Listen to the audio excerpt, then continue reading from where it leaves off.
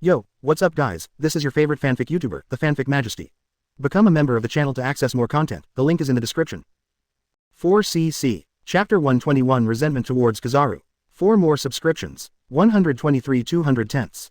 Chapter 121 Resentment towards Kizaru. 4 more subscriptions. Exclamation mark. Creak. Exclamation mark exclamation mark. The twisted and rotating gravel rubbed against each other, and the sound made one's scalp tingle. Cut. Swish. One word, one sword energy. The red tornado connecting the sky and the earth, like a red sky pillar, was directly split by sword energy. The red sky pillars that were constantly spinning, twisting, and creaking were like blooming fireworks, instantly collapsed, turning into gravel and falling all over the sky. At that scene, the three of Nami, who were thousands of meters away, were all stunned. Just now, the tornado, composed of countless gravels and connected between heaven and earth, involved Ye Kai, constantly rotating and twisting, still sighing. The people inside will be twisted into meat sauce by countless gravels in an instant. It's only been a while. In an instant, it is like a red tornado, connecting the sky and the earth like a pillar of heaven, like setting off fireworks, like a passing cloud. It collapses in an instant, turning into gravel and falling all over the sky. Ye Kai slashed down with a sword, and the powerful sword energy not only split the tornado, connecting the sky and the earth, but also slashed towards the crocodile below. Crocodile looked a little embarrassed at the moment. The fur coat on his body has been taken off, there are many wounds on his body, the clothes are also torn and there are several holes, his left hand is bare, his right hand is propped on his knee, his whole body is wet with sweat, as if he was fished out of the water the same. He uses Devil Fruit 817's ability with all his strength, and the consumption of physical strength is not ordinary. However, before such an attack was fully released, Ye Kai came down to prevent Crocodile from taking any action, and attacked Ye Kai. In the end, the target of his attack changed. Originally, he wanted to turn the whole Alabasta into a desert, but instead attacked Ye Kai. However, for Ye Kai's attack like his own, it would split open with just one strike. Really scary. This is the gap in strength. Crocodile has nothing to say, he won't bring himself out of 7 warlords of the sea, and say Ye Kai can't kill him. If you die, you die. It's better than being played by Ye Kai and being used as a sharpening stone for practice like just now. For the confident and self-confident Crocodile, the fight just now was the real torture and an insult to him. Now this sword can be regarded as allowing him to see Ye Kai's strength, it is indeed very strong, and it is not wrong to lose. Call out. A golden light streaked across the sky, and the toxin arrived in an instant. The golden light condensed 1 foot, and 1 foot landed on Crocodile. Bang! Crocodile, who was standing on the spiral sand dune, had already collapsed. He just supported his knee with one hand, and kept himself from lying on the ground, wanting to die decently. Daba. They are already waiting to die, so where are they still going to be attacked? He was kicked out directly. Jin Guang turned into Kizaru, kicked Crocodile away, and quickly flashed hundreds of meters away. All this is done almost instantly. The change in the whole process can be described as astonishingly fast and ever-changing. It was when Ye Kai slashed down with a sword, the sword energy struck, and the gravel tornado connecting the sky and the earth collapsed, falling like fireworks. The sword energy crushes the gravel to form a tornado, and continues to cut down. Crocodile was powerless to resist, propping up his knee with one hand so as not to lie on the ground, standing on the sand dune waiting for the trial. A golden light struck, and appeared in front of Crocodile in an instant. Crocodile flew out, Jin Guang also quickly avoided it. The sword energy from Ye Kai also fell. Swish. Where the crocodile was originally located, countless sand and gravel were thrown up to form a huge tornado with a width of 100 meters, and it has turned into a spiral sand dune over 100 meters above. This sword chi fell, and the entire sand dune was divided into 2. The sword chi rushed directly to the depths of the desert, leaving a bottomless sword mark. Oh, it's really scary. Checking was killed. Kizaru looked at the invisible sword mark beside him, and curled his lips habitually. I don't know whether I am feeling that I was killed during the enumeration, or that Crocodile Diesel was killed. Or maybe both, but with Kizaru's speed, he kicked Crocodile away just now, didn't he easily avoid Ye Kai's sword energy? In the final analysis, this guy still sighs habitually. On the side, Nami watched another person appear suddenly, and the speed was too fast, right? It was a golden light, in the blink of an eye, not even the blink of an eye, it appeared in front of Crocodile in an instant, and kicked Crocodile away with one kick. It was regarded as saving Crocodile and avoiding Ye Kai's attack sword chi. This kind of speed is truly terrifying. Nami instantly thought of Enel who met at Sky Island. The attack of the Thunderbolt Fruit, the attack speed of the thunder and lightning is also so fast. Such a fast attack is simply unsolvable. At least, for Nami, a person of his level is useless no matter how much he has, and he will be resolved in 2 or 3 strokes. Who is this guy? Marine's Admiral. Looking at Kizaru's monkey-like face and wearing a cape of controversy, it is obvious that he is from Marine. With such strength, especially that chapter face, Nami unconsciously thought of the combination of Marine Admiral that Ye Kai said. Monkey, dog, chicken. The person in front of me should be the monkey, Marine Admiral Kizaru, right? Sparkling Fruit is capable, Kizaru Pelusolino, Admiral of Headquarters. Nico Robin said solemnly. Not long after you arrived in Alabasta, he arrived, obviously for you. Or, it's for Ye Kai, worried that Ye Kai will kill Crocodile. Ye-Kai has killed Gecko Moria, who is also 7 warlords of the sea. Marine knows that Ye-Kai appears Alabasta, does not know why, but is worried that Ye-Kai will kill Crocodile and arranges Kizaru to watch. Unexpectedly, the final enumeration turned into such a result. Nico Robin was a little worried. After all, it was the Admiral of Headquarters. Although Ye-Kai and Marine Admiral Aokiji have played against each other. How to say, Robin knows Aokiji's person and character. At the same time, Kizaru and Aokiji are two completely different fighting styles. Kizaru's speed is too fast. Ye-Kai and Crocodile have just finished fighting. I don't know how the consumption will be. Will there be any problems facing Kizaru? Monkey, you dare to appear in front of me. Ye-Kai stepped on the moonwalk and fell from the sky, ignoring Crocodile directly, and staring at Kizaru who appeared, with naked killing intent. For Kizaru, Ye-Kai has a lot of resentment. After escaping from Impel Down, he was chased by Kizaru for 3 whole days. Chased east blue from Impel Down. For Ye-Kai, those 3 days were a nightmare, not only to face Kizaru's pursuit, but also to face countless Sea Kings in Calm Belt, with injuries on his body. During the 3 days of being hunted down, Ye-Kai called Kizaru a monkey. He drinks seawater every day, eats sea fish, and eats the meat of Sea Kings. That is simply not the life a person lives. When they first arrived in Logue Town, Smoker reported the news of Ye-Kai to Naval Headquarters. When Garp went back to see his grandson, 3 admirals were chasing other people who escaped from Impel Down, and it took a long time to feel Logue Town. The only one that can get to Logue Town quickly is Kizaru. At that time, Ye-Kai told Nami that as long as Kizaru dared to show up, he would kill Kizaru. Same now, Ye-Kai's grudge against Kizaru is quite big. Chapter 122 The Woman I Like. 5 more subscriptions. 124 210ths. Chapter 122 The Woman I Like. 5 more subscriptions. 5 more 1.2W words are sent. Please subscribe for support. It's terrible. Is this going to kill me? Kizaru admits that he is no match for Ye-Kai. In this regard, since more than half a year ago, he hunted Ye-Kai for 3 days and failed to catch Ye-Kai, allowing Ye-Kai to enter East Blue smoothly. Kizaru knew that when he met again, he would no longer be Ye-Kai's opponent. After Ye-Kai and Aokiji played against each other, Kizaru also knew the specific situation, even Aokiji's injury. It has been more than half a year since Ye-Kai escaped from Impel Down. How much has Ye-Kai's strength grown? Kizaru has self-knowledge, and now he is definitely not Ye-Kai's opponent. So, facing Ye-Kai who was full of resentment, and Kai Gugwo's murderous aura, Kizaru directly chose to dodge and distance himself from Ye-Kai. He didn't want to fight Ye-Kai. There is no need for that. If you can't beat it again and again, it's a waste of energy and time. As a sparkling fruit-capable user, Kizaru is still very confident about his escape. With a distance of more than 1,000 meters, Kizaru landed on a small sand dune, looked at Ye-Kai who was still angry, and said, "I didn't come to fight with you. I hunted you before. Who told you that you were a prisoner who escaped from Impel Down woolen cloth? Now you are 7 warlords of the sea. The previous things are basically wiped out, and Marine will not care about it anymore." In short, Kizaru just wanted to say, "I don't want to fight with you." It was the order of Naval Headquarters before, and now it is 7 warlords of the sea, so it can be regarded as a family. There is no need to fight. I just came here this time to make sure you don't kill the sand crocodile, otherwise it will be very troublesome. Kizaru said to Ye-Kai very seriously. Fortunately, Ye-Kai didn't kill the sand crocodile, otherwise Ye-Kai would definitely be removed from 7 warlords of the sea.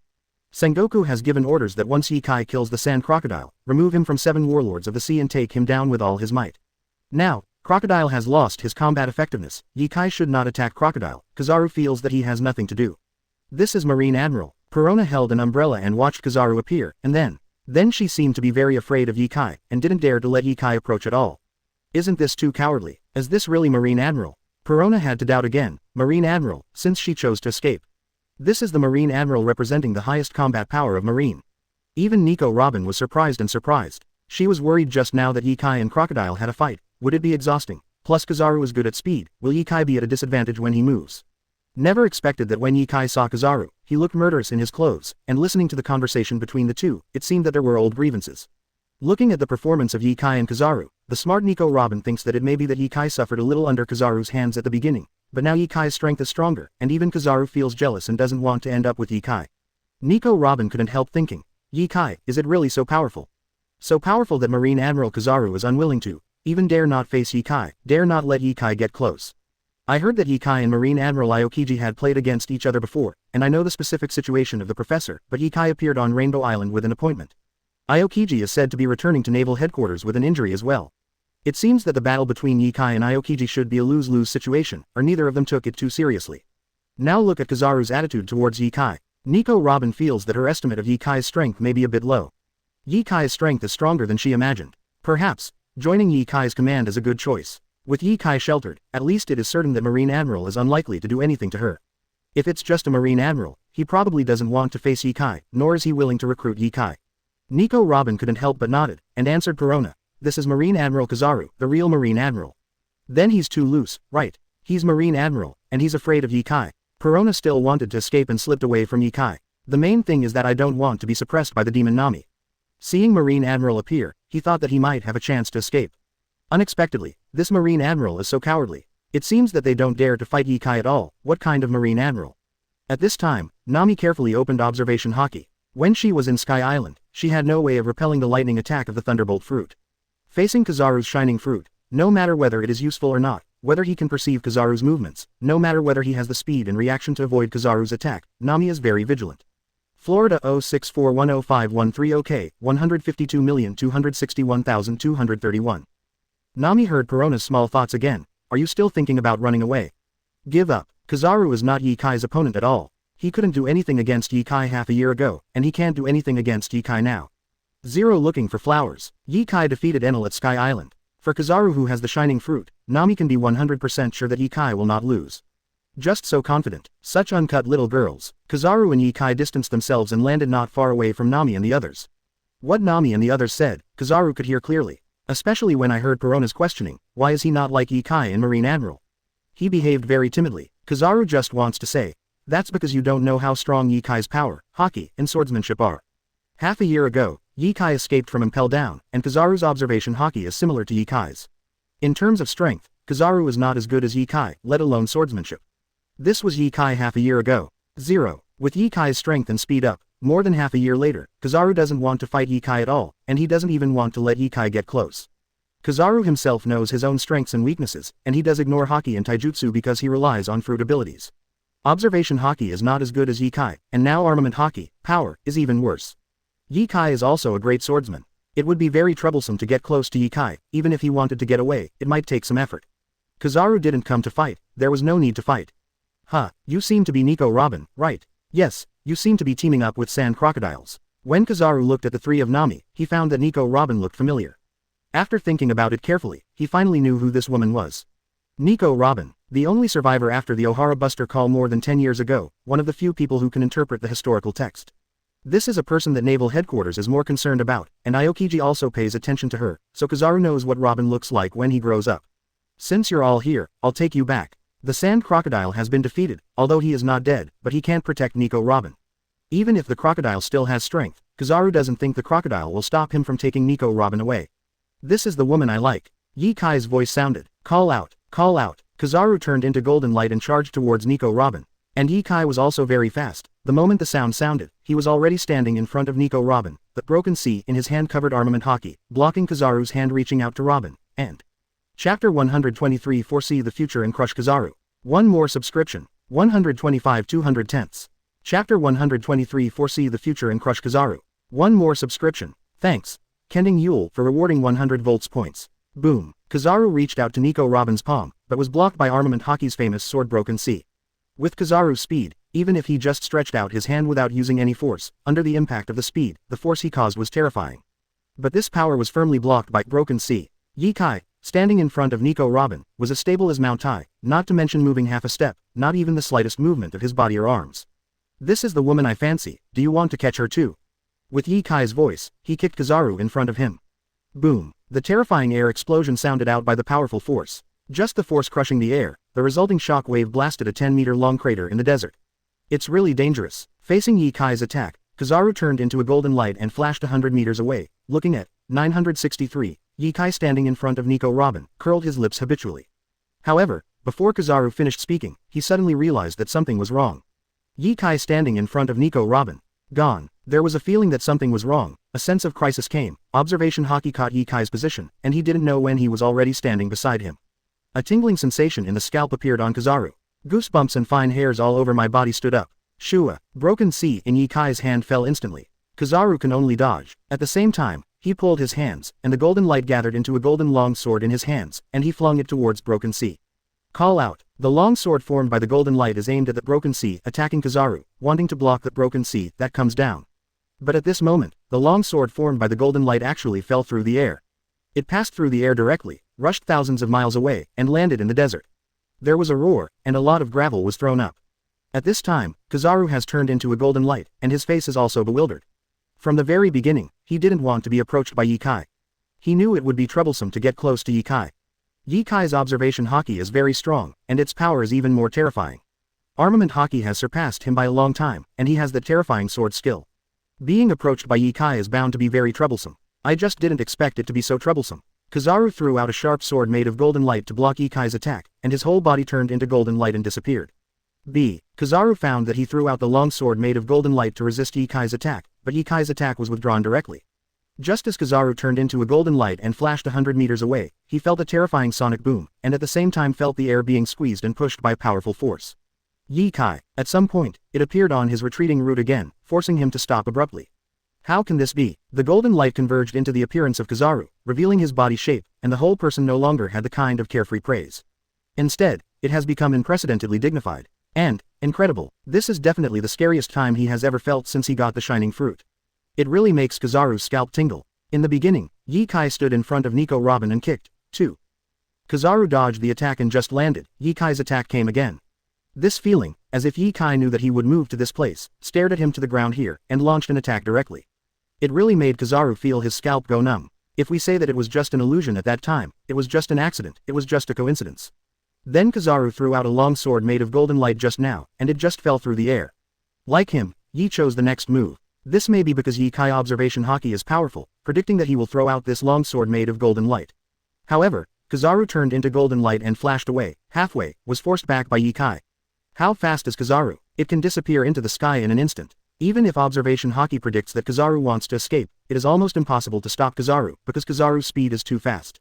But Ye Kai, when Kizaru turned into a golden light and fled, stopped Kizaru on the way. What does this mean? Is Ye Kai faster than Kizaru? That is impossible. Just how powerful is Ye Kai's observation haki? It's so difficult. Kizaru sighed, and was forced to show his figure by Ye Kai's powerful attack. It doesn't work if you don't show your figure. Ye Kai's attack was too strong, and with armament haki, he kicked down in the direction Kizaru was fleeing from. If Kizaru continues to move, he will directly kick the yellow monkey and fly out. This feeling makes Kizaru very worried, or rather, fear. It's like he voluntarily bumped into Ye Kai himself, bumping into someone's knife edge. Kizaru, who showed his figure, leaned back and kicked towards Ye Kai with golden light on his feet.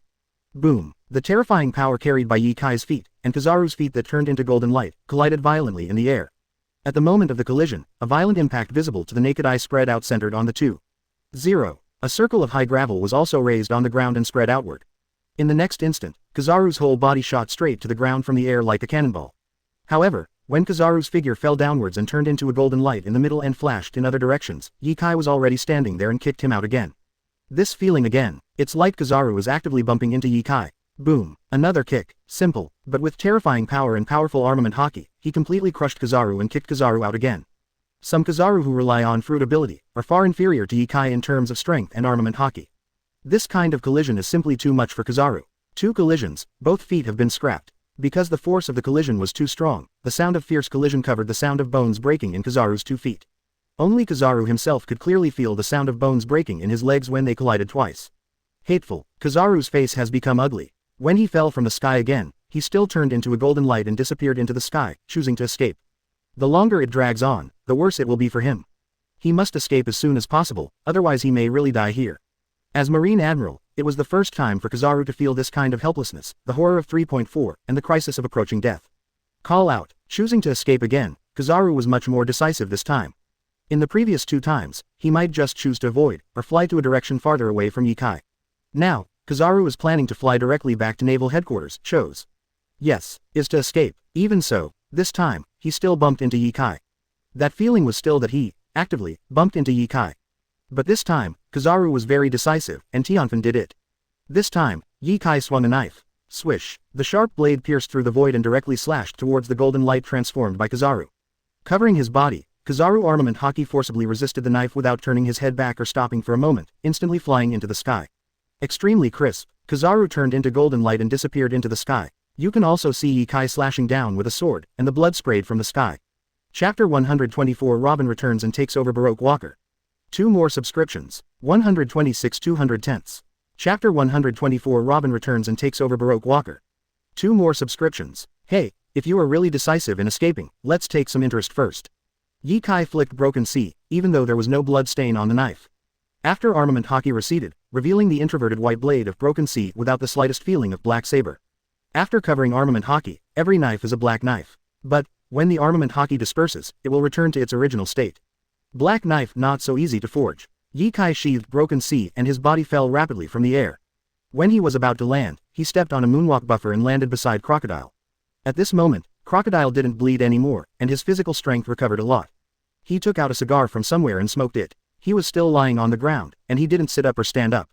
Crocodile is a loser, no need to get up. He watched the whole battle between Ye Kai and Kizaru and knew he was wrong. Ye Kai fought with him, but he didn't use all his strength at all. Not even in the end. Although it was expected, Ye Kai just used him as a sharpening stone for practicing knives. He was very unwilling, very angry, and felt that this was a kind of humiliation. But, seeing the battle between Ye Kai and Kizaru, 30 Crocodile suddenly felt, it's okay. Ye Kai's strength can be said to crush Marine Admiral Kizaru.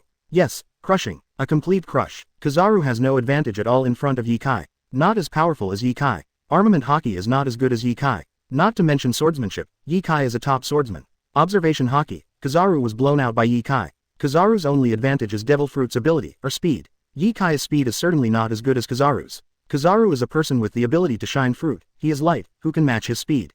But in front of Ye Kai, he couldn't even give full play to his proud speed. Crocodile has been used by Ye Kai to practice the knife for a long time, and he has a deeper understanding of Ye Kai's ability. Watching Kizaru and Ye Kai play briefly again, he can be sure. Ye Kai's observation hockey has reached a very terrifying level, and perhaps he can foresee the future.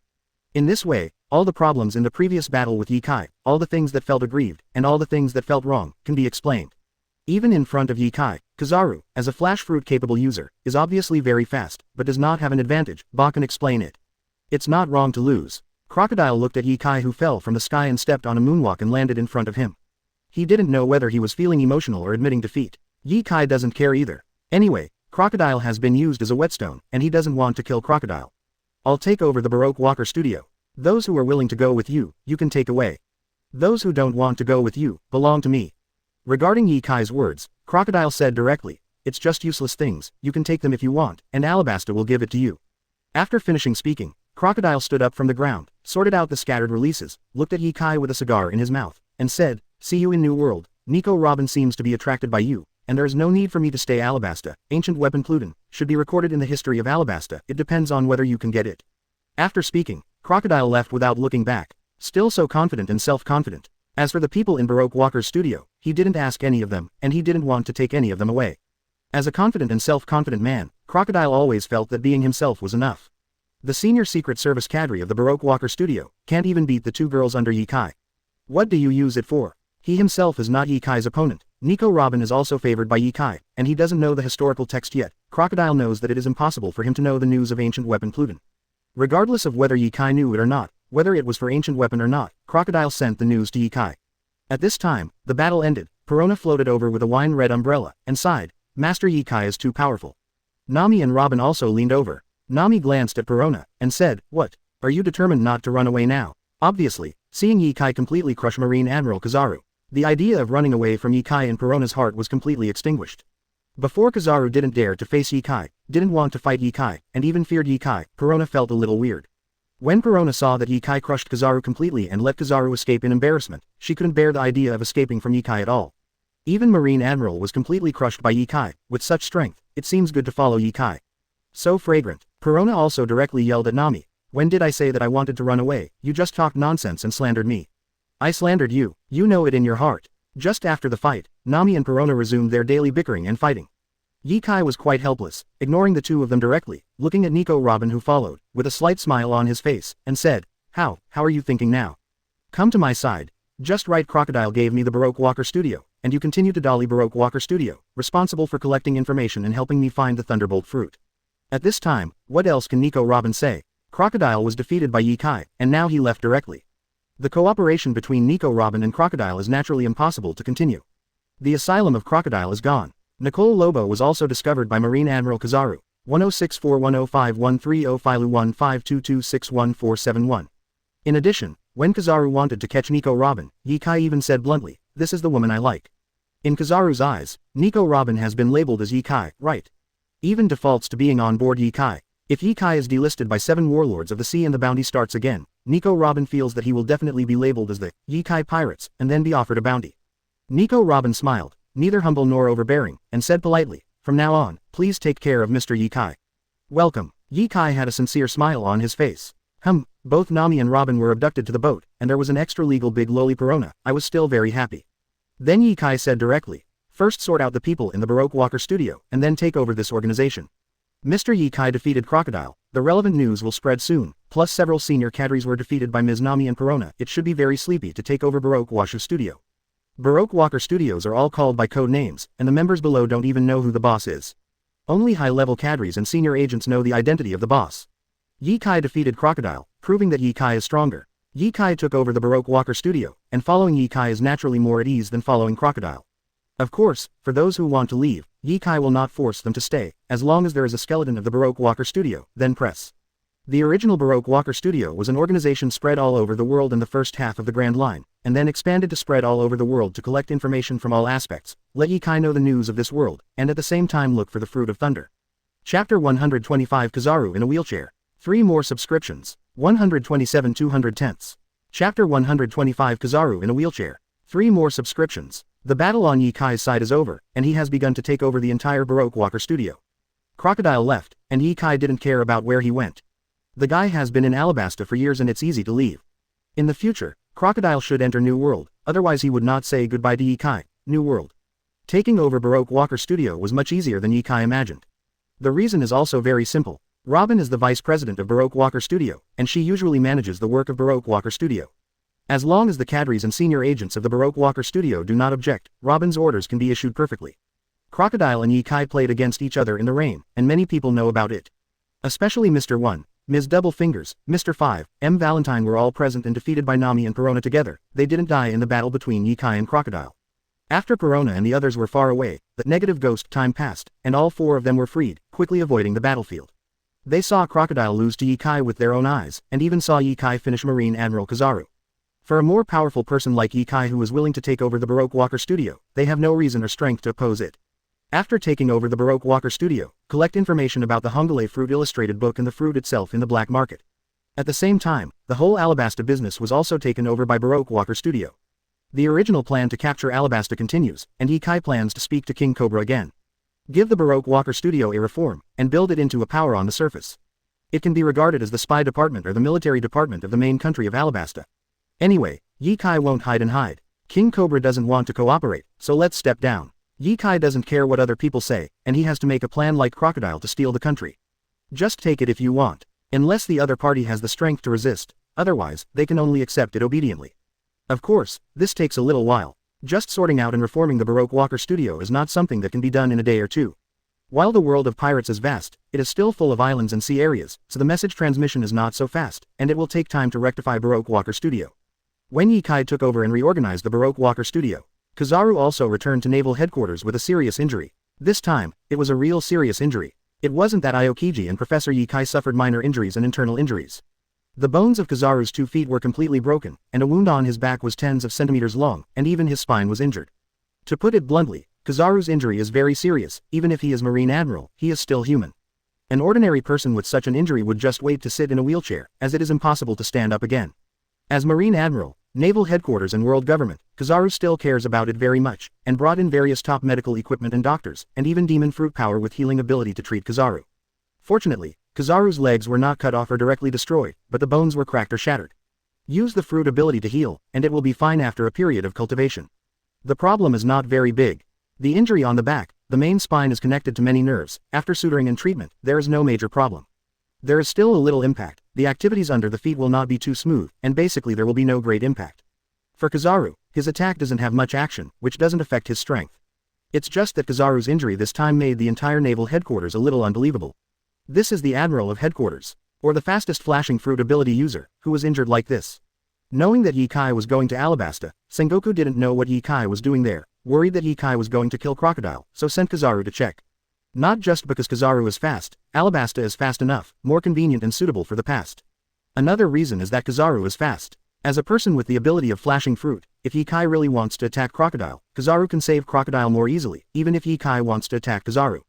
Kizaru will definitely be able to escape bar. But unfortunately, why did it happen like this? Backquote. Sengoku can't believe it. Kizaru was mauled like this. Even if Kizaru is not Yikai's opponent, as a user with the ability to flash fruit, with Kizaru's speed, can't he escape from Yikai's hands? Is it because of saving Crocodile, so Yikai tricked him? When Kizaru saved Crocodile, he shot Kizaru. This is the only thing Akainu can think of. The purpose of Kizaru going to Alabasta this time is to prevent Yikai from killing Crocodile. When Yikai wanted to kill Crocodile, Yikai probably knew that Kizaru would attack, so he calculated Kizaru and hurt Kizaru like this. Otherwise, how could Kizaru be hurt like this with the speed of the shining fruit? So Akainu said to Sengoku very solemnly and seriously, Yikai must not be left alone, he doesn't care about our marine and world government at all. If he continues to let it go, it will lead to a big mistake. We must deal with it as soon as possible, make him famous from Shichibukai, then capture or kill him. One marine admiral can't do two can't do three, and he can't be left alone. Yikai's ability to hurt Kizaru should not be due to calculation but strength. His strength has improved really quickly, and it is indeed worthy of attention. Aokiji admits that Yikai must be taken seriously, but he doesn't think that Kizaru was seriously injured, it was Yikai who plotted against Kizaru. Even Garp frowned, feeling that Yi's growth was a bit beyond expectation. We really need to pay attention to Yi. Sengoku frowned, thinking about how to deal with Yikai, he must pay attention to it. In other words, of Kana, Sengoku has always attached great importance to Yikai, otherwise the people below would not have collected information on Yikai and reported it directly to him. The key is how to deal with it. Send 3 admirals to hunt down Yikai. Kill him. Soon. Kizaru finished the treatment and pushed out. Yes, being pushed out in a wheelchair. The whole body, only the hands and head are not wrapped in bandages. The rest of the legs and the whole body are wrapped in bandages, and they are all sitting in a wheelchair, which is enough to see how serious Kizaru's injuries are, at least much more serious than Aokiji at the beginning, and he can't walk anymore. When Kizaru returned to naval headquarters, he fell directly on the side of the medical team. Sengoku, Akainu, Aokiji, Garp and others all rushed over after receiving the news.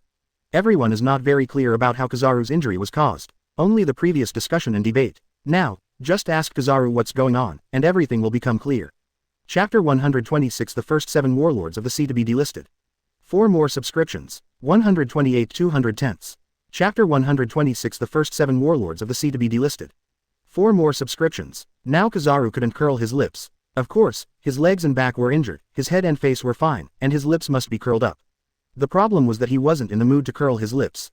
They were all injured like this, and they still pouted. Tell me what exactly happened. Did Yikai hurt you? Sengoku asked Kizaru. Garp, Akainu and others all looked at Kizaru, waiting for Kizaru to tell in detail what happened. Why is it hurt like this? Is it true, as Akainu guessed, that Yikai used Crocodile to plot against Kizaru? There's nothing to say, I'm no match for Yikai, I paid this price even to escape from him. Kizaru's face was ugly. It wasn't just because of the injury that his complexion became pale. Another part of the reason is that I was a little unwilling to be asked about the injury, and at the same time I was a little ashamed. As a marine admiral, Kizaru never thought that one day he would choose to escape when facing a pirate. Even escaping was exhausting and he paid such a heavy price. This is simply a disgrace to him. But this is also the fact that Yikai's strength is far beyond his imagination, and beyond anyone's imagination. Throughout naval headquarters, Kizaru's power budget for Yikai is very high, second only to Aokiji. Aokiji's estimate of Yikai's strength is higher. Akainu has the lowest estimate of Yikai's strength. If Akainu matches Yikai, he might die. Of course, probably not. Maybe Akainu will have a miraculous effect on Yikai. After all, among Marine and Admiral, everyone has different abilities and focuses. Kizaru himself is good at speed, he can't do anything against Yikai, maybe Akainu will have a miraculous effect against Yikai. Of course, just thinking about it. Anyway, Kizaru doesn't think that Akainu will have any miraculous effect against Yikai, and he loses more than wins. Kizaru just left in the author's wheelchair and went to Hugh. It is impossible to cultivate well within 10 days and half a month. Left behind, Sengoku and others don't know what to say, all of them have solemn expressions. Such silence, such a dignified atmosphere, can be said to have never been seen before. Even the 4 emperors who faced the New World never had it. Finally Garp broke the silence by saying, Kizaru mean, he didn't fight Yikai at all. He just ran away and got hurt like this. Hiss. Everyone was silent just now, because they couldn't believe what Kizaru said meant this. In other words, unwilling to end. When Garp said this, everyone took a breath. Is Yikai's strength really so terrifying? His growth rate is still so fast. Is there no upper limit to his potential? Even Akainu was shocked. He has no dealings with Yikai.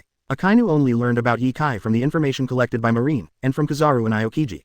Everyone knows that Yikai is growing extremely fast. When Yikai escaped from Impel Down, Magellan, the warden of Impel Down, focused on reporting this matter, and Marine also paid close attention to it. Facts have proved that Yikai's growth rate is really fast. Kizaru chased Yikai for 3 days but failed to catch Yikai. When Kizaru came back, he said that during the 3 days of chasing Yikai, Yikai's strength and combat experience have increased. Yikai entered the Grand Line from East Blue, and faced Aokiji head to head. Aokiji had a broken foot and internal injuries, and returned to naval headquarters, but Yikai couldn't do anything. From this, it can also be seen that Yikai's strength has improved a lot compared to when he escaped from Impel Down. Now, more than half a year has passed since Yikai and Aokiji played against each other. According to Yikai's growth rate, what terrifying level will Yikai's strength reach? Marine feels that a person's potential is limited. Yikai's growth rate cannot continue forever. When it reaches the upper limit, reaches a limit, or reaches a bottleneck, it will slow down. But now it seems, Yikai's growth rate is still very scary. In other words, Yikai's potential is terrifying, and they are still growing rapidly. It was Marine who miscalculated Yikai's growth speed and strength, which caused Kizaru to be seriously injured now. But even so, Kizaru didn't fight Yikai head-on, and was injured like this just after escaping, which is still unacceptable. Stop talking about Akainu. Even Sengoku and Garp are having a hard time accepting but this. Even those monsters back then, even Roger, wouldn't dare say they have such strength. Sengoku was a little bit emotional, and at the same time expressed that he couldn't believe this result. Even if One Piece, Gall D. Roger is alive, Kizaru faces Gall D. Roger and wants to escape wholeheartedly, it is impossible to be injured like this, right? Garp was also more serious than ever before, and said in a solemn voice, I had a short fight with Yikai, and his strength improvement was indeed beyond expectations, but there must be something special about Kizaru who wants to be so seriously injured and only wants to retreat. Ability 2. N. Either it's Devil Fruit ability, or Observation Haki has special ability. This is Garp's analysis and opinion. Kizaru has the ability of the Shining Fruit, he wants to escape with all his heart, few people can keep him, let alone hurt him like this. So Yikai either has the Devil Fruit ability, or the special Observation Haki. Observation Haki is very special. Some people's Observation Haki has special abilities. Marine can be sure of this. In addition, Garp and Sengoku have dealt with One Piece, Gall D. Roger for many years, and know that Roger's Observation Haki has the special ability to listen to the voice of all things. Aokiji paid more attention to Yikai. He said, Yikai seems to be looking for the Thunder Fruit, it should not be Demon Fruit power. In other words, Yikai's Observation Haki is special, or is already powerful enough to foresee the future. This is the conclusion Sengoku reached after their discussion. Revoke Yikai's 7 Warlords of the Sea's position, make him famous from Shichibukai, deal with Yikai's affairs. During this time World Summit will be held, deal with Yikai's affairs, wait for Kizaru to recover, after World Summit ends let's talk again. Sengoku finally made a decision to make Yikai famous from 7 Warlords of the Sea. How to deploy manpower, capture or kill Yikai still needs careful consideration and deployment. With Kizaru's lessons learned, it can be said that it was a test of Yikai's general strength, and sending people to deal with Yikai rashly, or sending people to die. Ordinary people have nothing against Yikai. It just so happens that the World Summit every 4 years is about to be held. Marine also needs to take some precautionary measures, and temporarily cannot send manpower to deal with Yikai. What's more, Kizaru is also injured and needs some time to recuperate. After Kizaru's injury improves and World Summit is over, we will discuss a way to deal with Yikai. The next day, the news of Yikai's battle against Crocodile in Alabasta has been known to the 4 emperors and other powerful forces. Moreover, in this competition, it is Yi Dawei who wins. Crocodile from 7 Warlords of the Sea left Alabasta and disappeared temporarily. Yikai took over Baroque Walker Workshop to collect information about Thunder Fruit in the black market. Subsequently, Marine announced that it officially removed Yikai from 7 Warlords of the Sea. Yikai's bounty has been boosted again. Rewards were also offered, as well as the crew around Yikai. Chapter 127 The total reward is 3.35 billion. 5 more subscriptions. 129 210ths. Chapter 127 The total reward is 3.35 billion. 5 more subscriptions. 5 more 1.2W words, please subscribe for support. The top pirate groups, or countries, or families, all have their own intelligence departments. Even if there is no intelligence department, you can still see and buy relevant news on the black market. A fierce man like Yikai with a bounty of more than 1 billion is already a member of 7 Warlords of the Sea, and killed Gecko Moria of 7 Warlords of the Sea a month ago. His strength is beyond doubt and deserves the attention of many people. There are also many people follow his movements. Unexpectedly, Yikai, who had just become 7 Warlords of the Sea, beheaded Gecko Moria, who was also 7 Warlords of the Sea, more than a month ago, and fought against Crocodile, who was also 7 Warlords of the Sea in Alabasta, and defeated Crocodile. Fortunately, Crocodile was not killed this time. Otherwise, as Yikai of 7 Warlords of the Sea, kill 7 Warlords of the Sea. In this way, the world government and naval headquarters invited Yikai to become 7 Warlords of the Sea. Is it to deter other pirates or to deal with other 7 Warlords of the Sea? However, many people know the details of the match between Yikai and Crocodile. The fighting was so fierce that Yikai even possibly killed Crocodile, and finally Admiral of Headquarters, Kizaru made a move and saved Crocodile. Meanwhile, Kizaru himself was seriously injured by Yikai and escaped. Yes, Admiral of Headquarters Kizaru was seriously injured by Yikai. This is the reason that really shakes the major forces. That's Admiral of Headquarters, or Kizaru with the ability to shine fruit. In this world, if Kizaru wants to leave, there are really few people who can keep him, let alone seriously injured. This news, some forces can be sure, is the exact news, but not many people know it. People who hear the news from hearsay will think it is fake news. Only people with real information, not only know what happened in Alabasta, but also know from naval headquarters that Admiral Kizaru was seriously injured. Then, a message was announced. Naval headquarters announced that it will officially change its name from Seven Warlords of the Sea. Yikai became the first pirate to be removed from Seven Warlords of the Sea since its establishment. After joining Seven Warlords of the Sea for just over 4 months, Yikai was dismissed. Meanwhile, Marine increased the bounty for Yikai. Broken Sea Yikai, Yikai Pirates Captain, the bounty has been increased from 1 billion berry to 2 billion berry. The entire Grand Line, even New World, Yikai's bounty, is also the top batch, enough to be ranked at the top. Not just Yikai, Nami, Yikai Pirates Navigator, offer a reward of 150 million berry. Perona, a member of Yikai Pirates, one of the 3 original Gecko Moria eccentrics, offering a reward of 200 million berry.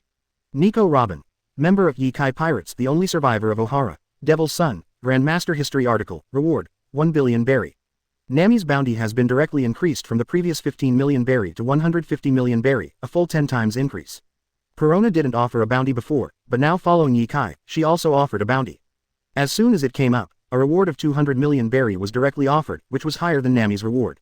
The reason is probably that when Nami fought with Perona and the agents of Baroque Walker Studio, Perona was stronger than Nami, right?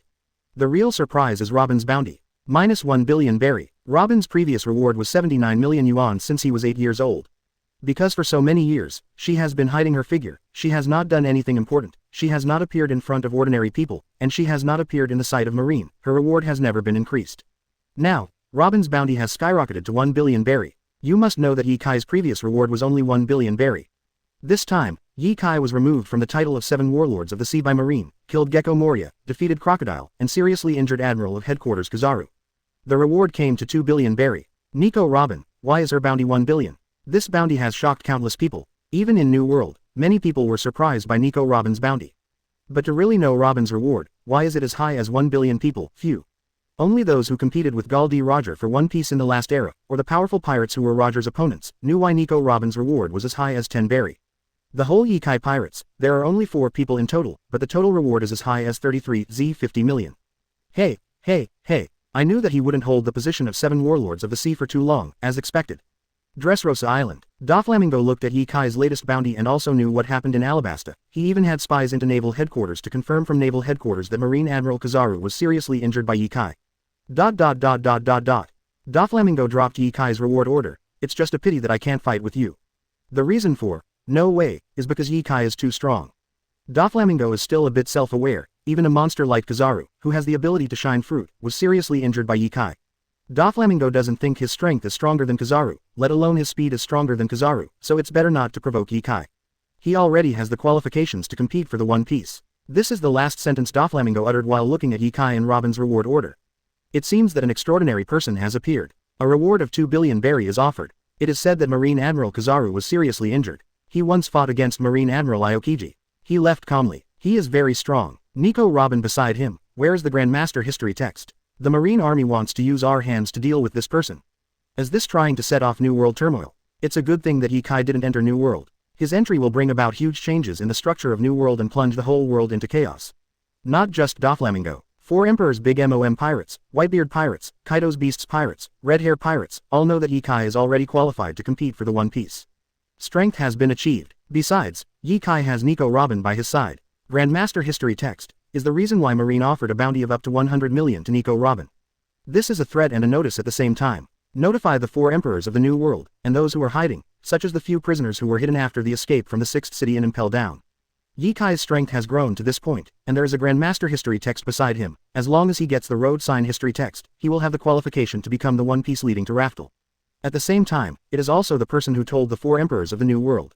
The history of the Grandmaster has been given. If you want to become the One Piece, if you want to interpret the historical text of the road sign in your hand, then challenge Yikai. Nico Robin, in the hands of Yikai. This is a conspiracy, but also a conspiracy. Anyway, once Yikai enters the New World, he will soon face the 4 emperors again. Chapter 128 Take Over Alabasta. Subscribe. 132/110. Chapter 128 Take Over Alabasta. Subscribe. Thanks to Jing Lu Tian Sha Zhu reward 1000 V points, Kending Yule reward 100 volts points. My reward has risen to 150 million. Perona is also offered a bounty. Yikai's reward is as high as 2 billion berry.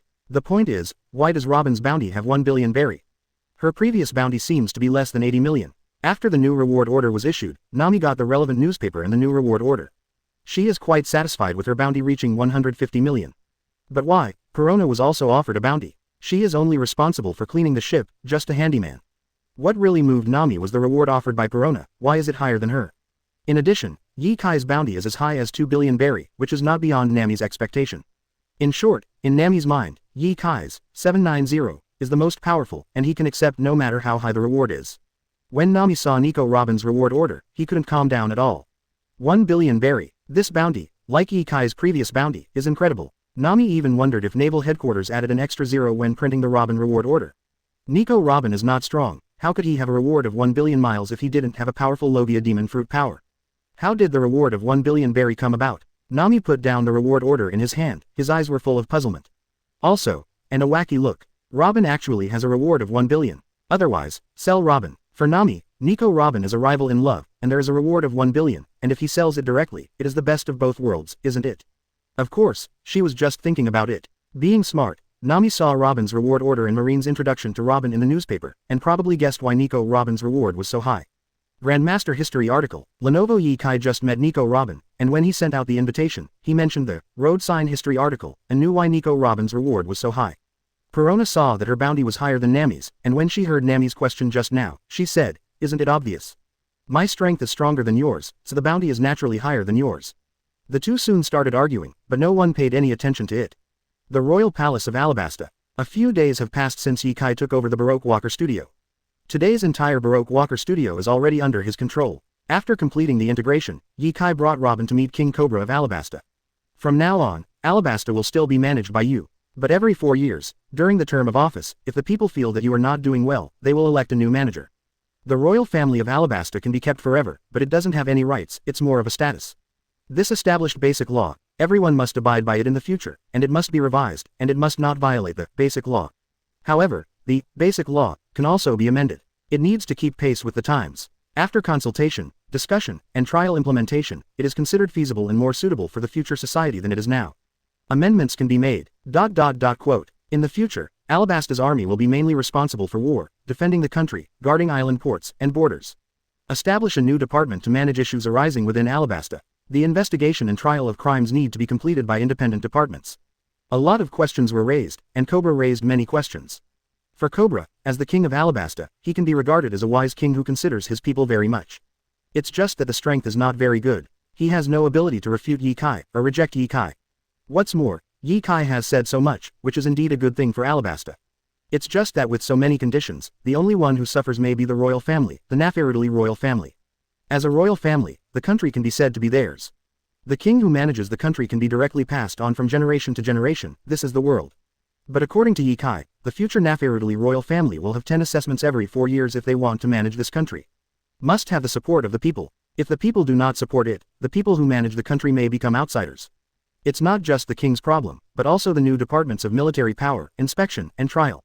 The royal family has no way to intervene in the management, and even has to abide by various laws and systems.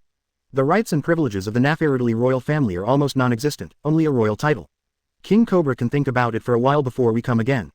Ye Kai also gave Cobra time to think about it, and didn't push too hard.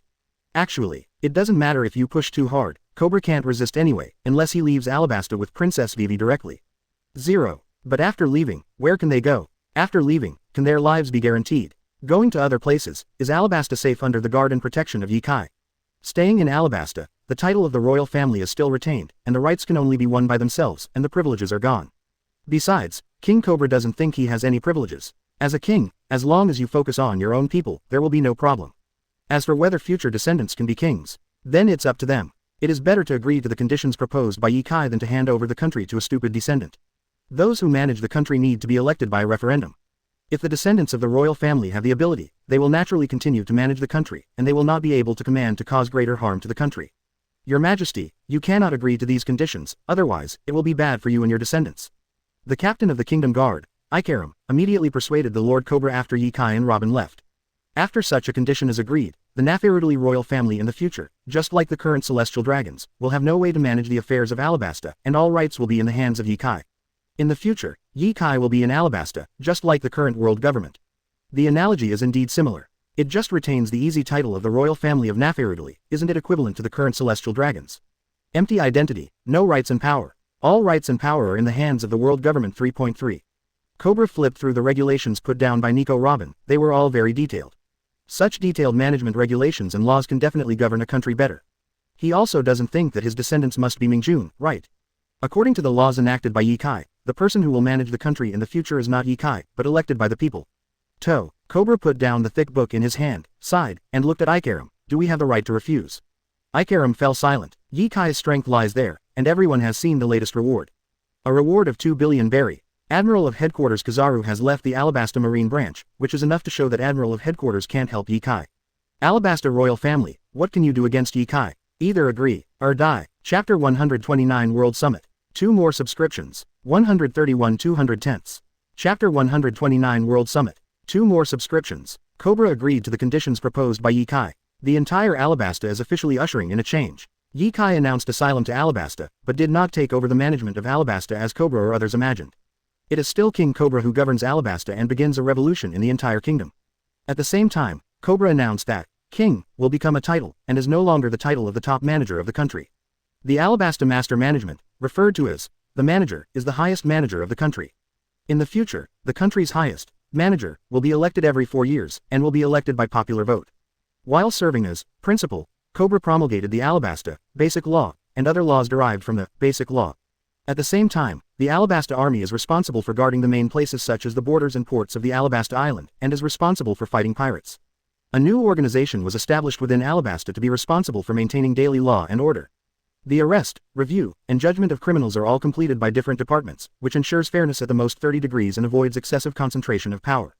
The changes and reforms throughout Alabasta have left people dumbfounded. However, the entire Alabasta, under the management of Cobra, began to implement the Basic Law and other derivative laws. A lot has changed throughout Alabasta. Of course, the real reason may be Ye Kai's announcement of asylum in Alabasta. Otherwise, when the pirates arrive in Alabasta, they won't be so talkative, they won't be so restrained, and they still have to abide by the local laws. Pirates still obey the law. Isn't this funny? But when you get to the pirates in Alabasta, you have to abide by it, otherwise. Nearly 100 pirate groups have been exterminated, sentenced, and punished. There are many years of imprisonment, life sentence, and death penalty. In particular, the Basic Law, implemented by Alabasta is a great shock to all countries, even the world government. The reason is also very simple. Alabasta's chief executive, not the king, but the chief. Although Cobra is now king of Alabasta, he is also in charge. 4 years later, elections will be held. If he does not get the support of the people, or if the people's support for him is not high, his position of in charge may be replaced. This is equivalent to giving great rights to the people. The managers of a country are truly elected by the people. For all countries, and even the world government, the Basic Law, implemented by Alabasta is something that deceives the public and destroys their foundation. Kings of all countries will not implement it. The implementation of this thing is equivalent to letting one's own children and grandchildren lose control of the country. But the people also hope that they can choose the person who manages the country. Whoever is good to the people can choose who. As a result, some people regard Alabasta's Basic Law as their belief and secretly brew a revolution in other countries. This kind of change is only a spark, but once it is all ignited, it can start a prairie fire and overthrow countless countries. Even enough to destroy the foundation of the world government. Some inside Y Marine also claim that the Basic Law implemented by Alabasta is very good. There is always Marine who upholds justice, for countless ordinary people, not for world government, not for celestial dragons, not for Marine itself. Ye Kai must not stay. Alabasta will also be destroyed, and any country that implements the Basic Law must be destroyed. The World Summit will be held in the near future, and a solution must be determined for the matter of Ye Kai and Alabasta. Sengoku will also propose that to deal with Ye Kai, he cannot be allowed to grow, but Ye Kai is too strong to solve. World government. 5 elders is very serious about Ye Kai and about Alabasta. There was even a death sentence for Ye Kai and Alabasta. It just so happens that the World Summit will be held soon. Many member states of the world government have great resentment towards the Basic Law created by Alabasta. This Basic Law is to remove these kings from the altar. If the Basic Law is really to be implemented, it is not only the royal families of these countries that will be shaken. Shaken is the foundation of the world government. Without the objection of the member states of the world government, the 5 elders will not allow the Basic Law to exist. This Ye Kai threat is stronger than the one from the Revolutionary Army. I think the one from the Revolutionary Army may go to Alabasta. Once the Revolutionary Army and Ye Kai join forces, it will be even more difficult. After World Summit is over, Ye Kai and Alabasta must be resolved as soon as possible. For world government, let Naval Headquarters pay close attention to the movements of Ye Kai and Alabasta. After World Summit is over, deal with Ye-Kai and Alabasta immediately.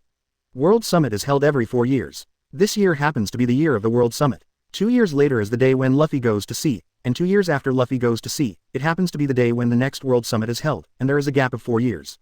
At the World Summit, from more than 100 countries around the world, it took a month to rush to the Holy Land of Mariajoy to participate in this World Summit. It was definitely a very engaged World Summit. The kings of countless countries said, Ye-Kai is more terrifying and evil than the leader of the Revolutionary Army and must be eradicated as soon as possible. Alabasta's changes must also be stopped as soon as possible, and the basic law must even be destroyed. The leader of the Revolutionary Army, Monkey D. Dragon, was listed by the world government and Marine as the most vicious criminal in the world. But Ye-Kai is more vicious than Monkey D. Dragon, and the impact it brings is even greater. The matter of Ye-Kai must be resolved. Originally, the 097 Naval Headquarters was decided. After the World Summit is over, Shang is the way to deal with Ye-Kai. Now, everyone who does it again, lists Ye-Kai as the most vicious criminal, and we will directly discuss dealing with Ye-Kai and Alabasta here. After a brief discussion, we made a plan. The person who needs to do it again, find the Thunder Fruit. This is the devil fruit that Ye-Kai is looking for. We need to use him to lure Ye-Kai. At the same time, Ye-Kai's strength is very strong, we can't let him get the Thunderbolt fruit, we must find the Thunderbolt fruit first. Here at the CPO, they took out the illustrated book of the Thunderbolt fruit, and let people from more than 100 member countries around the world use their own strength to find the Thunderbolt fruit. Get the devil fruit first before Ye-Kai finds the Thunderbolt fruit. On the one hand, it is to prevent Ye-Kai from getting the Thunder's fruit, and his strength will go further. On the other hand, it might be possible to use the Thunderbolt fruit to formulate a plan to deal with Ye-Kai. You know, on this World Summit, Doflamingo from 7 Warlords of the Sea is also there. The Vinsmoke family from North Blue is also there. West Blue, North Blue, East Blue, New World. People from all major forces, including pirates and people from the underground world, can be said to be all over the world. The power that so many people can exert is absolutely powerful. There is a high possibility of finding the Thunderbolt fruit. There are a lot of sensitive words in this chapter, so I dare not write more. I have made a lot of revisions, so I just skip it, just let it go. Chapter 130. Visit from the Revolutionary Army 3. 132 210ths. Chapter 130. Visit from the Revolutionary Army 3. Alabasta is ahead, off the coast of Alabasta. On a small boat, a tall man stood at the bow, looking at the Alabasta that came into his eyes. This person is wearing a green coat, with black hair combed back, revealing a calm hockey cheek, but with this diamond-shaped tattoo on the left cheek and no eyebrows, it looks a bit fierce. Behind him stood 2 very young men, a man and a woman, who looked less than 20 years old.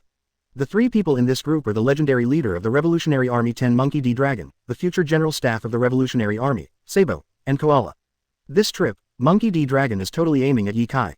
In other words, it is completely aimed at Alabasta, which is undergoing transformation. By the way, I brought Sabo and Koala over to gain insight and exercise. The changes in Alabasta, especially the introduction of the basic law, as well as various related laws formulated according to the basic law, and various newly added functional departments are very attractive to Monkey D. Dragon. This is the cornerstone that can really bring revolution to this world. Monkey D. Dragon came here very excitedly after knowing the changes in Alabasta and the specific content of the basic law. After spending more than a month, I finally saw the island of Alabasta. It seems that Alabasta's reform is really thorough. Standing at the bow, Monkey D. Dragon sighed. He took Sabo and Koala, and did not log in through the port, but found a random place to log in order to avoid attracting the attention of others. Today's Alabasta is really a place with undercurrents. It's not just people from the world government and naval headquarters lurking here, watching Alabasta's every move. There are also many people from other countries and forces who are watching Alabasta's every move. If Monkey D. Dragon logs in from the port, he will definitely be found, there is no doubt about it. But even if Monkey D. Dragon logs in from other places in Alabasta, he feels that there are people stationed on the shore before he gets close to the port. It's not luck passing by, but Alabasta's army is stationed here. In Alabasta's reform, the purpose of the army is to be stationed in ports and islands, and the main responsibility is to fight against foreign countries and defend the country. The island's law and order and crime fighting are handed over to other functional departments. Monkey D. Dragon just found a random place to land, and felt the army stationed on the shore. It is conceivable that the reform of Alabasta is really going on. And the execution is very high, very strong. Come to the right place W. The more this is the case, the more certain Monkey D. Dragon is that it is the right time to come to Alabasta this time. Exclamation mark exclamation mark exclamation mark. In the next instant, the green coat on Monkey D. Dragon was rattling, the wind howled, and the boat under his feet was directly thrown away. The boat rises with the wind, the hour is in the sky. The originally clear sky was also shrouded in dark clouds, and it began to rain lightly. This sudden weather change, the army stationed on the edge of Alabasta Island, has long been used to it. The great voyage is over, and the weather will change as it says. And there are all kinds of weird weather, no one will care. But in the sky, Monkey D. Dragon has successfully entered the interior of Alabasta with Sabo and Koala. After landing, The boat had long been blown away by the strong wind. The strength of Monkey D. Dragon goes without saying. And Sabo was trained by Monkey D. Dragon, the future second in command of the Revolutionary Army, and his current strength is also very strong, otherwise, he would not be brought out by Monkey D. Dragon. Although Koala is only a girl, she has many masters in the Revolutionary Army, has learned a lot of skills, and is quite capable. Because she was the little girl rescued by Tiger the Murloc, Koala has a very good relationship with the Murlocs, and also serves as the acting master of Murloc Karate. The Murloc's physical fitness is much stronger than that of humans, and Koala's ability to serve as the Murloc's acting master is enough to show her strength. Sabo and Koala fell from the sky, and both landed very smoothly without any problems. Monkey D. Dragon pulled the hood of the green coat and covered his head, only half of his face was exposed. The cheek with the red rhombus tattoo looks a bit hideous and terrifying when viewed in this way. Koala and Sabo have long been used to it. Monkey D. Dragon was listed by the world government as the world's most ferocious criminal more than 10 years ago. He may attract the attention of naval headquarters and the world government wherever he appears. It is necessary to hide his identity. Let's go, walk around in Alabasta, let's meet in the capital. Monkey D. Dragon did not travel with Sabo and Koala, but traveled separately with them. Monkey D. Dragon is alone, Sabo and Koala are traveling together, and the three are separated to investigate the transformation of Alabasta. How is it going? Only by having a deep understanding and experiencing this change in person can we better understand the basic law implemented by Alabasta, and can better learn from it. Take a look at what mistakes Alabasta has made and what wrong paths it has taken during this transformation, which can be avoided as much as possible in the future. In short, just come here to learn experience and operate by yourself to avoid some mistakes. With the strength of Sabo and Koala, they can deal with anything they encounter. As long as you don't meet Yikai, basically there will be no problem. Of course, the whole of Alabasta is in the process of change. Yikai personally announced the asylum of Alabasta, and Alabasta is located in Alabasta. People who enter Alabasta will be obedient and will basically not do anything. Don't worry too much about someone messing with Sabo and Koala. Sabo and Koala will not take the initiative to provoke other people. A few days after the three of Monkey D. Dragon arrived in Alabasta, Yikai didn't know that the people from the Revolutionary Army were coming. The main reason is that the outside world knows too little information about the high-level cadres of the Revolutionary Army. People in the Baroque Walker studio naturally don't know each other. It's just that Monkey D. Dragon is dressed strangely, and Sabo and Koala appear at the same time. He often goes to a high place to overlook a certain city, and he is not an ordinary person at first glance. The people from the Baroque Walker studio sent up the news about these people, and Zhao Yikai knew that the people from the Revolutionary Army were coming. And here comes the big fish. The leader of the Revolutionary Army, Monkey D. Dragon, all came in person. Sabo is the future second in command of the Revolutionary Army. This lineup is not without luxury. After thinking about it for a while, Yikai knew the purpose of the Revolutionary Army. The purpose of the Revolutionary Army is, revolution, which is to overthrow the rule of other countries. The ultimate goal is to overthrow the rule of the world government. The revolution in Alabasta has a lot to learn from for the Revolutionary Army, so come here to steal. Let's go and meet some interesting people. In a newly constructed office building in Alabasta, Yikai beckons Nami and Perona out. Here is the headquarters of Baroque Walker Studio. Today's Baroque Walker Studio is already an important department in Alabasta, responsible for collecting intelligence, maintaining domestic security, monitoring and checking suspicious personnel, and so on. Chapter 131 Try it out. 4 more subscriptions. 133 210ths. Chapter 131 Try it out. 4 more subscriptions. Where are you going? Nami kept up with Yikai, and asked curiously, who is the person Yikai is talking about? However, it should not be an enemy, or some kind of master. Otherwise, when the time comes to fight, there are still very powerful people, and Yikai will not lead them. Perona held a wine-red umbrella, floating on the other side of Yikai, and also asked, who are we going to see? Who can be called interesting person by Yikai? It's not Marine, is it? Might be a pirate, it may be other people. In short, it should be someone Yikai is familiar with and understands. Yikai didn't hide anything, and said, they are members of the Revolutionary Army.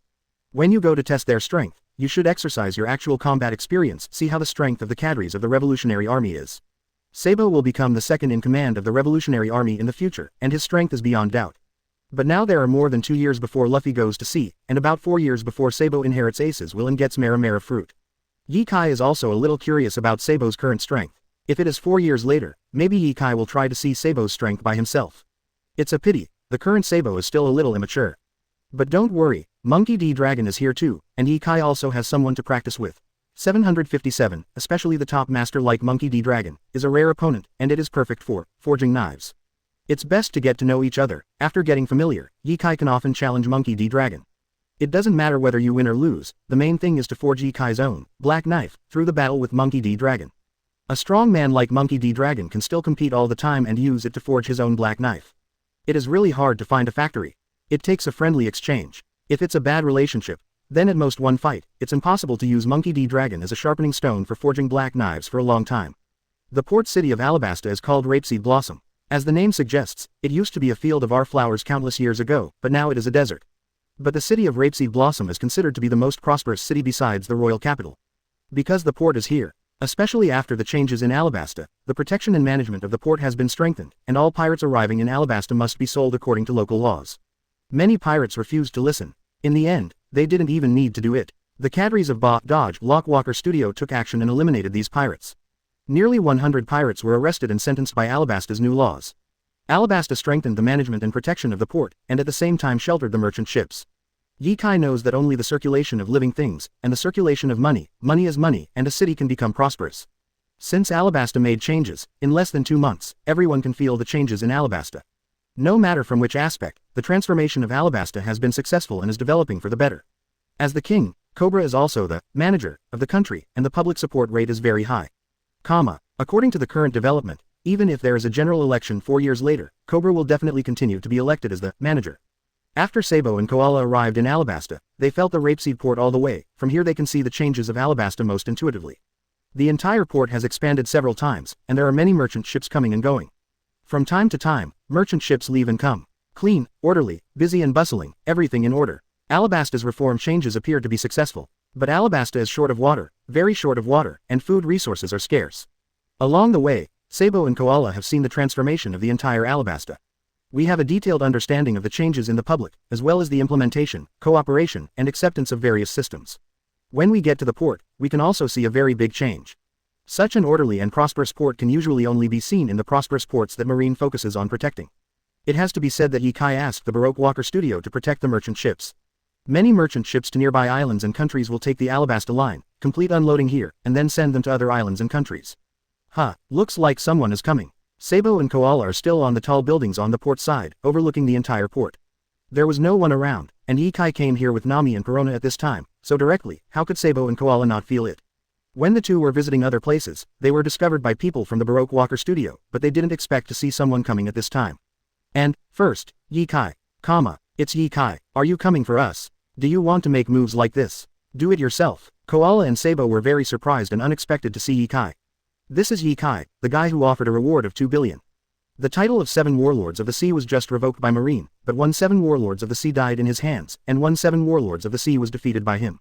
Even Marine Admiral was seriously injured by him. Someone from the Revolutionary Army broke into the Marine, and naturally knew that Marine Admiral Kizaru was seriously injured by Yikai. Does a strong man of this strength, such a ruthless person, need such a mobilizing force to come over? Sabo felt. Maybe it's not for us, it's because of the leader. The leader, of course, is Monkey D. Dragon. Yikai takes Nami and Perona and also sees Sabo and Koala. Okay, you two go try their skills. Yikai's words naturally fell into the ears of Sabo and Koala. After a long time, they just brought the 2 little girls beside them to test their strength.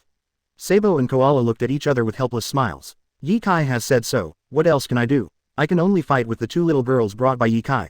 This is just a competition, and no one will really do it. I'll come first. Koala. Nami and Perona are both girls, so it should be her who takes the lead. Call out. Koala jumped directly from a building more than 10 meters high, nimbly landed on another house, and then landed, standing in front of Nami. I am Koala from the Revolutionary Army, please give me more advice. Nami, hang Poseidon. Nami's answer made Koala a little speechless. How can she say that she is also a cadre of the Revolutionary Army, a combatant, and she actually competes with a navigator? However, a navigator who can become Yikai may also have good strength. Koala was only slightly surprised, but quickly adjusted her mood and took it seriously. Nami's observation hockey turned on the moment Koala jumped off. For Koala's mental activities, I can hear clearly. Chapter 132 Sabo recovers memory unexpectedly. 5 more subscriptions. 134 210ths. Chapter 132 Sabo recovers memory unexpectedly. 5 more subscriptions. 5 more 12,000 words are sent. There is no recommendation this week. I want to wait for the recommendation. It may be at the end of the month. So many days. I hope you will support the subscription, stabilize your results, and wait a recommendation. Thanks. The fight between Nami and Koala was a bit beyond Sabo's expectations. Nami's strength should not be very strong, but Koala feels restricted everywhere when facing Nami. Koala is strong, fast, and quick to react. This is just a competition. She has reservations in all aspects. No matter how she attacks, she can't attack Nami, and even Nami seized the opportunity several times to counterattack successfully. There is always a feeling that Koala is being beaten. What a powerful observation hockey. Sabo can see it. This navigator named Nami, observation haki is very powerful. For Koala's attack, he has already predicted it, avoided it completely, and even made a targeted attack. As expected of Ye-Kai's subordinates, he is just a navigator. He looks a few years younger than Koala, but he actually has such a powerful knowledge and aura. In this case, Koala also let go of his strength a little, and forced Nami back with strong strength.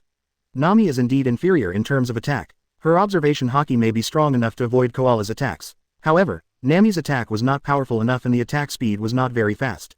Even if she had observation haki's prediction and made a targeted attack, she was quickly blocked by Koala.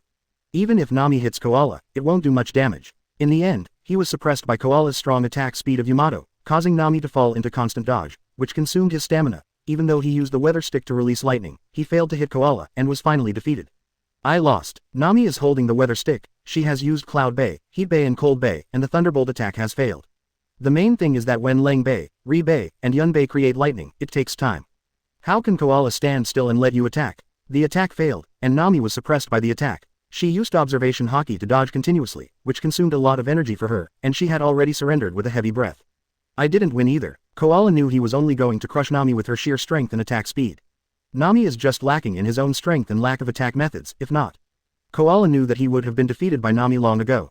Nami's observation haki is really powerful. Afterwards, the battle between Koala and Perona was a bit unsolvable. Doesn't use armament haki's Koala, physical attacks are useless against Perona's ghost. Negative Spectre. After passing through Perona's body, she knelt on the ground and began to cry negatively, which even brought back some bad memories of Koala. Because Koala was a slave of celestial dragons when he was a child. It was the Murloc explorer and captain of the Sun Pirates, Tiger, who rescued Koala when he released the slaves of celestial dragons. Koala was only 11 years old at that time, and he joined the Revolutionary Army when he was 13 years old, and it has been several years now. For Koala, the previous memories really don't want to be remembered, which makes her a little negative. Afterwards Sabo escaped from upstairs and fought Perona. Sabo's strength is still higher than that of Koala. At this time, he has mastered armament haki. Although he is not very strong, but with his physical skills, he can deal with Perona. So Perona also lost. Even so, when Perona was defeated, she used the mini-ghosts to bombard Sabo continuously, then released a super ghost to fly Sabo out, and released the negative ghost to pass through Sabo's body. Let Sabo, like Koala, kneel on the ground and become negative. Originally, Sabo thought that Koala's negative and crying side would become his handle. Unexpectedly, he himself knelt on the ground and became negative, and the two became indifferent again, and they were all the same. Negative ghosts are indeed quite inexplicable. Except for extremely negative people like Usopp, probably only those who have been tempered inside can ward off the negative ghost. The sea was laughing at me just now, but now you are not the same. Koala has recovered, looked at the negative Sabo in the sea, and sneered. This is what she would like to see, at least she is at peace. Otherwise, only she has such a negative side, Sabo doesn't. I don't know how long Sabo will hold this handle. I shouldn't have left, Ace, Luffy. I'm sorry. Sabo fell into a negative state, spit out two names that he himself felt unfamiliar. How to say? In order to find him, Sabo's father paid the pirates to take Sabo away by force, and threatened the safety of Ace and Luffy. At that time, Sabo, for the safety of Luffy and Ace, chose to sacrifice himself and went home with his father. But Sabo learned from his younger brother Staley and other nobles that the pirates invited by his father colluded with the royal family and planned to prevent the fire and reduce the garbage mountain. Filled Circle asked for flowers, 0. The garbage mountain is the base camp and base of Luffy and Ace. If it is really burned, Luffy and Ace may be in danger. Sabo fled again in order to inform Luffy and Ace, but was forced to drive away by the soldiers. Finally, he was injured and fell into the sea. He was rescued by the revolutionary Monkey D. Dragon and joined the Revolutionary Army. At the same time, he also lost his memory and forgot naturally. He doesn't remember Luffy and Ace without the previous memory. Perona's negative ghost directly evokes the memory deep in Sabo's heart, and this memory can make him fall into an extremely negative state, blurting out I'm sorry Ace and Luffy. He didn't rush to inform Luffy and Ace, maybe the two younger brothers were burned to death because of this. In an instant, countless memories emerged from the depths of my mind. 0. Sabo, who was originally in a negative state, directly broke free from the negative state, but he was still kneeling on the ground, his eyes became lifeless and he fell into a kind of silence. Sabo. Koala looked at Sabo worriedly, wondering what's wrong. At the same time, Koala also looked at Perona, wondering if Perona's attack had any other effect. Ye-Kai touched his chin, feeling very interesting, and said softly to Koala, don't worry, he should have recovered some memories. Interesting. Sabo regained his memory at least 2 years in advance because of Perona's negative ghost. Ace knew the importance of haki from Ye-Kai in advance, and since he has awakened armament haki, whether he will join the Whitebeard pirates is a question mark. In the future, whether Ace will be caught by Blackbeard and given to Marine, and finally publicly executed by Marine, it becomes uncertain. If Ace still joins the Whitebeard pirates and is also publicly executed, it is certain. At that time, not only the Whitebeard pirates and Luffy will save people. Sabo, even the Revolutionary Army will save people. That's why Ye Kai sighed, it's a bit interesting. Originally, he let Ace know hockey in advance. Ace has even awakened observation hockey, making the future unpredictable. Now Sabo also regained his memory because of Corona's negative ghost. The future will get even more interesting. Ye Kai looks forward to the future even more. Knowing the future, Ye Kai will feel boring, just like knowing the outcome of a movie. Watching it again will feel boring. Only movies with an uncertain future look interesting. Power. Chapter 133 Monkey D. Long. One more subscription. 135 210ths.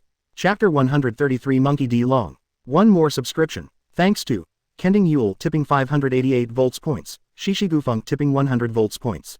Restore memory. Koala heard Ye Kai's words and thought that Sabo really couldn't remember some childhood memories.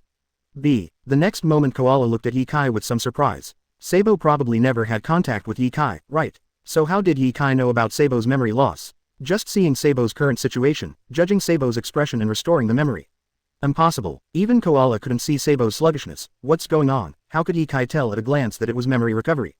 It can only be said that Ye Kai knew that Sabo had lost his memory in the first place. Then only from what Sabo said in a negative state just now, it can be judged that Sabo has recovered his memory. This is amazing. Koala has been with Sabo since she was a child, and she didn't know about Sabo's 2-3, amnesia. Sabo lost his memory when he was brought back by Monkey D. Dragon when he was very young, and ordinary people don't know about it at all. How did Ye Kai know? Thinking about it this way, Ye Kai is really a bit mysterious. Call. After this, Sabo came back to his senses, stood up from the ground, let out a heavy breath, and said with emotion, I didn't expect, the memory was restored. Thank you. Sabo gratefully thanked Corona who was floating in the air. Didn't feel lifted by the specter of negativity, keeping him in negativity. Instead, he fell into a negative state, subconsciously said something that even Sabo himself could not understand, and then recovered some dusty memories. Let Sabo know that he still has two brothers, Ace and Luffy, and Sabo knows that Ace has gone to sea and entered the New World. Ace's current bounty has exceeded 300 million berry, and he entered New World as a supernova. In addition, Ace has had contact with Ye Kai and received guidance from Ye Kai. When Sabo and the others came to Alabasta, they got to know Ye Kai in detail and knew about it. Sabo knows this. Ace is still alive, Luffy should be still alive, and he was not burned to death when he was a child. Koala, I leave the matter here to you, I have to go to East Blue. Sabo still wants to go back to Windmill Village to see Luffy. He also wanted to see Ace, but Ace entered the New World, and his whereabouts were not so easy to find. On the contrary, Luffy hasn't gone to sea yet, so it should be easier to find. Sabo, who just recovered his memory, wants to go back and see Luffy. I'll go with you. Koala is a little worried about Sabo's character, so go with East Blue. The two guys said hello to Ye Kai and left Alabasta for East Blue. Nami and Perona were puzzled for a while, but ignored it. Ye Kai doesn't care even more. It's just that Sabo regained his memory, which was a bit of a surprise to Ye. This will affect the development of some things in the future. The future will become more interesting with family. Sabo and Koala left. Ye Kai didn't say anything, and it was impossible to stop. Ye Kai and the Revolutionary Army did not conflict. Sabo's strength is good now. That's just not bad. It is impossible to be Ye Kai's opponent. Ye Kai's real opponent is Monkey D. Dragon. It seems that you still attach great importance to your subordinates. At this time, Ye Kai's eyes did not fall on Sabo and Koala who left. He looked not far away, a man wearing a green coat with his head folded, only showing half of his face. The rhombus-shaped red tattoo on the face, even if only part of it is exposed, is still very attractive. Monkey D. Dragon. This guy is still very concerned about his subordinates. At least, when Ye Kai brought people to find Sabo and Koala, Monkey D. Dragon also rushed over. Are you worried that Ye Kai will do something to Sabo and Koala? After all, no one can guess Ye Kai's acting style, doing things as one pleases. It is entirely possible that he really wants to attack Sabo and Koala. Monkey D. Dragon was a little worried, so he rushed over to take a look just in case. Fortunately, Ye Kai didn't do anything, but just trained the two girls under him. Perona and Nami heard Ye Kai's words, followed Ye Kai's gaze, and noticed the man in the green coat whose whole body was covered by the green coat. Who is this guy? He's also a member of the Revolutionary Army, the leader of the Revolutionary Army. Perona is a little curious about who this person is, and he is dressed a little strangely. If you don't pay attention, you can easily ignore him. Hearing Ye Kai's words, Nami knew that the person in the green coat in front of him was also a member of the Revolutionary Army, and he was also a high-ranking member. He might be the leader of the Revolutionary Army, protecting his two subordinates. It was like Ye Kai was protecting her and Perona. Monkey D. Dragon raised his head slightly, revealing most of his face covered by the hat, with a mean and rough smile. Mr. Ye Kai is also very concerned about his subordinates. I think Mr. Ye Kai also knows my identity. He came to bother me this time because he heard that Alabasta is undergoing a vigorous transformation, so come and have a look. I didn't expect the reform of Alabasta, it was very successful, it is indeed the trend of future development. Our Revolutionary Army hopes to learn from the basic law, formulated by Mr. Ye Kai. At the same time, we also want to invite Mr. Yikai to join the Revolutionary Army and lead the reform of 20 countries. 20 countries, indicating that the Revolutionary Army has overthrown the rule of 20 countries. 0. I have to say that although Mingjun still has something, Yikai was not surprised by Monkey D. Dragon's invitation. Yikai has no interest in reforming the country controlled by the leading Revolutionary Army. It's fine to join the Revolutionary Army. The reform of Alabasta is just a suggestion. The real executors are King Cobra and Robin. You can go to King Cobra for help and cooperation. The 20 countries must have branches in different places, and the environment, climate, people's livelihood, etc. are different. The reforms in many places are different. Everyone can form an alliance to discuss and help each other. Resources can also flow with each other. Only in this way can we develop faster and better. Yikai has no interest in joining the Revolutionary Army. It is even more boring to lead the reform of 20 countries. At most, he is promoting Alabasta and the countries controlled by the Revolutionary Army to cooperate and form alliances or alliances such as friendly countries to develop together. Form an alliance with us, aren't you afraid of the world government? Monkey D. Dragon is not looking down on 3.3 Yikai, but formed an alliance with the Revolutionary Army. The world government will not let Yikai and Alabasta go. To Monkey D. Dragon's question, Yikai just shrugged his shoulders and said, "It's not me forming an alliance with the Revolutionary Army, nor is it Alabasta forming an alliance with the Revolutionary Army, but Alabasta forming an alliance with those 20 countries alliance. Alabasta is not in my control. The operation of the country is managed and operated by King Cobra and other officials in accordance with the legal system. What's more, even if we don't ally with the Revolutionary Army, will the world government let me and Alabasta go? No matter how you say it, Yikai has already taken control of the Baroque Walker studio, and has expanded it to collect a lot of information. At this year's World Summit, he, Yikai and Alabasta, were the targets of crusade by all the member states of the world government. Even if Yikai and Alabasta have nothing to do with the Revolutionary Army, will Naval Headquarters and world government not deal with him? Chapter 134 Fight Monkey D. Dragon. 2 more subscriptions. 136 210ths. Chapter 134 Fight Monkey D. Dragon. 2 more subscriptions. Indeed, even if Alabasta does not form an alliance with the country overthrown by the Revolutionary Army, the world government will not sit idly by. Monkey D. Dragon agreed with what Yikai said. Nor is it saying that the Revolutionary Army is allied with Yikai. Because Alabasta, not Yikai, is managing and controlling, but a country with sound laws and systems. The operation of this country does not depend on Yikai, but on sound laws and systems. Of course, the changing Alabasta may have some problems in various aspects, but it is constantly improving and improving. Monkey D. Dragon has learned a lot in Alabasta these days, and he has seen many things in his eyes. He very much approves of Alabasta's reform. The relevant legal system is very, very good, and it feels like the essence obtained after a lot of tempering, rather than being formulated casually. Many of them are related laws and systems of the great heavenly dynasty applied by Yikai. Of course, these laws and systems can be used after hard work. Perhaps many of them are not applicable due to changes in the environment and the world. After simple modifications, the problem is not very big. What's more, with Yikai sitting in Alabasta, supporting King Cobra, various laws and systems are implemented very smoothly, and problems can be quickly discovered and improved. Overall, the transformation of Alabasta has been very smooth. Nami and Perona just looked at Yikai and Monkey D. Dragon, chatting without saying a word, but they just had a happy chat, and they talked about a lot of things. It feels a little weird. In the end, Yikai would definitely not let Monkey D. Dragon go, and asked for a competition. Mr. Long comes here once in a while, it's not good to leave like this, how about a competition? No problem at all. Monkey D. Dragon's hood was raised again, revealing a pair of sharp eyes, staring at Yikai. Undoubtedly, it's not just Yikai who is interested in Monkey D. Dragon's powers. Similarly, Monkey D. Dragon is also very interested in Yikai's strength. It was just said that Alabasta formed an alliance and cooperated with the 20 countries overthrown by the Revolutionary Army.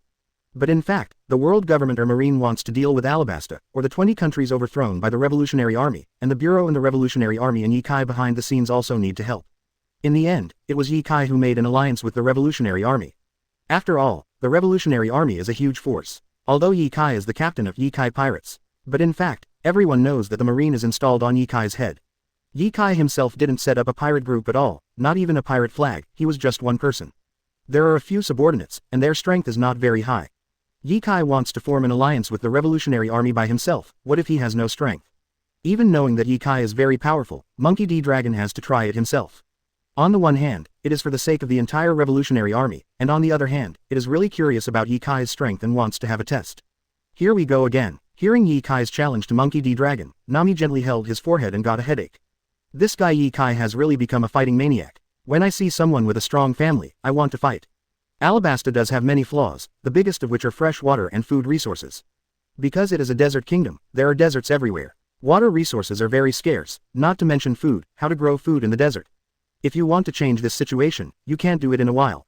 It may take hundreds of years to change. If there is a strong devil fruit ability, it can change the environment of Alabasta in a few years or even decades.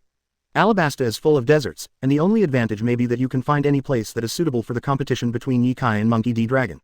In the vast desert, Ye-Kai and Monkey D. Dragon didn't say too much and started to fight directly. Boom, hula. When Ye-Kai moved his feet, he moved quickly and attacked Monkey D. Dragon. Just by moving at high speed, there was an air explosion sound, very fast. And Monkey D. Dragon just stood in place, and the next day there was a feeling that the world would change color. The wind and clouds change color, and the wind blows. Facing the approaching Ye-Kai, the green coat on Monkey D. Dragon fluttered, and with a wave of his hand, with a strong wind, Ye-Kai was thrown away abruptly. How fast is Ye-Kai? How powerful is it? Are you physically strong? Was actually thrown out by Monkey D. Dragon. Even Ye-Kai was thrown out, and there was also yellow sand all over the sky. Ye-Kai stepped on Moonwalk in the air, broken sea in his hand and slashed 10 times at Monkey D. Dragon. Shoo, hand up, knife down. The sword energy from a wall smashed down. Cutting steel is not just cutting steel, cutting hard objects. It can cut everything, even the wind can cut it in half with a single knife. Bang, the sword energy split the strong wind and landed on the place where Monkey D. Dragon was, splitting a sword mark of more than 10 meters in the entire desert, but there was no sign of Monkey D. Dragon. Wow, the next moment, Monkey D. Dragon had already rushed in front of Ye-Kai, raised 1 foot above his head, like an axe, and struck down with all his might with a terrifying whistling sound. Armament hockey is worn on the pants and shoes, which is not to say that it is not powerful. And the speed is extremely fast, much faster than when Ye-Kai attacked Monkey D. Dragon. There is a reason for this too. Monkey D. Dragon's fruit ability is such that the strong wind created by raising his hand can overturn Ye-Kai, and naturally it can also make him faster. Boom, a violent crash sounded in the air. The knife in Ye-Kai's hand is in front of him, blocking Monkey D. Dragon's kick. Feeling the power from the blade, Ye-Kai's body fell to the desert below like a shell. It's not that Ye-Kai is not as powerful as Monkey D. Dragon. Monkey D. Dragon is worthy of Garp's son, strength and physical fitness are very strong. But his strength is not enough to see compared to Garp. The Ye-Kai at this time is not the Ye-Kai who fought against Garp in East Blue. After more than half a year, Ye-Kai's strength will not be weaker than Garp. Being pressed down by Monkey D. Dragon and falling downward is because Ye-Kai was in the air and was hit by a powerful force. There is number 770 relay in his body, so it is inevitable to fall downward. Boom. When falling downward, Ye-Kai moonwalk stepped on it, and the falling figure was stabilized in the air, and even lifted up a few points in an instant. Hula, a powerful piercing sound came. Monkey D. Dragon's foot just happened to sweep under Ye-Kai's body. The powerful force carried by that foot made a terrifying sound of piercing through the air. It was just that this attack passed under Ye-Kai's body, and the power brought out the strong wind made Ye-Kai's clothes rattle. But Monkey D. Dragon's attack still failed. Everything is in Ye-Kai's calculation. Ye-Kai's backhand is a knife cut. Monkey D. Dragon thought that his armament hockey was very strong, so he didn't dare to use his body to resist Ye-Kai's knife. The foot is also stepping on the moonwalk and retreating. With a wave of the hand, the green coat on the body flips. Wow, a gust of wind blew up, and Ye-Kai, who was swinging a knife, was thrown away. In the air, it is not as convenient as on the ground, and it is impossible to relay at any time. Even with the moonwalk relay it's not that convenient. But Monkey D. Dragon's attack is still in Ye-Kai's observation hockey, foreseeing the future screen. This slash did not hit Monkey D. Dragon, but the sword energy it brought out split the strong wind like a waning moon and landed on Monkey D. Dragon. Bang, bang, Monkey D. Dragon crossed his hands in front of his body, with armament hockey on his hands and body. He flew tens of meters in the air, surrounded by strong winds. The wind and clouds change color, and the sword that cut Ye-Kai out gas keeps offsetting. Chapter 135 The Three Great Powers in the World, The Alliance of 100 Nations 3. 137 210ths. Chapter 135 The Three Great Powers in the World, The Alliance of 100 Nations 3. Hiss. Although Monkey D. Dragon blocked Ye-Kai's sword energy, the power carried by the sword energy exploded on his body, tearing the green coat on his body. Even the clothes on his body were torn to shreds, and there were a few strips of cloth hanging from them. It could be seen that Monkey D. Dragon was covering the body of Hockey, and there were bloodstains on his hands. Ye-Kai's sword energy is not so easy to resist. Even if it wasn't a powerful ultimate move, it wasn't a direct hit by the knife in Ye-Kai's hand. It's just a sword chi, piercing the sky. For armament hockey and a less capable person, if you use your body to resist Ye-Kai's attack, the end result may be that your confidant is split in half. Monkey D. Dragon's resistance to attacks like this is also using the fruit ability to continuously offset and weaken the incoming sword energy. It is very difficult to resist the sword energy of a great steel-slashing swordsman like Ye-Kai. Boom, wow, boom. Afterwards, the battle between Ye-Kai and Monkey D. Dragon became louder and louder. All kinds of collision sounds, sword chi, and roar sounded in the air and in the desert, and sword chi flew across the entire desert. Every collision, not just between power and armament hockey, there is momentum, and the collision between conquerors hockey. In the entire desert where the two fought, there were hundreds of meters of crisscrossing sword marks, which were soon swept away by the strong wind and covered by the blown desert. The entire sky was collided by two powerful conquerors' haki, bursting a hole.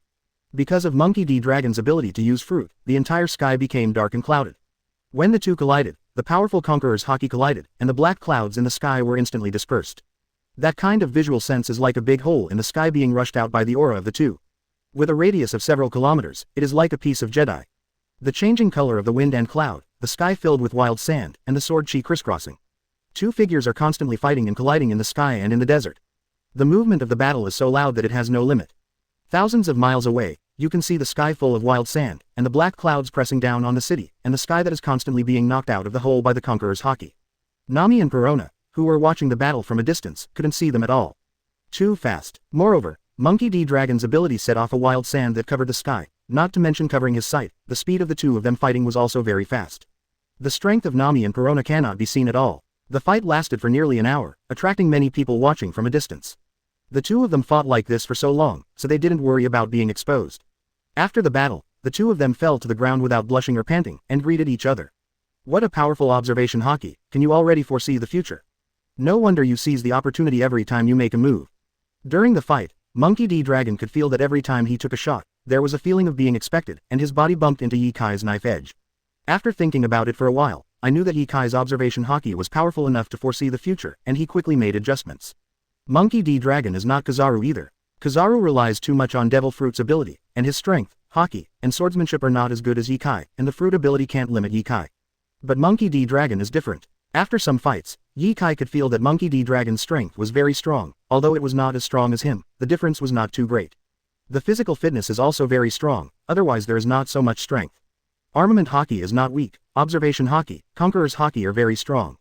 Monkey D. Dragon's observation haki, although he has not yet reached the point of predicting the future, but his observation haki is also very strong, and can also predict Ye Kai's movements. In addition, his fruit ability has a wide range of effects, which can limit Ye Kai's movements and attacks. Sternly fought Ye Kai for an hour, but there was no winner. Certainly, Ye Kai is not serious. Monkey D. Dragon did not show its full strength. Ye Kai returned Broken Sea to its sheath, and praised, "You are not bad, you can fight more when you have the opportunity." Such a free whetstone, how could Ye Kai let it go? I see you want to use me as a whetstone. Ha ha ha. When Monkey D. Dragon heard Ye Kai's words, he could see Ye Kai's carelessness at a glance, but he didn't care. Those who have the opportunity can indeed fight against each other, and fighting is the fastest way to progress. It is also a very rare thing to meet an opponent with equal strength. Especially when it comes to Ye Kai and Monkey D. Dragon. The opponents you encounter are basically enemies. It is very rare to have an ally or confidant who can fight. The fight between Ye Kai and Monkey D. Dragon was almost known to all major forces the next day. Especially naval headquarters and world government have been sending people to keep an eye on Ye Kai and Alabasta. Ye Kai and Monkey D. Dragon made the movement, it was hard not to be noticed. The movement was so loud that it was like the end of the world. Let countless people know that this is the real top combat power in the world, the powerhouse standing at the top of the world pyramid.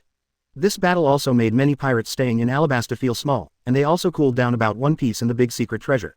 At the same time, with this match between Ye Kai and Monkey D. Dragon, the entire Alabasta became more harmonious and stable. Those who arrive in Alabasta, whether they are individuals, merchant ships, pirates, or even marines or people from underground forces, all cooperate and abide by Alabasta's laws and systems. Ye Kai has undoubtedly become something like the Four Emperors. Had he opened his mouth to shelter Alabasta, he himself even sits in Alabasta himself, and no one dares to make a mistake. In the following days, under the promotion of the Revolutionary Army, kings and administrators from the Grand Line, the Four Seas, and even the New World, a total of 20 countries, gathered in Alabasta to learn and communicate with Alabasta, and prepared to introduce Alabasta's basic law. At the same time, 21 countries formed a 100 Nations Alliance, to formally form an alliance. On the road of change and revolution, they support and take care of each other, and trade within the alliance operates with each other. Everybody knows, the so-called 100 Nations Alliance seems to be just an alliance formed by the 20 countries overthrown by the Revolutionary Army, Zhao Hao Hao and Alabasta. In fact, it is an alliance formed by the Revolutionary Army and Ye Kai. Some people deal with the 100 Nations Alliance, and the Revolutionary Army and Ye who are behind the scenes can't ignore it. A superpower was born in this way. In other words, the Revolutionary Army itself is a superpower. Although in the whole world, the 3 recognized powers are naval headquarters, 4 emperors, and 7 warlords of the sea. But it turns out that Ye Kai killed 2 people in 7 warlords of the sea, and Ye Kai himself was also a 7 warlords of the sea, and was removed. Can the 7 warlords of the sea, the Revolutionary Army and the 4 emperors be called the 3 major powers of the Grand Line? What a joke. Now Ye Kai has formed an alliance with the Revolutionary Army. To put it bluntly, this 100 Nations Alliance has officially replaced the 7 warlords of the sea and become the real 3rd largest force. In the future, the three major forces of the Grand Line should be Naval Headquarters, 4 Emperors, and the League of 100 Nations, or Yikai and the Revolutionary Army. Chapter 136 Marine Calculation Golden Lion Shiki. 4 more subscriptions. 138 210ths.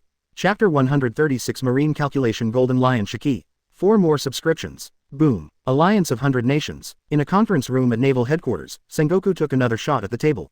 Why do you say again? Ever since Yikai appeared, Sengoku, who is Marshal of Naval Headquarters, has taken the table several times. This table beating is undoubtedly the Alliance of 100 Nations, formed by Alabasta and the 20 countries overthrown by the Revolutionary Army. Alliance of 100 Nations. It's really ambitious. There are only 21 countries now. The Revolutionary Army and Yikai are planning to overthrow another 80 countries. Is it enough to make up 100? Yikai and Monkey D. Dragon played against each other, and Naval Headquarters received the news immediately. According to the intelligence analysis at that time, it was known that there was no real fight between Yikai and Monkey D. Dragon and Yikai, it was just a competition. It's really a fight. By the time Sengoku was not in the Naval Headquarters conference room, he is already taking people to fight in Alabasta. While Yikai and Monkey D. Dragon were fighting to the death, Marine went to clean up the mess. Unfortunately, Yikai and Monkey D. Dragon didn't really fight, and even formed an alliance. The 20 countries overthrown by the Revolutionary Army, and Alabasta, formed the 100 Nations Alliance. This is just a coalition formed between 21 countries. It is a 120 alliance between the Revolutionary Army and Yikai. At the same time, this Alliance of 100 Nations is also a headache. The 5 elders in world government are very disgusted with Alabasta and Alabasta's basic law. This is something that threatens the cornerstone of the world government, and it can be said that Alabasta is destroyed. The basic law must also be erased from this world. But now, there are 20 more countries like Alabasta that implement the basic law to govern the country. The world government side and the 5 elders side are absolutely not allowed. The 100 Nations Alliance, now 21 countries, has an impact that is no longer comparable to that of Alabasta and will become very terrifying. At that time, maybe it will be like rolling snow, rolling bigger and bigger. After Sengoku slapped the table, he looked at Garp. Look at what Monkey D. Dragon has done. Fortunately, Luffy has not gone to sea to become a pirate at this time, otherwise Sengoku might say, look at what your family has done. In fact, if you count Ace, Sengoku can also say the same. Sengoku looked at all the people present and said, tell me what to do. Is there any news about the Thunder Fruit? At the World Summit, a countermeasure has been discussed. The premise is to find the Thunder's Fruit, and the leaf enters the game. But the Thunder's Fruit is not so easy to find. When this was brought up at the World Summit, more than 100 countries were present. These 100 member states, countries with influence all over the world, are all looking for the Fruit of Thunder, but there is still no news. Even if there is a Devil Fruit illustrated book, looking for a Devil Fruit in the whole world is undoubtedly looking for a needle in a haystack, and it cannot be found by manpower. Still need luck. In the meeting room, there are not only Garp, but also 3 Admiral Kizaru whose injuries have recovered and there is almost no problem. They sit aside with a face of indifference, and don't listen to the content of this meeting at all. He just needs to wait to execute the task. In addition to the 3 admirals, all vice admirals, staff officers, and adjutants responsible for delivering news are here. The question behind Sengoku was asked by the adjutant responsible for contacting the member countries of the world government. The adjutant said, there is no news about the Thunderbolt Fruit. Naval Headquarters Vice Admiral, Chief Staff Officer, Crane, crossed his hands on the table in front of him, and said in a deep voice, I can't wait any longer. I don't know how long it will be until I find the Thunderbolt Fruit. Yikai's own strength has improved very quickly, and I don't know how fast he is growing now, but he fought Monkey D. Dragon for an hour without losing the wind, which shows that it is not ordinary. Whether it is Yikai's growth, or the 100 Nations Alliance, it will continue to grow. Akainu is a radical, he said. When the 20 countries are gathered in Alabasta, Monkey D. Dragon should also be there. A vice admiral said, the cadres of the Revolutionary Army will not be able to make it to Alabasta in a short time. If you want to do it, you must do it as soon as possible.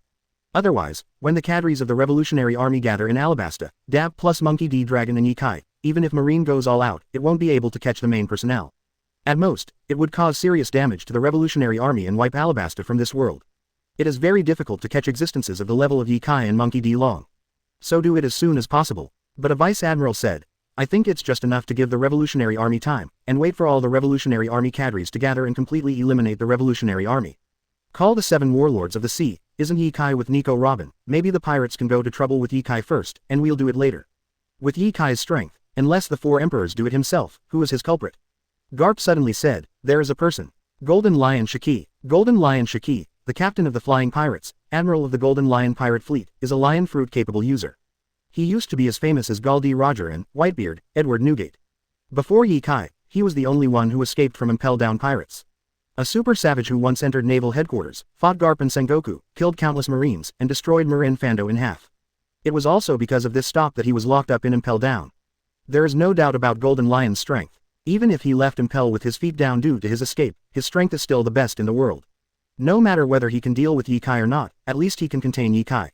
At the same time, the ability of the Golden Lion fruit is devastating to Alabasta, and even to the entire island. To put it bluntly, what ancient weapon Pluton, one cannon can destroy an island? Golden Lion's lion fruit can also destroy an island in an instant. After Garp opened his mouth, he stopped talking, because if the Golden Lion did something, many people would surely die.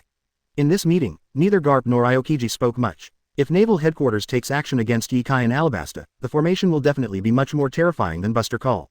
Not just to capture or kill Ye Kai. Raise Alabasta, too, even wipe Alabasta from this world directly. Garp doesn't want to say anything about this, he is no longer a person on the front line of the battle. Aokiji had some thoughts in his mind, but as Marine Admiral, he didn't say anything. This is an order from the world government. Alabasta's changes, as well as the basic law, will shake the foundation of the entire world government and must not exist. Even the other 20 countries in the League of 100 Nations may be taken away. After discussion, Marine made a rough plan. It will cost a lot, but the effect should be significant. It's just that this plan still needs to be supplemented. At the same time, there is one thing that even Naval Headquarters can't use as a bargaining chip. Only the world government has it. If this plan is to be implemented, it still needs the approval of the world government, and this most critical thing will be used as a bargaining chip. Chapter 137 Road Sign History. This article is surging. 5 more subscriptions. 139 210ths. Chapter 137 Road Sign History. This article is surging. 5 more subscriptions. 5 updates, 12,000 words. Please subscribe for support. East Blue. Melfei Islands in the sky. There are several islands floating in the air, scattered high and low, and a river flows from one island to another, forming waterfalls and rainbows. Occasionally, there are birds and butterflies flying across the sky, and on the island where birds are singing and flowers are fragrant, there are occasional roars of animals. Pieces of clouds drifted past from time to time, covering half of the island, like a fairyland. Who would have thought that in this sky, there would be such a place like a fairyland? Here, it is the site of Golden Lion Shiki, who escaped from Impel Down. After escaping from Impel Down, Golden Lion went to Whitebeard, brought up his new plan with Whitebeard, and wanted to cooperate with Whitebeard. However, Whitebeard doesn't care about power and fame at all, and has no interest in Golden Lion's plan. After leaving Golden Lion, he went to East Blue, used Lion Fruit's ability to float several islands, and created the Melfei Islands. Afterwards, the Golden Lion has been lurking in the East Blue, working out his plans. It has been more than 10 years since this plan was completed. Boom, accompanied by a roar sounded. A huge square red stone fell from the sky and landed on the Melfei Islands, alarming the Golden Lion and his followers. Golden Lion went, stepped on 2 sword blades, and walked towards the direction of the sound. Looking at the person standing in front of the red stone. CPO, no matter how you say it, Golden Lion is a person who has crossed the sea for decades, even entered Naval Headquarters and dealt with the functional departments of the world government. Looking at the shameless guy in white robes and a mask, he knew it was the CPO, a spy organization under the world government. Golden Lion wasn't surprised that the CPO knew he was here. The ability of CPO is still very strong. With the Golden Lion as a powerful pirate in this world, how can the world government and Marine be at ease? Even if they don't want to deal with it, they still need to know their whereabouts. What's more, it's not that the Golden Lion hasn't passed by for so many years, it's just that most people don't know about it. You even brought the history of the road signs. If you have anything to say, hurry up and send you to death. Golden Lion, looking at the crimson square stone behind the CPO, was without a doubt signpost history text. One of the 4 signposts to Raftel's history article. As a competitor of Galdi Roger, how could Golden Lion not know the history of road signs? He even knew that one of the 4 signposts was in the hands of Galdi Roger, who disappeared after his death. One piece is in the hands of BIGMOM pirates. One piece is in Kaido's hands. There is another piece, which is in the hands of the world government. The world government does not want people to go to Raftel, or to explore the Void Century, so it must get a piece of historical text on the signpost. Currently, among the 4 emperors of New World, only Kaido and BIGMOM pirates have signpost history text. Whitebeard is not interested in One Piece, nor is he interested in the history of signposts. The same goes for redheads. Even the 5 elders think redheads are harmless, and redheads have no interest in road sign history. Golden Lion, I am more interested in this article on the history of road signs. He did the math. Galdi Roger has been dead for more than 10 years, and he started a big era. It's time to usher in the end of this era, and the one who will end this era is him, the Golden Lion. Then, there will be him, Golden Lion, to start the next era. Kazuki Oden is dead, and the Kazuki family can no longer interpret historical texts. If you want to interpret historical texts, go to her. She is in the hands of a big pirate, Ye Kai. Just look at it. Are you capable of dealing with Ye Kai? The CP0 people didn't say much, they put down the information of Ye Kai pirates, and they disappeared in front of Golden Lion strangely. Ye Kai. Golden Lion floated over from the ground, the blades on both feet pierced through the materials and reward orders on the ground, and reached out to touch the historical text of the road sign. Immediately, the road sign history text floated up and flew over the golden lion's head. The materials and rewards pierced by the blade under his feet flew up one by one, and spread out in front of Golden Lion, forming a wall of newspapers. Golden Lion took a glance and saw Ye Kai's reward amount, from 350 million berry to 1 billion berry to 2 billion berry. From Ye Kai's prison break in Impel Down, to entering the Grand Line in Marine Admiral Iokiji's battle, to becoming famous from 7 warlords of the sea, with a bounty of 2 billion berry. And some of the things Ye Kai did, and the strength assessment. Then there are some other members of Ye Kai pirates. Golden Lion focuses on Nico Robin in this article of Grandmaster history. Just a rising star. Golden Lion just glanced around, ignoring Ye Kai, and the main target was Nico Robin. The next moment, the countless newspapers and reward orders floating in front of the Golden Lion instantly collapsed, and countless fine dust disappeared. The historical text of the road sign flew over the head of the Golden Lion, and was sent to the treasure house by the Golden Lion to be placed there. Roger started the era long enough, it's time to end this era and start an era called Golden Lion. Golden Lion stepped on the blade, found his subordinate, and said, Indigo, your experiment is not finished yet. If it doesn't work, you don't need to live. More than 10 years have passed, although Golden Lion said that it doesn't matter, he can afford to wait. But this time and that time, CP0 sent this article on the history of road signs, and seeing the relevant information about Ye Kai, Golden Lion, who has not paid much attention to outside news, has also seen that various rising stars have emerged in the past 10 years. Marine Admiral has changed. The original Marine Admiral Sengoku has become Marine Admiral. New World 4 Emperors is working hard, and there is also a 7 Warlords of the Sea. And the Revolutionary Army. In such a wonderful world, in such a wonderful era, how could he be without the Golden Lion? 0. What's more, the great era created by Roger has lasted for more than 10 years. It is time to end and usher in a new era called Golden Lion. Let this era see what a real big pirate looks like. Indigo was a little puzzled by the sudden change of the Golden Lion, but now the Golden Lion is murderous and aggressive, which made him restrain himself immediately, and said very seriously, the research results can be used, but there are some flaws, which may be lost. Control. As long as it can be used, I will give you a month to manufacture a large number of them, and then rush to the Grand Line in New World to announce the return of my Golden Lion. Starting a great era belonging to the Golden Lion. Indigo felt that his captain might be crazy and didn't take medicine. Such a captain is a bit dangerous, and he didn't dare to refute, so he could only respond, okay. Okay. When Golden Lion is preparing, the fruit ability is activated. Floating in the air, the Melphay Islands, which had not been touched for more than 10 years, began to move. Fly towards the Grand Line. Meanwhile, Marine has released the news. Signpost history text, in the hands of Golden Lion. The Golden Lion will launch an attack on Ye Kai and snatch the one who can interpret the historical text, Nico Robin. All of a sudden, the entire new world was surging and moving in all directions. The 4 emperors were also shocked. Some people who escaped from the 6th floor of Impel Down and lurked were also alarmed. The Golden Lion and the history of the road sign. The combination of these 2 key words is enough to startle the great pirates who have come from the previous era. Chapter 138 Clouds move in all directions, Super Meat Grinder. One more subscription. 142/100. Chapter 138 Clouds move in all directions, Super Meat Grinder. One more subscription. Thanks to YEMW for tipping 1000 volts points, Kending Yule for tipping 588 volts points. Golden Lion, is that guy still dead? Into Naval Headquarters Marineford alone, killed countless Marines, fought with Garp and Sengoku, destroyed half of Marineford, and was finally arrested. Marine didn't kill FTE. After breaking out from Impel Down, it disappeared for more than 10 years, and suddenly appeared, there must be something wrong. It was written by Marine again. How could Golden Lion have signpost history? This article is either a rumor or it was given to Golden Lion by Marine. It's just a survivor of Roger's era. Wouldn't it be good to be a legend honestly, and come out to make troubles? How much more can an old guy who escaped from prison with his feet on Impel Down be able to show? Hearing that Golden Lion has the historical text of road signs in his hand, and is eyeing Nico Robin, Ye Kai's subordinate who can interpret the historical text, it really surprised many people. Even just the person Golden Lion is enough to attract everyone's attention and comments. Golden Lion is definitely the top player in Roger's era, and someone who has competed with Roger. In that battle back then, if God had not helped Gall D. Roger, the final winner might have been the Golden Lion. In this way, there will be no One Piece, Gall D. Roger, and there will be no such things as the Great Pirate Era. Such a powerhouse reappears, even 4 emperors attaches great importance to it. The strength of Golden Lion is beyond doubt. Where did the historical text of the road sign in his hand come from? It may be that the road sign history text in Roger's hand was found, and the greater possibility is given by Marine. Its purpose can be said to be Sima Zhaoji's heart, which everyone knows.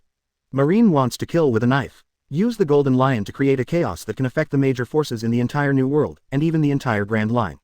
Golden Lion itself is a strong man in Roger's era, and he must be a strong contender for the King of Thieves.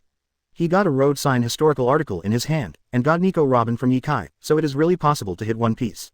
Even the Four Emperors. I didn't want to conflict with Ye Kai before, that's because Ye Kai didn't enter the New World at all, and Ye Kai didn't have any signpost history text in his hand. Ye Kai wants to get the history text of the signpost and interpret the above information. He must find the historical text of the signpost in Roger's hand, and grab the other 3 historical texts from Marine and 4 Emperors at the same time. In short, Ye Kai will take the initiative to come to the door, and the 4 Emperors only need to guard their own signposts. There is no need to worry at all, just wait. But when the Golden Lion appeared, it became different. The historical text of the road sign in Golden Lion's hand, whether it is Roger's legacy, or the world government's use of it to stir up chaos. The 4 Emperors can't just sit back and watch the Golden Lion get Nico Robin who can read the text of history. At the same time, not only can the Golden Lion not get Nico Robin, but Nico Robin can be snatched, and by the way, the road sign history text in the hands of the Golden Lion can also be obtained. Naval Headquarters and World Government, take this piece of signpost history text and guide the Golden Lion to Ye Kai's troubles. It's just the beginning. Ye Kai fights the Golden Lion. Lion wins, gets Nico Robin, 4 Emperors other big pirates don't want to see. Ye Kai won and got the signpost history text, which the 4 Emperors and other big pirates didn't want to see. Everyone can get the historical text of this road sign. It just so happens that Nico Robin, who can interpret historical texts, is also there. There must be many people thinking that if Ye Kai and Golden Lion fight, they will definitely lose both sides. Even if other pirates make a move, Marine will also make a move. There will be chaos at that time. Why don't you take a trip? See if there is a chance to get this article of road sign history and Nico Robin together. Mr. Kaido is not here, and I don't know where he went. Maybe he committed suicide again. Golden Lion, signpost history, Nico Robin, Ye Kai, Revolutionary Army. Marine made a big move. Obviously knowing that this is a conspiracy by Marine, I still have to go and have a look. Well then, it's my turn to bring back signpost history and Nico Robin. As tall as a hill, with a ponytail and 2 twisted braids, a metal jaw on his mouth, and 2 ivory-shaped decorations on his head and shoulders, he stood up. This person is the 10th of Kaido's major disasters, Jack in the Disaster. As soon as he opened his mouth, the White Hand pirates didn't speak, but looked at the man sitting aside, wearing a black suit, with a pair of black wings on his back, not showing a trace of skin. Flame Calamity, King. When Kaido is not around, Flame Calamity King is the person who has the most right to speak. This time the Golden Lion popped up, and so did the signpost history article. People who can interpret historical texts have appeared long ago. That's Nico Robin. No one thought about Nico Robin before because Ye Kai didn't enter New World. Now that Marine has made such a fight, it is impossible for the Beast's pirates to not move, and they must go. There is no doubt about the strength of Jack the Drow, otherwise he would not be Kaido's confidant, one of the 3 major disasters. 0. Then let's go. King didn't stop Jack from going to the first half of the Grand Line. On the Alabasta battlefield, the real protagonists are Ye Kai, Golden Lion, and Naval Headquarters. Maybe there is also the Revolutionary Army. None of the other pirate groups are the protagonists. Most of them are just going to join in the fun and see if they can get a bargain. BIGMOM Pirates. For a behemoth like the BIGMOM Pirates, it is impossible for the cadres to stay on Cake Island all the time. Some people have their own resident places, only occasionally return to Cake Island, and only go back when called. Of course, there is another reason. I don't want to stay in Cake Island. If Charlotte Linlin leaves, even her own children, she will be killed directly. Coincidentally, for the Golden Lion to appear with a signpost history article, Charlotte Cracker, one of the 3 generals of desserts and minister of biscuits, asked Charlotte Linlin for orders. I would like to go to the first half of the Grand Line to see the excitement of Alabasta. Mom, let me go for a walk. Staying in Cake Island is very boring. Alabasta has a good show to watch. Also, staying on Cake Island is dangerous. Go. Charlotte Linlin was sitting on the ground, holding snacks in her hand and stuffing them into her mouth continuously.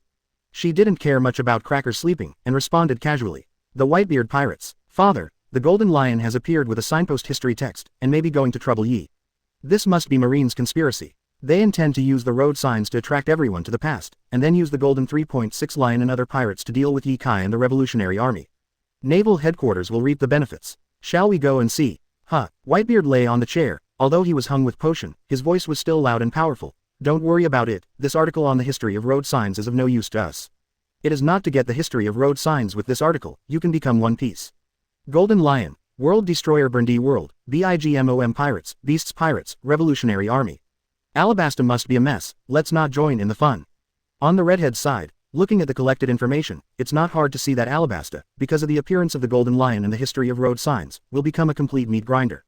Countless people will die there. The redhead is not interested in this article on the history of road signs, nor is he interested in Golden Lion, so there is no need to join in the fun. Chapter 139 Many people will die. 2 more subscriptions. 141 210ths. Chapter 139 Many people will die. 2 more subscriptions. Ye Kai, this is the latest news. I seem to have caused you trouble. Nico Robin, wearing a tight t-shirt, jeans and a pair of red high heels, put a document in front of Yi Kai. Today, the Baroque Walker Studio is a powerful and formal functional department in Alabasta. Robin helps Yi Kai manage the Baroque Walker Studio. Although there are no requirements for dressing, it is quite formal. Even so, Robin's figure is very good, jeans with red high heels, a pair of long legs are very proud. This trouble is nothing at all. Yi Kai leaned on the chair, with Black Sword Autumn Water and Broken Sea beside him, with his legs resting on the desk, flipping through the materials Robin sent. The relevant content is all news released by Marine. Golden Lion Shiki got the signpost history text and came to trouble Yi Kai. Or to find Nico Robin. Now that Nico Robin has joined Yi Kai, Golden Lion or someone else, if you want to get Robin, you have to pass Yi Kai. Said it was to find Yi Kai's trouble and didn't ask 30 questions. In addition, there are some other materials. For example, some information and introduction about Golden Lion, mostly some achievements in Roger's era, and a rough calculation of strength. Other than that, it's all sporadic news. For example, the 4 Emperors of New World also has some actions, among which the cadres of the BIGMOM Pirates and Beasts Pirates have actions.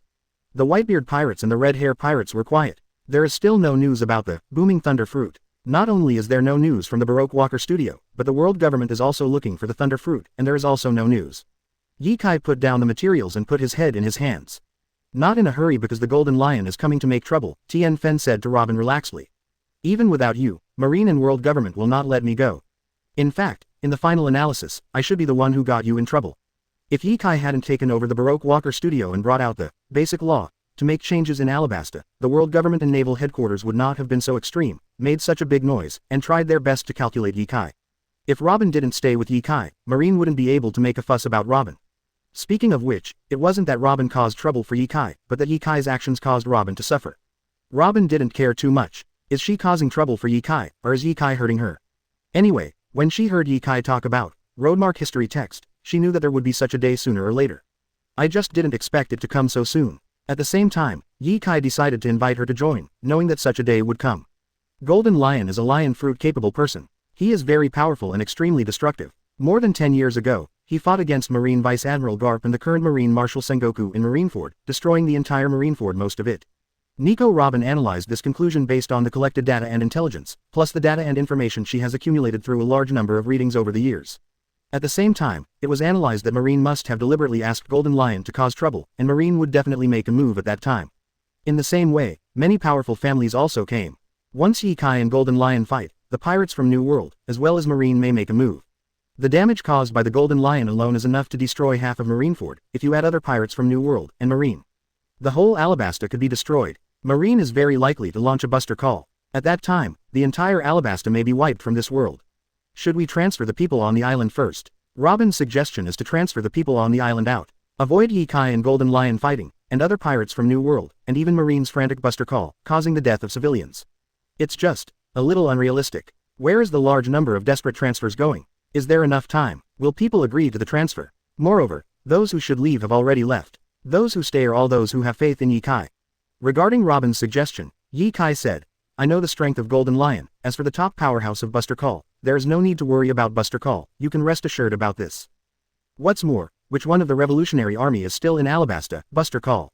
It is impossible to attack Alabasta. The so-called Buster Call is just 5 vice admirals, a dozen rear admirals, tens of thousands of marine soldiers, plus a dozen warships.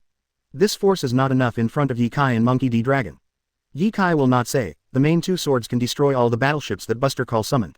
While Monkey D. Dragon is still in Alabasta, the kings and controllers of the 20 countries overthrown by the Revolutionary Army are also in Alabasta. So it is impossible for Monkey D. Dragon to watch Alabasta be destroyed, so that the kings of the 20 countries controlled by the Revolutionary Army are gone. Monkey D. Dragon did not let the kings of these 20 countries leave, which is a kind of support for Yi Kai. The warships summoned by Buster Call, if Monkey D. Dragon makes a move, these warships will not even have a chance to get close to Alabasta, and they will all be blown away. In front of top players, Buster Call is a toy market. Especially the Logia Demon Fruit power that has a large area of kill like Marine Admiral. Buster Call can be done in minutes in front of Marine Admiral's level of combat power. Is Yi Kai weaker than Marine Admiral? Reassured Nico Robin that she should not worry. Yi Kai left the Baroque Walker Studio, meet Monkey Dragon again. Do I need to summon the cadres of the Revolutionary Army to come? Monkey D. Dragon finds Yi Kai and asks if Yi Kai can stand up. His whereabouts were exposed, everyone knew that he was in Alabasta, so he did not cover up and swaggered in Alabasta. Monkey D. Dragon is the leader of the Revolutionary Army. The Revolutionary Army is active all over the world, has its own powerful intelligence system, and knows a lot. I heard that Golden Lion, BIGMOM Pirates, Beasts Pirates, Impel Down Escaped World Destroyer, Burndy World, and Marine are all here. You are under a lot of pressure. For the reminder of what Monkey D. Dragon said, the corners of Ye Kai's mouth curved slightly, and then he smiled.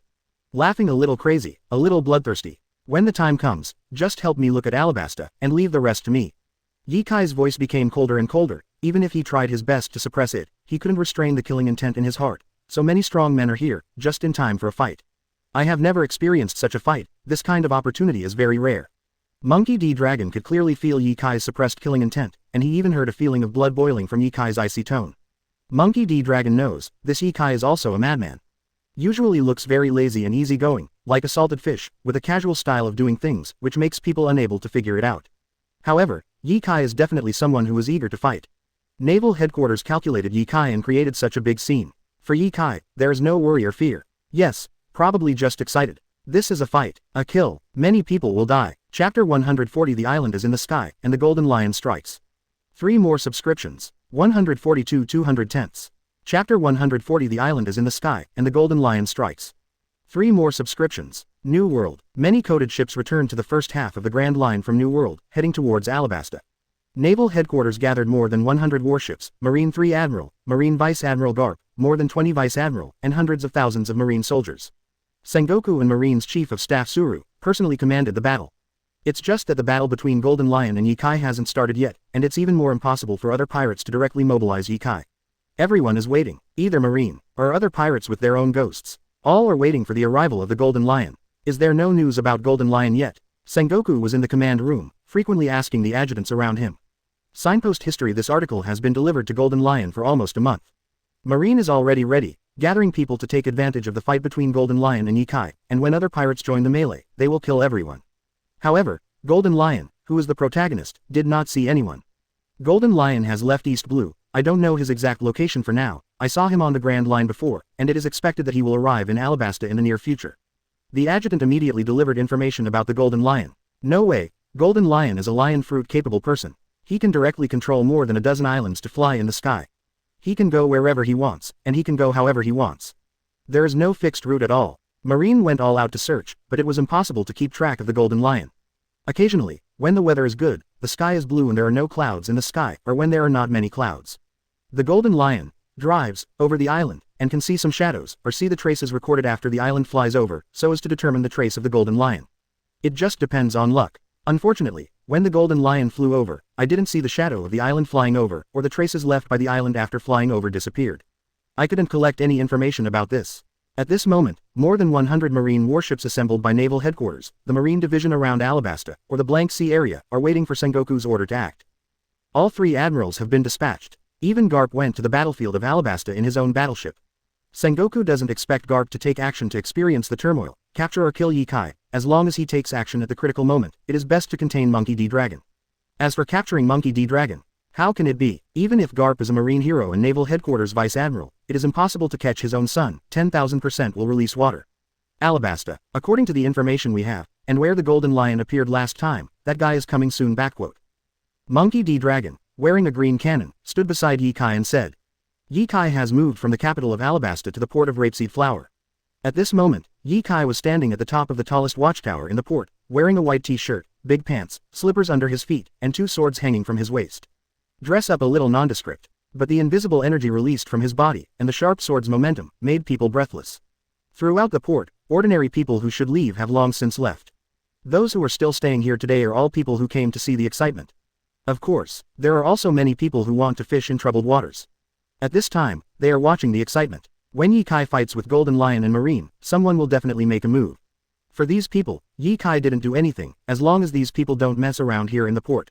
Not far from the port, there are hundreds of corpses, proving that during this time, those who died under Ye Kai's disobedience and did not abide by the laws and regulations of Alabasta. Among them, there are many powerful pirates who came out from New World to watch the excitement. The current harmony and stability of the port was forged by Ye Kai with blood. It's time to come. For Monkey D. Dragon's reminder, Ye Kai only said this sentence, without any other emotion. The Baroque Walker Studio also collects information about the Golden Lion. From the route and speed of the Golden Lion, we can roughly infer the approximate arrival time of the Golden Lion. Meanwhile, Alabasta offshore, on some islands or sea areas, there are many boats watching the excitement. Even if it is just to watch the excitement, it can be said that it is a daring person with high art skills who may pay the price of his life. On the sea, you can occasionally see pirate ships rushing towards Alabasta. It's a pirate ship that lands directly on the island. These pirate ships include the Supernova, who offered a reward of over 100 million in the first half of the Grand Line, and there are also people who came out of New World to watch the excitement. Even more powerful, the top powerhouses who are directed at the signpost history. In this world, not many people know the history of road signs. Only the top forces know about signpost history and want to get signpost history in Nico Robin. I don't know this article about the history of signposts, but I just came to watch the lively pirates. I don't know the function of this article about the history of signposts. I just know that the Golden Lion reappears and wants to attack Ye Kai. So come and see, what is the strength of Roger's era? How strong? At the same time, I also want to see how Ye Kai, who has a reward of more than 2 billion, compares with the Golden Lion in the Roger era.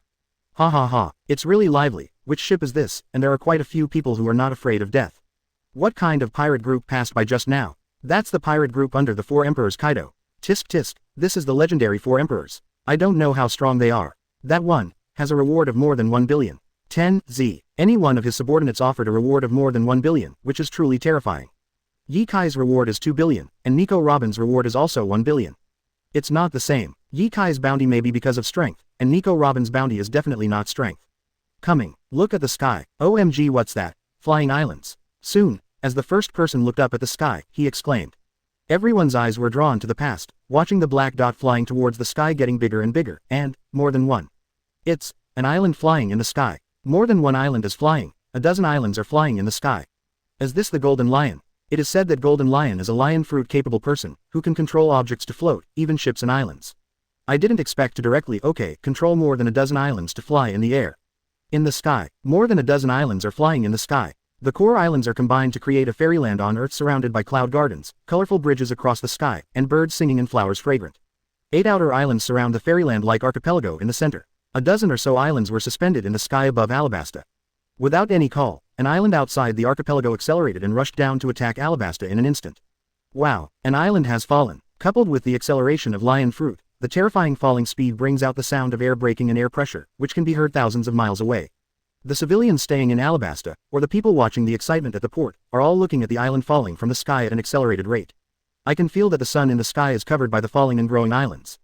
The huge shadows are cast down, which makes people dumbfounded. This is the first time I have seen such an attack method, directly smashing the island. Chapter 141. If you come to die yourself, you will be fulfilled. 4 more subscriptions. 143 210ths. Chapter 141. If you come to die yourself, you will be fulfilled. 4 more subscriptions. Clang. As the sunken islands of the horizon grow larger and larger, blocking the natural sun, they cast more and more shadows. Ye Kai, standing on the top of the watchtower in the port, also moved. Obviously just drawing a knife, even the people watching the fun at the port are hundreds of kilometers away from Ye Kai at least. I always feel the sound of the sharp knife coming out of its sheath, ringing in my ears. Ye Kai put one hand on the broken sea, the vast and introverted blade was unsheathed, and the whole person also rose into the sky, facing the falling island, and slashed down with a single blade. Fufeng. At that moment, the sky seemed to stand still all day long. Not the sky stopped. Instead, the falling islands came to a standstill the moment Ye Kai swung his knife. Because the rapidly falling island became the only moving reference in everyone's eyes, when it stagnated for a moment, it made people feel that the whole sky was stagnant. Wow. The next moment, accompanied by a roar sounded. The huge island that fell from the sky disintegrated directly in the air. It was as if the entire island was cut into pieces of square stones. At this moment, it completely cracked and turned into 10 centimeters. Neat and dense square stones scattered from the air. It felt like it was raining. Crashing. Countless stones fell like raindrops, some in the sea, some in the desert, and some on the ground. When they fell in front of some people in the port, there were bursts of sound, but didn't do much damage to surrounding arrowheads. As for being innocent, at this moment, the people staying here in the port are not ordinary people. Even if a stone with a square of 10 centimeters falls, it will not cause any problem even if it hits them on the head. It is not necessarily possible to hit them. This sword technique. So strong. What kind of sword technique is this? This is fake. With just one sword, cut the entire island into square stones of tens of centimeters. One sword. What a terrifying sword technique. This is definitely a rare top swordsman in the world, and few people can do it. Ye Kai's sword really surprised countless people. There are even countless people who find it difficult to understand. Among them are some swordsmen and swordsmen who use swords. One sword. Just use one sword. How can an understatement of a sword cut a huge island into countless pieces, neatly about 10 centimeters in size? To do this, cutting steel, is only the most basic thing. Even a steel slashing swordsman may split a rock or even a mountain into 2 halves. But splitting the Yizu Island into two halves is not something that ordinary swordsmen can't do. Not to mention a sword that cut the entire island into countless neat squares of about 10 centimeters. What kind of subtle changes in sword skills are contained in this sword, and how powerful is the burst of power in an instant?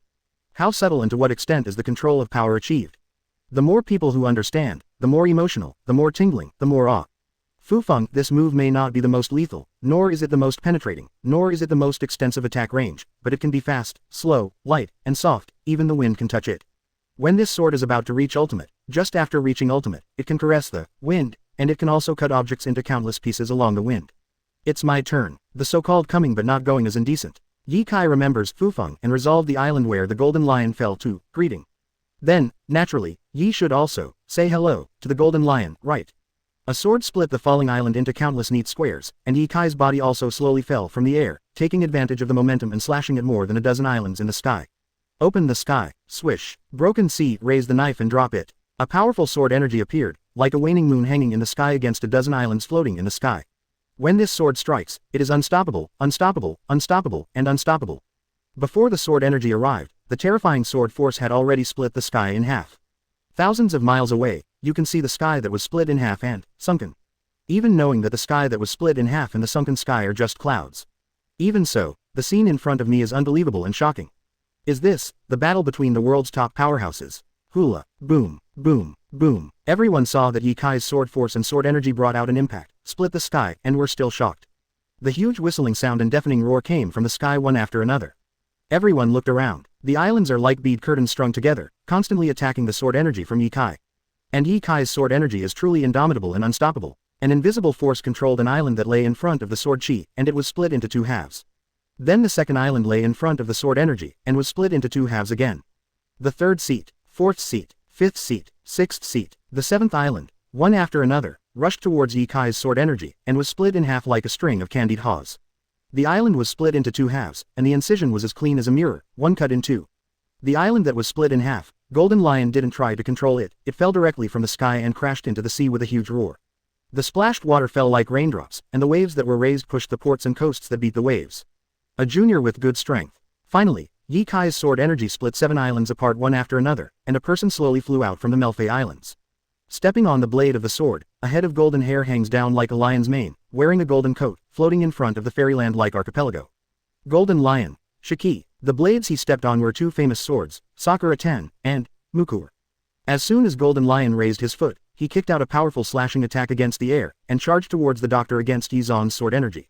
Boom! The powerful sword energy that split 7 islands in succession collided with the powerful slash from Golden Lion's kick. The huge roar in the air waves caused by the collision of sword energy spread in the air, causing Golden Lion's golden hair and coat to fly continuously. Ye Kai's sword energy was blocked easily like this. On the one hand, Golden Lion's strength itself is not weak, and he is also a man who competed with One Piece in Roger's era. His strength is beyond doubt, and there are two famous swords, Sakura Ten, and Muku, so his swordsmanship will not be too weak. At the same time, Ye Kai used the sword energy from opening the sky to split 7 islands one after another. Every time the sword energy splits an island, its power will be weakened by 1 point. It is not surprising to be blocked by the slash brought out by Golden Lion. When Ye Kai cast Open Sky, he calculated it, enough to split 7 islands with one blow. As for how much damage can be done to Golden Lion and Melfei Islands in the end, that's optional. Now being blocked by Golden Lion's shot is not beyond his expectations. Senior, Ye Kai sat on the observation deck of the port, staring at the Golden Lion floating in the air, and said, "A guy who lost to Roger, and then Sengoku and Garp, was arrested by Marine and imprisoned in Impel Down, and his legs were amputated before he escaped. Continued to drag out an ignoble existence, honestly become a legend, wouldn't it be good to be admired? If you come out to die now, I will fulfill you." Chapter 142 Crushing the Golden Lion. 5 more subscriptions. 144 210ths. Chapter 142 Crushing the Golden Lion. 5 more subscriptions. 5 more 12,000 words, please subscribe for support. I haven't recommended it for half a month, and I will rely on everyone's support during this period to maintain my results. Thank you very much, I am grateful. It's just a loser from the previous era who came here, and if you come out to die, I will fulfill you.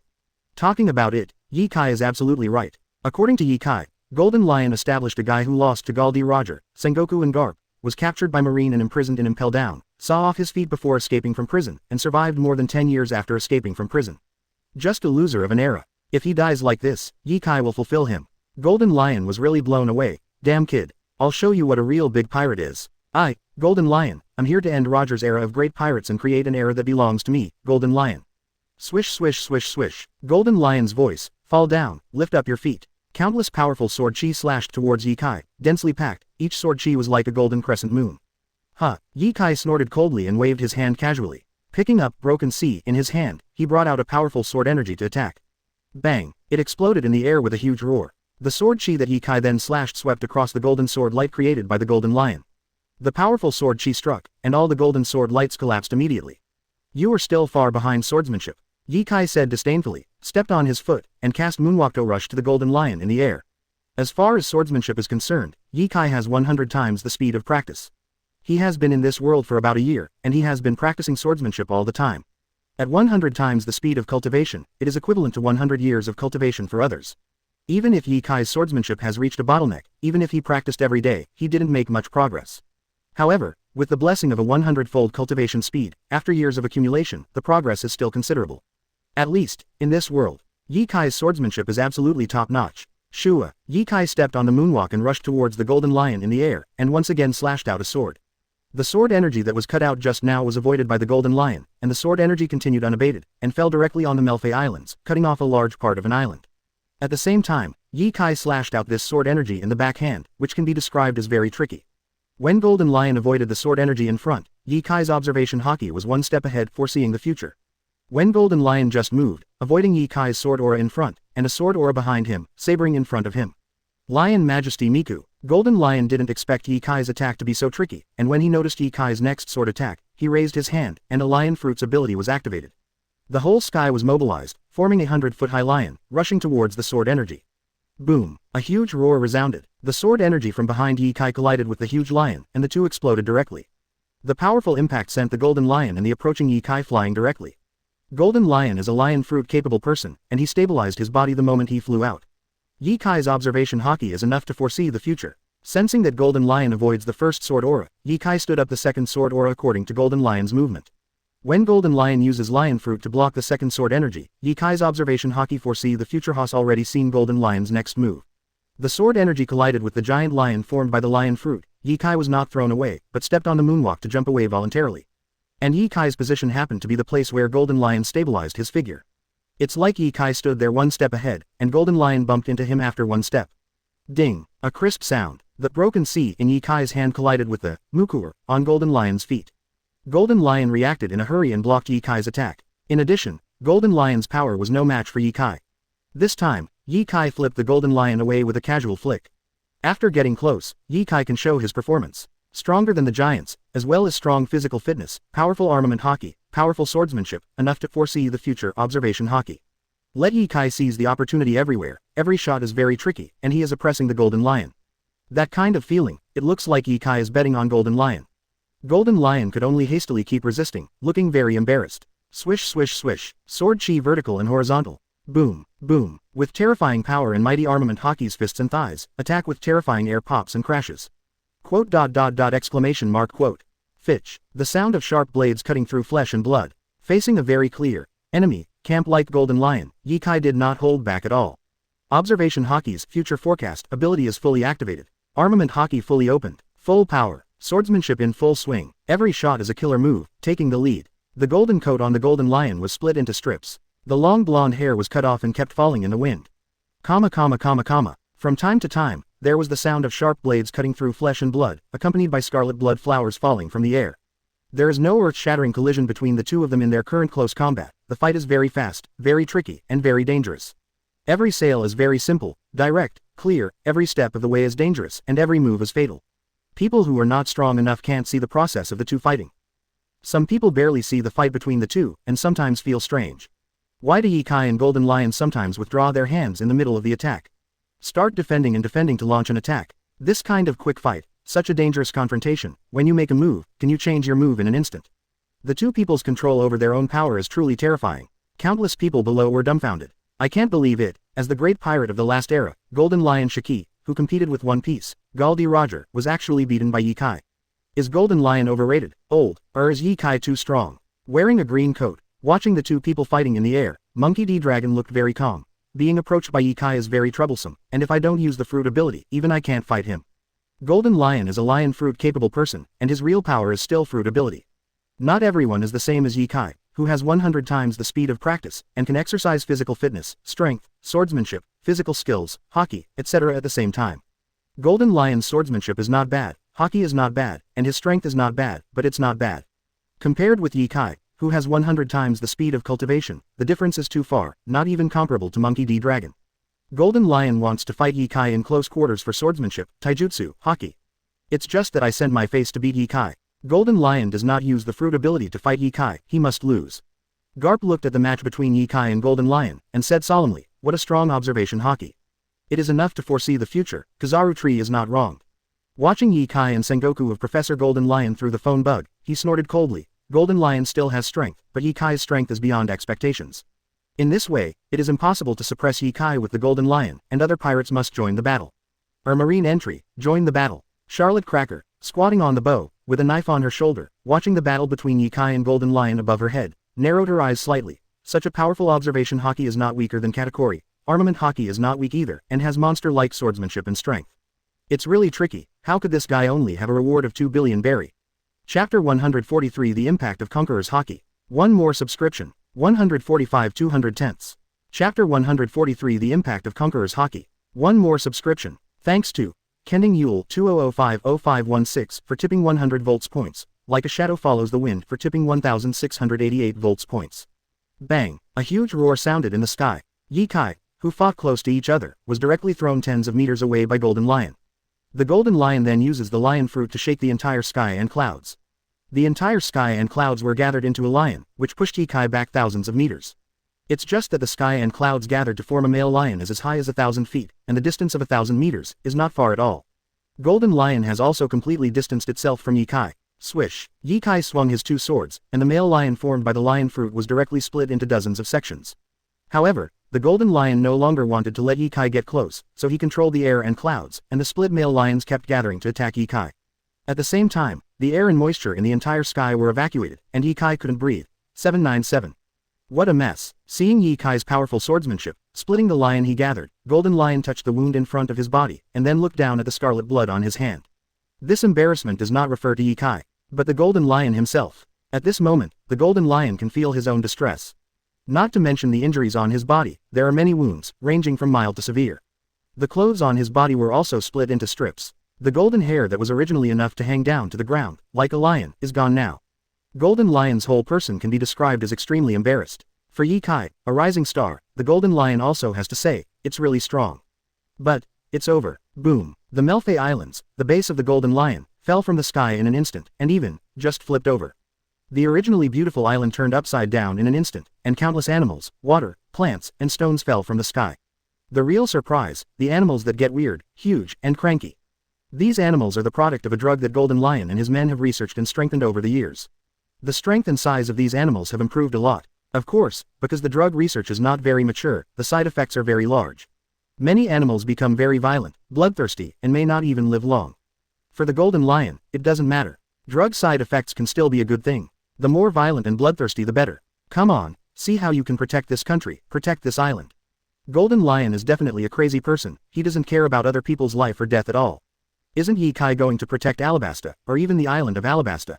Then just destroy it. Even if Ye Kai shot to split all the Melfei Islands in half, or destroy them all, these animals would directly fall to the ground. A lot of people may die because of this, and it will also cause huge damage to the entire Alabasta. What's more, the Melfei Islands have already flown over the island of Alabasta. The entire archipelago began to fall. Even if the island was split in half or destroyed, the fallen wreckage would be enough to destroy the Alabasta Book country. Golden Lion is still holding Ye Kai down, and will not let Ye Kai easily free his hands to destroy the Melfei Islands falling from the sky.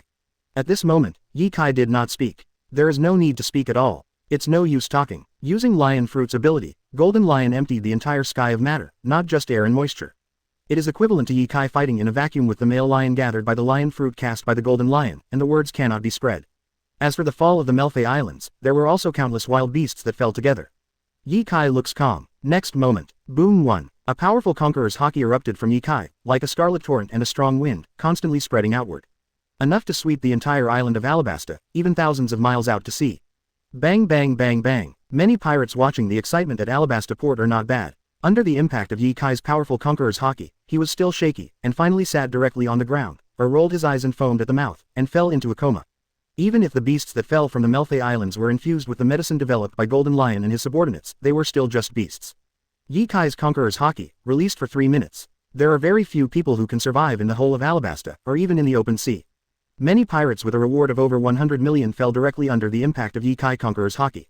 As for the beast that fell on the Melpei Islands, when they were still in the air, they had already rolled their eyes, foamed at the mouth, and passed out.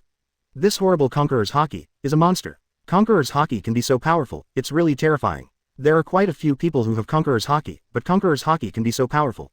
A little text. On the entire island of Alabasta, except for the residents on the island under the control of Ye Kai, who have not been fainted by conqueror's haki, there are very few people who can still stand now. 0. Even the people who watched the fun in the open sea fell a large number.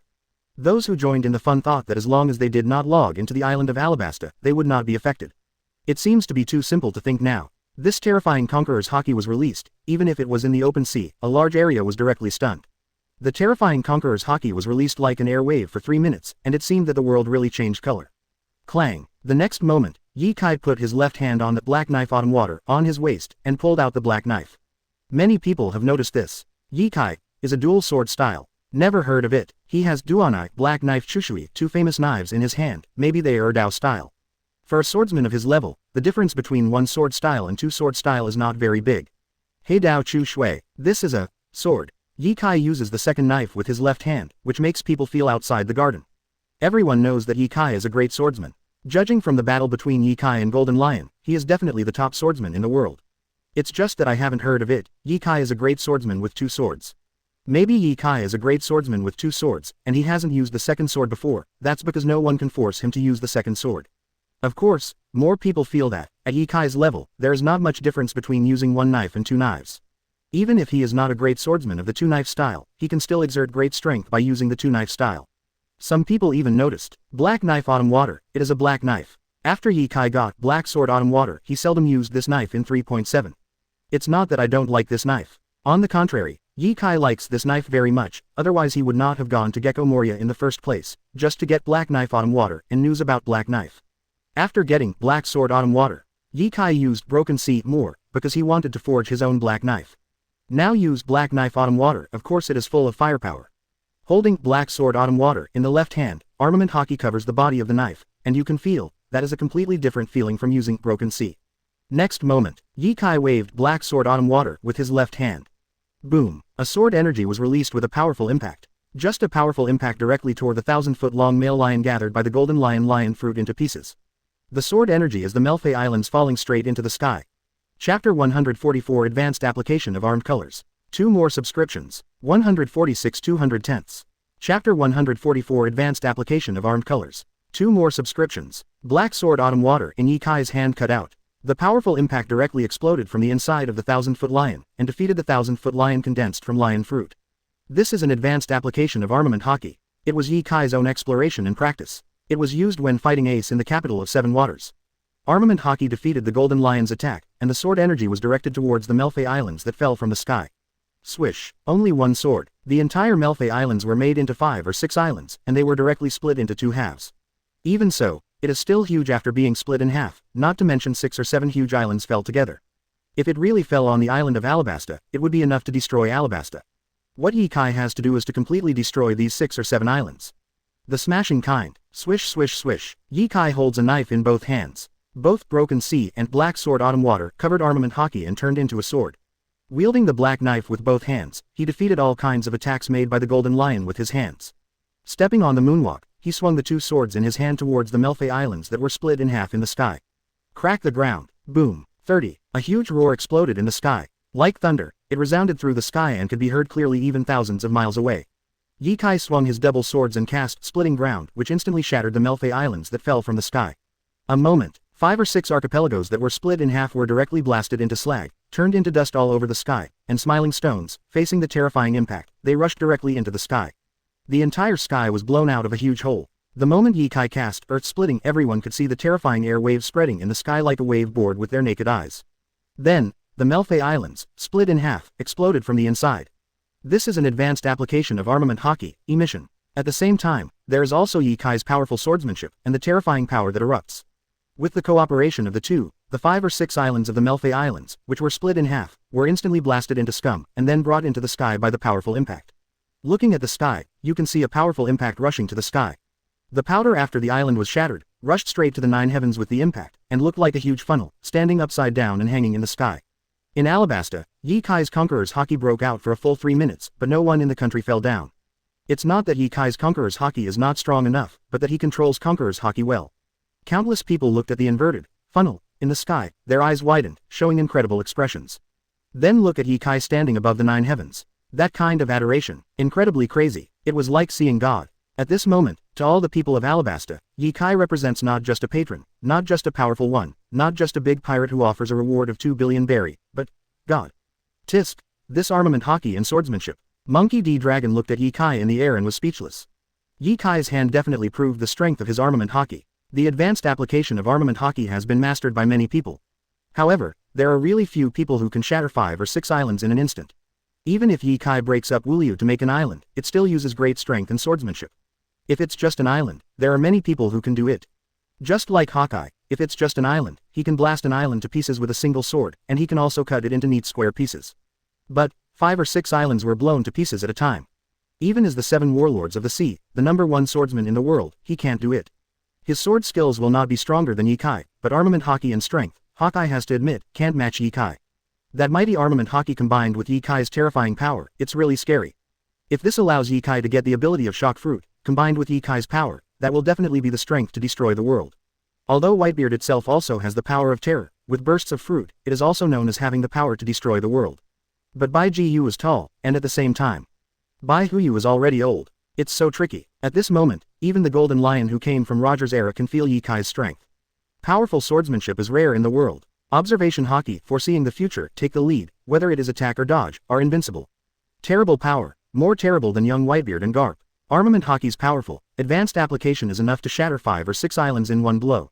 Such a monster, even the Golden Lion has never seen it.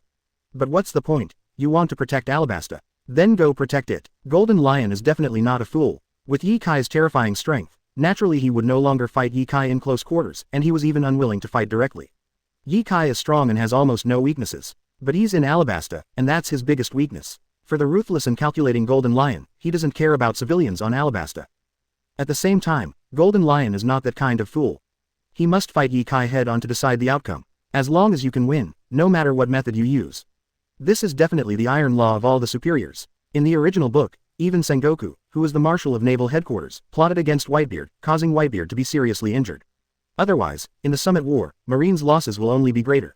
Even Ace could be rescued. Hula la. The sky is shaking, the earth is shaking, the sea is shaking. The clothes that Ye Kai cut into strips 323 on Golden Lion's body are shaking, and the messy golden hair is fluttering. Fruit ability awakened. After all, the Golden Lion is also a great pirate from Roger's era, who has competed with Roger and even pushed Roger into a desperate situation. His strength will definitely not be weak. With Paramesha, Lion Fruit's Golden Lion, the fruit ability has naturally entered the awakening stage. As long as he wants, he can make all non-living bodies float and use them for him except himself. Under the power of Lion Fruit, countless seawater escaped from the sea and turned into a monstrous wave. Really monstrous waves. The pirate ships that were originally off the coast of Alabasta were all involved and swallowed instantly. This is a wave even bigger than the island of Alabasta, enough to erode Alabasta in an instant and submerge the entire island.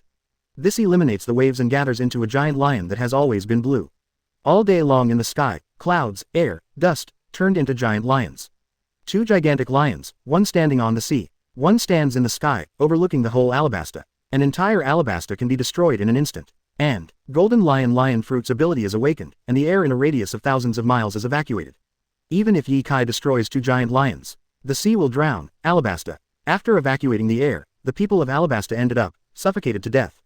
Chapter 145, Monkey D. Long Strikes. 3 more subscriptions. 147 210ths. Chapter 145, Monkey D. Long Strikes. 3 more subscriptions. Woo. Almost instantly, the entire Alabasta felt uncomfortable breathing, and even released their voices. All the substances in the air have been evacuated by the Golden Lion. Although Mr. Ye Kai said he can handle it, don't pretend that I don't exist. Wow. As the wind howled, Monkey Yulong wearing a green coat rode the wind. The sky and the earth changed color, lightning flashed and thunder thundered, and it began to rain lightly. The strong wind brought flowing air, allowing everyone on Alabasta to breathe smoothly again. Swish. Ye Kai waved Broken Sea and Black Knife Autumn Water in his hands, raising the knife and dropping it. Directly split the two male lions in the sky and the ground into two halves, bursting instantly. Bang! Accompanied by a huge roar, the huge male lion formed by the seawater turned into sprays all over the sky and exploded. However, it is too huge. Even if Ye Kai uses the advanced application of armament hockey to explode it, the seawater still falls towards Alabasta. But, the falling seawater, with Monkey D. Dragon's wave, was blown by a strong wind. The entire piece of seawater pouring down directly flew above the sea. Alliance of 100 Nations is still communicating in Alabasta. I can't watch the king of Alliance of 100 Nations die here. Leave Alabasta to me, you can fight at ease. The rough and confident voice of Monkey D. Dragon reached Ye Kai's ears. Ye Kai didn't say much. It doesn't have Devil Fruit ability itself. Ye Kai's strength to deal with this Devil Fruit ability awakening attack is still large scale, targeting Alabasta, not Ye Kai. It's not enough to see. Monkey D. Dragon made a move, which reassured Ye Kai a lot, and he was able to fight better and get rid of Golden Lion. In fact, if Monkey D. Dragon does not make a move, Ye Kai has a way to deal with it, the most is to swing a few more knives. Of course, at this time, Ye Kai will not stop Monkey D. Dragon from making a move. Bang bang, stepping on the moonwalk, Ye Kai headed straight for the Golden Lion. Without any worries, Ye Kai can really let go of his hands to deal with Golden Lion and completely eliminate it. Lion Majesty Yukong Tien Wan backquote. Golden Lion didn't want to get close to Ye Kai, awakened his fruit ability, controlled the sky, and instantly formed a huge lion, one by one, rushing towards Ye Kai like no money. Swish swish swish. Ye Kai doesn't have any extra moves. Hands up, knife down, wielding Broken Sea and Black Sword Autumn Water with both hands. All incoming attacks, everything in front, are destroyed. Cut in two. No one, no attack, nothing, can stop Ye Kai's footsteps. Unless the Golden Lion chooses to run away. If he really chooses to escape, then the rest of Golden Lion's life will be a joke. Just like what Ye Kai said when he saw Golden Lion, if Golden Lion doesn't choose to come back again, it would be great if he obediently chooses to become a legend. Everyone's impression of Golden Lion is the great pirate of Roger's era, who once pushed Roger into a desperate situation, mighty pirate. But now, if the Golden Lion chooses to escape, these legends will be gone, and the rest will be a joke. A person like Golden Lion who is cold and scheming, very confident, and has strong ambitions, even if he chooses to die in battle, it is impossible for him to escape. Die. Open day. Ye Kai held Broken Sea in his right hand and slashed down with a knife. The powerful sword energy is cut out, and everything in front of him is directly chopped off. No matter what means Golden Lion uses, it can't stop Ye Kai's unstoppable sword energy. This sword energy directly split 7 islands before. The giant lions gathered from all the lion fruits of Golden Lion, one by one, all were split in half. Ye Kai charged directly at Golden Lion from the Tongtian Avenue. Broken Moon. Next moment, Ye Kai stabbed out with Black Knife Autumn Water in his left hand. At the same time, Armament Hockey's advanced application, emission is launched. The powerful sword energy is enough to pierce through everything, piercing the moon above the 9 heavens. Coupled with the advanced application of Armament Hockey, it can pierce the lion created by Golden Lion again and completely break it apart. At this moment, Ye Kai is less than 1 meter closer to the Golden Lion. For Ye Kai, this distance already belongs to close combat. No matter how strong the fruit ability of Golden Lion is, it is impossible to escape from Ye Kai's, foreseeing the future, observation hockey. Golden Lion is not Kizaru, he is just a lion fruit capable person. In the air, the moving speed of Golden Lion, with the blessing of lion fruit, will not be much faster than Ye Kai. And Ye Kai's observation hockey is enough to foresee the future. In this case, it is impossible for Golden Lion to distance itself from Ye Kai again with that speed advantage. The next moment, Ye Kai's observation hockey saw the Golden Lion's next move, and undoubtedly launched an attack to interfere with Ye Kai, and then distanced himself. Ye Kai has jumped at the chance to get his hands on it. The Broken Sea on the right hand slashed down casually, and the Golden Lion had just been released to hold back Ye Kai's attack, but it was already split in half, and it didn't have the slightest effect at all. Broken Sea of Ye Kai's left hand cut down softly, Fufeng. As if stroking the breeze, Black Knife Autumn Water cut the Golden Lion away. A crisp sound. Black Sword Autumn Water, the pitch-black blade collided with the Sakura 10 at the foot of Golden Lion. Close. Ye Kai grinned, matching his slightly sexual eyes, he looked very bloodthirsty. Goodbye. Today, you must die. Boom. After Ye Kai's voice fell, Black Knife Autumn Water picked it up, and there was a ding. As the famous sword, Sakura 10, cut in two, Black Sword Chushui carrying the advanced application of Armament Hockey was launched, and it exploded on Golden Lion instantly. Golden Lion is naturally also Grandmaster Armament Hockey, who is covered with Armament Hockey to resist Ye Kai's attack. But Ye Kai's power is too terrifying, directly throwing Golden Lion away. Armament Hockey's advanced application is to destroy from the inside, even if Golden Lion is also Grandmaster Armament Hockey, but his strength and Armament Hockey are not as good as Ye Kai. Crack. The Golden Lion that flew out covered Armament Hockey's body, and there was the sound of bone shattering and thunder, and a mouthful of blood sprayed out at the same time. Ye Kai didn't stop at all. When the Golden Lion flew out, he stepped on the moonwalk to keep up, and didn't give the Golden Lion a chance to breathe. Observation Haki has reached the level of foreseeing the future. It is really difficult for Golden Lion to escape from Ye Kai. Nuo Jiaohao, Shua. When Ye Kai continued to chase, the Muku on Golden Lion's other foot swept towards Ye Kai's head. Ding! Ye Kai raised the broken sea in his right hand casually to block the dead wood that was swept. Although most villains die because of talking too much, but your attack is completely within my expectation. Ye Kai completely saw such an attack from Golden Lion. In contrast to Golden Lion, even if Observation Haki can predict Ye Kai's attack and has countermeasures, Ye Kai can block Golden Lion's attack or forcefully attack Golden Lion. Without him, Ye Kai's strength, physical skills, Haki, and swordsmanship are all above Golden Lion, except for Devil Fruit's ability, which completely crushes Golden Lion. The fruit ability of Golden Lion doesn't have much effect on Ye Kai. It can split open with a single knife. After being approached by Ye Kai, Golden Lion has no chance of winning. It's only a matter of time before they lose to Ye Kai. Or, it is only a matter of time before Ye Kai dies. It depends on when Ye Kai decides to die. Chapter 146 Marine 3 Admiral makes a move. 4 more subscriptions. 148 210ths. Chapter 146 Marine 3 Admiral makes a move. 4 more subscriptions. In the conference room at Naval Headquarters. The battle in Alabasta, teleported back to the Naval Headquarters conference room via the phone bug. Sengoku watched the fight the whole time. Golden Lion lost. In this situation, Sengoku also knows that Golden Lion has lost. Soon he will be slashed by Ye Kai. These guys won't make a move at this time. Sengoku looked at the conference room, several other screens relayed by the phone bug. All pirates from New World. Charlotte Cracker of BIGMOM Pirates, Drought Jack of Kaido Pirates, World Destroyer, Burndy World. They didn't intend to do anything. Obviously, Ye Kai crushed Golden Lion with a strong strength, and it was not a lose-lose situation at all. They would not make a move at this time. We all know that there is a Marine behind, so rushing up to fight Ye Kai at this time, isn't it cheap Marine? What's more, Ye Kai's terrifying strength is really frightening. In addition, there is also the leader of the Revolutionary Army, Monkey D. Dragon, so few people really dare to do it. Pick up the phone bug and tell the people in Alabasta, do it. Marine's original plan was to wait for other pirates to go up and kill Golden Lion or Ye Kai when Ye Kai and Golden Lion fought to the death and lose both, and snatch the signpost history text and Nico Robin. 927 At this time, Marine makes another move and keeps all the pirates behind. But plans can never keep up with changes. The Golden Lion is very strong, and the awakening of the fruit ability is also terrifying. To put it bluntly, on the sea, the awakening of the Golden Lion's fruit ability is the nightmare of all pirates. But, Ye Kai's strength is beyond everyone's expectations. Overwhelm Golden Lion in every way, except Devil Fruit ability. This is also because Ye Kai didn't eat Devil Fruit. Even if Golden Lion wants to do something to Alabasta, in order to contain Ye Kai. Alabasta also has a leader of the Revolutionary Army, Monkey D. Dragon, to help Ye Kai take down the place. The Golden Lion's offensive is completely useless to Ye Kai. Waiting for the Golden Lion is, die. Marine doesn't care if the Golden Lion dies or not. Dead is better. But at this time, the Golden Lion died, and it seemed it didn't work. Marine asked Golden Lion to deal with Ye Kai. It didn't cause damage to Alabasta, didn't hurt Ye Kai, let alone kill Ye Kai. It didn't work at all. At most it tested Ye Kai's full strength. This is far from what Marine expected. So Marine had to do something. Can't watch Ye Kai kill the Golden Lion. The Golden Lion is Ye Kai's opponent, Ye Kai's enemy. In disguise, it is Marine's ally. It will be much easier for Marine to take action to contain Monkey D. Dragon, and Golden Lion to deal with Ye Kai and Alabasta together. Call out. Sengoku, do it. Such a simple command was issued. A golden light streaked across the sky and instantly kicked towards Ye Kai. Ding! The foot formed by the golden light kicked in front of Ye Kai, but was blocked by broken sea. Ye Kai lifted Kizaru and flew away. I let you escape before, but not this time. But I don't have time to talk to you now. Before I kill you, let's get rid of the Golden Lion first. Ye Kai's voice was extremely serious, and he threw Kizaru flying with his right hand, while holding the black sword Autumn Water in his left hand. He slashed out a sword aura, chasing and slashing at Kizaru, who flew out. Kizaru, who was thrown out just now, hadn't stabilized his body yet. A sword energy rushed in front of him. Boom! Kizaru pulled his hands together, and a golden long sword appeared in his hand, blocking Ye Kai's attack, and his whole body was thrown several meters away, before turning into a low beam, shedding the strength from his body, and appearing elsewhere. Otherwise, Ye Kai's sword energy will lead him to rush out at least 10 meters.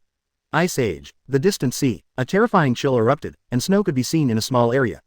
The next moment, the entire sea began to freeze from the area where it was snowing. Instead of completely freezing into the entire sea, it freezes into an ice surface hundreds of meters wide. Numerous Marines, led by Marine generals, rushed to Alabasta. And before the Marines rushing over could feel it, there was a dense crowd of nearly 100 warships on the sea, surrounding Alabasta from all directions. Boom! The ships hadn't arrived yet, and the bombardment had already begun. Doesn't matter where you aim. No need to aim at the exact target. As long as you fire at Alabasta and conduct indiscriminate bombardment, nearly 100 warships bombard at the same time, the entire Alabasta is bound to be wiped out from this world. After the bombardment, if Alabasta did not sink, Marine soldiers would rush up to check if there were any survivors. Icicle, after freezing a piece of sea, Aokiji, wearing Marine's controversial cloak, leapt forward and stepped on the moonwalk to fly into the air.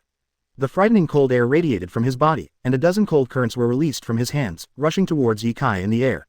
Wherever this terrifying cold current went, long icicles had already frozen in the air, like a dozen or so icicles hanging on emptiness.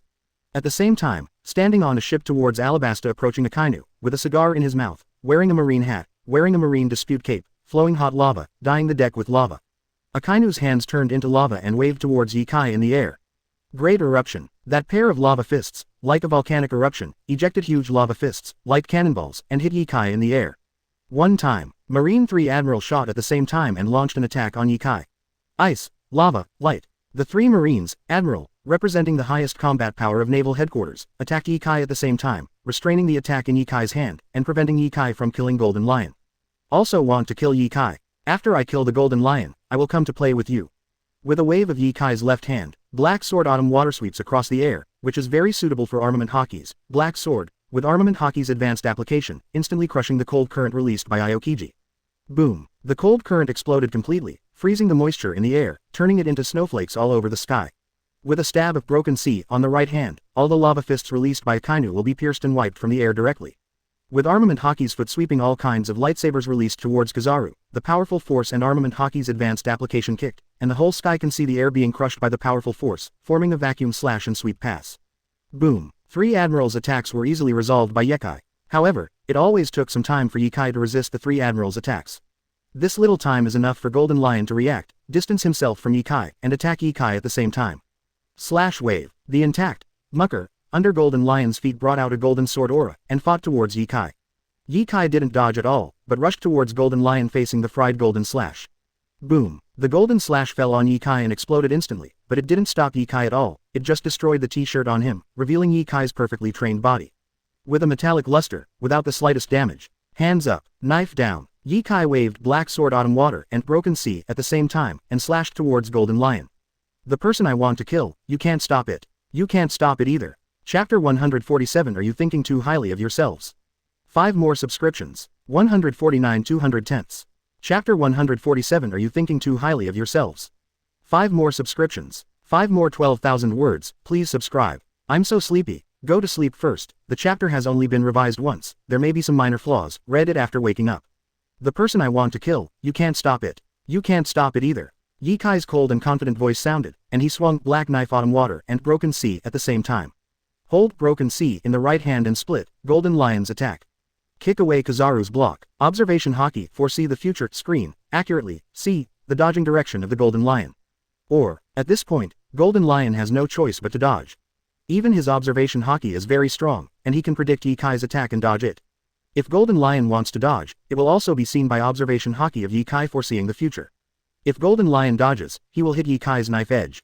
PFF'd. The Black Knife Autumn Water on the right hand pierced the void, and then accompanied by the sound of the sharp blade piercing the flesh, at that moment the golden-haired one flew out. Wow! The next moment, a headless corpse sprayed out a stream of blood, spraying out like gorgeous fireworks. A head and headless corpse also fell from the sky. From the era of Roger, the big pirate of the Grand Line, the captain of the Flying Pirates, the admiral of the Golden Lion Pirate Fleet, Flying Pirate, the lion fruit-capable person, Scan. Beheaded by Yikai. Yikai was determined to kill the Golden Lion, but no one could stop him if he was close to him. Even if there is, it is not something that Marine 3 Admiral can stop. Not even Kizaru, not Akainu and Aokiji. It is even more impossible to stop Yikai from killing the Golden Lion. In this case, the 3 Marines, Admiral Aokiji, Akainu and Kizaru, can all judge that the Golden Lion must die. The 3 also launched an attack when Yikai killed the Golden Lion. Since you want to kill the Golden Lion, we will kill you. Crack. Yikai had just killed the Golden Lion, when the flying head and headless corpse sprayed brilliant blood, and fell from the fast attack. A strong cold current hit, even bringing Yikai's radius of tens of meters. It was directly frozen into a huge iceberg. It's still in the air. If it is the sea, Aokiji can instantly freeze the sky within a radius of 1 kilometer. Meteor volcano. The moment Yikai was frozen, Yin also started to fight directly. The violent face danced from his body, a pair of fists turned into lava, formed a huge lava fist and launched into the air, one punch after another. The huge lava fists in the sky kept falling from the sky like a meteor shower, and they wanted to freeze Yikai's iceberg. Boom. Countless giant lava fists fell like pops, hitting the frozen ice. The iceberg that was frozen in an instant was smashed and turned into a sky full of ice shards that fell from the sky. The moment the lava and ice collided, a large amount of black smoke and water vapor was brought out, covering the place where Ye-Kai was. If Aokiji directly freezes Ye-Kai, then Akainu's attack smashes the iceberg. Then, the frozen Ye-Kai will be crushed like an ice sculpture. Even if Ye-Kai wasn't completely frozen, Akainu's attack fell like a pop and landed on Ye-Kai, causing damage. After the water vapor created by the meeting of lava and ice dissipated, a figure still stood proudly in the sky stepping forward. The clothes on his body were destroyed by the attack of the golden lion forcibly, holding the famous sword Broken Sea and black sword Shushui in both hands, still wearing shorts and compromising, covered with armament haki, tilting his head and overlooking Aokiji below, and standing on the bow of the boat approaching Akainu. This attack also wants to kill me, don't you think too much of yourself? How strong is Ye-Kai's physical fitness and armament haki?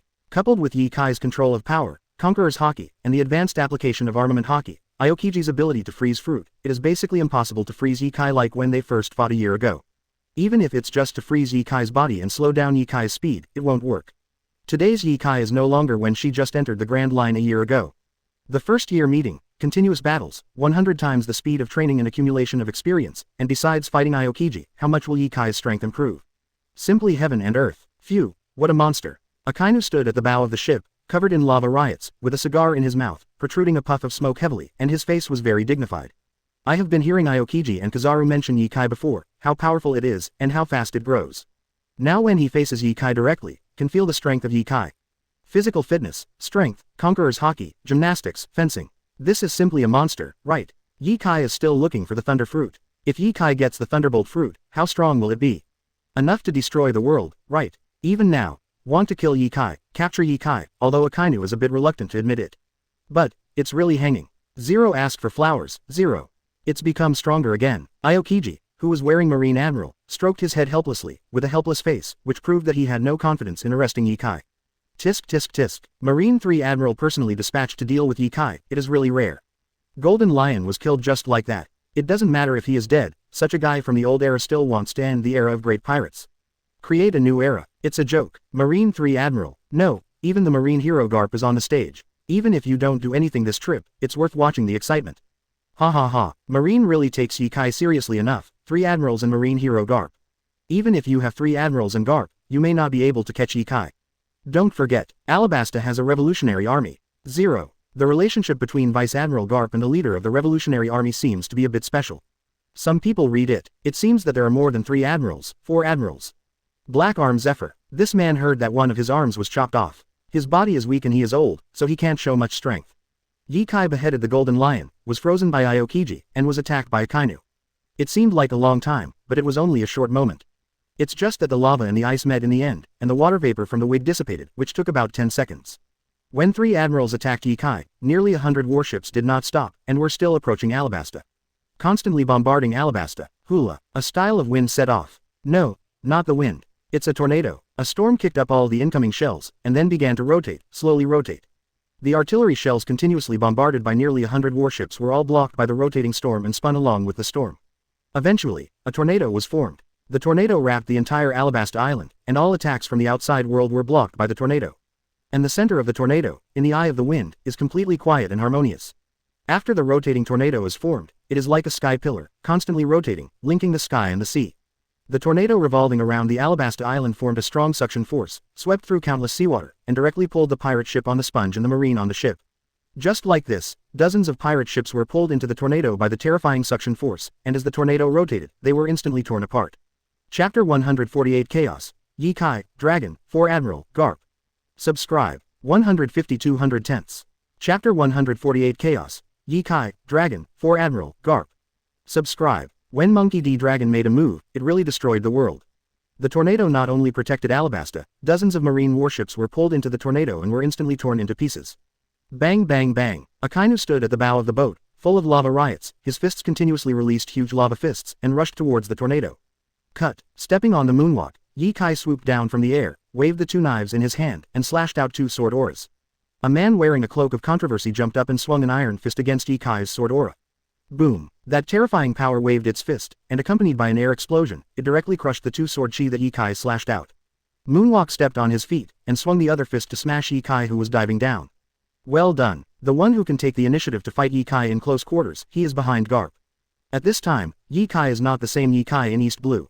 Facing Garp, 753, Ye Kai's swooping figure didn't stop, stepped on a moonwalk with both feet to accelerate, and cut down with the two knives in his hand. Boom! Swinging Broken Sea with the right hand took the lead in a fierce collision with Garp's iron fist. The powerful force carried by the blade and the iron fist, at the moment of collision, a shock wave can be seen with the naked eye, spreading to the surroundings. When Broken Sea was in a stalemate with Garp's iron fist, Ye Kai's left hand, Black Sword Autumn Water, also chopped down. Garp also swung his other fist and threw it at Ye Kai. Swish! Boom! The black knife and autumn water cut through the void. Iron fist crushes the air. A violent collision occurred. The two put forward another kick. Ye Kai obviously moved faster, and Garp was not slow to react, and bumped into Ye Kai's proposed kick. Boom! The two legs with the powerful armament hockey and the terror force collided, and Garp flew out directly. It's getting old. Garp, who flew out, also had to sigh with emotion that he was really old. Actually not. Not that he is old. Today's Garp is still strong. Yes, Ye Kai is growing too fast. More than a year ago, Garp had only played against Ye Kai. Although it was only a short fight, he knew Ye Kai's general strength. It's only been a year, and Garp found himself feeling powerless when facing Ye Kai. Do you have a feeling that you are old? Anyone who really thinks Garp is old is a fool. It's not that Garp is getting old, it's that Ye Kai is growing too fast and too strong. Garp was forced back by Ye Kai's kick, and to meet Ye Kai, another round of attacks from three admirals forced Ye Kai to deal with it. Garp, who was forced to retreat, flew tens of meters away, his body was pulled by the tornado enveloping Alabasta, and he flew towards the tornado. Powerful strength was brewing on Garp's fist, and the bulging muscles made his whole body feel a little taller. At the same time, armament hockey was condensed in his hand, shining with a metallic luster. Garp didn't need extra movements at all. The suction of the tornado pulled his body, flew towards the tornado, and was directly sucked into the tornado. People who don't know, thought that Vice Admiral Garp was involved in the tornado. Would it be dangerous? And those who know Garp well will not worry at all. After all, he is a marine hero, how could he be more difficult than his son's tricks? Boom! The huge tornado that just swept Garp into it was instantly torn apart with a roaring sound. The super tornado that was enough to wrap the entire Alabasta Island was torn apart into shapeless form, and slowly dissipated between the sky and the earth. Garp's tall and strong body was unscathed, just falling from the air in a posture of punching. There is no doubt that the huge tornado just now was defeated by Garp in a circle. Garp's power combined with armament hockey's advanced application, will not be weaker than Ye Kai. Ye Kai can blow an archipelago of 5 or 6 islands to pieces with one blow. It is not difficult to seal a tornado and be crushed by Garp's punch. Garp, who fell from the sky, took advantage of the situation and swung a punch, hitting the Monkey D. Dragon below. Boom! Monkey D. Dragon stretched out his hand to block his father's iron fist. Although when I was a child, I was beaten all over my head by my father's iron fist, but now that I have Monkey D. sons, how could I be beaten all over my head again? Blocking their father's fist, the two kicked out almost at the same time. After the collision, the two retreated a few meters each. The moment they landed on the ground, their figures disappeared in place and collided again. Bang bang bang, boom, wow, various collision sounds sounded. The father-son battle between Monkey D. Dragon and Garp begins. The two kept fighting and colliding constantly, making a lot of noise. But in fact, the two of them didn't use all their strength at all. It seems that the fight is fierce and abnormal, and it is indistinguishable. In fact, it is just playing, acting. The purpose of Garp's coming this time is to contain Monkey D. Dragon. As long as he does his duty. As for capturing Monkey D. Dragon, that is absolutely impossible. Is it possible to capture Ye Kai and capture his own son? Unless Garp is crazy, even catching Ye Kai is very difficult. 0. Golden Lion and Ye Kai fought, and Ye Kai showed his full strength and beheaded Golden Lion. It is basically certain, it is not very likely that Marine wants to catch Ye Kai. It's come to this point. Marine has changed his mind, instead of capturing or killing Ye Kai. Instead, erase Alabasta from this world and directly deal with the Ye Kai pirates and others. Most importantly, destroy Nico Robin and Alabasta together. Ice Age, Volcano Great Eruption, Fire Sun, when Monkey D. Dragon was restrained by Garp. Marine and Admiral have all made big moves. Aokiji's body exudes this terrifying cold air, and the frozen sea, centered on him again, begins to spread, and instantly freezes the entire sea towards Alabasta Island. This terrifying power is enough to freeze the entire Alabasta Island. When it falls, the people on the entire island are covered with ice, and when they touch it lightly, the next scene will be fragmented. At the same time, Akainu also launched a big move. It is directly the awakening of the fruit ability, and the frozen sea directly turns into an active volcano, constantly erupting lava, rising from the frozen sea, rising high, like a real volcano erupting, emitting billowing black smoke. Innumerable lava, smashing the island of Alabasta. Even the ground beneath Akainu's feet is turning into lava, spreading towards Alabasta. Perhaps in a short time, the whole Alabasta may become a deserted island of fire and ice. The people on the island are either frozen or reduced to ashes by lava. And in heaven, countless golden lights gather 4.2 together, and the golden light, which is bigger and brighter than the sun, goes directly to the island of Agu Alabasta. Such a powerful attack, such a ball of golden light, is not really bigger than the sun, but the distance is relatively short, and you can only understand this ball of golden light when you look up, but you can't see the sun at all. The attack speed of such a huge golden ball is also very fast at the speed of light. Aokiji, Akainu, Kizaru. Marine 3 Admiral, Naval Headquarters has the highest combat power, directly expand. Not to attack Yikai, but to attack Alabasta and the entire island. The battle just now is in their eyes. Sengoku and the 3 admirals know that it is useless to capture and kill Yikai. In this case, the next best thing is to directly erase the changing Alabasta, just as the kings of the 20 countries of the Revolutionary Army are there, erase them all, and then list the basic law as a taboo. Any country or force that uses the basic law will be wiped out by Marine. Chapter 149 Slashing Zephyr with the sword, pressing Aokiji with the sword too. 151 210ths. Chapter 149 Slashing Zephyr with the sword, pressing Aokiji with the sword too. 3 admirals attack, even Monkey D. Dragon can't hold it, but he told Yikai that Alabasta will hand him over. Monkey D. Dragon immediately broke free from his father's entanglement, and rose against the wind. In an instant, the entire island of Alabasta, the wind howled, the black clouds crushed the city, the lightning flashed and thundered. Swish. At the same time, Yikai also made a move. How could he watch Marine 3 Admiral destroy the entire island of Alabasta? Not to mention the entire island, even the people on the island, he would not allow Marine to do anything to them. Black knife autumn water cut through the sky. The huge sun in the sky falls from the sky. No matter how fast it is, it will pass Yikai's head, won't it? Yikai observation hockey is enough to foresee the future. 3. Admiral launched an attack on Alabasta directly, so he was seen, naturally. Open day. Boom. The sword energy collided with the golden sun above the head. The powerful sword energy is enough to cut everything, cut the golden sun in two with one knife. At the same time, the powerful armament hockey burst out through the black knife, smashing the huge golden sun into pieces. The huge roar exploded in the sky, and the powerful impact it caused rushed into the sky with 30 golden streamers. There is a feeling of shooting stars rushing to the sky. Isn't it a meteor falling towards the ground? Boom. Marine's predecessor, Admiral Black Arm Zephyr stepped on moonwalk, rushed to Yikai, and threw his iron fist at Yikai. Kizaru's attack is extremely fast. Yikai can foresee the future, and see the attack of the 3 admirals. Naturally, it is the first attack released against Kizaru, because Kizaru's attack speed is the fastest. Kizaru's attack is very fast. Yikai has foresee the future, saw it, so the attack is naturally fast. Zephyr rushed up on moonwalk, and Yikai blocked Kizaru's attack. However, Zephyr doesn't expect to be able to stop Yikai, as long as he holds back for a while, avoiding the attacks of Pheasant and Akainu. It's just, is he thinking too highly of himself? Court death. Broken C in Yikai's hand pushed out, and the tip of the knife blocked the pulverizer in Zephyr's right hand. Even Zephyr was a very powerful existence when he was young, and he would not be weak if he could serve as a Marine Admiral. What's more, the 3 current Marine Admirals are all his students. However, it is already old. One hand was also cut off by Whitebeard's 2nd generation, and his health is not good, and he needs medicine to maintain him in order to participate in fierce battles. Just this kind of thing, how much strength can it have at its peak? Still trying to stop Yikai. Ding. The tip of the broken C blocked the grinder on Zephyr's right hand, preventing Zephyr from getting an inch, and swung Black Knife Autumn Water with his left hand. Zephyr also uses the armament hockey overlay on the cheek to fend off Yikai's attacks. It's not that he doesn't want to avoid it, but it's too late. This is in the air. Even with moonwalk, it is not so convenient to borrow power. What's more, Yikai's attack came almost at the same time, and the difference was not too big. With foreseeing the future, Yikai will not give the enemy a chance to avoid it. Ku, ku, the sound of a sharp knife cutting through flesh and blood resounded. Heidao Chu Shui, there is no obstacle at all, powerful power, armament hockey, who is stronger than Zephyr, and Zon Gang, the top swordsman. One knife cut, no sloppiness at all. Black Knife Autumn Water crossed Zephyr's left hand, splitting it in two. The black blade with the faint red pattern cut across Zephyr's chest unabated. An arm flew out. The next moment, the part above Zephyr's chest and the part below his chest were misaligned. The upper and lower halves separated, and the blood burst like fireworks.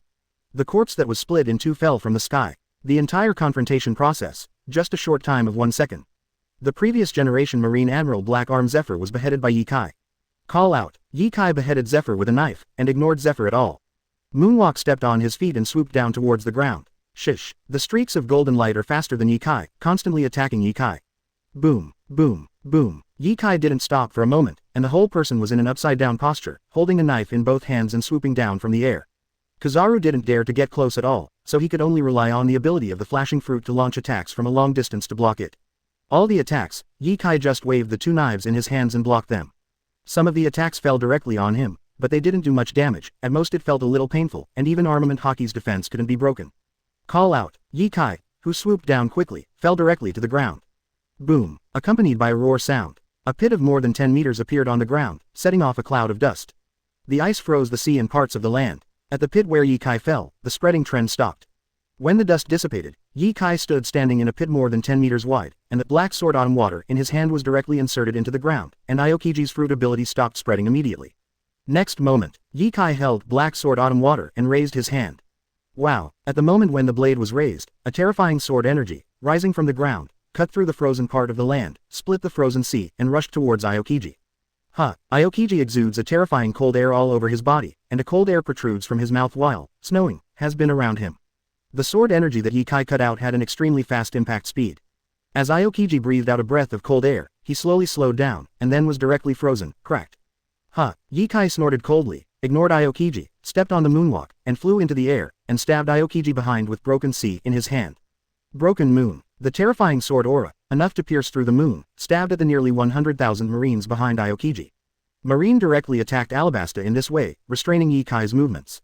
Can't Ye Kai directly attack Marine soldiers? This sword is to contain Aokiji, and also a warning.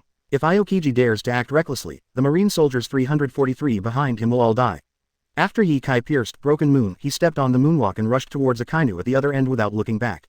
However, after Ye Kai flew away, Aokiji also did not continue to use the ability of Frozen Fruit to attack Alabasta Island and freeze the entire Alabasta Island.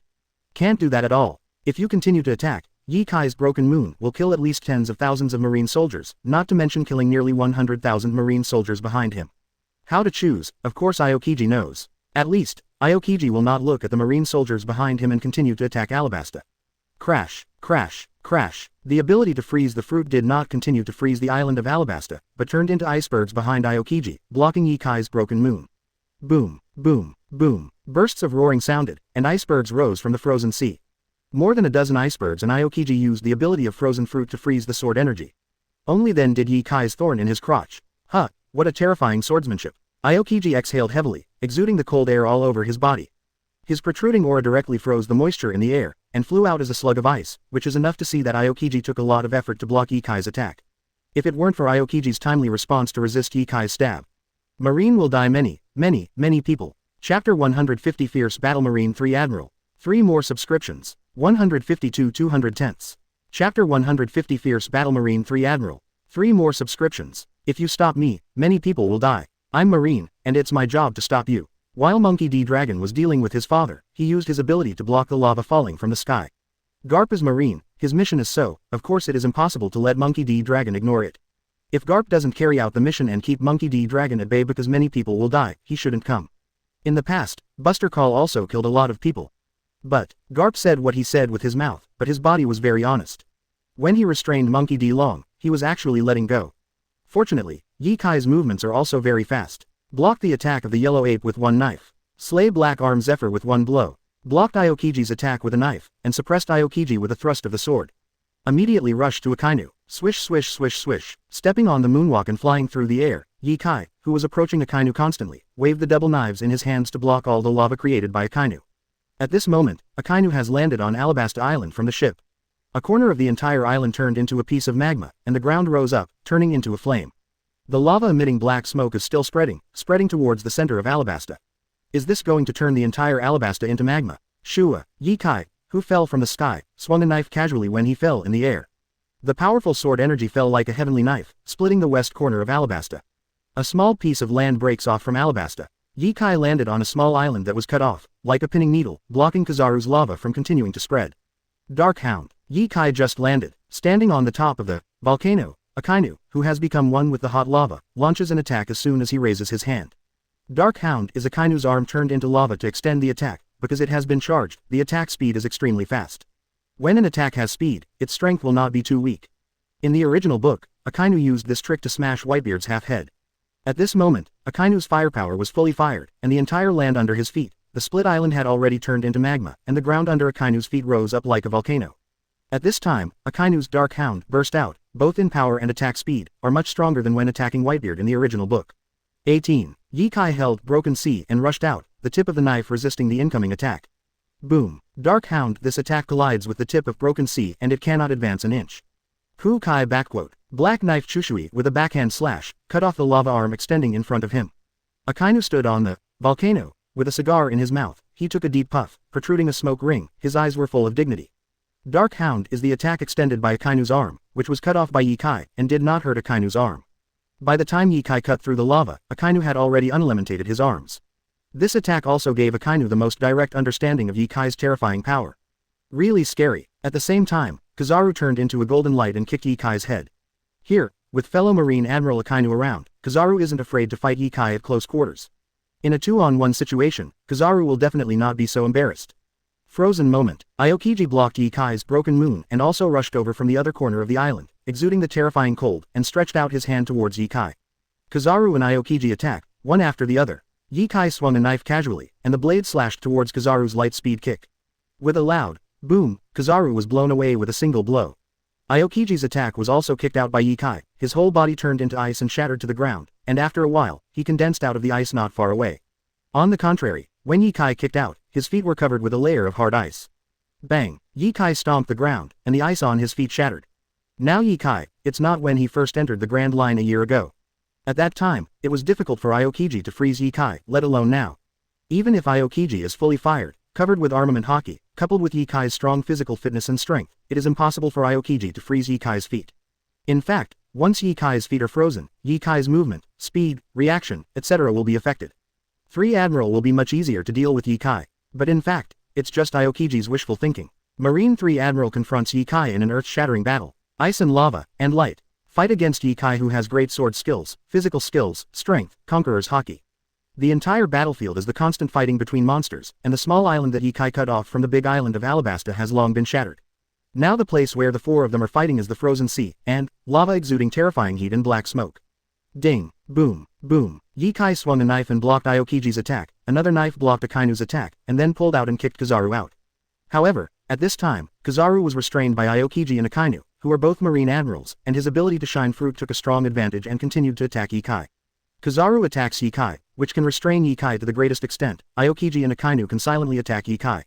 Akainu has terrifying lethality and large-scale attack, and can even attack directly with Aokiji and Kizaru. In the same way, Aokiji is the same. His fruit ability can also directly attack Ye Kai, Akainu and Kizaru together. The ability to freeze fruit can freeze Ye Kai, even if it is only a part of the body. In this case, it will have a huge impact on Ye Kai.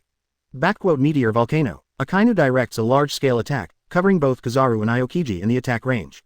Akainu and Aokiji have the fruit ability, such an attack has little effect on them.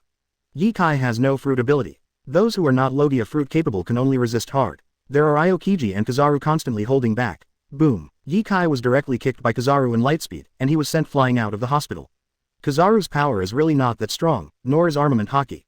But Kizaru is fast enough, and speed means power. Even if Kizaru's power is not strong, and the armed color is not very strong, with the blessing of the shining fruit, the attack power will not be too weak. In Alabasta before, Kizaru was killed by Ye Kai, and even if he escaped in the end, he was seriously injured. It is impossible to say that Kizaru has no anger and no grudges. Right now, Kizaru is attacking Ye Kai crazily. Ye Kai was kicked out, and the attacks of Aokiji and Akainu also struck instantly. Boom, boom. Ye Kai reacted in the air, raised his foot to kick the incoming lava Wang Nojao covered with armament hockey, and kicked out, the advanced application of armament hockey, directly crushing the cold current. Ye Kai's kick defeated Aokiji's attack at the same time, and the trend continued to kick over the head, and even a backflip, on the body of the attacking Kizaru. Boom. Foreseeing the future, seeing Kizaru's attack, Ye Kai's kick was not just to deal with Aokiji, but aimed at Kizaru. At this time, 1 hit 3, Kizaru is a bit annoying, it must be solved as soon as possible. Advanced application of armament hockey, forcing Kizaru's body shape, Ye Kai turned back, immediately stabbed with a sword, followed by a knife. Broken Moon. Open Day. Welcome. Puff Kai. Broken Moon. This stab failed, and a powerful sword energy soared into the sky, piercing a hole in the black clouds and pouring out patches of sunlight. Another attack. Open Sky. The sword energy brought out was like a crescent moon, chasing Kizaru and slashing down. Kizaru's speed has reached the limit, and he will definitely not be able to catch up. Ye Kai can foresee the future. This, chasing and attacking, is not chasing Kizaru, but chasing Kizaru based on the seeing future. Chapter 151 Seriously Injured Kizaru. The Pirates started. 4 more subscriptions. 153 210ths. Chapter 151 Seriously Injured Kizaru. The Pirates started. 4 more subscriptions. Open Sky. This sword, based on the future he saw, chased Kizaru and successfully blocked Kizaru. Ye Kai flipped back, raised the long sword in his hand on the ground, and flew towards Kizaru in relay, raised his right foot above his head, and chopped it down like an axe. Wow, it's just that Ye Kai's feet cut through the void, and the air explosion brought out by the terrifying force pressing the air is like thunder, bringing out strong wind and impact, which is enough to send people flying hundreds of meters in time. But Ye Kai's kick will definitely not send Kizaru flying first. Ye Kai's attack is definitely faster than the strong wind and impact. Wow, Kizaru has no choice at this time, but to resist. Knowing that he was invincible, and knowing the end of resisting, even if one foot was scrapped, he still resisted stubbornly. If you don't fight hard, can you elementalize and escape? Actively resisting is a waste of one foot. Elementalization continued to run away. If Ye Kai's kick landed on him, it would not be a scrapped foot, but a direct instant kill. Faced with Ye Kai's two consecutive powerful sword attacks, Kizaru's complexion has changed. Especially when the last sword energy stopped him and showed his figure, Kizaru knew that Ye Kai was going to focus on dealing with him. Faced with Marine and Admiral's attack at once, Ye Kai will definitely not be able to handle it. Now, Ye Kai intends to get rid of one person first. Kizaru, with the shining fruit, is undoubtedly the most annoying. Be the first to be tackled by Ye Kai. Boom. The 2 feet collided in the air, and the fierce 940 collision did not hear the sound of Kizaru's bones breaking. B. Seeing the moment when Kizaru's leg collided with Ye Kai's foot, and Kizaru's foot showed a strange bend, you knew that Kizaru's call was useless. Ice Spear. The dog gnaws the red lotus. Boom. Boom. Akainu and Aokiji's attack directly hit Ye Kai. Ye Kai chased and attacked Kizaru like this, not without paying the price. He was facing Marine 3 Admiral at once, so it was impossible to ignore Kizaru, Akainu and Aokiji chasing after him, and immediately seized the opportunity to attack. The ice spear hit Ye Kai, freezing Ye Kai instantly. Swish. A sword chi flew by, and Ye Kai relied on his strong physical fitness and strength, advanced application of armament haki, and shattered the ice on his body. The flying sword energy fell directly on Kizaru. Puff Kai. A hand wrapped in a yellow and white suit flew out. Kizaru was scrapped when one foot collided with Ye Kai, and one hand was cut off by Ye Kai. To put it bluntly, at this time Kizaru can withdraw from the next battle. Even if you still want to participate in the battle, you can't exert your full strength. Keep fighting, he will die. Hiss. The fiery face turned into a dog's head, opened its mouth and swept across Ye Kai's back, taking away a piece of flesh and blood. Ye Kai is not feeling well either. He broke free from Aokiji's freeze, and Akainu resisted the attack with his body. Otherwise, if he went to resist Akainu's attack again, he would definitely not be able to counterattack Kizaru. It's just that Kizaru, who has lost one leg, can still fight. One arm and one leg are useless, and Kizaru is basically useless as well. Forcibly continuing to fight, his severed hand will be completely scrapped. If he can't show his full strength, Kizaru will probably die in the next battle. Ye Kai wanted to make Kizaru useless, so he chose to cut off one of Kizaru's hands and resisted Akainu's attack by himself. Akainu's Go Shao Hong Lian is lava turned into a dog's head. It's not aimed at Ye Kai's back. It's aimed at Ye Kai's head. Dog Bite's Red Lotus has a powerful bite ability. If it really hits Ye Kai's head, it will tear Ye Kai's head to shreds. Even without hitting the head, Akainu wanted to hit Ye Kai's neck. Attack Ye Kai's hand even if it is not economical. If one hand is torn off, Ye Kai's strength will drop by at least 30%. It's just that I didn't expect that in the end, it just struck Ye Kai's back, tearing off a piece of flesh and blood, and tearing off a lot of flesh and blood on his shoulders. Some minor effects on Ye Kai. Ye Kai's physical fitness is very strong, but it does not mean that his body is an iron wall. For Akainu who has awakened the ability of Logia Devil Fruit, even an iron wall can be torn apart. Ye Kai's armament haki is very strong, his whole body is covered with armament haki, he directly resists Akainu's attack, and it is normal to be defeated. Boom. Even if he was injured, Ye Kai still had to fight, kicking away Akainu's next attack, with a backhand knife. Heidao Chu Shui brought armament haki's advanced application, directly blasting Aokiji out. Kizaru did not choose to continue fighting, he would be the target of Ye Kai's attack until he was killed.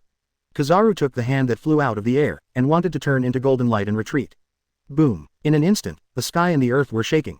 A huge mammoth appeared on the battlefield all the time. The huge body fell from the sky, stepped on Ye Kai, Aokiji, Akainu and 10 noses smashed towards Kizaru. Drought Jack, one of Kaido's 3 disasters, the big sign of Beast's pirates, and the confidant of 4 emperors Kaido. In the original book, in order to rescue Doflamingo who was defeated and captured by Marine, Drought Jack faced 4 pirate ships led by Marine Admiral Fujitora, former Marine Marshal Sengoku, and Marine Chief Staff Officer Suru. Although he failed to save Doflamingo, he also defeated 2 Marine warships in front of Sengoku, Fujitora, and Crane, and was thrown into the sea himself.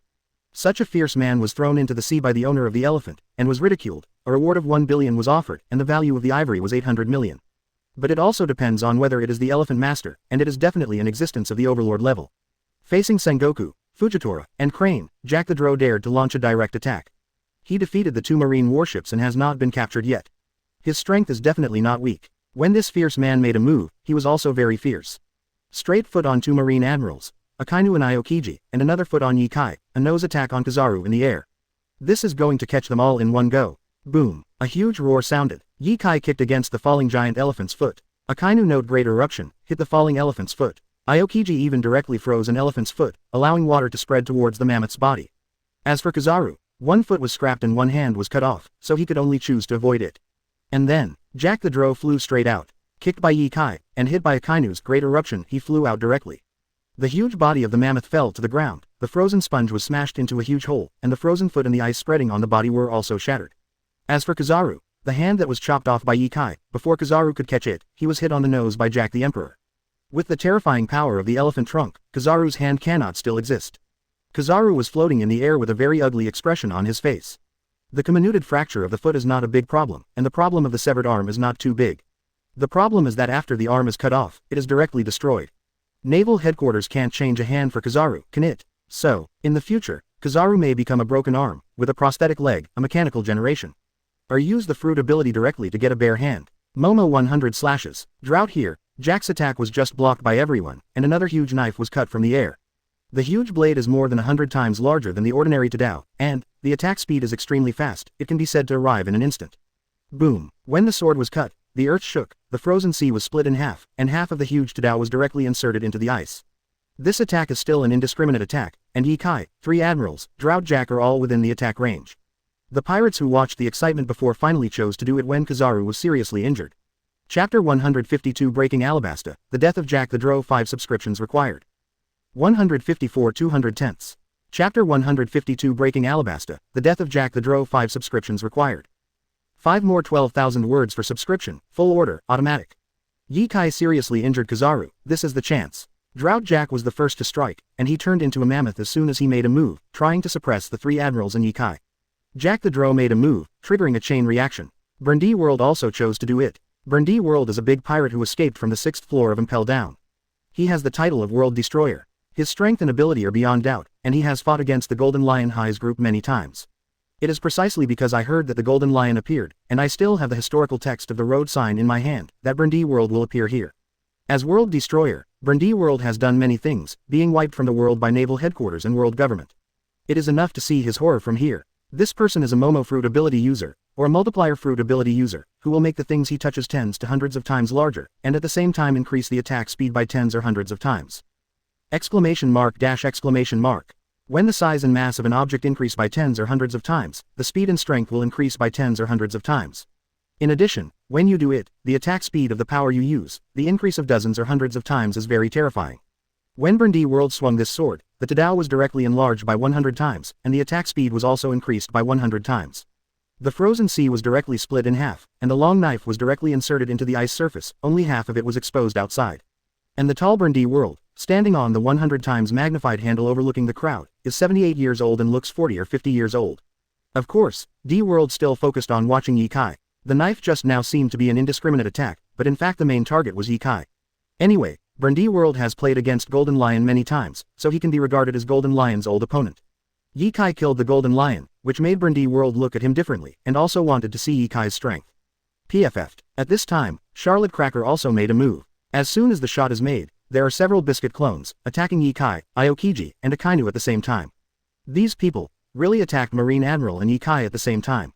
It has to be said that the pirates who shot later, Jack the Drow, Bond World, Charlotte Cracker, vaguely have the meaning of an alliance. None of the 3 said hello, but when they attacked, their attacks were not aimed at each other, but at Ye Kai, Akainu, Aokiji. A chaotic battle started immediately. This scuffle broke out. Kizaru had already withdrawn, Akainu and Aokiji faced Ye Kai, and also faced Drought Jack, Burndy World, Charlotte Cracker. It was not as easy as when they were dealing with Ye Kai alone. And Ye Kai is to deal with everyone present. After this battle started, the frozen sea has long been shattered, and the battlefield is spreading towards Alabasta Island. Even if Ye Kai wants to resist, he can't stop it. Akainu moved to the island, of course the same. Others would not help Ye Kai to resist them. Ye Kai went to resist Akainu and Aokiji, and the other 3 pirates naturally followed. In a chain reaction, everyone logs into Alabasta. Boom. Call out. With a sound of collision, Monkey D. Dragon in a green coat collided with Garp, and finally landed in front of Ye Kai, kicked Burndy World flying out, and said to Ye Kai, I can't stop it, Alabasta destined to be destroyed, Marines follow-up force pirates are coming, transfer, leave it to me. This time is so messy. The 2 admirals of Marine are fully fired. Burndy World's Momo fruit is fully opened, and it can burst out terrifying power with every gesture. Drought Jack turned into a huge mammoth, also a destructive maniac. Charlotte Cracker is the most normal, but Yi Kai suspects that this guy came from Biscuit Clones, and the real body may go to find the Golden Lion's road sign history article. Of course, maybe go to Nico Robin too. At this time, there is no problem with Nami and Robin, and there is no movement. Anyway, Nami also has a powerful observation hockey, as well as people from Baroque Walker Studio. If Cracker really went to find Robin, he would make a lot of noise and be discovered by Yi Kai. In today's battle, even if Yi Kai tried his best to prevent the spread towards Alabasta, he couldn't stop it. With a radius of hundreds of kilometers, a caddy of it turned into a piece of flying snow, either lava or ice, all kinds of sword marks, and various things that became tens or hundreds of times larger were intertwined. Monkey D. Dragon should consider transferring the people on the island. Yi Kai also overestimated himself. This kind of battle is really unstoppable. Monkey D. Dragon wants to transfer everyone on the island, and he needs to pay a big price. At least, Bartholomew Kuma, the tyrant of the 7 warlords of the sea, will definitely be exposed, too. Several other cadres were needed to help transfer, pack up the people, and let Bartholomew Kuma fly them all and send them to a safe place. In fact, before notifying Yi Kai, Monkey D. Dragon had already been done, and many people on the island were transferred. Even Nami, Robin, and Perona have been transferred away. That's why, no one on Nico Robin's side touched her. It's not that nobody touches Nico Robin. Instead, Nico Robin has been transferred. ... Leave after you transfer people, I'll kill a few people and leave. Yi Kai and Monkey D. Dragon teamed up, and the battlefield suddenly became the result of a tripartite confrontation. Yi Kai and Monkey D. Dragon, Akainu, Aokiji, Garp of Marine, Drought of Pirates Jack, Brindee World, Charlotte Cracker. The 3 parties fell into a stalemate, and the battle became more intense, and the movement became more dramatic. The Fruit Ability Awakening has been displayed. Even Monkey D. Dragon also displayed Fruit Ability Awakening. Yi Kai knew that Alabasta couldn't hold it anymore, so he opened up all his firepower. That terrifying swordsmanship is even bigger than the movement made by the awakening of these fruit abilities. Open Sky Split Earth Broken Moon Fufeng, every move is a symbol of Kendo Ultimate. In the later stage, if you earn an Alabasta, you will be split into several pieces by Yi Kai. 0.0. A strike of splitting the ground throws everyone into the air, and directly smashes Drought Jack's huge body into the ground tens of meters away, completely smashing an island into pieces. Drought Jack, if it wasn't for the awakening of Zone, Ancient Species, Mammoth Fruit Ability, with super vitality and resilience, he would have been blasted to pieces by Yi Kai's sword long ago. Even so, Drought Jack was seriously injured and directly scrapped, and was stabbed through the body by Charlotte Cracker. Peef. The entire mammoth's huge body was pierced from the side, and blood spattered.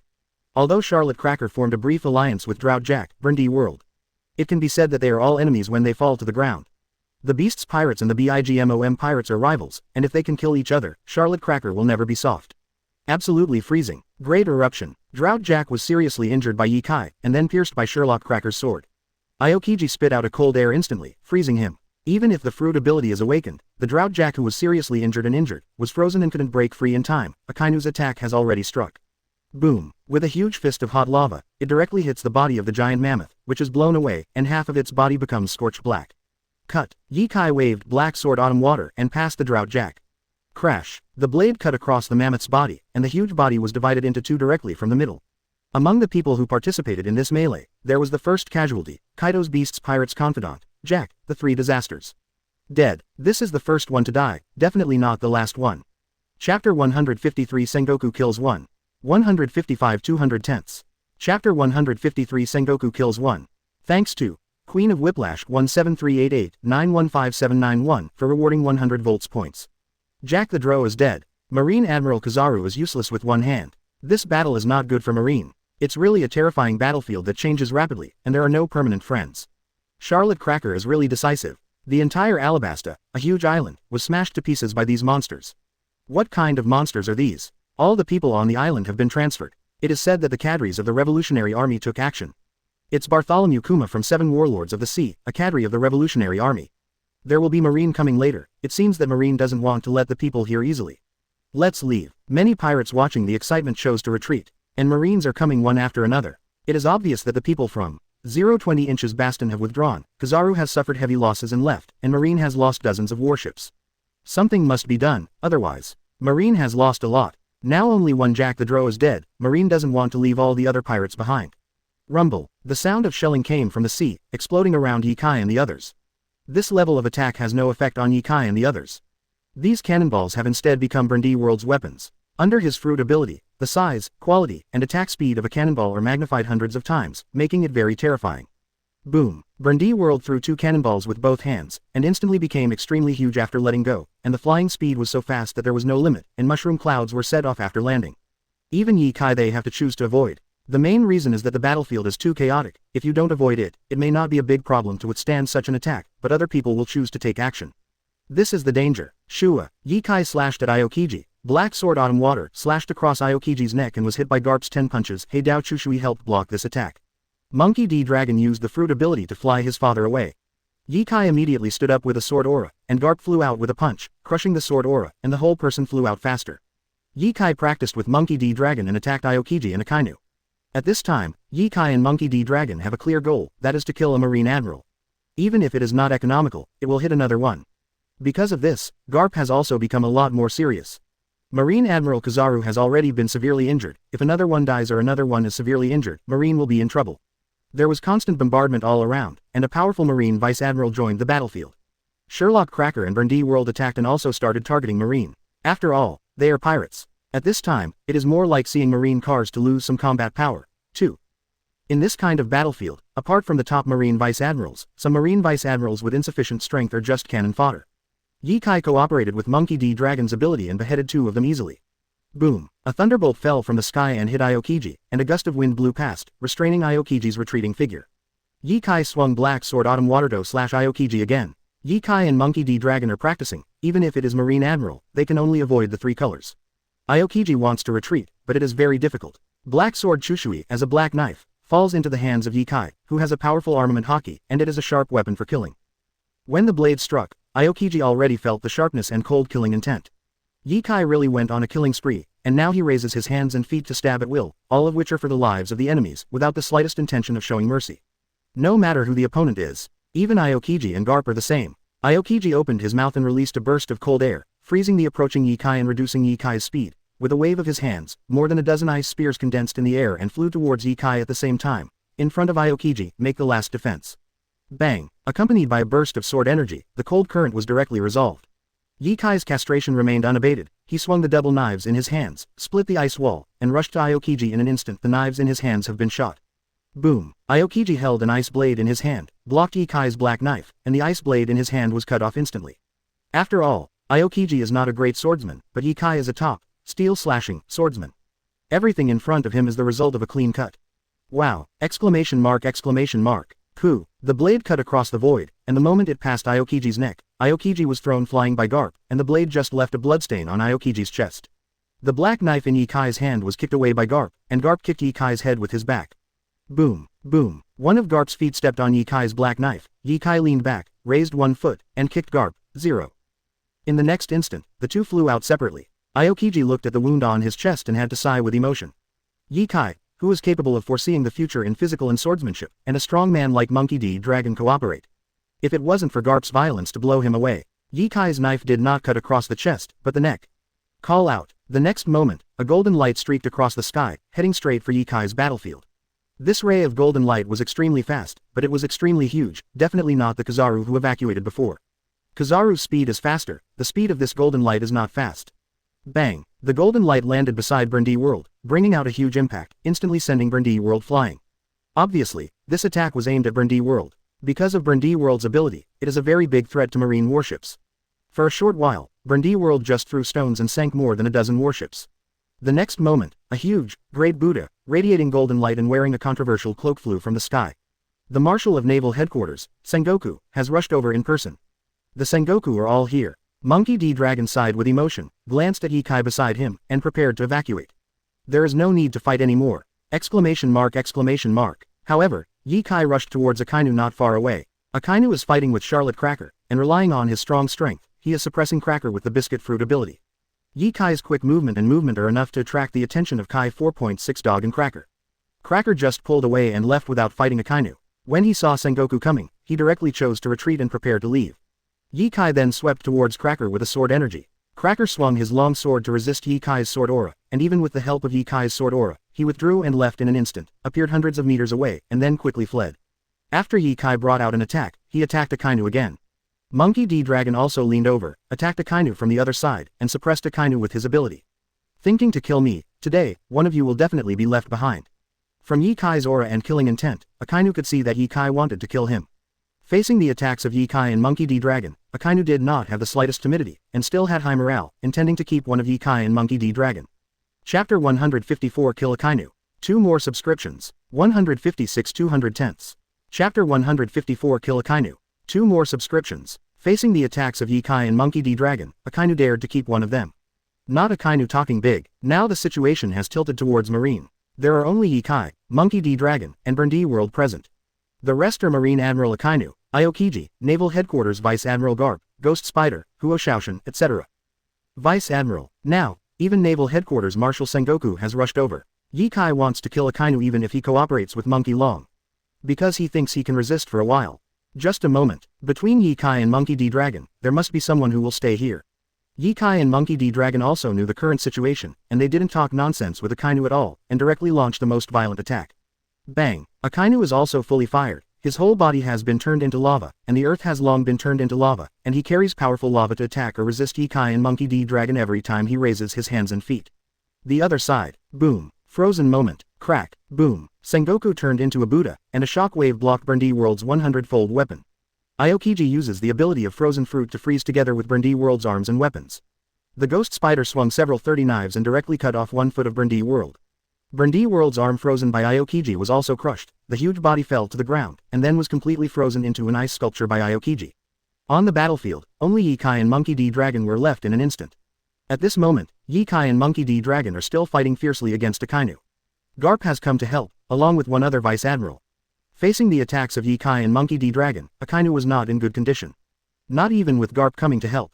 It was Garp who held back Monkey D. Dragon before, and now it is Monkey D. Dragon who held back Garp and prevented Garp from helping Akainu. As long as Garp is held back, there is no way for the others to stop Ye-Kai from killing Akainu. In close quarters, only Akainu and Ye-Kai fight, that's really crushing. Akainu's strength is very strong, but in the case of fighting alone, it is far behind Ye-Kai. Akainu's haki and strength are much stronger than Kizaru. Even in terms of lethality, Akainu's fruit ability is stronger than Kizaru.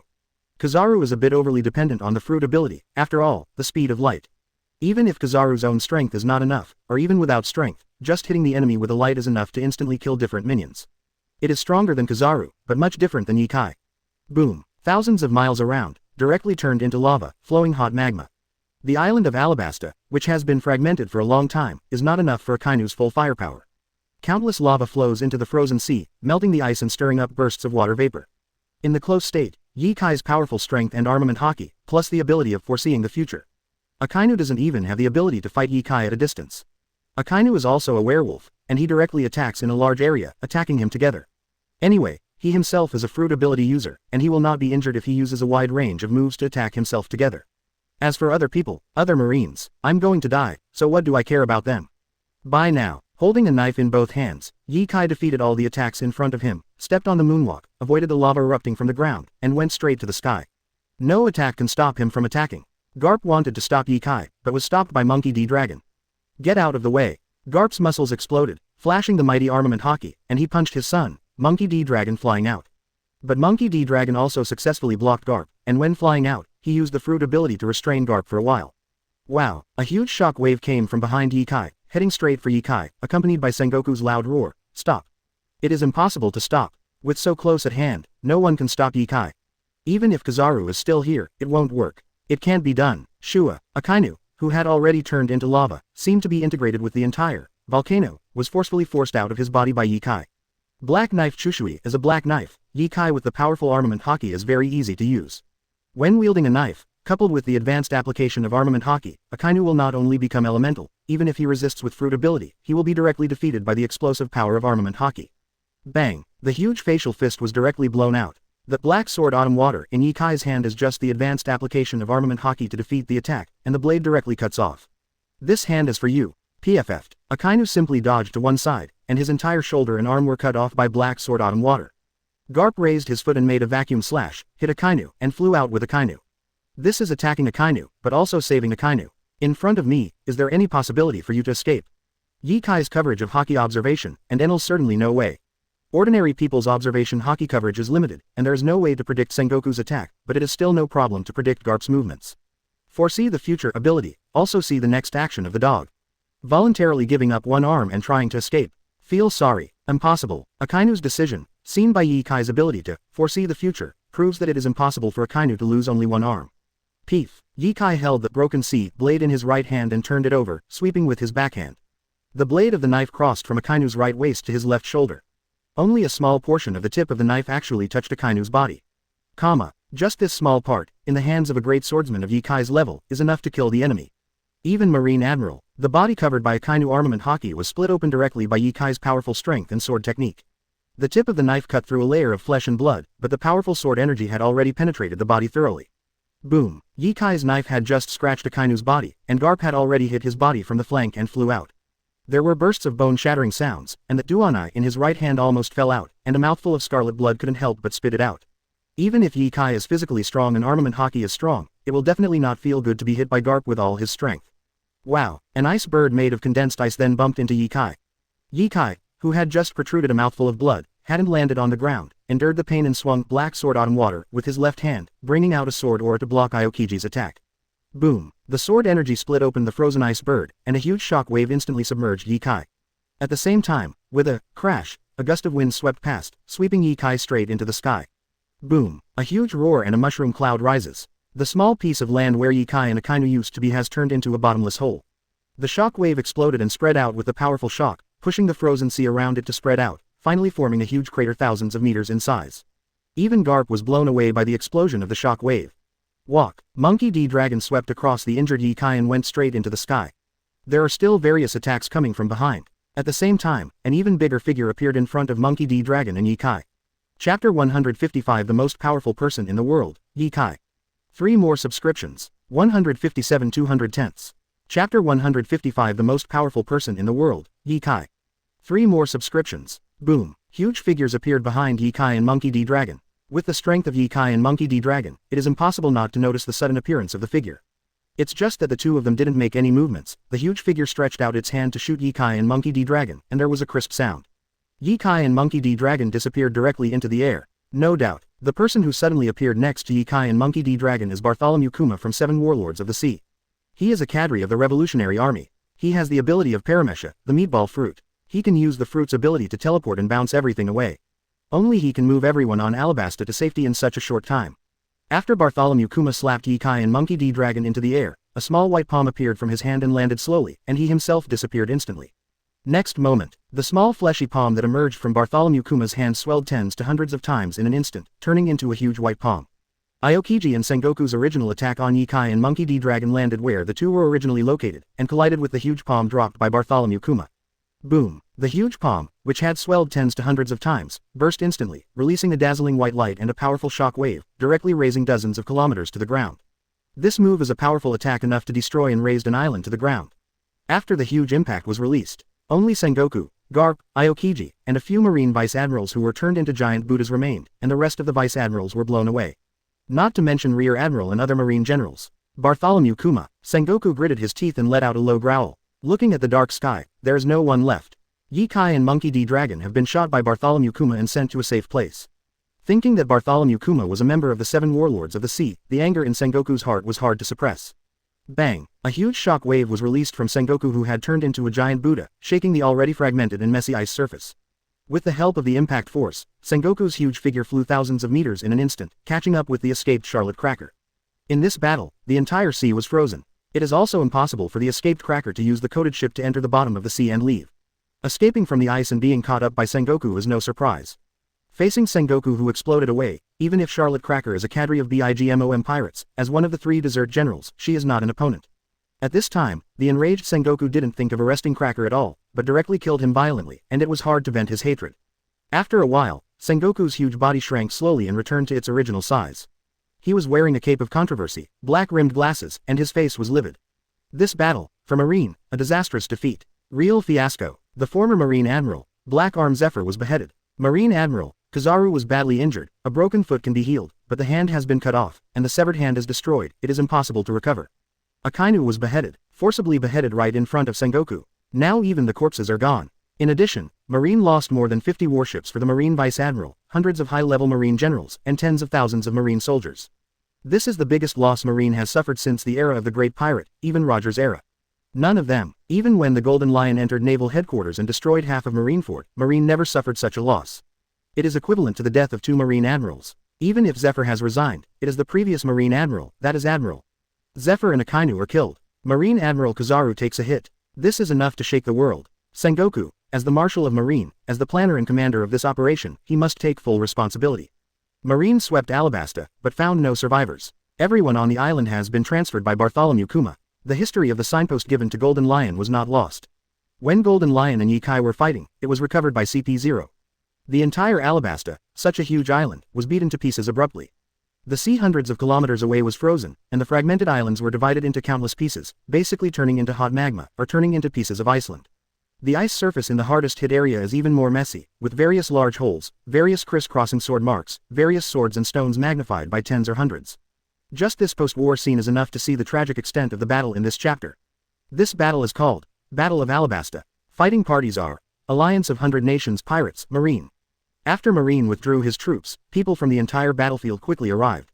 Some came to watch the fun. Some are coming to see the situation and collect some information. And hurry up to collect information. Almost the same day, the whole Grand Line is boiling. Naval Headquarters, League of 100 Nations, that is, Yikai and Monkey D. Dragon.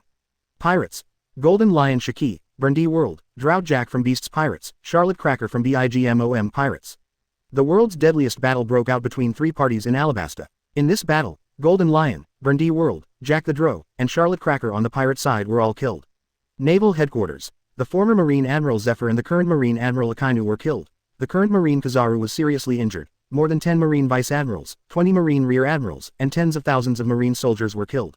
The entire Alabasta island was smashed to pieces, and even hundreds of kilometers of sea area off the island were frozen. A large area of lava, various criss-crossing sword marks, huge weapons and stones, etc. were left at the scene, proving the fierceness of the battlefield. The only winners of this battle are 100 Nations Alliance, Yikai, Monkey D. Dragon. Yikai is the main character in this battle suit. He fought fiercely with Golden Lion Shiki, beheaded Golden Lion, then beheaded the former Marine Admiral Zephyr, and beheaded the current Admiral Akainu. He was seriously injured by the leaders and cadres of the Revolutionary Army rescued. And Bartholomew Kuma of 7 Warlords of the Sea is a cadre of the Revolutionary Army, and the one who saved Qianji's Yikai and Monkey D. Dragon. The first to get the news is undoubtedly the major strengths of the Grand Line. Ordinary people also know some related news the next day. Various details of this battle were reported by the whole world for 3 to 5 days, and a lot of relevant information was unearthed. Yikai has officially become the strongest person in the world at the moment.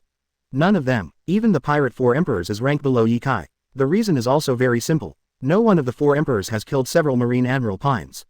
Yikai beheaded 2 Marine Admirals at once, severely injured 1 Marine Admiral, although one was the former Marine Admiral. Also beheaded in one piece, Galdee Roger competitor, Golden Lion Shiki. These records, plus Yikai's strong performance in Alabasta, his own terrifying physical skills, sword skills, hockey, strength, are all top in the world. With this record and strength, it is enough for all the media to rate Yikai as the most powerful person in the world. None of them. Chapter 156 After the War 4. 158 210ths. Chapter 156 After the War 4. New World, Manbuan. This is one of the countries overthrown by the Revolutionary Army, and it is also a temporary base of the Revolutionary Army. All the people who were originally in Alabasta were transferred here and temporarily placed here. Yikai and Monkey D. Dragon were also sent here by Bartholomew Kuma. As Yikai being shot by Bartholomew Kuma and flying over, Yikai was directly hugged by Monkey D. Dragon and passed out. For Yikai, the battle in Alabasta was not as easy as it seemed. Not counting being seriously injured by Garp in the final kill of Akainu. Just from the previous battles, Yikai actually had a lot of injuries on his body, and he was still injured internally. After being punched by Garp, the right shoulder bone and even the inner bone were broken a lot, the internal organs were seriously dislocated, and the eyes were damaged. Needless to say, the consumption aspect is the reason why Yikai is truly in a coma. Even if Monkey D. Dragon didn't say anything in the end, Yikai would choose to evacuate. Yikai fought the Golden Lion, faced the Marine 3 Admiral, and then joined Jack the Drow, Burndy World, Charlotte Cracker, and fought a melee. Moreover, they are all high-intensity battles, and Yikai's consumption is very high. The special preparation is the battle with the Golden Lion at the beginning, and the melee at the end. Every now and then, it is the awakening of Devil Fruit's ability, and 55 can't handle it without using strength. The consumption is too high. If you don't evacuate, Yikai will be consumed alive by Marine. After being shot by Bartholomew Kuma, it is considered safe. Because of too much consumption and serious injuries, Yikai passed out directly. It's not a big problem. The injury is not very serious, it's just that the exhaustion is too much and I'm unconscious. Monkey D. Dragon looked at Nami, Corona, Nico Robin, and King Cobra who surrounded him, and gave a simple explanation. The Revolutionary Army immediately called in a doctor to treat and deal with Yikai. No matter how you say it, the Revolutionary Army has developed for more than 10 years and overthrew more than 10 or 20 countries. Among other things, doctors are fine. There is even a demon fruit power with a healing class that heals Yikai. Should be waking up soon, his injury needs to recuperate. It depends on his recovery ability. With his physical fitness, he may recover within a month. Ye Kai's injuries include fractures, broken bones, and internal injuries. This kind of injury is too common in the pirate world. Ye Kai just got hurt a lot more. Based on Ye Kai's physical fitness, the doctor deduced an approximate recovery time, which is enough to see that Ye Kai's injury is actually not that light. With Ye Kai's physical fitness, it will take a month or so to recover. Want to know how strong Ye Kai's physical fitness is? Absolutely rare in the world. After Ye Kai's treatment was completed, Monkey D. Dragon told Nami and the others about the results of the doctor's treatment. Nami nodded and asked, how did the battle end? Who caused Ye Kai's injury? King Cobra also asked very curiously, how is Alabasta? Nami was still in Alabasta when Ye Kai killed Golden Lion. Even the Golden Lion was killed by Ye Kai, so who can hurt Ye Kai like this? Marine 3 Admiral. Nami knows that Marine Admiral Aokiji and Kizaru are not Ye Kai's opponents.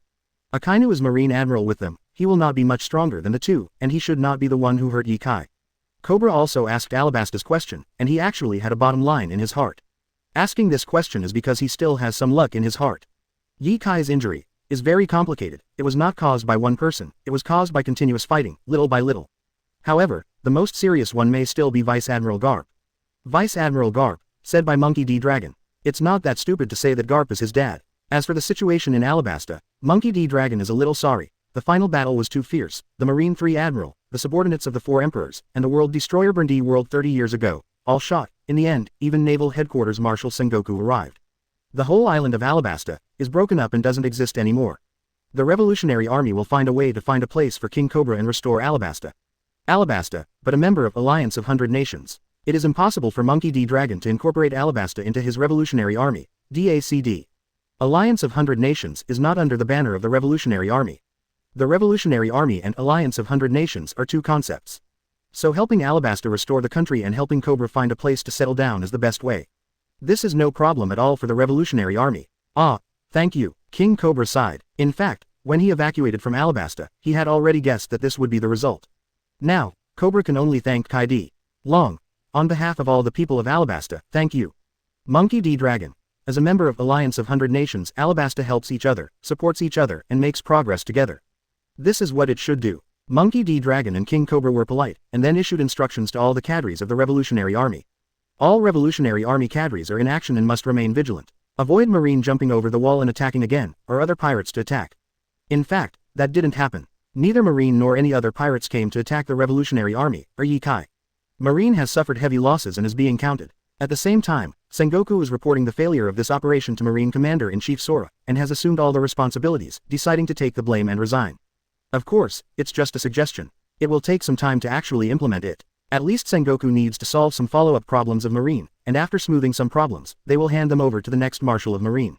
Later in the day, the Revolutionary Army has collected a lot of information about the Battle of Alabasta. In the black market, the transfer of relevant information is still very fast. Nami and the others also received relevant information collected from the Revolutionary Army. At the same time, although the headquarters of the Baroque Walker Studio was destroyed, the members of the Baroque Walker Studio were all outside, and they all wanted to be called by code names. Whether or not Alabasta is destroyed will not affect the normal operation of the Baroque Walker Studio. The information from the Baroque Walker Studio, as well as the information collected by the Revolutionary Army, were sent to Luoyi, Nami, and Perona. After seeing the information summarized by the outside world about Alabasta, the three of Nami felt the brutality of this battle. It's just intelligence. Some journalists took photos at the scene and couldn't tell where the original Alabasta island was. The entire island of Alabasta is fragmented, all frozen into ice and lava. The frozen sea is full of pits and crisscross sword marks, stretching for thousands of miles, splitting the entire frozen sea and treatment together. In Marine, 2 admirals were beheaded by Ye Kai, and 1 Marine admiral was severely injured by Ye Kai. Pirates. Golden Lion was beheaded by Ye Kai, Jack the Drow was beheaded by Ye Kai, Burndy World was beheaded by Marine Aokiji and others, Charlotte Cracker was beheaded by Sengoku. Ye Kai was seriously injured and escaped. In such a tragic battle, Marine currently has 3 admirals, 1 dead and 1 seriously injured, and the former admiral died in battle. The subordinates of the 4 emperors also died in battle. Ye Kai was only seriously injured. Nami and the others felt that it was already very bad. 5cc. Chapter 157 Shock the World. 5 more subscriptions. 159 210ths. Chapter 157 Shock the World. 5 more subscriptions. 5 more 12,000 words, please subscribe, please order, please automatically. Then the next day, and the days that followed, relevant reports have already come out, and even ordinary people know the situation of Battle of Alabasta. A battle between the Revolutionary Army, pirates, and Marine. The people who participated in this battle can be said to be the top existences in this world. Leader of the Revolutionary Army, Monkey D. Long. A reward of 2 billion big pirates, Yi Kai. Seriously injured, competitor of the same era as One Piece, Gall D. Roger, Golden Lion. Fight to the death, fighting against Golden Lion many times, the world destroyer who was arrested 30 years ago, burned the world, died in battle. One of the 3 disasters under the 4 emperors Kaido, Drought Jack, death in battle. 4 emperors BIGMOM pirates desert 3 stars, Charlotte Cracker. Death in battle, Naval Headquarters, Marine Hero Garp. Naval Headquarters, Ex-Marine Admiral, Zephyr, death. Admiral of Headquarters, Akainu, death in battle. Admiral of Headquarters, Kizaru, heavy damage. Admiral of Headquarters, Aokiji. Marshal Naval Headquarters, Sengoku. Naval Headquarters Vice Admiral killed more than 10 people, more than 20 Marine Rear Admiral died in battle, and more than tens of thousands of Marine soldiers died in battle. There are also countless onlookers who were affected. Alabasta as a battleground, the whole island is shattered. Even hundreds of kilometers out to sea, the east is covered with thin ice. The brutality of this battle can be imagined. 2 naval headquarters, 4 emperors participated, and the Revolutionary Army also participated, all suffered heavy losses. Yi Kai became the most eye-catching existence, and was called by countless people, the strongest in the world. None of them, Gu la la la.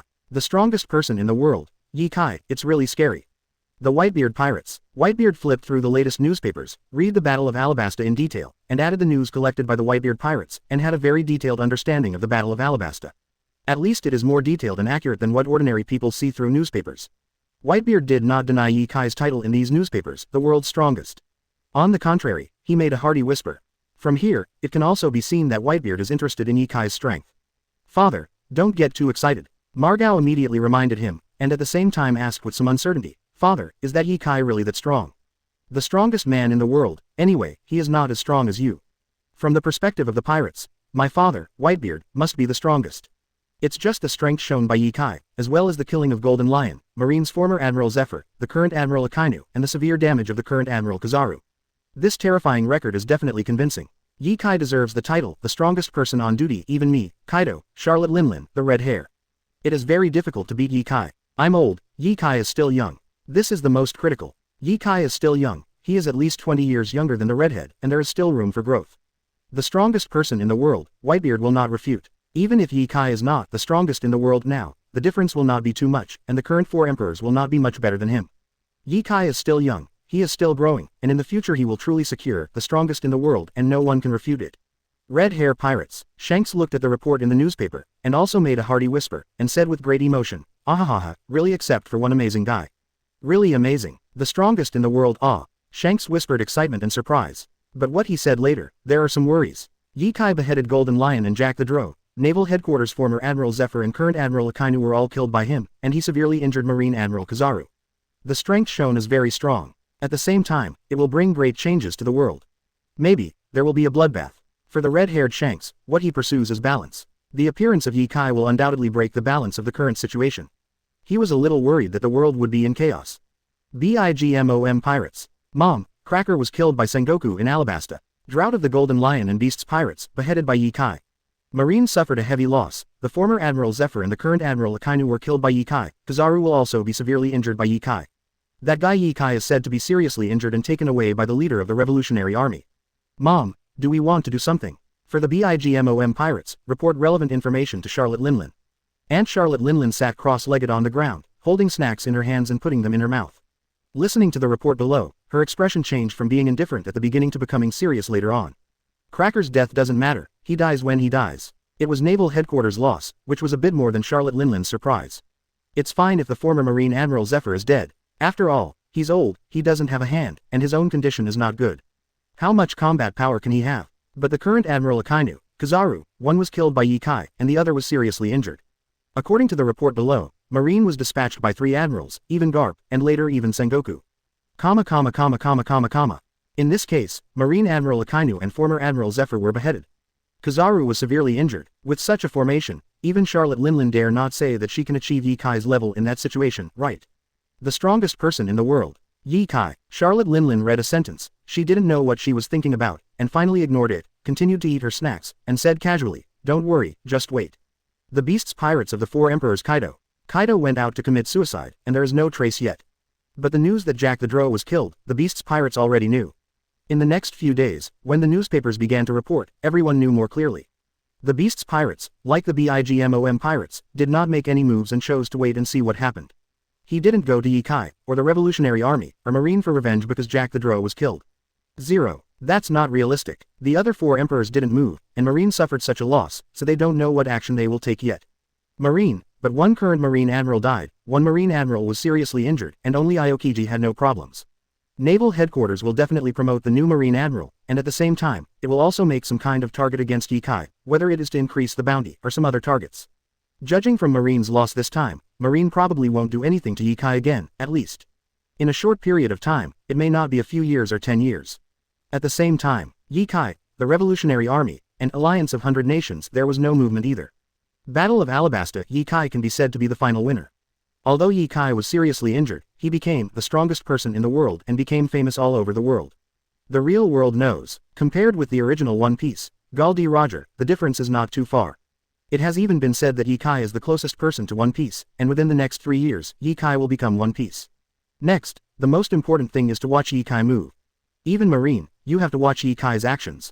Battle of Alabasta. The reason for the outbreak is the reform of Alabasta and the basic law. Now that Alabasta is destroyed, Ye Kai is all entering the new world competition. Where's One Piece? Or will it continue to compete with Marine and continue to reform the basic law? This will affect Marine's attitude towards Ye Kai, thereby affecting the entire Marine action. At the same time, it will also affect the pattern of New World, thereby affecting the entire 4 emperors and other pirate groups, and even Marine will make corresponding adjustments and targets according to Ye Kai's actions. For a moment, all eyes are on Ye Kai, to see what he will do next. Little. Chapter 158. Ye Kai wakes up, Sengoku resigns. One more subscription. 160-210. Chapter 158. Ye Kai wakes up, Sengoku resigns. One more subscription. Thanks to Kending Yule Agony for rewarding 100 volts points, My Novel King for rewarding 200 volts points. Ye Kai woke up 2 days after the battle. It's just that the injury on my body hasn't improved yet, so I'm not suitable for activities and need to rest for a while. Ye Kai lived temporarily on the island of Manbuin in New World, and listened to Nami and the others talk about the island and what happened in the past 2 days after the war. Battle of Alabasta. 2 days after the outbreak, the whole world was surprisingly quiet. Neither the Marine, nor the 4 emperors, nor the Revolutionary Army made any moves, and no news came. It's as if Battle of Alabasta never happened. The lively ones are only those pirate groups and ordinary civilians. Participating in this battle, those who won and those who suffered losses were incomparably calm.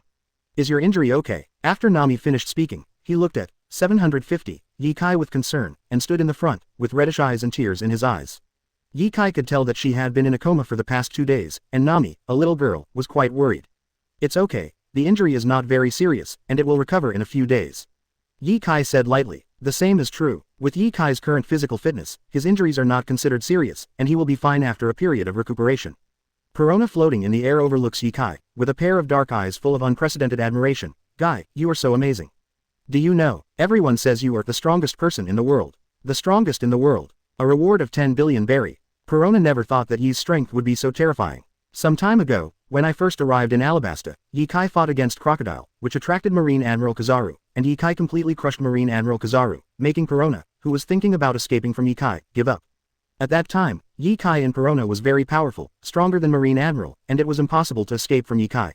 So she resigned. Never expected that Ye Kai's strength would be so powerful. I saw the battle between Ye Kai and Golden Lion in Alabasta 2 days ago. The strength shown, it doesn't look like a person, it's a monster. After the war, Perona was shocked beyond words when she learned that Ye Kai actually killed Golden Lion, Marine's former Admiral Zephyr, and current Marine Admiral Akainu.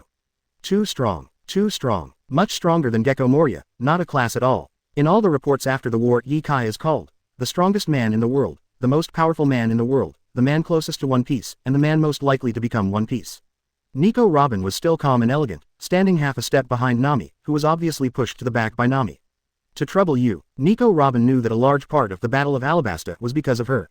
Without her, Golden Lion wouldn't go to Alabasta to find Ye Kai even if he got the signpost historical text from Marine. Marine used the signpost history to calculate Ye Kai, so it didn't happen. Ye Kai originally wanted to wave his hand, but the pain from his right hand made him frown, so he gave up this action and said softly, "You are my woman, there is nothing to trouble you. You give me a good rest." Nami gave Ye Kai an annoyed look. The vinegar jar was overturned. After guarding Ye Kai for so long, who would have known that this guy would start talking to Nico Robin as soon as he woke up? Was this when she didn't exist? When fighting against Kizaru in Alabasta, Ye Kai also said, "This is me fancy woman." 0. Now it directly becomes, "You are my woman." Does it need to be so obvious? Nami is angry. Nico Robin smiled gracefully and politely, looking amused by the Yikai and Nami situation. Actually, both Nico Robin and Perona can see that Nami is interested in Yikai. Yikai also takes good care of and loves Nami. It's just that Nami and Yikai have been together for a long time, so I don't feel this, and I take Yikai's words, I like a good figure, long legs, and beautiful, seriously. While Nico Robin certainly fits those criteria, Yikai has a crush on Nami. Of course, Nico Robin is also someone Yikai likes. Both Nami and Perona can see this, otherwise Nami wouldn't have this kind of reaction, just like an overturned jealous jar. Even Nico Robin could sense that Yikai wasn't joking. Neither Nami, Robin, nor Perona would have guessed that Yikai liked them, but he had it from his previous life. Now that Yikai has the strength, there is no need to procrastinate at all. If you like it, just say it out. As for Nami here, just teasing Nami. After all, it is still young. When Nami grows up, she knows that she is also the type of good figure, long legs, and beautiful. All meet the conditions, Yikai said. 0. After a while, Monkey D. Dragon come here. Nami and the others gave up their seats, but they didn't leave. At this time, Yikai is not suitable to leave yet. Nami, Robin and others need to take care of many things instead of Yikai. The intention of Monkey D. Dragon is also very obvious. It is impossible not to invite Yikai to join the Revolutionary Army. About the settlement of Alabasta, let me tell you. The entire island of Alabasta was destroyed in the battle. This is the island that Yikai is responsible for sheltering. Alabasta is also a member of the 100 Nations Alliance. It is the country that formed the 100 Nations Alliance on behalf of Yikai. Surely it cannot be ignored. Need a place to settle Alabasta, let Alabasta restore the country. In order to avoid unnecessary misunderstanding, Monkey D. Dragon needs to inform Yikai about the settlement of Alabasta, and at the same time refer to the conditions proposed by Yikai to decide where to settle Alabasta. These all need Yikai to make a decision. If Monkey D. Dragon makes a decision hastily, he will act first and act later, and even feel like forcing an official. It will leave a bad impression on Yikai. Considering these, Monkey D. Dragon temporarily put aside the settlement of Alabasta, and wait for Yikai to wake up. You can discuss this matter with King Cobra, and I will not interfere with Alabasta's affairs.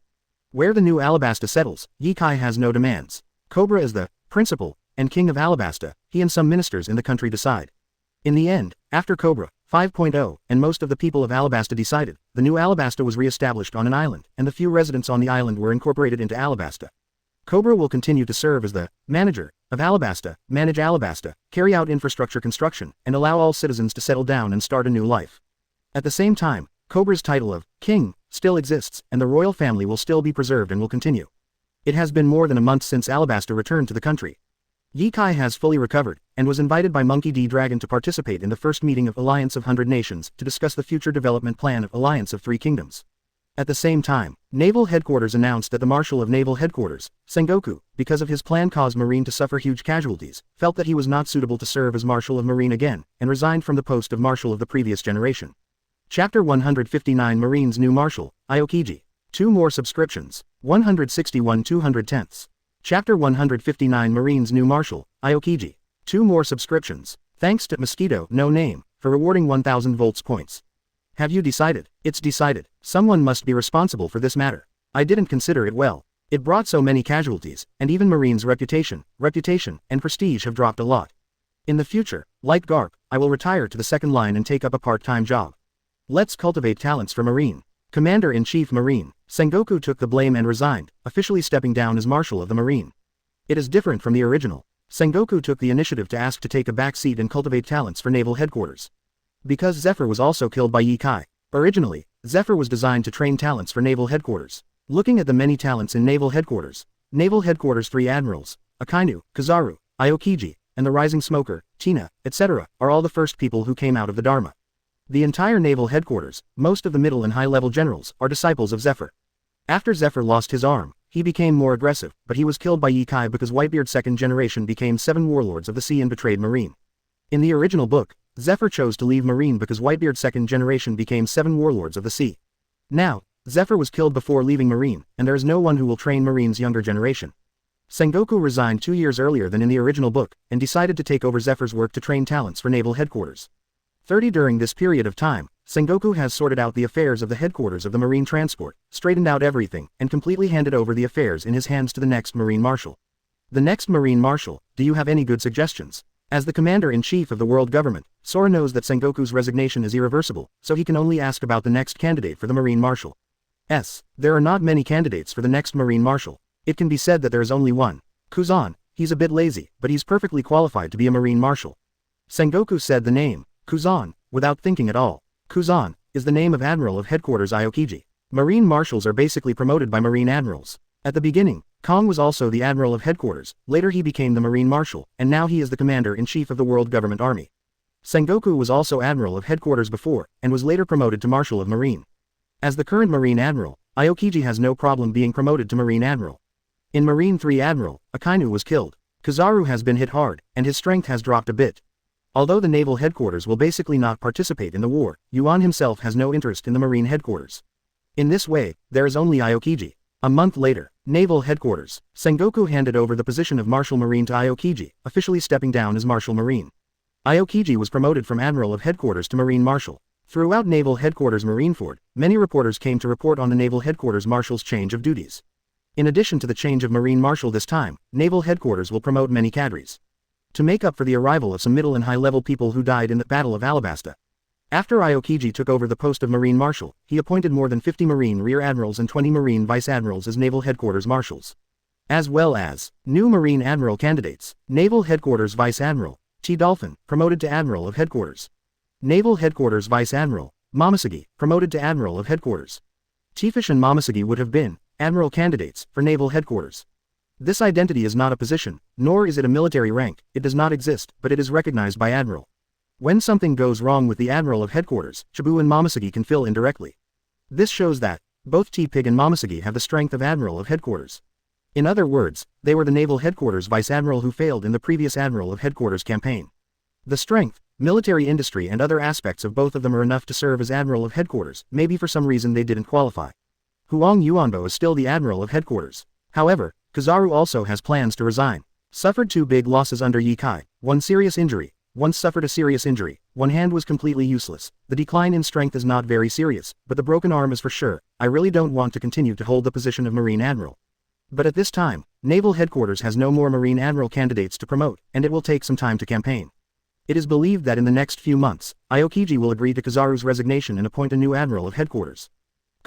Marine Admiral Sengoku has resigned, and the new Marine Admiral is the former Admiral of Headquarters, Aokiji Kuzan. Aokiji is expected to serve as Marine Admiral. Marine 3 Admiral Akainu is dead. Kizaru has a broken hand and suffered a total injury. The position of Naval Headquarters is only Aokiji can do. Admiral of Headquarters Aokiji Kuzan has become the new Marine Admiral, and Sengoku has assumed the position of Marine Chief Instructor and Chief Inspector. Marine's new rookie Admiral is a T-Fish and Momosugi. Momosugi and T. Dolphin are both Admiral candidates. Akainu died. Aokiji was promoted to Naval Headquarters Marshal. The 2 Admiral positions are vacant, and they too fill in expected things. Marine's actions were soon reported and spread all over the world. Aokiji, the original Admiral of Headquarters, became Marshal of Naval Headquarters. The new Marine Admiral Momosugi and T. Dolphin also appeared in front of everyone. For the new Marine Admiral, the average pirate does not know the relevant information of these 2. But many pirates in New World have greeted the 2 new Marine Admirals, so they naturally know how strong these 2 are, so there is no problem in being the Admiral of Headquarters. In addition to reporting the new Marine at Naval Headquarters, the new Admiral of Headquarters. Naval Headquarters announced that it will remove Bartholomew Kuma from 7 Warlords of the Sea. Bartholomew Kuma became the second 7 Warlords of the Sea to be removed from Marine after Ye Kai.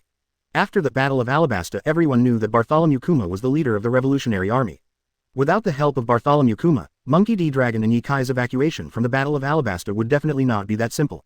In addition, Marine updated Bartholomew Kuma's bounty 1 billion berry. The original reward for Bartholomew Kuma was 537.296 billion. This bounty has not increased since Bartholomew Kuma became 7 Warlords of the Sea. Considering Bartholomew Kuma's strength, ability, and helping Monkey D. Dragon and Ye Kai escape, finally, a reward of 1 billion was set.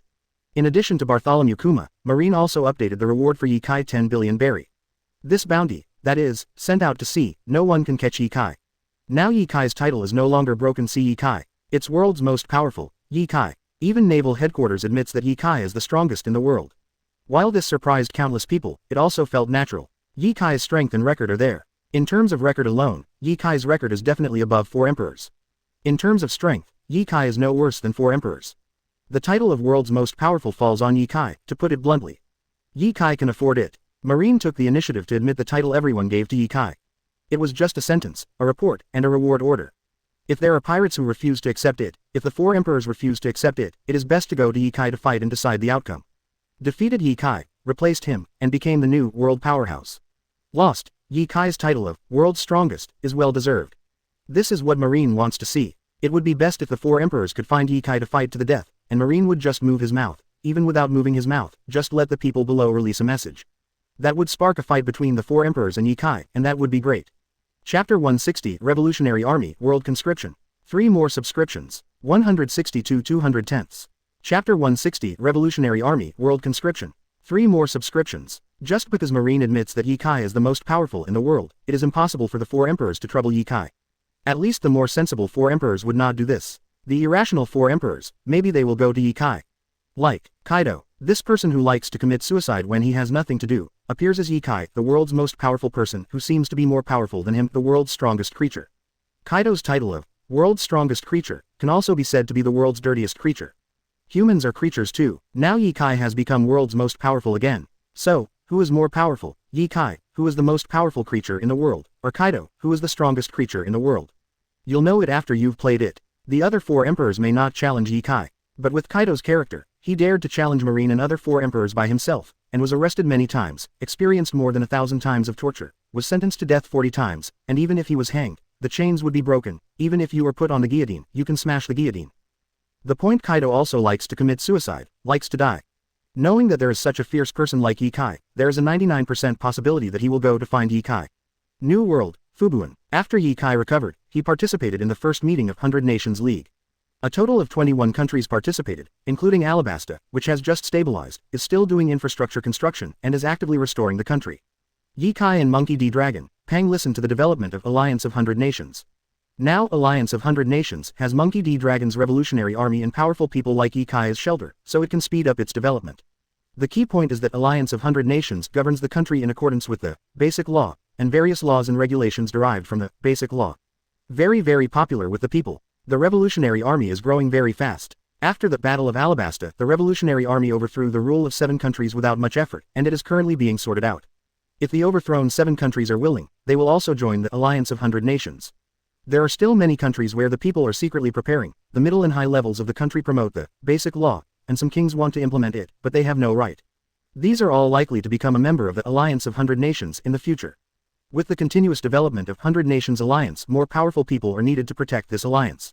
It is impossible to protect the entire Alliance of 100 Nations relying solely on Ye Kai and Monkey D. Dragon. Even with the addition of the Revolutionary Army, it cannot be done. Alliance of 100 Nations member countries come from all over the world. In order to protect the 100 Nations Alliance and achieve stable and sustainable development, it is necessary to have its own troops and power. If the Alliance of 100 Nations is compared to a world government, an organization like Marine is needed. Ye Kai said, in this case, let's go to a world to recruit soldiers. Conscript troops from all over the world and form an organization similar to Marine. Presumably, many people who recognize the Basic Law will join in and develop together with Alliance of 100 Nations. In the original book, the Marine World conscripted soldiers discovered such terrifying characters as Yi Xiao and Green Bull, and directly gave them the position of Marine Admiral. Judging by Fujitori's smiling personality, if Alliance of 100 Nations came to a world to recruit soldiers, Fujitora would not go to Marine with a smile, but would choose to join Alliance of 100 Nations. Alliance of 100 Nations govern the country according to the Basic Law, focusing on equality, justice, democracy, freedom, and the rule of law. For ordinary people, for those who yearn for equality, justice, democracy, freedom, and the rule of law, they are willing to join the Alliance of 100 Nations and develop together with it. Even if in the end, under the impact of Marine and world government, his body would be smashed to pieces, he would not hesitate to do so. The world government has ruled the world for hundreds of years, and there are always people who are dissatisfied.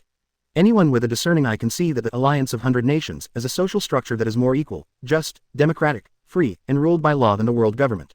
The world government can't compare with the League of 100 Nations. World conscription, as this, will there be too much movement? Will Marine just watch? This idea is very good. I know a few people with good strength who all agree with the Basic Law, and this idea of governing the country, but for some reason they dare not join. If we recruit troops on a large scale, there will always be people who are willing to join. In this way, the conflict between us and Marine will be even greater. Our Alliance of 100 Nations is targeting the world government. We are the deadly enemy of the world government. The world government is the superior of Marine. Even if we are not afraid of the world government, are we still afraid of Marine? After discussion, everyone agreed to start the first 100 Nation Alliance world conscription.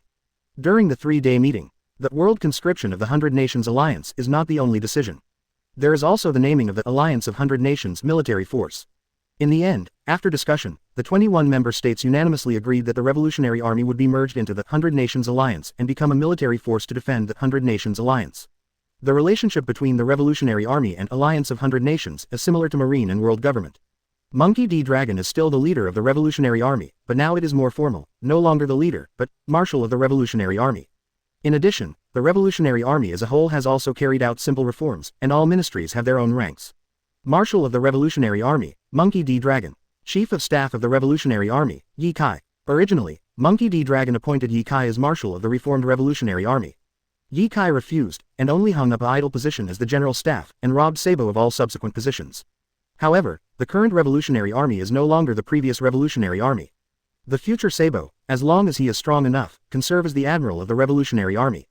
This is the benchmark Admiral of Headquarters. At this stage, Admiral's rank does not appear. The 5 commanders of the Revolutionary Army are all the ranks of Vice Admiral of the Revolutionary Army. Other deputy commanders and cadres have military ranks. Originally, Yi Kai did not serve as Marshal, but Monkey D. Dragon wanted Yi Kai to serve as Admiral of the Revolutionary Army. In this way, the Admiral of the Revolutionary Army is Yi Kai, beheaded 2 admirals of Naval Headquarters, and severely injured a fierce man of Marine Admiral.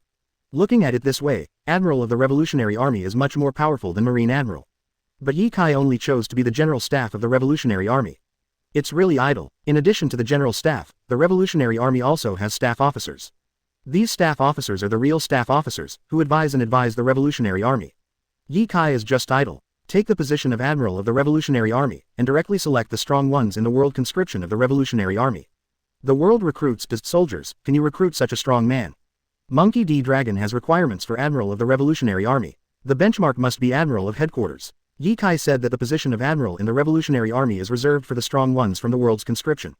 This means that there will be a strong man comparable to the Admiral of Headquarters to participate in the world conscription of the Revolutionary Army. Maybe there will be. Of course Yi Kai can't guarantee that. He also didn't know if Fujitora would come to participate in the world conscription tongue. The start of conscription in the world in the original book is at least 2 years ahead of schedule. Will Fujitora come to participate with a smile? At this time, the strength of Yishao is definitely not inferior to that of the original work. After all, in just over 2 years, Fujitora in the original book smiled. It is impossible for him to grow into that in a few years, right? With a difference of 2 years, Fujitora's current strength will not be much worse than in the original book. If he comes to participate in the world conscription of the Revolutionary Army, he will definitely have the strength of Marine Admiral. It will be no problem for the Revolutionary Army to offer an Admiral position. Chapter 161 6 Major Conscription Points 4. 163 210ths. Chapter 161 6 Major Conscription Points 4. I wish everyone a happy Mid-Autumn Festival. I'm a bit busy today, and there are several weddings. So, today, I updated 10,000 words. In less than a month after publishing the book, I have updated more than 360,000 words. Isn't this update speed slow? Today's update is slightly lower, and I am very sorry. Revolutionary Army World Conscription. A month later, the Black Market, as well as some other newspapers, published a shocking news. The Revolutionary Army merged into the Alliance of 100 Nations, and the world conscription began. The whole world is recruiting and willing to develop together with the League of 100 Nations to build a world of equality, justice, democracy, freedom and the rule of law.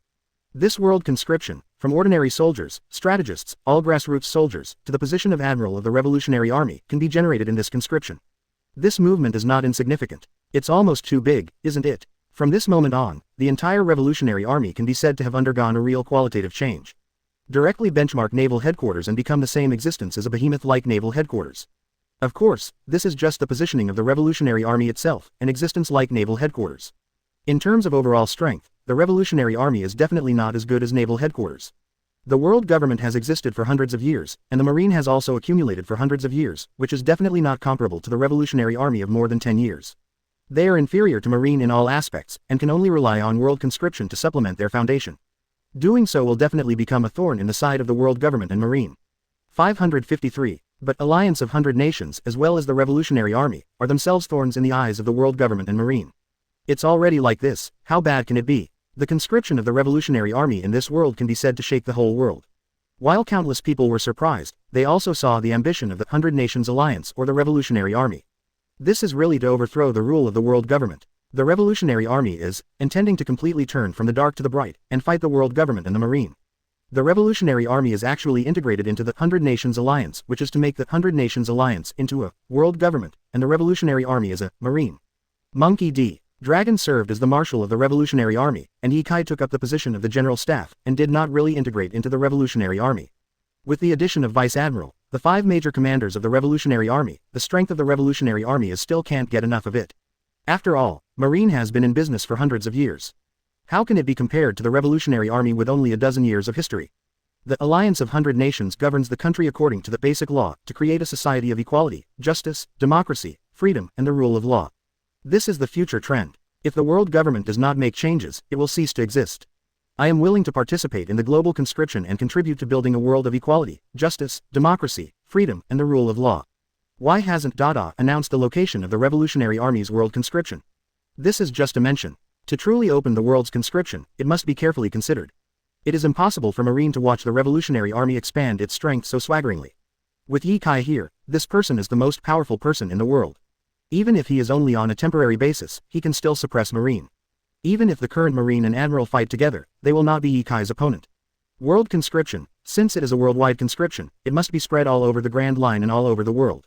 Alliance of 100 Nations is against the world government, Revolutionary Army is against the Marine. The Admiral of the Revolutionary Army is not the Admiral of Headquarters. Joining the world conscription, can you directly become the Admiral of the Revolutionary Army comparable to Marine Admiral? Tisk tisk tisk, the Revolutionary Army Admiral, you need to have that strength. Comparable to the strength of the Admiral of Headquarters. Naval Headquarters, Aokiji, wearing a cape of controversy, sits in the Marine Marshal's office and is busy dealing with things. Sengoku resigned as Marine Marshal. Aokiji himself was rather lazy. After becoming Marshal, he took over the position of Marshal from Sengoku, and he was adapting to many things. In addition, Battle of Alabasta Marine killed a large number of middle and high-level generals, and newly promoted many high-level generals, which made Aokiji even more busy. Even if Sengoku is still the Marine Marshal at this time, he will be very busy to deal with the current affairs. What's more, Aokiji who just took over the Marine Marshal plant.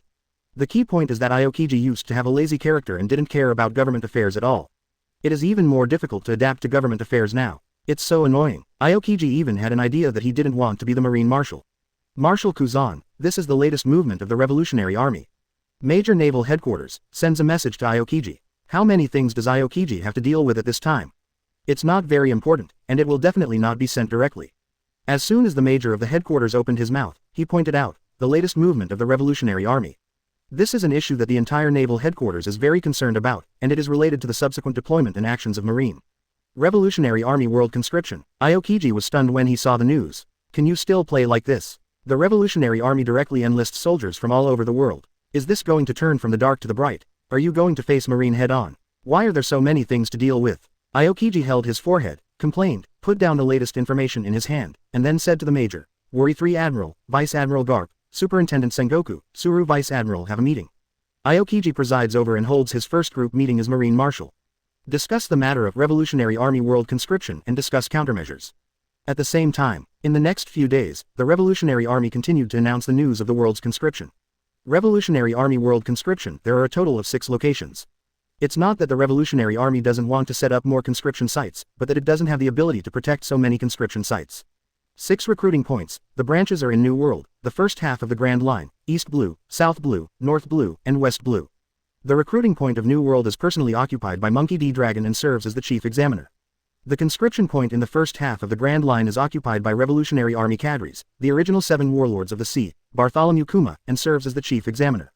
Revolutionary Army. The 4 commanders of the East, South, West, and North, sit in 4 conscription points all over the world, and serve as examiners.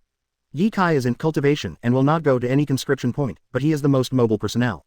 If Marine's crusade occurs, and he can't handle it, Bartholomew Kuma will send Ye Kai directly there. In short, Ye Kai is a firefighter.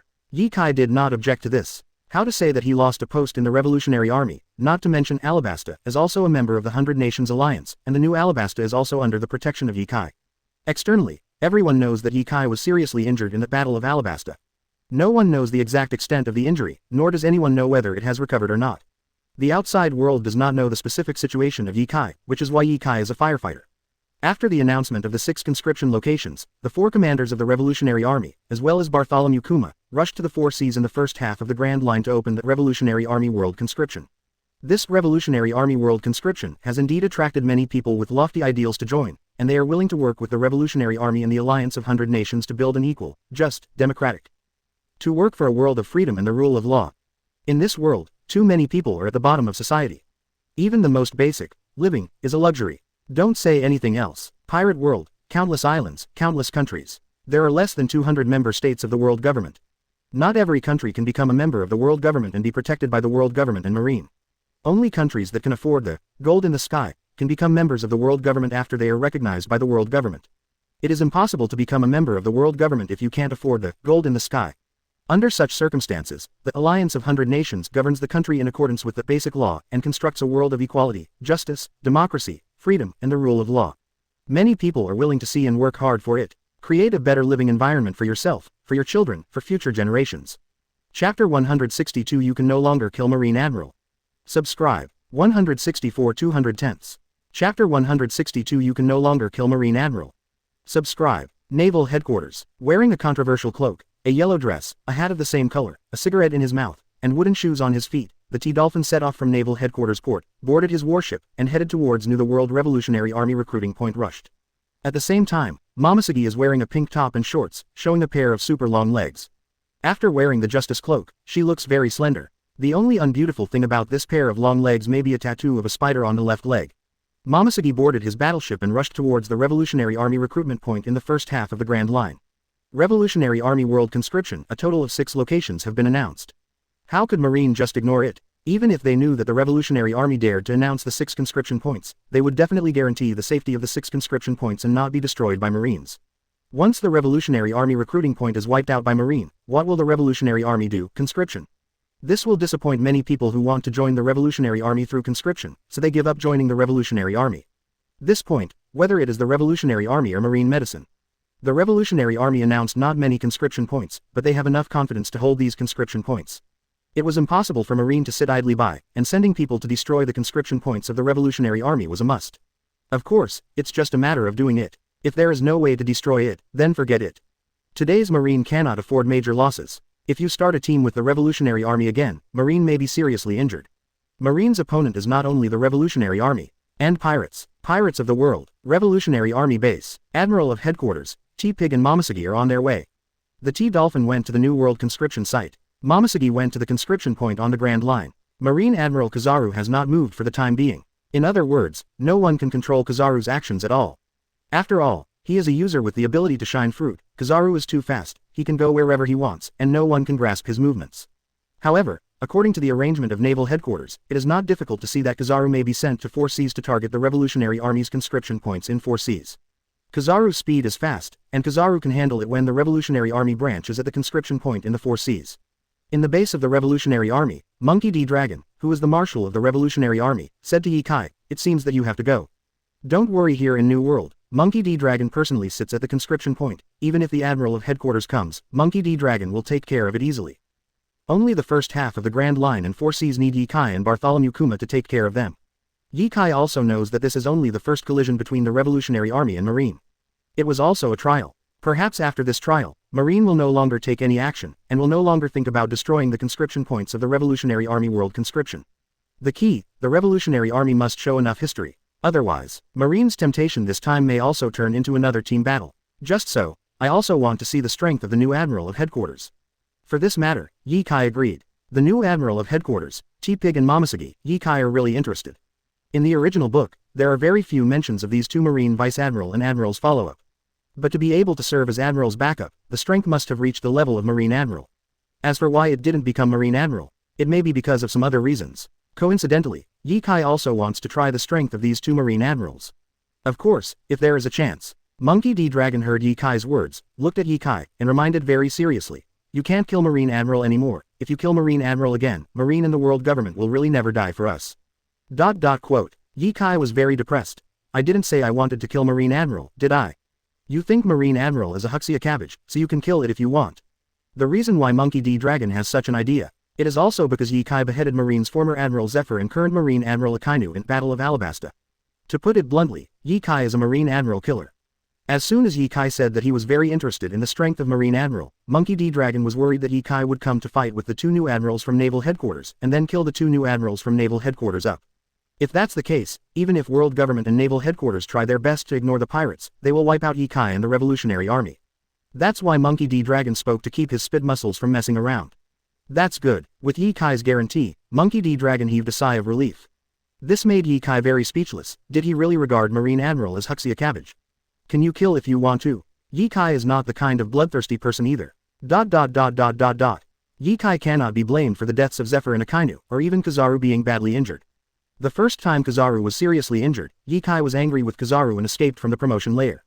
He was chased and killed by Kizaru for 3 days. It was a bit horrible, and he seriously injured Kizaru after defeating Crocodile in Alabasta. Kill Zephyr, Akainu, and hit Kizaru again. That's because of the situation at that time. Yi Fen got angry and went away a little bit. Yikai was very upset that Golden Lion targeted the entire Alabasta and the people on the island.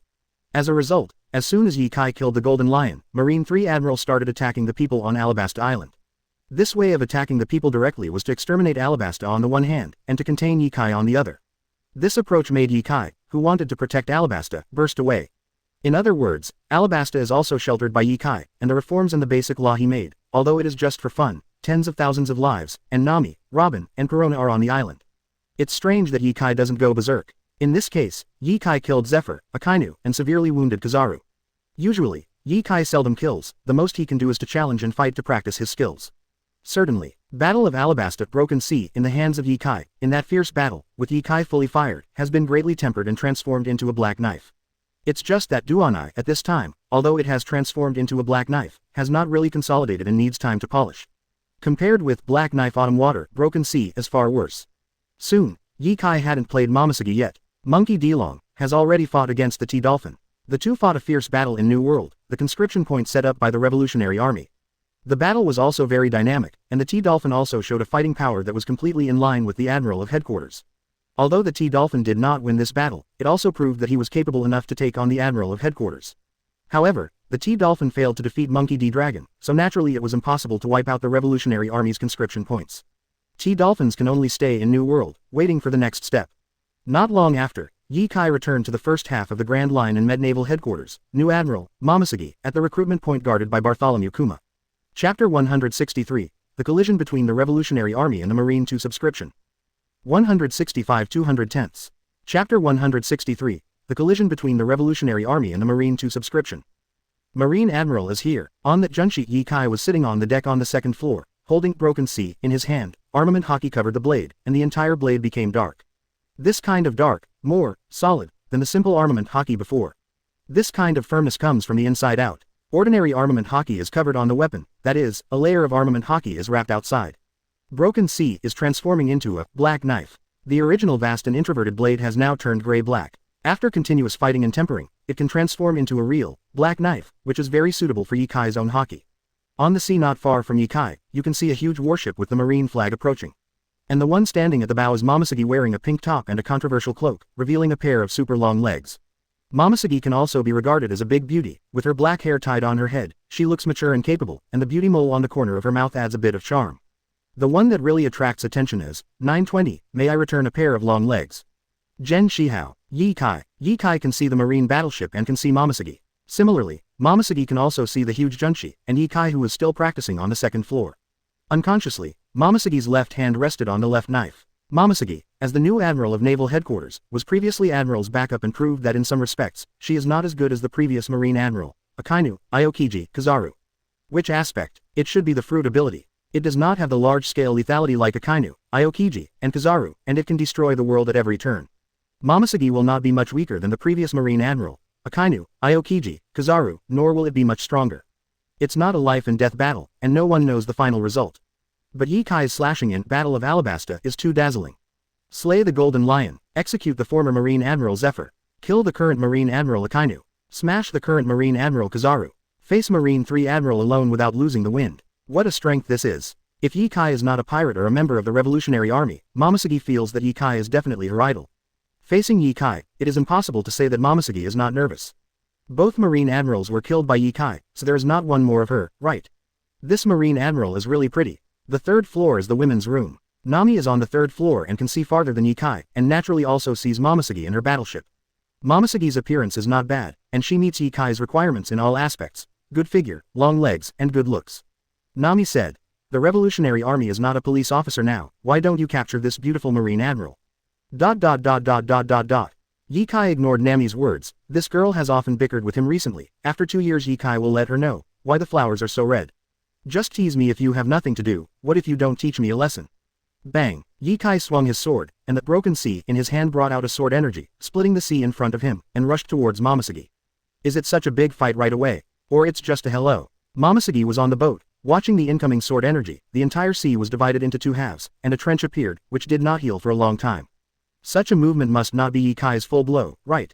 So, for Ye Kai, it's really just a hello. What else can Momosuke say? As expected of Ye Kai, the strongest ever, the world's top swordsman. With this kind of swordsmanship, Momosuke is also a master of swordsmanship, not a bit worse than Ye Kai. Quote. Quote. Momosuke's eyesight is excellent, and he saw the second floor of the huge junshi, wearing a white t-shirt, holding Broken Sea with armament hockey attached to his arm, and Broken Sea in his hand was covered with armament hockey, and his whole body was dark. This is Black Knife. It's not just armament hockey covering the blade. Momosuke's status in naval headquarters is very high. Before that, naval headquarters vice admiral, admiral backup, marine vice admiral, he even regarded her as a younger sister, and Garp. Naturally, the relationship between Sengoku and Sengoku goes without saying. Momosuke can see that when Ye Kai swings the knife, armament hockey on his right arm is released directly through Broken Sea.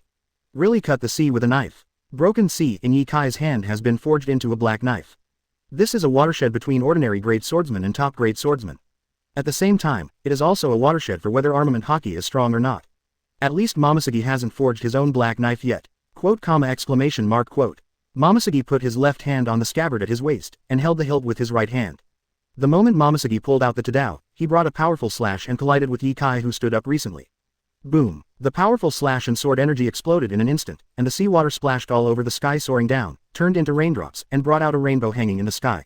The new admiral of headquarters is a powerful swordsman, really rare, and a female swordsman.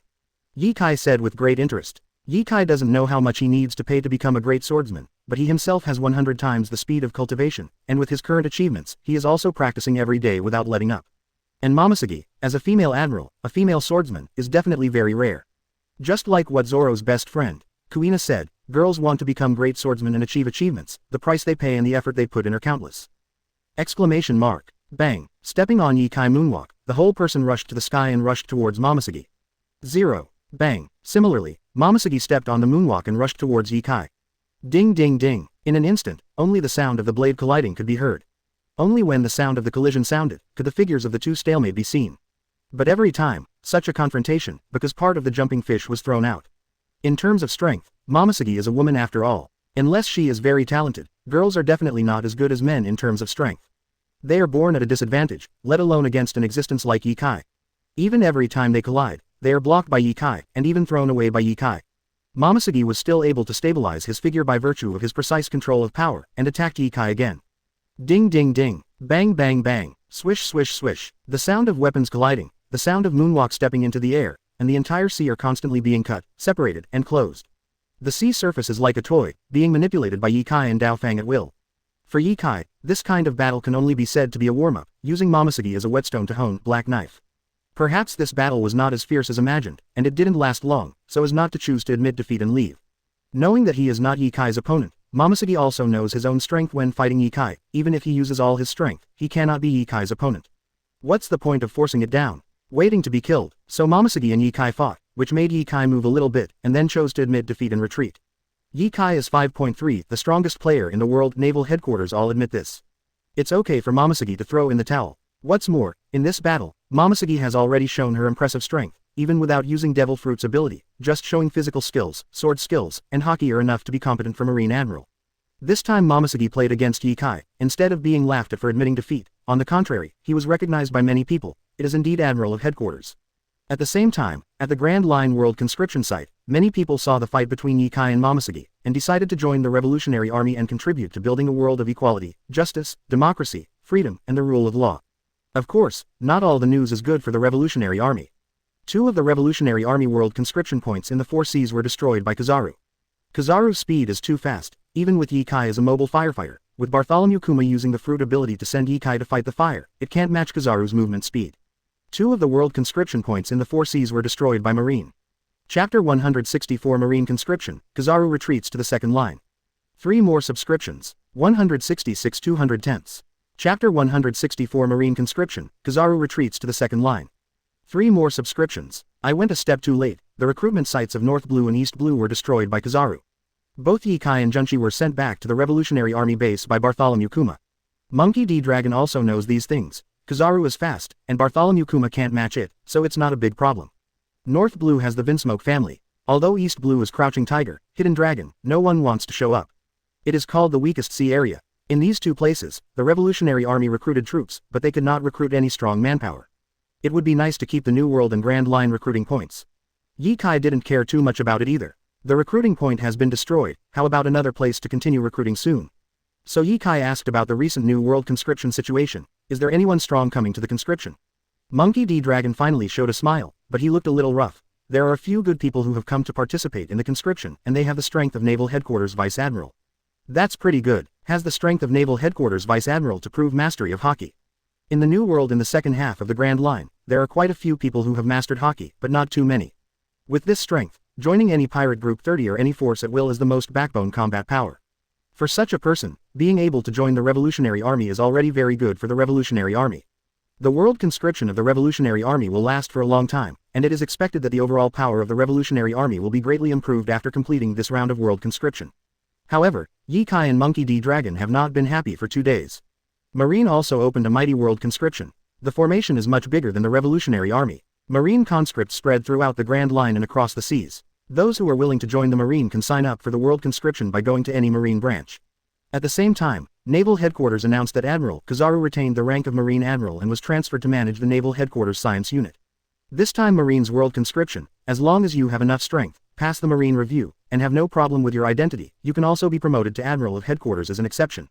Shameless, Naval Headquarters actually recruited soldiers like our world. On the side of the Revolutionary Army, Koala expressed his anger at Marines' global conscription, but he couldn't stop it. No one stipulates that only the Revolutionary Army world conscription is allowed. The Marine world conscription is not allowed. Sabo said. Forget it, Naval Headquarters didn't continue to target us. It's a good thing for us to recruit ours and Marines to recruit theirs. As long as Naval Headquarters does not prevent the Revolutionary Army from recruiting troops from around the world, whether the conscription effect is better than Marine or not is enough for the Revolutionary Army. Even right now, the Revolutionary Army is enlisting in the world, recruiting a few good people, and joining the Revolutionary Army can directly serve as Vice Admiral of the Revolutionary Army. Even if the Revolutionary Army ends its conscription at this time, it has already gained something. What's more, Marine started the world conscription. It seems that they will fight against the Revolutionary Army. They will not harass the Revolutionary Army again. Everyone recruits their own soldiers. Who is more attractive to join? In fact, the Revolutionary Army announced the day of the world conscription. Marshal Aokiji of Naval Headquarters held a meeting. After discussion, everyone thought why Naval Headquarters could not be recruited from the world. For the past 10 years, the Revolutionary Army has been developing in the dark like a mouse. This time, taking advantage of Marines' heavy damage and forming an alliance with Ye Kai, they dared to move from the dark to the bright, and dared to recruit soldiers from the world. Confront Marine. As a powerful force in this world that has stood for hundreds of years, why can't Marines be recruited from all over the world?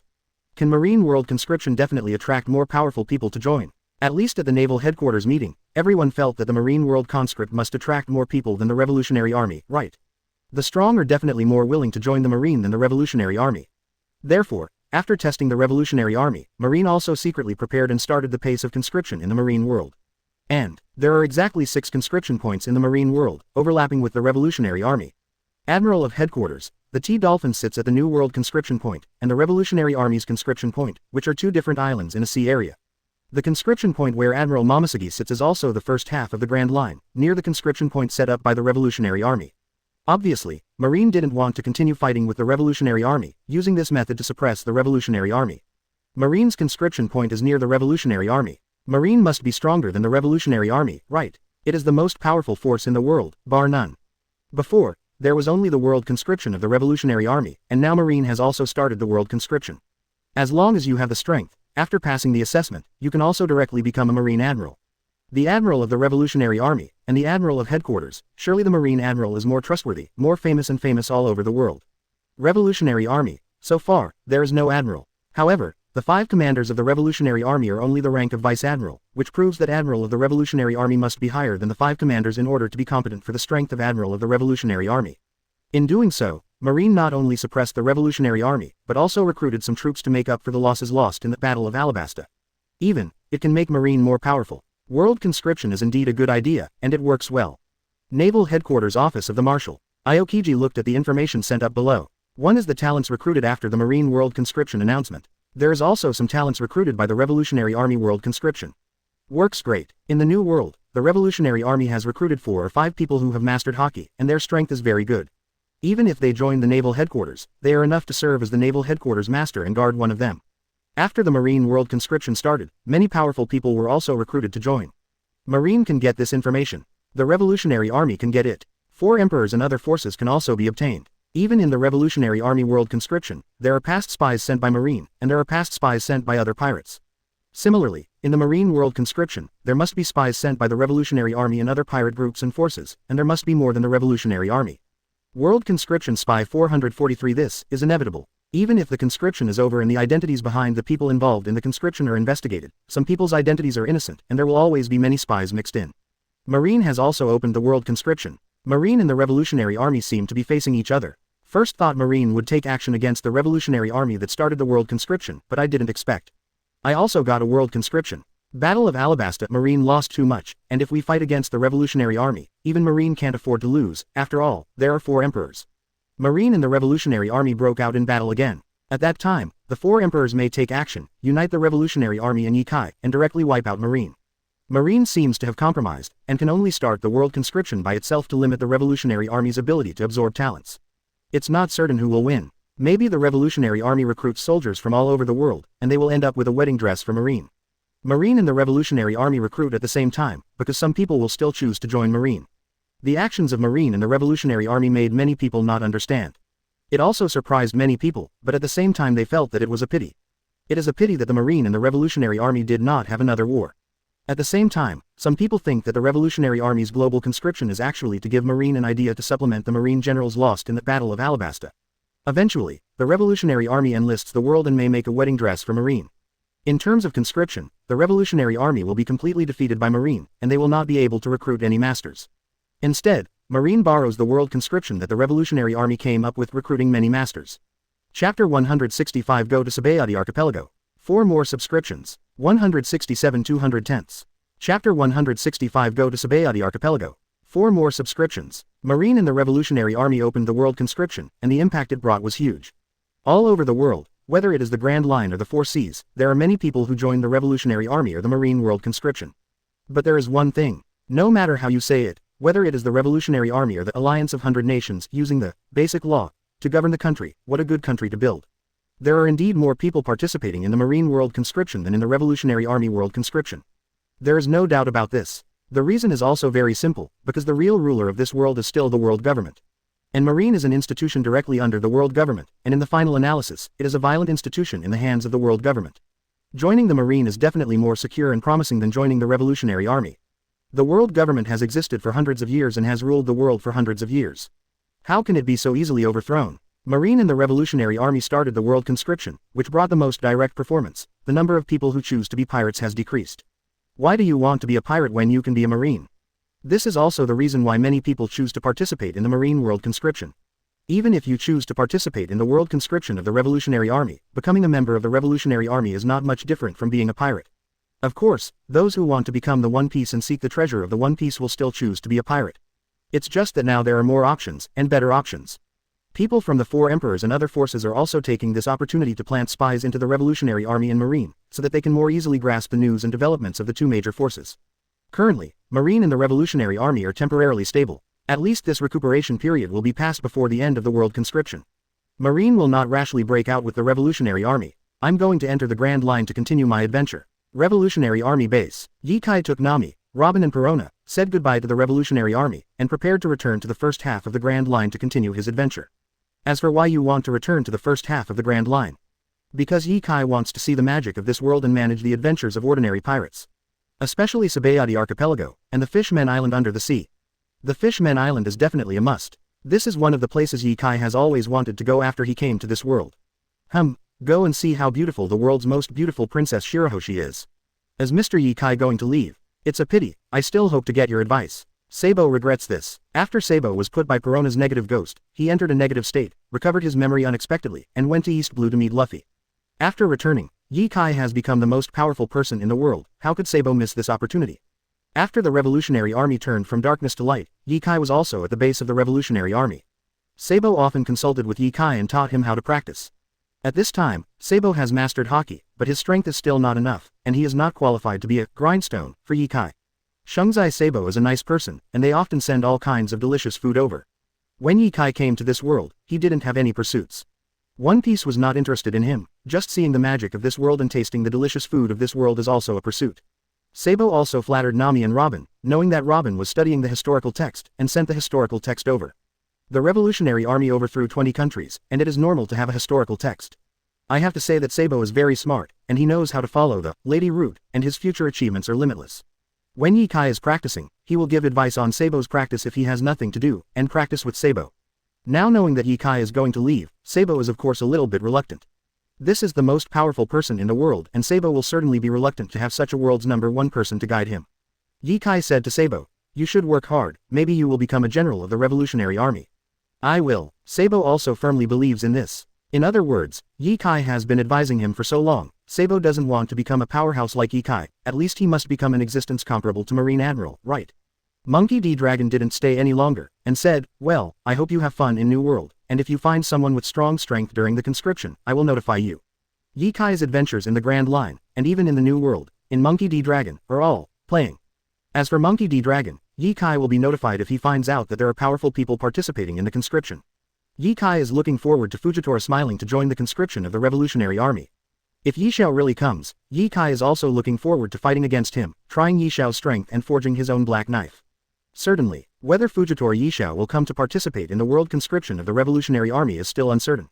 Maybe because of the change of the plot, Fujitora will not participate in the world conscription.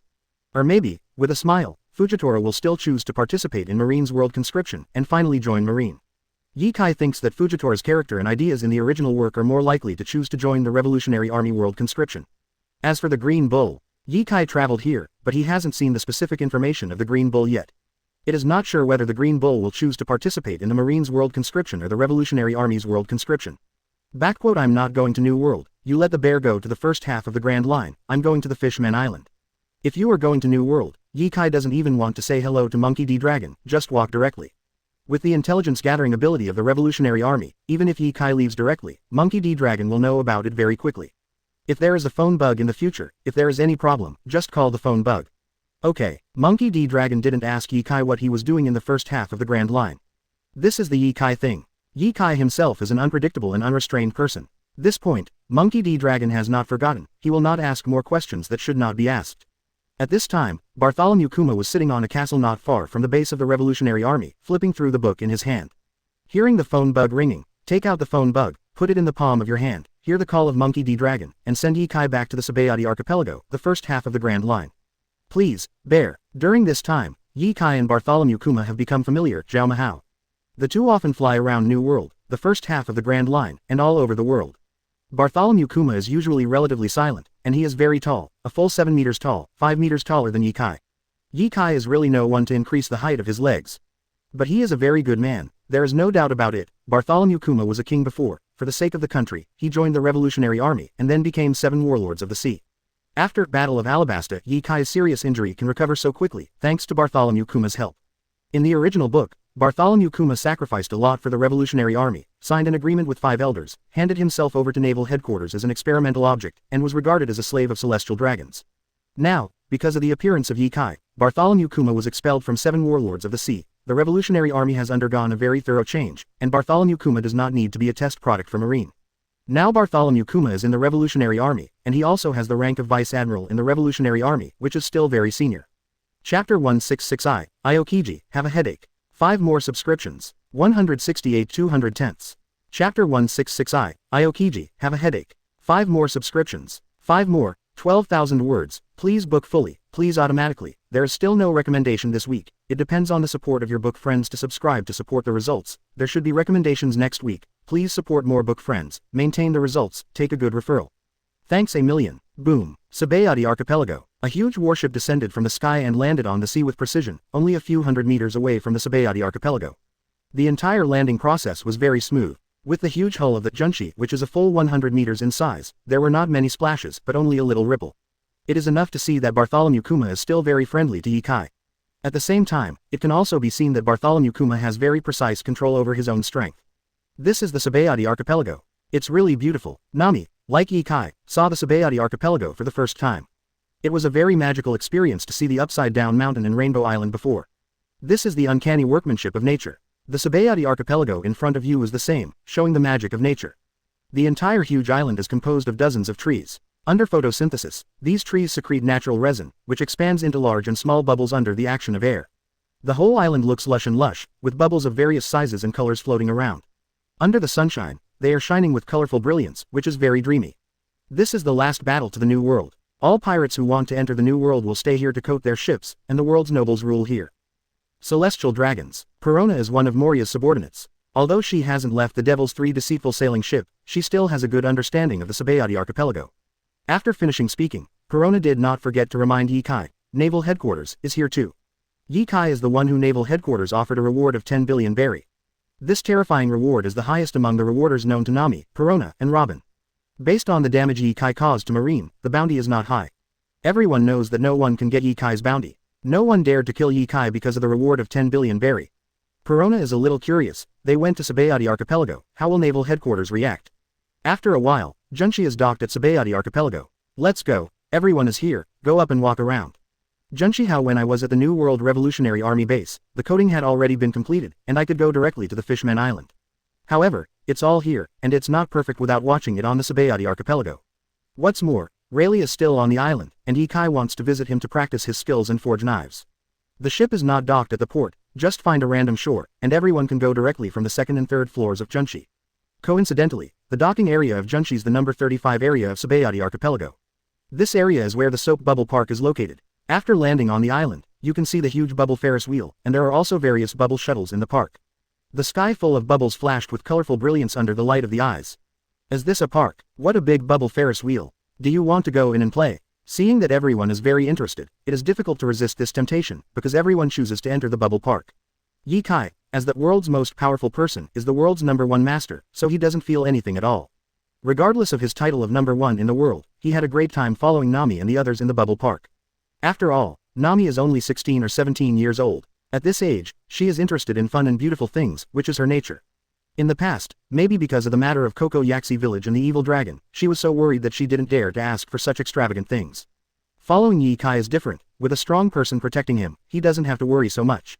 Playing well and having fun is the most important thing. Besides, Ye Kai had a great time too. Even Perona and Robin were the same. Perona is 21 years old, and she is also a girl at heart. She likes all kinds of dolls, as can be seen from her princess dress. Robin is bigger, mature and intellectual, but together with Nami, Perona and the others, Ye Kai, an unruly captain, has become younger. Ye Kai and his team had a great time. The Marine stationed in Sabayati archipelago has a headache. As the most powerful person in the world, Marine offers a bounty of 10 billion super pirates, Ye Kai, who actually appeared in the Sabayati archipelago. This is the island ruled by the Celestial Dragons, very close to the naval headquarters in the Holy Land of Mariajoy. Who knows if Ye Kai will come to attack naval headquarters or the Holy Land DADC, Mariajoy, because of the Marine World conscription and business competition with the Revolutionary Army. Even if it's not to attack naval headquarters and Mariajoy, just to play in the Sabayati archipelago, if you meet those Celestial Dragons who are FG the air. Marine Vice Admiral stationed in Sabayati archipelago thinks that Celestial Dragons will die because of it 100%. Without any hesitation, knowing that when Ye Kai appeared in Sabayati archipelago, the Marine Vice Admiral stationed in Sabayati archipelago immediately chose to report to naval headquarters. Naval Headquarters. The liaison room received the news from Sabayati archipelago, and immediately reported to Marshal Marine Aokiji. Battle of Alabasta. Several months have passed, and Aokiji is busy with official duties every day. Look at Momosuke and T Dolphins, each guarding their respective conscription points. They are so leisurely every day, which makes Aokiji very envious. I was also such a leisurely person who could sleep in every day. When you're in a good mood, you can even sleep in Sengoku's office. Now he has become a very busy person, and Aokiji is very dissatisfied with the endless things he has to do every day. Fortunately, T-Pig and Momosuke were sent out to help recruit points. Aokiji would probably be even more upset if these two guys had nothing to do in his office. Marshal Kuzan. Ye Kai appeared in Area 35 of the Sabayati archipelago. The subordinate will tell Aokiji about the message from the Sabayati archipelago garrison Vice Admiral. In short, it is worried that he is coming for naval headquarters or the Holy Land of Mariajoy. Even if it is not, Ye Kai may encounter Celestial Dragons in Sabayati archipelago, and may conflict with Celestial Dragons at that time, resulting in casualties. Ye Kai guy, what to do in Sabayati archipelago? Aokiji rubbed his temple. Skull hurts. It is impossible for Ye Kai to attack naval headquarters or the Holy Land Mariajoy just because of the Marine World conscription and business competition with the Revolutionary Army. If it was really because naval headquarters started the world conscription and competed with the Revolutionary Army, Ye Kai would have done it. He would have already done it to the Jumping Rabbits and T-Dolphins stationed at the conscription point. So it is impossible for Ye Kai to attack naval headquarters and Mariajoy. The Holy Land Mariajoy has the 5 elders, and the commander-in-chief of the world government, Kong, doesn't need Aokiji to worry about it. The only thing that is more worrying is what the Sabayati Archipelago Marine Vice Admiral is worried about. Yikai will clash with the Celestial Dragons. Celestial Dragons, as the nobles of the world, when they meet Celestial Dragons, everyone will kneel down. If Celestial Dragons meets Yikai, will Yikai kneel? Aokiji wanted to know with his feet, it was impossible. And Celestial Dragons will definitely be very angry with those who don't kneel down, and conflicts will break out. And then, Celestial Dragons, pawns. Aokiji has already made up that picture in his brain. If the Celestial Dragons were killed, the Admiral of Headquarters would definitely be dispatched. Whether it is to really attack Yikai, or just pretend, it is possible to start a conflict with Yikai. If Yikai is enraged by the Celestial Dragons and is in a state of rage, and Admiral of Headquarters finds trouble with Yikai because of the Celestial Dragons, and there may be news that Admiral of Headquarters was killed. Aokiji feels so hard. The position of Marshal of the Marine may not last long. What the hell is this? Chapter 167 Aokiji meets 5 elders and Yikai. One more subscription. 169 210ths. Chapter 167 Aokiji meets 5 elders and Yikai. One more subscription. What kind of shit is this? Aokiji is so confused that he has to go to the holy place of Mariajoy himself. Naval headquarters is very close to the Sabayati Archipelago and the holy land of Mariajoy, and it will not take too much time for Aokiji to walk there. In the holy land of Mariajoy, Aokiji informs the 5 elders directly. Marine will not go to trouble with Yikai for the Celestial Dragons at the moment. Naval headquarters won't send Marine Admiral if Celestial Dragons PS off Yikai and get killed. If the Celestial Dragons are killed by Yikai, the world government should handle this matter by itself. At least Yikai stays in Sabayati Archipelago. Ground Celestial Dragons, don't die. Aokiji here at 5 elders, speaks directly. If Celestial Dragons are killed by Yikai, Marine will not send Marine Admiral to attack Yikai. Admiral of Headquarters is not Yikai's opponent at all. Sending Marine Admiral to attack Yikai is to die. If there are Celestial Dragons who provoked Yikai to be slaughtered, the world government will handle it by itself. Aokiji is now the Naval Headquarters Marshal. Of course he has to consider Marine and his Marine Admiral. Knowing that he is not Yikai's opponent, but still sending Marine Admiral to attack Yikai. Isn't this sending Marine Admiral to die? In short, the matter of Yikai has exceeded the limit that Naval Headquarters can handle. It is best to hand over all matters related to Yikai to the world government to handle. It's not realistic. The world government and 5 elders will definitely pay attention to Yikai, but they will not take care of everything about Yikai. Some things still need to be dealt with by the Marine Department. This is the meaning of the existence of Naval Headquarters. Otherwise, what's the use of Naval Headquarters? Regarding Aokiji's statement, 5 elders couldn't refute it even if they wanted to. Admiral of Headquarters is indeed no match for Yikai. Aokiji thinks about his Marine Admiral and doesn't want to send his Admiral to die. Is this normal? Regarding the banning of Celestial Dragons, issued by Aokiji, 5 elders only said one sentence: I will inform you. Apparently, the 5 elders can't do anything to limit people these days. In other words, these Celestial Dragons think they are gods, and they don't care about 5 elders' warnings at all. It might even have the opposite effect. The more it is forbidden for Celestial Dragons to go to Sabayati Archipelago during this period, the more likely Celestial Dragons will go. Leaving the holy land of Mariajoy, Aokiji did not return to Naval Headquarters but went to the Sabayati Archipelago. He wants to meet Yikai. Although there have been fights in the Battle of Alabastet before, even life and death. But Aokiji went to meet Yikai anyway. At this time, the 4 of Yikai and his party had left Soap Bubble Park and went to the shopping street in the 30th area to buy things. Walking in the shopping street, whenever Yikai appeared, everyone seemed cautious. That feeling is more cautious than seeing Celestial Dragons. Don't be cautious. This is Yikai who is offering a reward of 10 billion berry. The strongest in the world. Be the most powerful person in this world. The key is the news that Yikai killed the 2 admirals of headquarters. Even ordinary people know about it. Ordinary people don't know how powerful Marine Admiral is, they only know that Marine Admiral may be one of the most powerful people in the world. As a result, 2 more were beheaded by Yikai. It can be seen how terrifying Yikai's strength is. In addition to Yikai's escape from Impel Down and some things after that, Marine's report on Yikai has been embellished, portraying Yikai as a murderous maniac. In the face of Yikai, it is really impossible to be careless. Such a powerful guy, maybe he would die if he sneezed. Going out to buy things with Yikai is very comfortable, and I can buy what I want at the best price. This is where Nami is happy and useful because Yikai has a bounty of 10 billion. Nami wondered more than once whether he could tie Yikai to Naval Headquarters in exchange for a reward of 10 billion and then let Yikai escape. Isn't that great? It's a pity that every time I discuss with Yikai in this way, I get hit on the head by Yikai. It can only be said that Nami thought too much. Perona has never enjoyed this kind of shopping experience, but she also said, I didn't expect Yikai to have such a function, it is really very convenient. Real and convenient, no need to bargain. Even Robin said that shopping with Yikai does have a different feeling. Nor can it be regarded as oppressing others with power, bullying others to buy and sell by force. Yikai they will still pay. The most is that you don't earn much, or earn very little. That's Marine Admiral. What Admiral? It's the Marine Marshal. I didn't expect that the naval headquarters marshal actually came here. It should be for a hot man. It must be. Will they fight? Or let's leave first. Running is useless at this time. If there is a fight, the entire Sabayati archipelago will be a battlefield, and it is useless to escape anywhere. There shouldn't be a fight. Marshal Marine was admiral of headquarters before, he is not Ye Kai's opponent. Makes sense. They can't win at all, which means that the naval headquarters marshal came here, and he definitely didn't come to fight. Aokiji is wearing the marine controversial cloak like this, and his height is as high as 3 meters, which is still very eye-catching. The point is, Aokiji just became the naval headquarters marshal not long ago, and the whole world has reported it. Everyone knows what he looks like, which can be described as impressive. Didn't expect to be here. Many people have noticed that Ye Kai always walked here just now.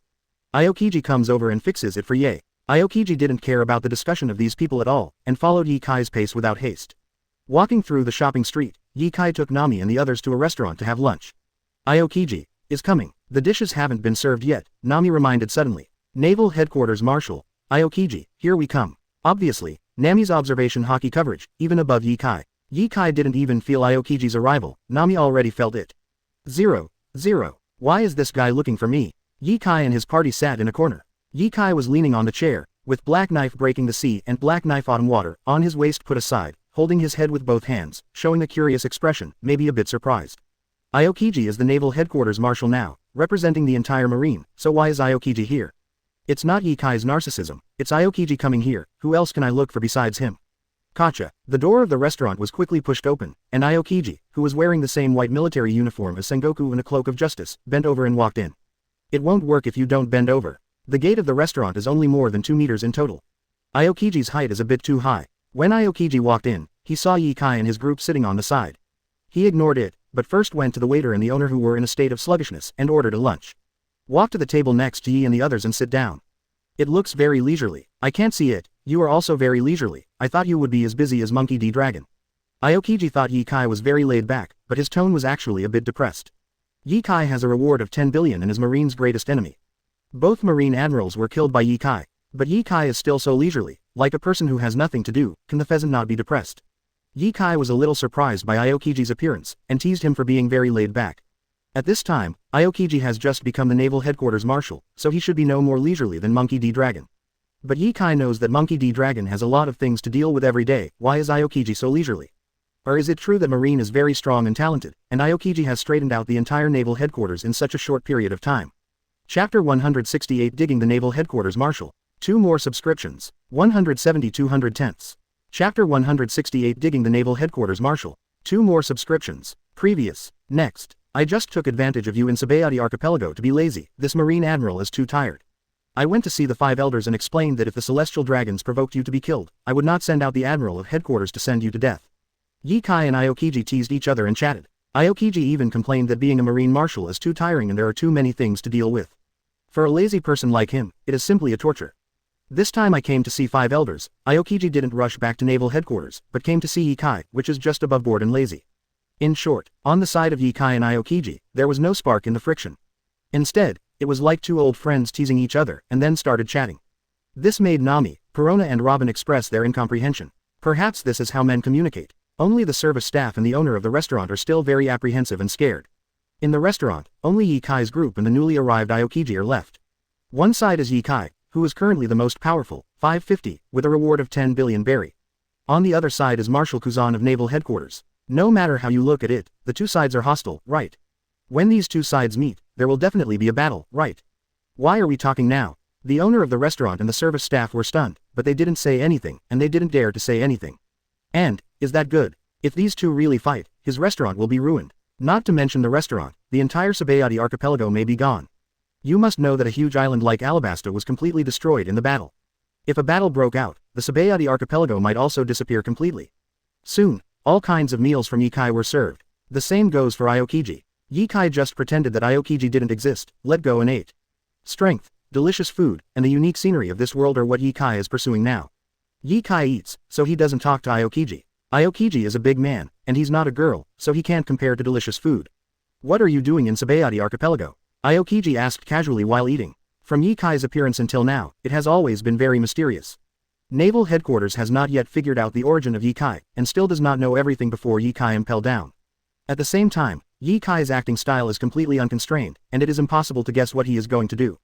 But, one thing is for sure, Yikai isn't bad at all. That's why Aokiji is sitting here. Throughout Yikai's appearance until now, it seems that he hasn't done any bad things. Although he has made a lot of big noises, they are all unavoidable.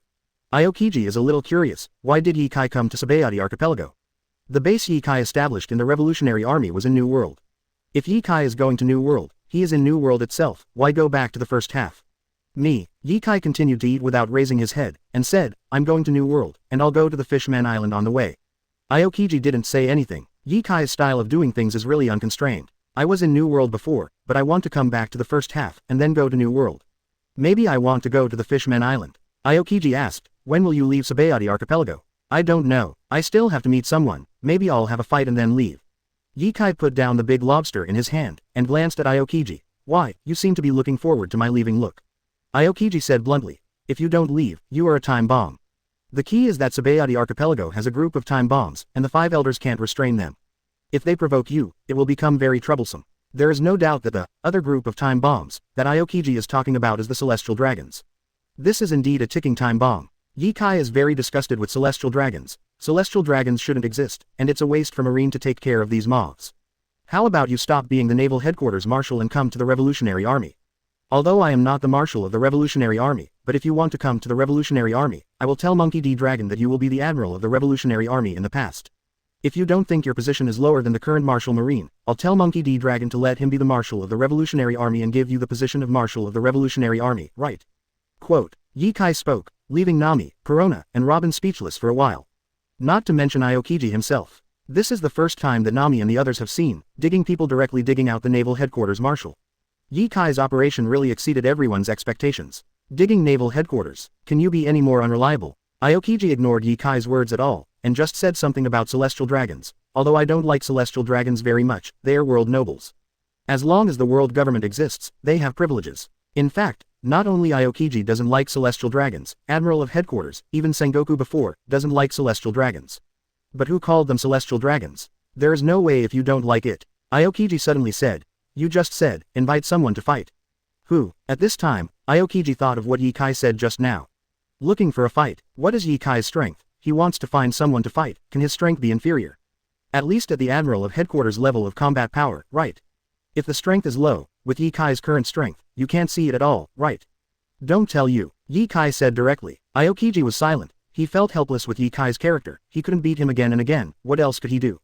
But Aokiji is still more concerned about this matter, and will keep this matter in his heart. 0. Yikai said that he was looking for someone to fight, not to kill someone. It means that this is a competition and exchange of ideas, and it shouldn't make too much noise. Even if there is any big movement, it won't affect the whole Sabayati archipelago, right? Someone from the restaurant also came in later. I just saw the Naval Headquarters Marshal wearing a marine white formal suit and a justice cloak in the corner. And Yikai and his group who were engrossed in eating. Just back away obediently. They are all bosses. Can't afford it. Can't afford it. Automatically back away. After eating, Yikai left directly. Aokiji didn't keep up with Yikai. He sat for a while. He seemed to be thinking. He didn't know what he was thinking. Maybe he was thinking, who is Yikai going to fight against? No. In fact, Aokiji is purely thinking, do you want to go back to deal with official business? Should you sit down for a while? Aokiji's lazy character broke out again, and he even wanted to find a place to sleep for a while. You actually wanted to recruit Marshal Naval Headquarters to the Revolutionary Army just now. Do you think it's possible? After leaving the restaurant, Nami felt that Yikai's operation just now was really whimsical. He is the Marshal of Naval Headquarters, how could he go to the Revolutionary Army? It's entirely possible, Yikai said. The Revolutionary Army will definitely overthrow the world government in the future. Even if the Revolutionary Army is wiped out now, the concept of the Revolutionary Army, as well as the basic law, have already had a kindling, which can continue to grow. Handed down, it's only a matter of time before the world government is overthrown. As the Revolutionary Army continues to develop, the friction with the world government will only increase. World government will make Marine do a lot of excessive things in 5.8. With Aokiji's character, he is really likely to leave Marine and join the Revolutionary Army. This is Yikai's idea. Digging Naval Headquarters Marshal, Aokiji, although it is Yikai's whim, it is not impossible. At least leave a bottom line in Aokiji's heart. If Aokiji is dissatisfied with Marine's actions in the future and feels that Marine's ideas are increasingly inconsistent with his own ideas, he may leave Marine and join the Revolutionary Army. In this regard, Robin also believes in Yikai and thinks it is possible. If it is Aokiji, maybe it is really possible to leave Marine and join the Revolutionary Army. When Ohara Buster called, it was because Aokiji released the water that Robin was able to live until now. Robin also has a good understanding of Aokiji. He has studied Aokiji by name and knows what Aokiji is like. In the future, the conflict between the Revolutionary Army and the Marine and World Government will become more and more serious. Marine and World Government will do more excessive things, 1,000 times more excessive than destroying Alabasta. It is entirely possible that Aokiji will leave Marine because of disagreement. Chapter 169. It is difficult to become One Piece. 3 more subscriptions. 171 210ths.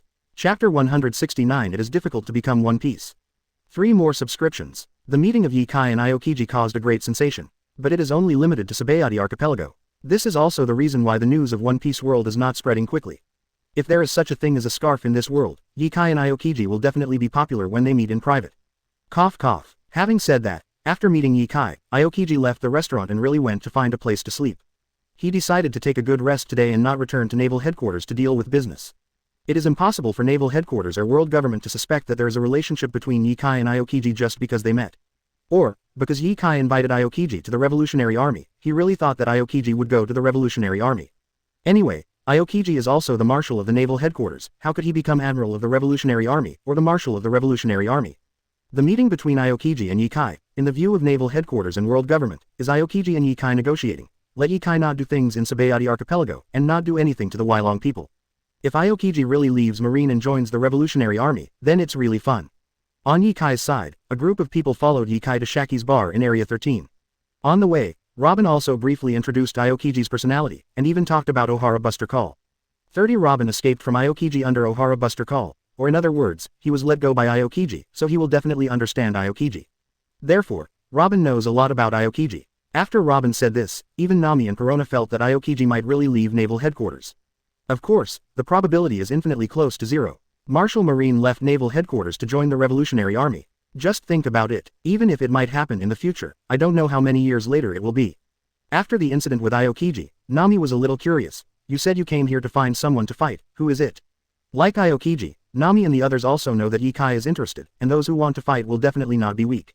At the base of the Revolutionary Army, there will be fights and competitions between Yikai and Monkey D. Dragon. As for Sabo, it's just a point, it's not enough to be Yikai's opponent. A strong man from Roger's era, who used to be on the ship of One Piece. When Yikai said this, he had already seen the destination of this time, Shaki's bar. No wonder Yikai still remembers where Shaki's bar is in the original book, but the name of Shaki's bar is impressive, Shaki's Rip-Off Bar. Here, Nami, Perona, and Robin raised their heads at the same time and looked at the building in front of them. The name of the shop was already, Shaki's Ripped-Off Bar.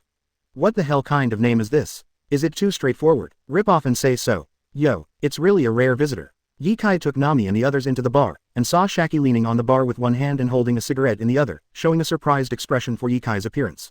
Shaki looks very young, with short black hair, wearing a black and white coat, and wearing red spider print clothes inside. He still looks like he is in his 30s or 40s. But in fact, 40 years ago, this young-looking lady was a big shot across the sea, and Garp hunted her down. In other words, this is at least 40 years old. According to 40 years ago, Garp had hunted down Shaki. Even if Junshi had just set out to sea at that time, Shaki was at least in his 50s or even in his 60s. Moreover, this person has a very good relationship with Rayleigh and has very powerful means, possibly an intelligence network. In the original book, she knew the whereabouts of Luffy, so she asked Rayleigh to find Luffy and instructed Luffy to practice hockey. The relationship with Rayleigh is extraordinary, because when Rayleigh left, he handed the life card to Shaki. Although the official information does not show that Rayleigh and Shaki are a couple, the relationship between the two is still extraordinary. With a cigarette in his hand, Shaki looked at Yikai, set his eyes on Nami, and said, "The little girl's observation hockey is very powerful." Sorry, Nami apologized immediately. Apparently, Nami was driving the observation hockey just now, and even wanted to listen to Shaki's thoughts. This is the first time Nami's observation hockey has been discovered. The author said that it was the first time he wanted to listen to other people's thoughts and was discovered. Everyone knows that observation hockey can predict the enemy's attack. Only a very, very small number of observation hockey have special abilities. Nami is that part of the people who are very few, no one knows. This is the first time Nami has been discovered using the special observation hockey on others. As Yikai said, the person in front of him is indeed very powerful, and he is indeed the person on Roger's ship. Yikai knew that Nami might have misunderstood that Shaki was a member of the Roger Pirates, the one Yikai wanted to compete with. Yikai sat in front of Shaki, ordered a glass of wine, and asked, "Is Mr. Rayleigh there?" Don't know where he went. Shaki served Yikai and the others drinks, but did not tell Rayleigh's whereabouts. She didn't seem surprised that Yikai knew Rayleigh was here. In other words, at the level of Yikai, he is in charge of the Baroque Walker studio, and he is still serving as the general staff of the Revolutionary Army, so his intelligence capabilities are not weak. Plus Ye Kai is very mysterious, and knowing that Rayleigh is in the Sabayati archipelago, it's not too surprising. But Ye Kai knew that Rayleigh was definitely in the Sabayati archipelago. Shaki just didn't want to reveal Rayleigh's whereabouts. In the books, Rayleigh did leave Shaki, but that was 2 years later. One time, I left for half a year and didn't know what to do. Another time, Futura went to guide Luffy to practice chi. Now, Rayleigh is definitely on the Sabayati archipelago. Another possibility is that Shaki really doesn't know where Rayleigh has gone. This, don't know, means that he doesn't know where Rayleigh is in the Sabayati archipelago. It depends on how Ye Kai interprets Shaki's, don't know. Fortunately, Ye Kai said, then I will wait. Shaki didn't say much, instead, he took the initiative to ask Ye Kai, do you want to become One Piece too? From Shaki asking such a question, it is known that Shaki is very interested in Ye Kai. After all, he is the strongest man in the world and is praised by everyone as the person who is closest to the One Piece King, and the man who is most likely to become the One Piece King. It is normal for Shaki to be more interested in Ye Kai. 973 Ye Kai said without thinking, not interested. However, I am more interested in people who want to become One Piece.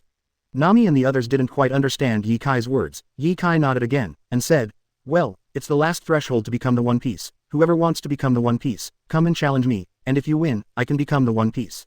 Ye Kai's words seemed to be joking. But Nami, Corona and Robin know that Ye Kai is serious. Shaki didn't think that what Ye Kai said was a lie, instead he was silent for a moment and said, then it will be difficult for anyone who wants to become One Piece. Shaki has never seen Ye Kai's strength with his own eyes, and he doesn't know how powerful it is. But from Battle of Alabasta it is not difficult to see that Ye Kai's strength is definitely the best in the world. Saying that Ye Kai is the strongest in the world, there are not many people who refute it, not even 4 emperors. The 4 emperors may not care, but the subordinates of the 4 emperors will still suggest it. But there is no voice from the 4 emperors, which is a kind of recognition for Ye. Acknowledge that Ye Kai is the most powerful person in the world. At this time, Ye Kai may not be much stronger than the 4 emperors, but he will not be much weaker. The key is that he is still young and has room for growth. It is only a matter of time to sit firmly on the world's most powerful. Ye Kai also said grandly, maybe when I am no longer interested in those who want to become One Piece, I will let them become One Piece.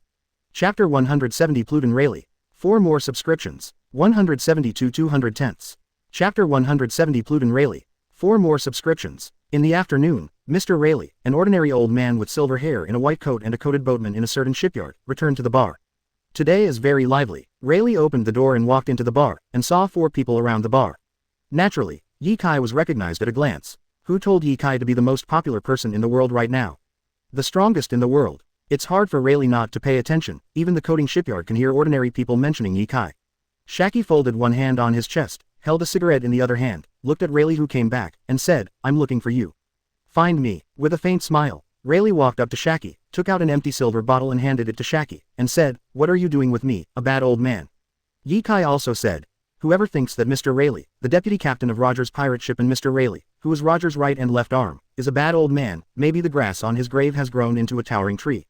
Ha ha ha, you are very interesting. Rayleigh was amused by Ye Kai's words, then shook his head and said, that's all in the past, people are old, now it's your young people's world. Even Sengoku has retreated behind the scenes. People like me who are about to die have no strength to do it.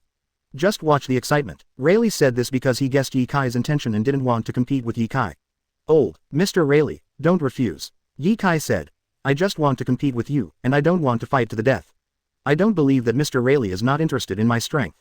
Let's exchange ideas with each other. As a young man, I also have a lot of things I don't understand. I need to learn from you seniors. I came out of Impel Down and learned the systematic swordsmanship from Mr. Koshiro in East Blue. Only then did I achieve what I am now. In many places, I do have some flaws. I hope Mr. Rayleigh will not be stingy to give advice to the younger generation. In terms of hockey, Ye Kai's observation hockey can already foresee the future, which is considered to be advanced. Armament hockey. Ye Kai also mastered the advanced application of armament hockey after a lot of hard work, and initially forged his own black knife.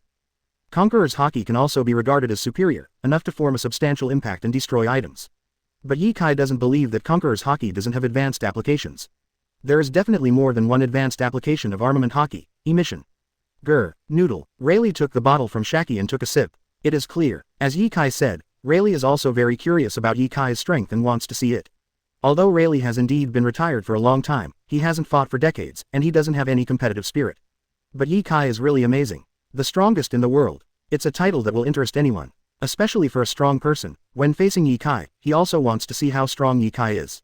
Okay, come with me. Finally, Rayleigh couldn't bear it anymore, greeted Ye Kai and walked into the bar.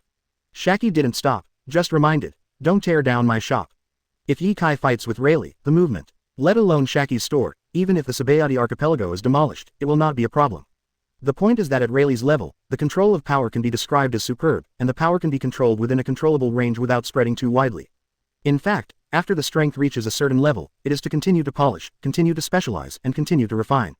The control of one's own strength has reached a handy level. Ye Kai's strength is very strong, he is very young, and there is still a lot of room for improvement in the future. In the eyes of outsiders, Ye Kai's power to himself may not have reached a perfect level. Rayleigh said, "When the time comes, control it and don't tear down my house." Not a big problem. Ye Kai dare not say anything else. With 100 times the speed of cultivation, his own strength, and the control of his own strength, will definitely not be worse than Rayleigh. Ye Kai followed Rayleigh into the bar, and then turned into the basement. Nami and the others did not follow Ye Kai. They are very familiar with Ye Kai's ability and strength. Things of that level are too far away, and they are simply not within their reach now. Nami and the others were a little surprised by Rayleigh's identity. Especially Nami. When she just walked into the bar, she used observation haki to sense Shaki's inner thoughts, but she didn't expect to be discovered. At that time, Nami thought that the person Ye Kai was looking for was Shaki. Do you think the woman in front of you is a member of the One Piece ship? However, when Ye Kai asked Shaki about the whereabouts of Rayleigh, Nami knew that the person Ye Kai wanted to know was not the woman in front of him. Even so, Nami and the others can feel that the woman in front of them is very unusual. When Rayleigh came back and Ye Kai revealed Rayleigh's identity, Nami was shocked again. Rayleigh is actually the vice captain of the Roger Pirates. One Piece, Gul D. Roger's left and right arms. Really great. Nami and the others are very interested in Shaki's identity. After all, Rayleigh is the deputy captain of One Piece's ship and is the right and left arm of One Piece. So what about Shaki? Nami asked directly. It's just that Shaki laughed without saying a word, and didn't say it. On the contrary, Shaki is more interested in Nami's observation haki. Does the little girl's observation haki seem to be a special observation haki? Listen to the voice of all things. Listen to the voice of all things. Ye Kai also said, but I can't do it. I just have a special perception of the weather in the air, which allows me to hear a lot of information, even my inner thoughts. This point, Corona and Robin already know. Shaki had also discovered that Nami was listening to her inner thoughts before, so there was nothing bad to say. At the base of the Revolutionary Army, Nami is also a busy man often used by Monkey D to find spies. Needless to say, the effect is very good. Those who do not know observation haki, or those whose observation haki is weaker than Nami, have nothing to hide from Nami.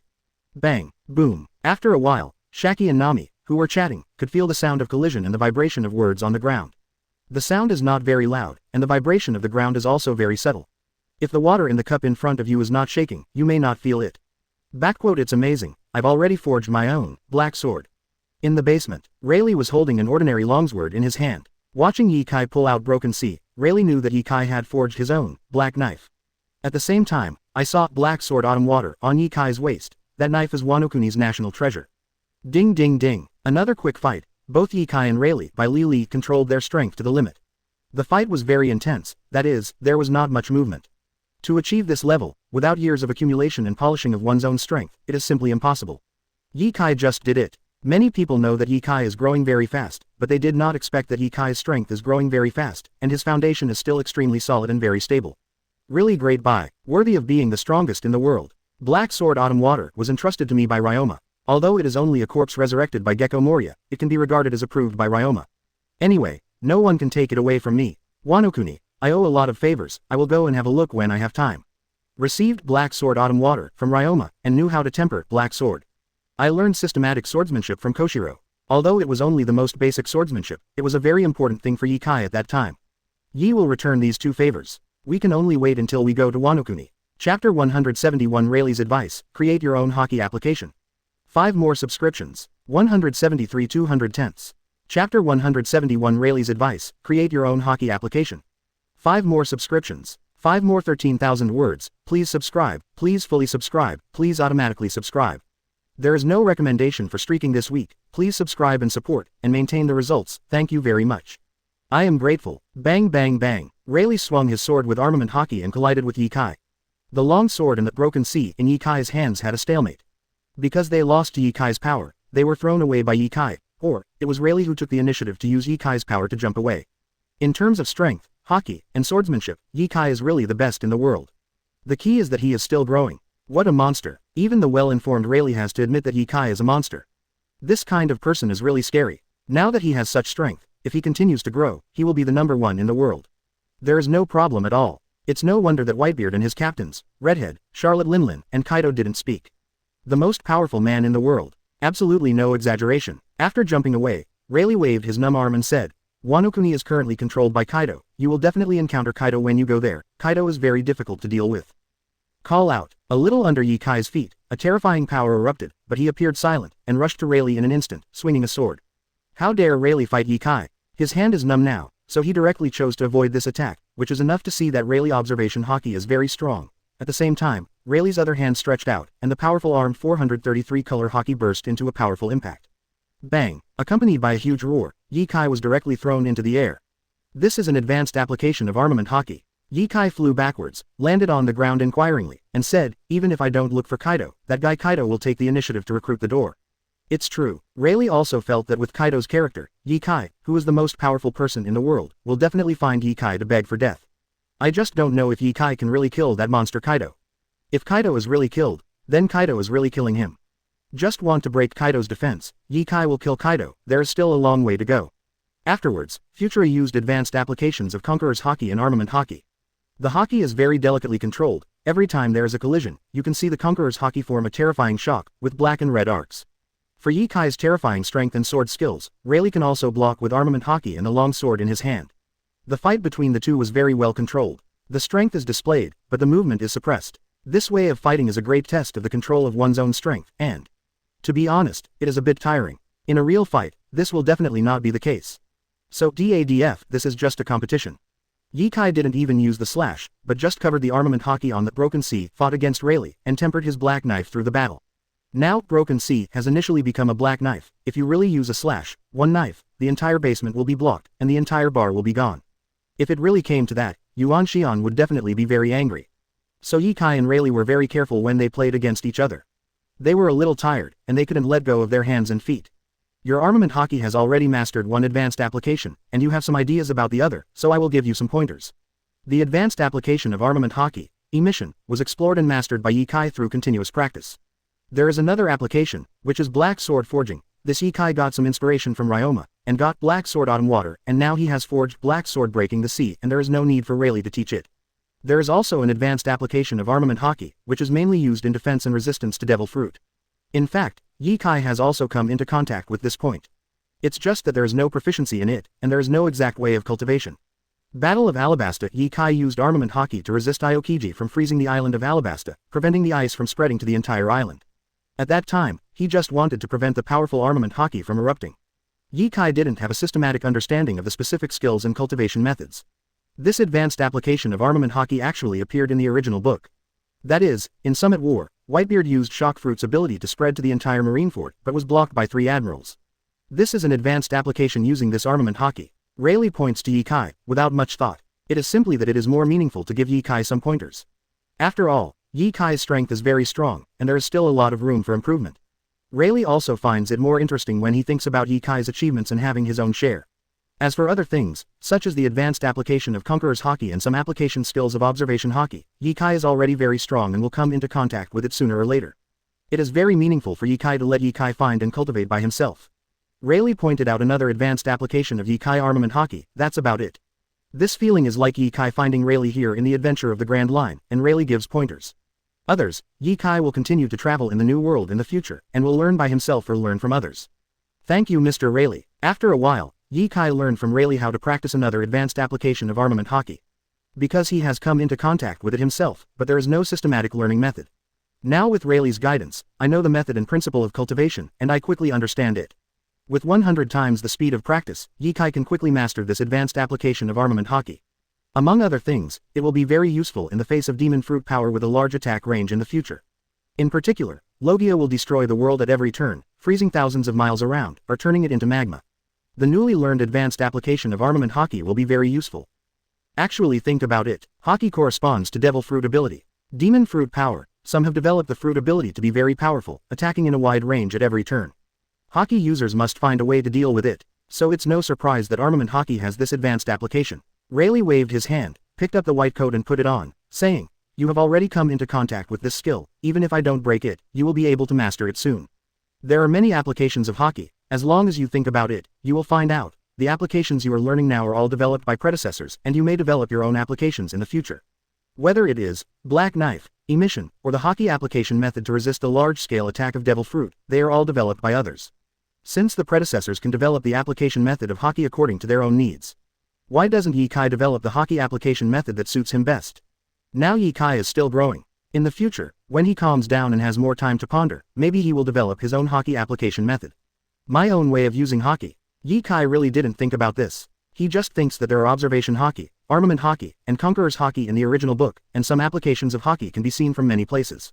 Just learn these hockey apps and tricks. Ye really didn't think about the way to create hockey applications. Thinking about it now, Black Knife is an application created by Janao by combining armament hockey. Emission is a master of gymnastics. It combines gymnastics with armament hockey to create an application method. Ye Kai is very powerful whether it is physical skills, swordsmanship, hockey, or strength, and he can create his own and most suitable hockey application methods. Chapter 172 What did Shaki point out? One more subscription. 174 210ths. Chapter 172 What did Shaki point out? One more subscription. Rayleigh's pointers, or rather, Rayleigh's words and suggestions, made Ye Kai think deeply, and felt that he could indeed create his own hockey application. You know, Ye Kai is no ordinary person. Ordinary people focus on one aspect at most: physical skills, sword skills, armament hockey, devil fruit abilities. Ye Kai practiced everything, except that he didn't eat devil fruit. Other abilities are the top existence in the world. He has a cultivation speed of 100. With such a plug-in, it is a waste not to develop your own hockey application. Ye Kai already had a rough idea in his mind. However, developing a hockey application by yourself is definitely not something that can be done in a short time. The hockey method that everyone is practicing now, as well as various applications, are obtained after countless years of accumulation, exploration, summary, and improvement. Like Black Knife. As early as hundreds of years ago, Ryoma was able to forge swords. Explain the application of armament hockey and Black Knife. As early as hundreds of years ago, when Ye Kai and Rayleigh came out again, they found Nami, Perona, and Robin sitting in front of Shaki, listening to Shaki very carefully. Noticing that Ye Kai and Rayleigh came out, Shaki glanced at them, and then said to the three of Nami, "Okay, that's all for now." "Thank you, Shaki." Nami also noticed that Ye Kai and the others came out, and thanked Shaki very happily. There was a blush on Perona's face, a little embarrassed. Robin's complexion was normal, with an elegant smile on her face. At least Ye Kai could see that her body was a little stiff. Obviously, what Shaki said just now, Nami thinks the best. Perona and Robin felt a little awkward, even a little shy. "What are you talking about?" Ye Kai was a little curious and asked casually. "HMPH, it's nothing, don't ask about girls." This was Nami's answer. Shaki looked at Ye Kai with a smile on his face, and said, "I'm teaching them how to take good care of you in the future. I want to see an excellent man like Ye Kai, but there are many people who like it. It's okay not to take good care of you." Ye Kai smiled, touched his cheek, and said narcissistically, "I am so good, is it already known to everyone?" "Sure enough, being too good can sometimes become an annoyance." Shaki said, "I want to be 40 years younger, maybe I will also be fascinated by Ye Kai." Nami said, "Narcissism, smug beauty." Perona also said, "Master Ye Kai is really amazing. Not only is he very powerful, but he is also very powerful in terms of shamelessness." Even Robin nodded in agreement with Nami and Perona. This is not the Robin I am familiar with. Ye Kai thinks Robin is spoiled by Nami and Perona. Or did Shaw do something just now to make these three girls form an alliance? Nami and Perona didn't get along so well in the past. Nami says Ye Kai is bad, Perona will say Ye Kai is good. In short, these two people are like rivals. "How did you stand on the same front today? When is Ye Kai going to leave Sabayati Archipelago? Your arrival has caused quite a stir. I heard that even the celestial dragons have been grounded. This is the first time in history that this has happened matter." Shaki felt that if Ye Kai stayed longer in the Sabayati Archipelago, the celestial dragons might be grounded for a longer period of time. However, with the arrival of Ye Kai, not only celestial dragons were grounded, but also many pirates became more obedient. There is no need for Marine to come forward to suppress it. All the pirates have become obedient and dare not mess with. It can be seen how deterrent Ye Kai is. From celestial dragons to ordinary pirates, they all became obedient because of Ye Kai's appearance in Sabayati Archipelago. If it's okay, we should set off to see the Fishman Island soon. I'm more interested in magical places like the Fishman Island. In other words, Ye Kai is more interested in all the magical places and all kinds of natural wonders. It was one of the few things he was interested in. Rayleigh sat aside and said, "The Fishman Island is indeed a magical place. Roger also visited it back then. If you are interested, you can go and have a look. There is a piece of historical text on the island, Robin should know very interested." Rayleigh followed Galdi Roger, had been to the Fishman Island, and also read the history article of the Fishman Island, and knew that ancient weapon, Poseidon, that is, every hundreds of years, there will be one who can in Sea Kings, the mermaid princess who communicates as the king of Sea Kings. It's just that Rayleigh and Roger arrived at the Fishman Island and saw the history article of the Fishman Island. Princess Shirahoshi was not born at that time. Now that Princess Shirahoshi has been born, Rayleigh knows that Princess Shirahoshi is a mermaid princess who can communicate with sea kings in hundreds of years. 0. But Poseidon only appears once in hundreds of years. It is not that simple to be sure that Princess Shirahoshi is the mermaid princess who can communicate with the sea kings. Rayleigh knew that Princess Shirahoshi recruited sea kings when he was a child, and also read the Fishman Island's last article, so he confirmed the identity of Princess Shirahoshi. Ye-Kai doesn't know about Princess Shirahoshi's childhood. Rayleigh is not sure if Ye-Kai sees the history of the Fishman Island. Will this article know that the current Princess Shirahoshi is ancient weapon Poseidon? Does your ship need coating? Rayleigh and Ye-Kai chatted about the Fishman Island, and asked if Ye-Kai's boat needed coating. If coating is required, Rayleigh can help. You must know that Rayleigh has often played guest roles as a coated boatman, and occasionally played a guest role as a slave, selling himself. Thank you for your kindness, the coating of Junshi has been completed in New World. Ye-Kai said. We left first, hope to see you again in the future. There will be a chance. Rayleigh said. Maybe after more than 10 years, you will feel bored and choose to retire. Ye-Kai nodded seriously, and said, perhaps, it is really possible. It is indeed possible. Ye-Kai is not interested in One Piece. He went to New World for adventure, just wanted to feel the magical root of Grand Line, and at the same time see all kinds of wonders of nature, eat some delicious food, find someone to challenge, or wait for someone to challenge. Don't wait more than 10 years, just wait a few years. Ye-Kai thinks it's boring, maybe he won't be a pirate. No, Ye-Kai never admitted that he was a pirate. He doesn't even have a pirate flag. It's just that Marine forcibly labeled it a Ye-Kai Pirates. Future retirement is possible. Don't you know that after retirement, you will live in seclusion? Or go to the Revolutionary Army to overthrow the rule of the world government? Ye-Kai thinks, it might be the latter. How boring is it to live in seclusion? Even after more than 10 years, he is only in his 30s, why is he living in seclusion? When leaving, Ye-Kai and his group of 4 returned to Junshi with the things they bought. Release the coated big bubbles, wrap the huge Junshi, and dive, officially set off towards the Fishman Island. Chapter 173 Arriving at the Fishman Island 2. 175 210ths. Chapter 173 Arriving at the Fishman Island 2. The Fishman Island is located on the seabed of 10,000 meters. It is a necessary place to enter the New World. Of course, the pirates. When pirates enter the New World, they can basically only take the route of the Fishman Island, and the success rate of arriving at the Fishman Island from 10,000 meters under the sea and then going to New World, the success rate is less than 30%. More than 70% of pirates have encountered various emergencies at the bottom of the sea. Undercurrents, sea kings, sea monsters and other emergencies may lead to being buried in the sea forever. With the water pressure of 10,000 meters on the seabed, most of the ships, without coating protection, would be crushed instantly with people on board. This is a route of death, a route more dangerous than the upside-down mountain that enters the Grand Line from the 4 seas. As for going to the Holy Land Mariajoy, the pirates don't have to think about it. Going to the Holy Land Mariajoy has to give up your own ship. You have to go through the Holy Land Mariajoy to buy a ship and continue sailing. It will cost a lot of money. The only advantage that is not suitable for pirates is safety. On the Junshi, the huge hull dives slowly. The whole ship is wrapped in a huge bubble, and this feeling is 703. It reminds Ye-Kai of the ships in glass bottles in his previous life. Kind of like a vessel in a glass bottle. It's kind of like being in a fishbowl. Through the coated bubbles, you can see everything outside very clearly. All kinds of strange fish, corals, and huge tree trunks that spread up from the bottom of the sea. This is the huge tree trunk that makes up the Sabayati archipelago. Very amazing. It's a pity that I didn't meet celestial dragons. This trip to Sabayati archipelago, Ye-Kai has gained a lot. The real harvest is actually what Rayleigh said, create your own hockey application method. In addition, it is a pity that I did not encounter celestial dragons. From Ye-Kai's point of view, celestial dragons is also a kind of magical thing in the world of pirates, and they can't die every day. If there is a conflict with the celestial dragons, Ye-Kai thinks he will fight without hesitation. But Aokiji communicated directly with 5 elders and asked 5 elders to ground celestial dragons. This was beyond Ye-Kai's expectations. If you stay in Sabayati archipelago for a while, you should be able to see celestial dragons. Ye-Kai didn't believe that these celestial dragons would really be so obedient and forbidden to set foot on the Sabayati archipelago. Probably the more grounded they are, the more they set foot on the Sabayati archipelago. If they really meet at that time, Ye-Kai also wants to see how these celestial dragons will react when they meet him who is not afraid of celestial dragons at all.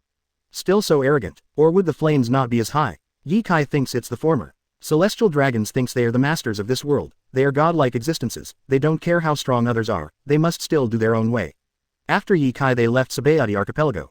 After Aokiji woke up, he stretched himself and sat up, and slowly returned to naval headquarters. The next day I went to deal with official business and looked at the information sent up below.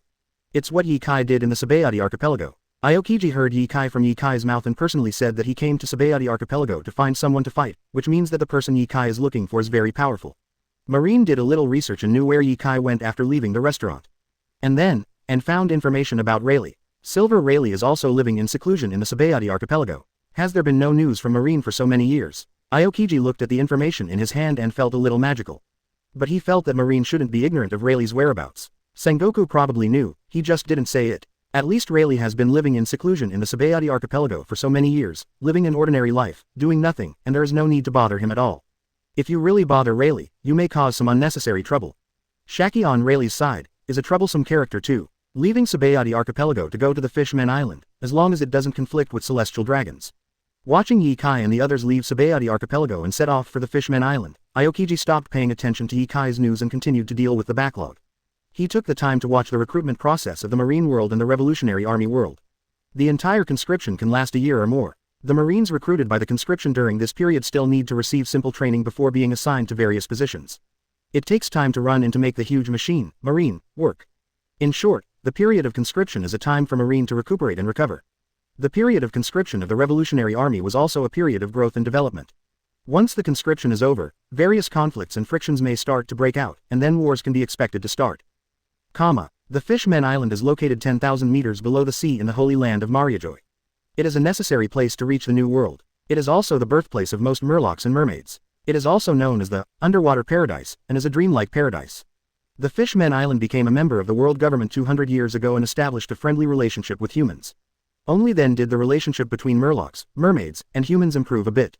It's just improved a little bit. In this world, apart from humans, other races, long-handed, long-legged, fur, Murloc, mermaid, are all very popular slaves. Even now, mermaids are still the most popular slaves in this world, and they are hard to find. This led to a lot of people wanting to catch merfolk and Murlocs to sell, causing killings on the Fishman Island. If it weren't for Whitebeard's protection of the Fishman Island, the 5 million people of the Fishman Island might all become slaves of others. The Fishman Island is Whitebeard's territory. I don't know if there will be conflicts. The Baroque Walker studio is under the control of Robin. Even if Alabasta is destroyed, Robin has left the new Alabasta and is outside with Ye Kai, so he can still control the Baroque Walker studio well. 0. Robin has done research on the Fishman Island and knows some information about it. Whitebeard, that's one of the 4 emperors. Perona floated above everyone's heads, watched the fish swimming outside through the bubbles, and let out a sigh of emotion. As one of the 4 emperors, Whitebeard is recognized as one of the top powerhouses. While chatting, everyone drove the Junshi to travel under the sea. Everyone stood on the deck and watched the fish swimming outside through the bubbles. As the boat dives, you can see all kinds of super large species, as well as various strange fish living in the depths of the seabed. At the same time, visibility is also declining. In the deep sea, the sun cannot shine down. The Fishman Island can have sunshine, and it is Yangshu Eve who transmits the sunshine to the Fishman Island. I haven't reached the vicinity of the Fishman Island, and the visibility is not high. In addition, there are various large strange fish on the bottom of the sea, as well as various undercurrents and even various strange currents. In this environment, is it no wonder that the success rate of entering the New World from the bottom of the sea is only 30%. For Ye Kai, there is naturally no problem with this journey.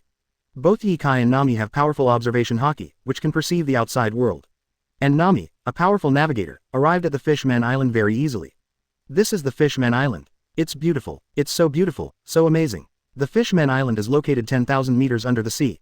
It is actually an island wrapped in a huge bubble. The Fishman Island is in the middle of the huge bubble. On the island 5.8 there are various exquisite buildings, various corals, various shell houses, and passages for people to visit. Because Murlocs and mermaids can breathe in water, this channel is prepared for humans. In addition, of course, all kinds of fish are indispensable. Of course, when Junshihao arrived, it was welcomed unexpectedly. At the entrance, it is generally necessary to pass the audit record before entering. After all, people are not very friendly to mermaids and Murlocs. If they are some bad people, of course they won't let you enter the Fishman Island. In the past, people were not allowed to log into the Fishman Island, but now Whitebeard shelters the Fishman Island, and there are people from the Whitebeard team on the island, so that people who enter the New World via the Fishman Island are blocked. Naturally, Ye Kai, needless to say, the most powerful person in the world, there are many people who pay attention to him. When he left Tsubayate archipelago to come to the Fishman Island and the Whitebeard pirates had already received news. Ye Kai wants to log on to the Fishman Island. Even the Whitebeard pirates and the Dragon Palace on the Fishman Island dare not refuse. It is best to invite Ye Kai to the island friendly. Chapter 174 Goodbye Ace. 3 more subscriptions. 176 210ths. Chapter 174 Goodbye Ace. 3 more subscriptions. Thanks. 1 person to travel for rewarding 100 volts points. Mr. Ye Kai. Junshihao just approached the entrance of the Fishman Island and let it pass directly. Meanwhile, Ye Kai also saw a familiar face here at the entrance. Portgas D. Ace. How long has it been? In a year or so, Ace has gone bad. Become a naked man. Well, it's just that the upper body is not wearing clothes, and it becomes the familiar dress in the original book, with the tattoo of the Whitebeard pirates engraved on the back. Undoubtedly, after entering the New World, Ace managed the adventure for a long time, and then repeatedly challenged Whitebeard unsuccessfully, and was finally convinced by Whitebeard, choosing to merge all the members of the Spades Pirates into the Whitebeard Pirates. Of course, at this time, Ace has not yet become the captain of the second team. In the next 2 years, he will gradually become the captain of the second team. Even now, Ace's strength is considered as strong as the entire Whitebeard Pirates. Even stronger than in the original book. Mera Fruit's ability development is strong enough, but also influenced by Ye-Kai, and followed Ye-Kai to learn Haki's cultivation method. Before entering New World, Ace was able to initially control his Conqueror's Haki under the guidance of Ye-Kai, and also awakened Observation Haki at 30. Ace is aware of the importance of Haki. After entering the New World, Ace did not relax for a moment. In a year or so, he was able to use Conqueror's Haki and Observation Haki proficiently and freely. Even Armament Haki, after a year or so of exercising and practicing every day, has mastered it. With the ability of Conqueror's Haki and Logia Mera Fruit, in New World, Ace can be regarded as a small master. Today, Ace, who joined the Whitebeard Pirates, has a bounty of more than 400 million berry. Boom! Ye-Kai heard a familiar voice, and before he saw anyone, he saw a flame of more than 10 meters wide coming. This flame is like a huge fist formed by a pillar of fire. Very familiar. This flame, and this fire fist, only Ace's Mera Fruit. Adding that, Mr. Ye-Kai, such a familiar voice, there is no one else but Ace. At this time, Ye-Kai's Junshihao has entered the waterway of the Fishmen Island, and the coated bubbles have also been put away. Facing the falling flames, many Murlocs and mermaids around were alarmed. Many Murlocs and Murlocs showed worried expressions. After all, this is Ye-Kai. Ye-Kai with a bounty of 10 billion berry. The strongest in the world. If this PD off Ye-Kai, the Fishmen Island might be completely destroyed like Alabasta Island, right? But Ye-Kai didn't panic at all. He knew who it was when he saw the attack and the voice coming from his ear. Stretch out your hand casually without any movement. Boom! A pillar of fire over 10 meters rushed in front of Ye-Kai, as if hitting an invisible wall, and exploded directly a few meters away from Junshihao. The flames all over the sky exploded and turned into large and small flames, scattered from the sky like fireworks. This is the advanced application of Armament Haki that Ye-Kai learned from Rayleigh to block the large-scale attacks of Devil Fruit. With 100 times the speed of practice, and Ye-Kai himself has been exposed to it, with Rayleigh's pointers and explanations, he quickly mastered this skill.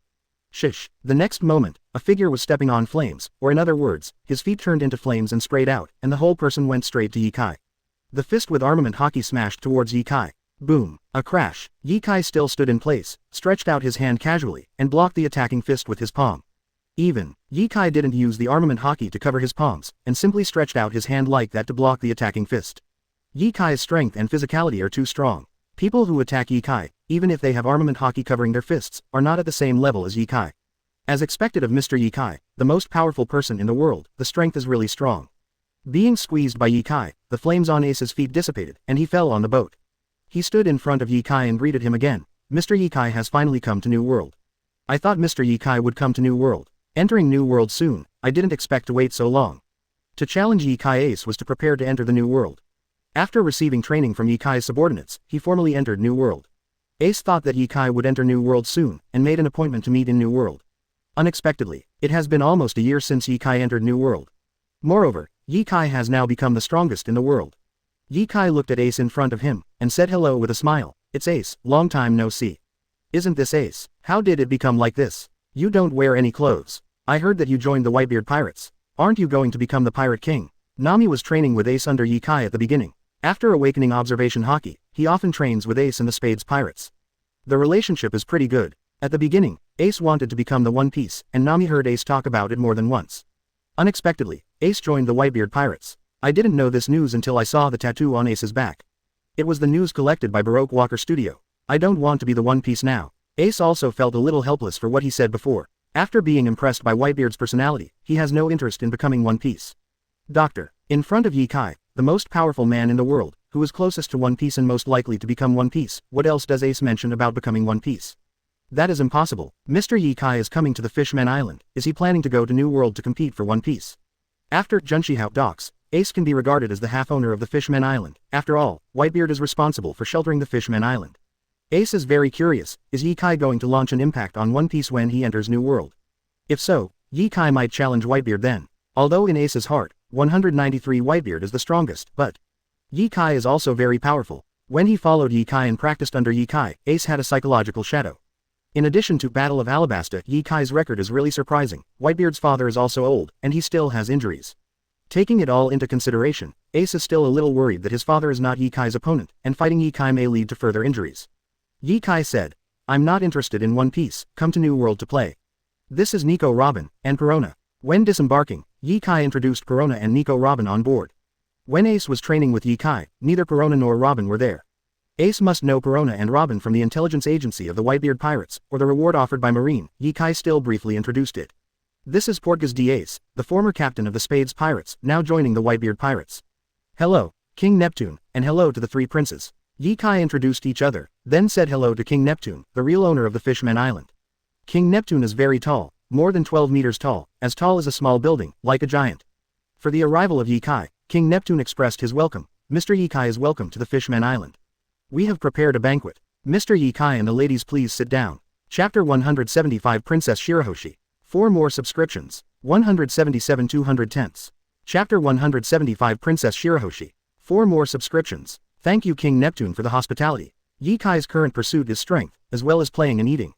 As for the beauties, aren't Robin and Nami by my side? It's just that Nami is still a big Lolita, and she won't become an adult until 2 years later. After being seated, Ye Kai also opened his mouth to eat. With Ye Kai's current physical fitness, it is really no problem to eat the shells and bones together, and they can be completely digested. The food eaten is also quickly digested. The Fishman Island is located 10,000 meters under the sea, and there are still many special delicacies that cannot be eaten on land. Whether it's Ye Kai, Nami, Perona, or Robin, they all had a great time eating. At the banquet, they didn't just focus on eating, but also chatted. Whitebeard wasn't dead yet. The Fishman Island is sheltered by the Whitebeard Pirates, and the whole Fishman Island is quite harmonious. Occasionally, there may be some pirates who enter the Fishman Island want to make trouble, but they are quickly dealt with by members of the Whitebeard pirate group stationed on the Fishman Island. Most of the people who got their hands on the Fishman Island were newcomers who entered the New World from the Grand Line. As for Van der Daken Ix, he obediently didn't make much action at this time. Occasionally, I might use the fruit ability to throw something at Shirahoshi in the hard shell tower, and I dare not appear on the Dragon Palace side.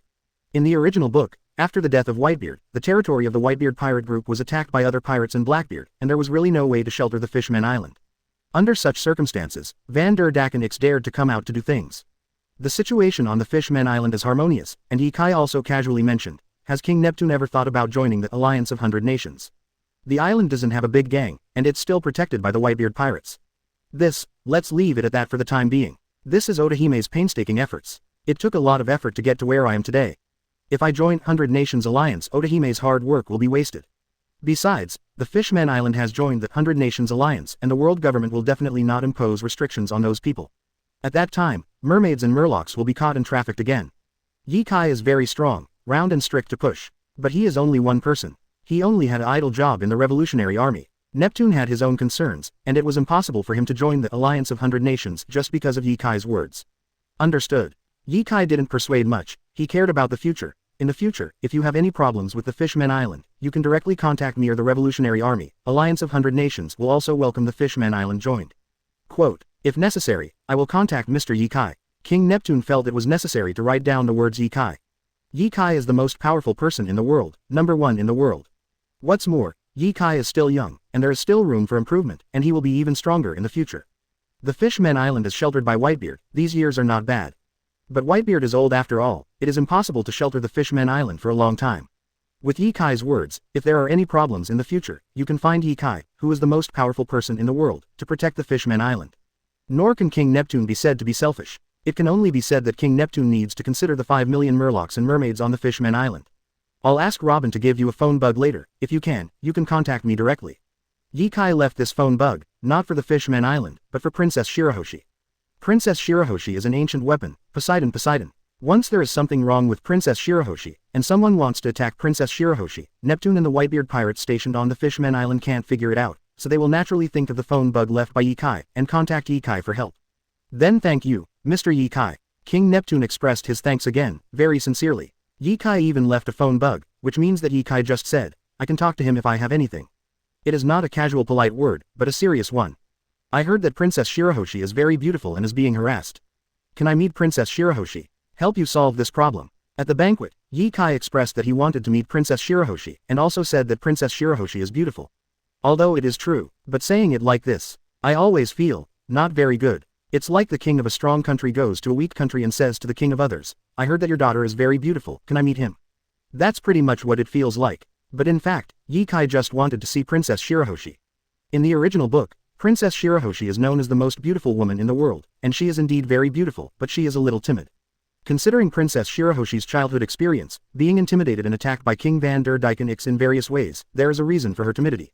In the original book, Princess Shirahoshi became less timid after making friends with Luffy. I have to say that Luffy does have a very magical ability to mobilize the mood and atmosphere of the people around him. Ye Kai also wanted to meet him. However, there are still 2 years left before Luffy goes to sea. Nami, Perona, and even Robin looked at him strangely, and Ye Kai knew that what he said just now was a bit strange. However, he just wanted to meet Princess Shirahoshi and had no other intentions. Ye Kai explained, Ahem. I don't have any unreasonable thoughts about Princess Shirahoshi, I just know that Princess Shirahoshi is often threatened and attacked, and she has been alone in one place since she was a child.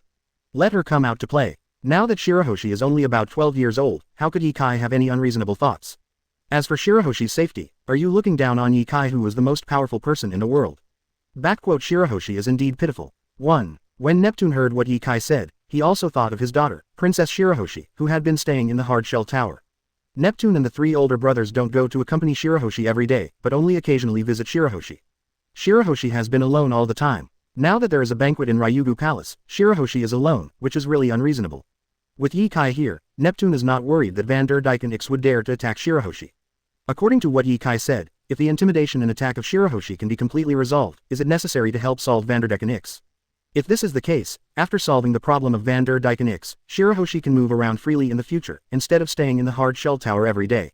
The eldest prince, Shark Star, said, I'll go and bring Sister Shirahoshi here. Shark Star is the eldest prince of the Dragon Palace Kingdom of the Fishmen Island, the eldest of the 3 brothers of Poseidon Star, the first king of the Fishmen Island Qian Qianzhao, and the heir to the legacy of Princess Otome.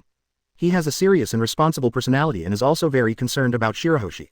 If Ye Kai is willing to help his younger sister Shirahoshi get rid of van der Dyken X, her younger sister Shirahoshi will be able to live, play and grow up happily with everyone in the future, instead of being locked in a hard shell tower every day. After a while, a beautiful, little girl, who was dumbfounded and hid behind Shark Star, walked into the banquet hall, with a pair of big eyes, saying. It can be seen that the little girl is a little scared, a little afraid of strangers, but she can't stop her curious heart, and she looks at everything around her. It's just that the little girl is not small. Even Shark Star's youngest sister is 8 or 9 meters tall, several times taller than Shark Star. Hiding behind Shark Star, and can't hide anything at all, with pink hair and a pair of eyes that seem to be talking, full of curiosity. The feeling is very cute and cute. This is Princess Shirahoshi, Ancient Weapon, Poseidon, who is only 12 years old this year. Chapter 176 Sea Forest, Historical Text. 5 more subscriptions. 178 210ths. Chapter 176 Sea Forest, Historical Text. 5 more subscriptions. 5 more 12,000 words. Please subscribe, please automatically support, thank you everyone. Wow, so big, so cute. Needless to say, Nami, Perona, who likes dolls, was of course also attracted by Princess Shirahoshi's appearance, cute and curious appearance, and was instantly captured. Even Robin, looking at Shirahoshi with a smile, obviously likes Shirahoshi. Sharkstar introduced. This is my sister Shirahoshi, a giant murloc, 12 years old this year. This is Mr. Ye Kai, Mr. Ace, Ms. Nami. Hi Shirahoshi, I'm Nami, you can call me sister. When Sharkstar introduced, Nami introduced himself. She is only a few years older than Shirahoshi, facing such a lovely Shirahoshi, it is a little strange for Shirahoshi to call her a lady, it is better to call her sister. Then Nami took Sharkstar's words and introduced Perona and Robin to Shirahoshi. This is Sister Perona and Sister Robin. Shirahoshi's eyes followed the introduction of his brother Shaxing, looking at Ye Kai, Ace, Nami, Perona, and Robin very carefully. She seldom makes hard-shell towers, and Shirahoshi is very happy to be able to come out now, and to see so many people, Shirahoshi wants to take a closer look. Mr. Ye Kai, Mr. Ace, Sister Nami, Sister Perona, Sister Robin. After the introduction, although Shirahoshi was still shy, he called out very politely. Sure enough, it's very beautiful, and it's also very big. Even Ace, I have to admit that Princess Shirahoshi is very beautiful, and she is very beautiful. He is only 12 years old, and he is as tall as 8 or 9 meters. Ace sits on the ground, and when he looks at Shirahoshi, he always looks up. Enough to see how tall 12-year-old Shirahoshi is. Ace knew that Ye Kai was going to the Fishmen Island, so he came to the Fishmen Island ahead of time. He had already stayed in the Fishmen Island for several days, and he had never seen Princess Shirahoshi. It seems that Ye Kai's intelligence is very strong, and he actually knows that Princess Shirahoshi dare not appear in front of everyone because of intimidation and harassment. Such a cute, little girl, how could someone photograph and harass her? Simply unforgivable. The Fishmen Island is the island sheltered by the Whitebeard pirates, so intimidating and harassing little Shirahoshi is simply provoking the Whitebeard pirates. Shirahoshi is so small, someone is threatening and harassing Shirahoshi. Who is this person? Don't use Mr. Ye Kai, I'll catch him. Without Ye Kai opening his mouth, Ace has already stood up, ready to grab Van der Dyken X. Neptune said. The person who intimidated and harassed Shirahoshi was a guy named Van der Dyken X. He used the fruit ability to harass Shirahoshi, and he didn't know where he was hiding. There are 5 million people living in the Fishman Island, and the whole island is also very large. Van der Dyken X is hiding in the Fishman Island. It is very difficult to find it. Leave the matter of finding someone to me. Nami opened his mouth and took the matter over. Her observation haki, it is very simple to find a person. What's more, at Shaki's place, she not only listened to Shaki talk about how to capture Ye Kai's heart, these are unimportant topics. Nami also learned a lot of observation haki skills from Shaki. Especially her special observation haki, which is perfect for application. To help, I should be able to help too. Perona is the ability of the ghost fruit. Ghosts have no entity and can penetrate buildings. I am also very powerful. As for Robin, Robin's ability to collect intelligence and find people is no worse than Nami. Even if she doesn't have observation haki, as a flower fruit capable user, Robin can not only grow arms from any place. Eyes, ears, same goes. Ears and eyes can see and hear the message as long as the Robin fruit is within reach. But don't worry about this. Van der Dyken X is not attacking Princess Shirahoshi 24 hours a day, but occasionally, on a whim, he will use the fruit ability to throw something to intimidate and harass Princess Shirahoshi. During the banquet, Princess Shirahoshi sat next to Neptune, who was only a little smaller than Neptune, who was 12 meters tall. But Shirahoshi is just a little girl, very cute and goofy. While eating, they looked curiously at Ye Kai, Ace, Nami, Perona and Robin and asked questions. Like, why is Ye Kai so small? What's it like outside? Is there a forest? Is there sun? Wait for some very simple questions. Just think of 100,000 whys. After what seemed to be an acquaintance, little Shirahoshi and the very knowledgeable Nami and Robin became very friendly. Because Nami and Robin are very knowledgeable, they can answer her many questions and explain various problems to her in detail, which is very good. Little Shirahoshi doesn't eat much. With a body of 8 or 9 meters, he doesn't eat as much as Ye Kai. At this moment, Shirahoshi has arrived at Nami and Robin's side, laying on the carpeted floor, resting his chin on his hands, looking at Nami and Robin. The pink fish tail swayed slightly, with a pure and lovely smile on his face, whispering with Nami and Robin, listening to Nami and Robin, thinking and laughing from time to time. Be as cute as you can be. After the banquet, it was already night. Ye Kai and the others left Sabayati Archipelago in the afternoon and began to dive. The Fishman Island was already in the evening. After the banquet, Kutan settled Ye Kai and the others in the guest room on the Dragon King's side. The three of them, Nami, Perona, and Robin, sleep with Shirahoshi, and Shirahoshi likes Nami and Robin very much. Perona Shirahoshi also likes it because Perona can fly. Nothing happened that night. Shirahoshi was not attacked by Van der Dyken X. Early the next morning, Ye Kai made an appointment with Shirahoshi to go to the sea forest. I also greeted King Neptune and went to see the historical text. King Neptune didn't care. The historical article is placed in Heisheisen. No one can understand it at all, so just read it if you want to. Of course, King Neptune also knew that Robin could understand historical texts, so he didn't think there was anything and didn't stop him. I don't want to know what news is recorded in the historical text. Ace has nothing to do and wants to challenge Ye Kai, but he is no match at all. It didn't hurt Ace. Ye Kai was strong in his own right, and that was always known to be in the way. Ace didn't follow Ye Kai and the others, but wandered around on the Fishman Island, looking for Van der Dyken X first. It can be seen that Ace is quite concerned about the matter of Van der Dyken X. Perhaps for the Whitebeard pirates' honor. After all, the Fishman Island is an island sheltered by the Whitebeard pirates. How could someone take photos and harass Shirahoshi? This is a bit of a slap in the face of the Whitebeard pirates. Forest of the Sea. Shirahoshi has always wanted to play here, and now his wish has finally come true. Perona is flying in the air, floating next to Shirahoshi, and Nami is sitting directly on Shirahoshi's shoulder, playing in the sea forest. Ye Kai and Robin stood in front of the historical text. Shirahoshi and the others are not very far away from Ye Kai. Nami observation haki is very strong, but her strength is not very good. If Van der Dyken X attacks Shirahoshi, Nami may not be able to react. So you can't be too far away from Ye Kai. After reading the historical article, Robin looked at Ye Kai beside him. His beautiful eyes flashed with strange brilliance. Did you know the identity of Princess Shirahoshi a long time ago? Obviously, after reading the news on the history article, Robin knew about the ancient weapon, Poseidon, a mermaid princess who only appears once in hundreds of years. Which mermaid princess is the one who can communicate with the Sea Kings? Who is the king of the Sea Kings? There is no way to be certain about this. After all, it only appears once in hundreds of years. But, look at how much Ye Kai valued Princess Shirahoshi. When Hong Kong arrived at the Fishman Island, Ye Kai gave Neptune the phone bug he used to communicate. From here, combined with the information recorded in the historical text, it is not difficult for Robin to guess. Poseidon recorded in the historical text should be the current Princess Shirahoshi. Chapter 177 Van der Dyken X has escaped. 1 update automatically. 179 2/10. Chapter 177 Van der Dyken X has escaped. 1 update automatically. I guess I know. Ye Kai stood in front of the historical text of the Fishman Island Heisheisen, looked at the huge square stone, and said, I only know that Shirahoshi is an ancient weapon, and I don't know much about others. Robin nodded with a smile on his face. Do you want me to translate the historical text above? Ye Kai shook his head. He was not interested in what was recorded in the historical text. The piece of alabaster records the history of ancient weapon, Pluton, and Ye Kai is not interested in knowing it. After defeating Crocodile and taking charge of Alabasta, Luo Bing went to read the historical text of Alabasta, and also asked Ye Kai if he wanted to know the information recorded in the historical text. Ye Kai also shook his head. Robin also did not tell Ye Kai what information was recorded in the history text of Alabasta. Maybe, at that time, Robin didn't really want to tell Ye Kai the real information recorded in the Alabasta history article. Maybe it was just a piece of Alabasta history. After getting along with him during this period, Robin got to know Ye Kai better, had a deeper understanding of Ye Kai, knew Ye Kai's character and behavior. Even if he told Ye Kai what was recorded in the history article, there would be no problem. What's more, Ye Kai seems to know that Princess Shirahoshi is the ancient 11 Poseidon. The news recorded in the historical article is also dispensable to Ye Kai.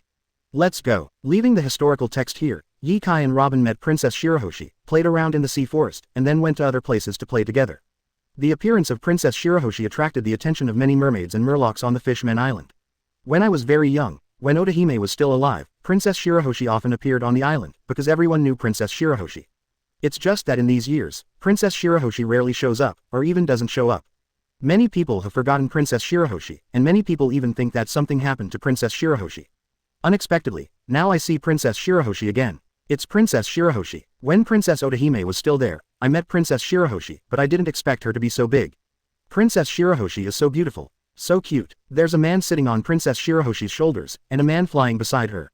It's a member of the Ye Kai pirates. The person next to Princess Shirahoshi is Ye Kai. The big pirate with a reward of 10 billion berry is the most powerful person in the world. The strongest hit, stronger than Whitebeard. Certainly, Princess Shirahoshi is out again. Princess Shirahoshi is quite popular. As soon as she appeared, many people gathered to watch her. There are also many little mermaids wandering around Princess Shirahoshi. Throughout the Fishman Island, there are many mermaids, and all mermaids are very beautiful. Princess Shirahoshi also greets and plays with everyone, which is very popular. Of course, there are also many humans on the Fishman Island. Most of them are pirates passing through the Fishman Island. Seeing Princess Shirahoshi, everyone was amazed. Beautiful, and Princess Shirahoshi is big, 8 or 9 meters high, or a child. Of course, now that the Fishman Island has Whitebeard Asylum, no one dares to do anything wrong. Besides, without looking, who is sitting on Princess Shirahoshi's shoulder? Who is the man next to her? Just take a look. I don't know what kind of crooked thoughts I want to move, and how I died. We spent a whole day at the Fishman Island and everyone had a great time. After all, the Fishman Island is located 10,000 meters under the sea, such a magical place, with many magical places. Even Ye Kai is more interested. This day is definitely the happiest day for Princess Shirahoshi in so many years. And, all day, Vanderdykenix has not launched an attack on Princess Shirahoshi. Seems to have forgotten Princess Shirahoshi. No figure of King Vanderdykenix was found. Returning to Dragon Palace, Princess Shirahoshi stretched out her hand. Nami jumped from Princess Shirahoshi's shoulder to Princess Shirahoshi's hand, was held in the palm of Princess Shirahoshi's hand, and carefully placed on the ground. When I went out for a stroll today, Nami also turned on observation hockey to search for the Vanderdykenix that Ye Kai said, but there was nothing to gain. Nami asked Ye Kai suspiciously, "Are you sure that Vanderdykenix's observation hockey is weaker than me? If his observation hockey is stronger than mine, I want to find him. It takes a lot of time. It should be better than you." Ye Kai is also a bit unsure. Regarding the original work, he only remembers some important information. How could Ye Kai learn about Vanderdykenix in detail? The strength of Vanderdykenix in the original book is really not strong, that is, average. Nami's observation hockey is definitely not weak, it can even be said to be very strong, that is, it is weaker than Ye Kai. In terms of the perception range of observation hockey, Nami's observation hockey far surpasses Ye Kai. It can also be seen from here that Nami's observation hockey is definitely not weak. Ace also came back and said, "I didn't find Vanderdykenix either." Ace mobilized the Whitebeard pirates stationed in the Fishman Island and the Dragon King Palace in the Fishman Island to find them. Still haven't found Vanderdykenix. It's okay, look for it slowly, don't worry. The Fishman Island is so big, with a population of 5 million. How difficult is it to find a person without surveillance in the internet? Even if there is such a thing as observation hockey, it will not be easy to find someone. At this time, Ye Kai thought of the Thunderous Fruit again. If you have Thunderbolt Fruit, use it for Nami. With Nami's powerful observation hockey, and its uniqueness, combined with the ability of Thunderbolt Fruit, observation hockey is enough to cover the entire the Fishman Island. Isn't it easy to find Vanderdykenix? Ye Kai stayed in the Fishman Island for a few days. The group played with Princess Shirahoshi, and used observation hockey with Nami to find Vanderdykenix. 0. It's all about exercising Nami's observation hockey. Just in time, according to what Nami said, she learned a lot of observation hockey skills from Shaki. Just apply it and exercise it. Vanderdecken X has escaped from the Fishman Island. Soon, the news of Vanderdecken X was transmitted to Ye Kai from the Dragon Palace. During this time, Ye Kai, Nami and the others, with Princess Shirahoshi, didn't make a big splash on the Fishman Island, they just wandered around, using observation hockey to find King Vanderdecken IX. But where Ace is, as well as Dragon Palace City, the formation is relatively large. It was also Neptune who wanted to take this opportunity to find Vanderdecken X and get rid of him completely. At this time, Ye Kai and Ace were both here. With these two, once Vanderdecken X was discovered, there was only one dead end. Neptune was a little anxious. Vanderdecken X also knew this, and he would definitely die if he stayed on the Fishman Island, so he took the opportunity to knock out the guards of the Fishman Island last night, escaped from the Fishman Island and did not know where he went. Probably went to the first half of the Grand Line. Might as well go to New World. No matter where he went, it was very difficult to find Vanderdecken X again. It is as big as the New World and the first half of the Grand Line, but it is not an island like the Fishman Island. Finding one becomes more difficult. Vanderdecken X's fruit ability, even if he is outside the Fishman Island, far away from the Fishman Island, he can still use the target fruit ability, throw various weapons to Princess Shirahoshi, attack Princess Shirahoshi. Without killing Vanderdecken X, or chopping off his hand, this problem will not be solved for long. Chapter 178. Kaido's Challenge 2 more for automatic. 180-210. Chapter 178. Kaido's Challenge 2 more for automatic. Leave Shirahoshi's affairs to us, the Whitebeard pirates. We will definitely protect Shirahoshi and prevent her from being intimidated and harassed by King Vanderdecken X. According to Ye Kai and Neptune, the strength of Vanderdecken X is not very strong, just relying on the ability of the target fruit to throw some swords at Shirahoshi. You must know that the Fishman Island belongs to the place connecting New World and the first half of the Grand Line. The Whitebeard pirates are the overlord of the New World. Since they shelter the Fishman Island, a place prone to accidents, there must be someone sitting on the Fishman Island. I didn't know about Princess Shirahoshi before. Knowing now, Princess Shirahoshi will definitely not be intimidated and attacked again. Under the Whitebeard pirates, there is no need for captain-level people to take action. Just send a female cadre to follow Princess Shirahoshi. Even if Vanderdecken X escapes and uses the target fruit to attack Princess Shirahoshi, he will be blocked. Then, 550, will be left to you. Of course Ye Kai wouldn't say anything.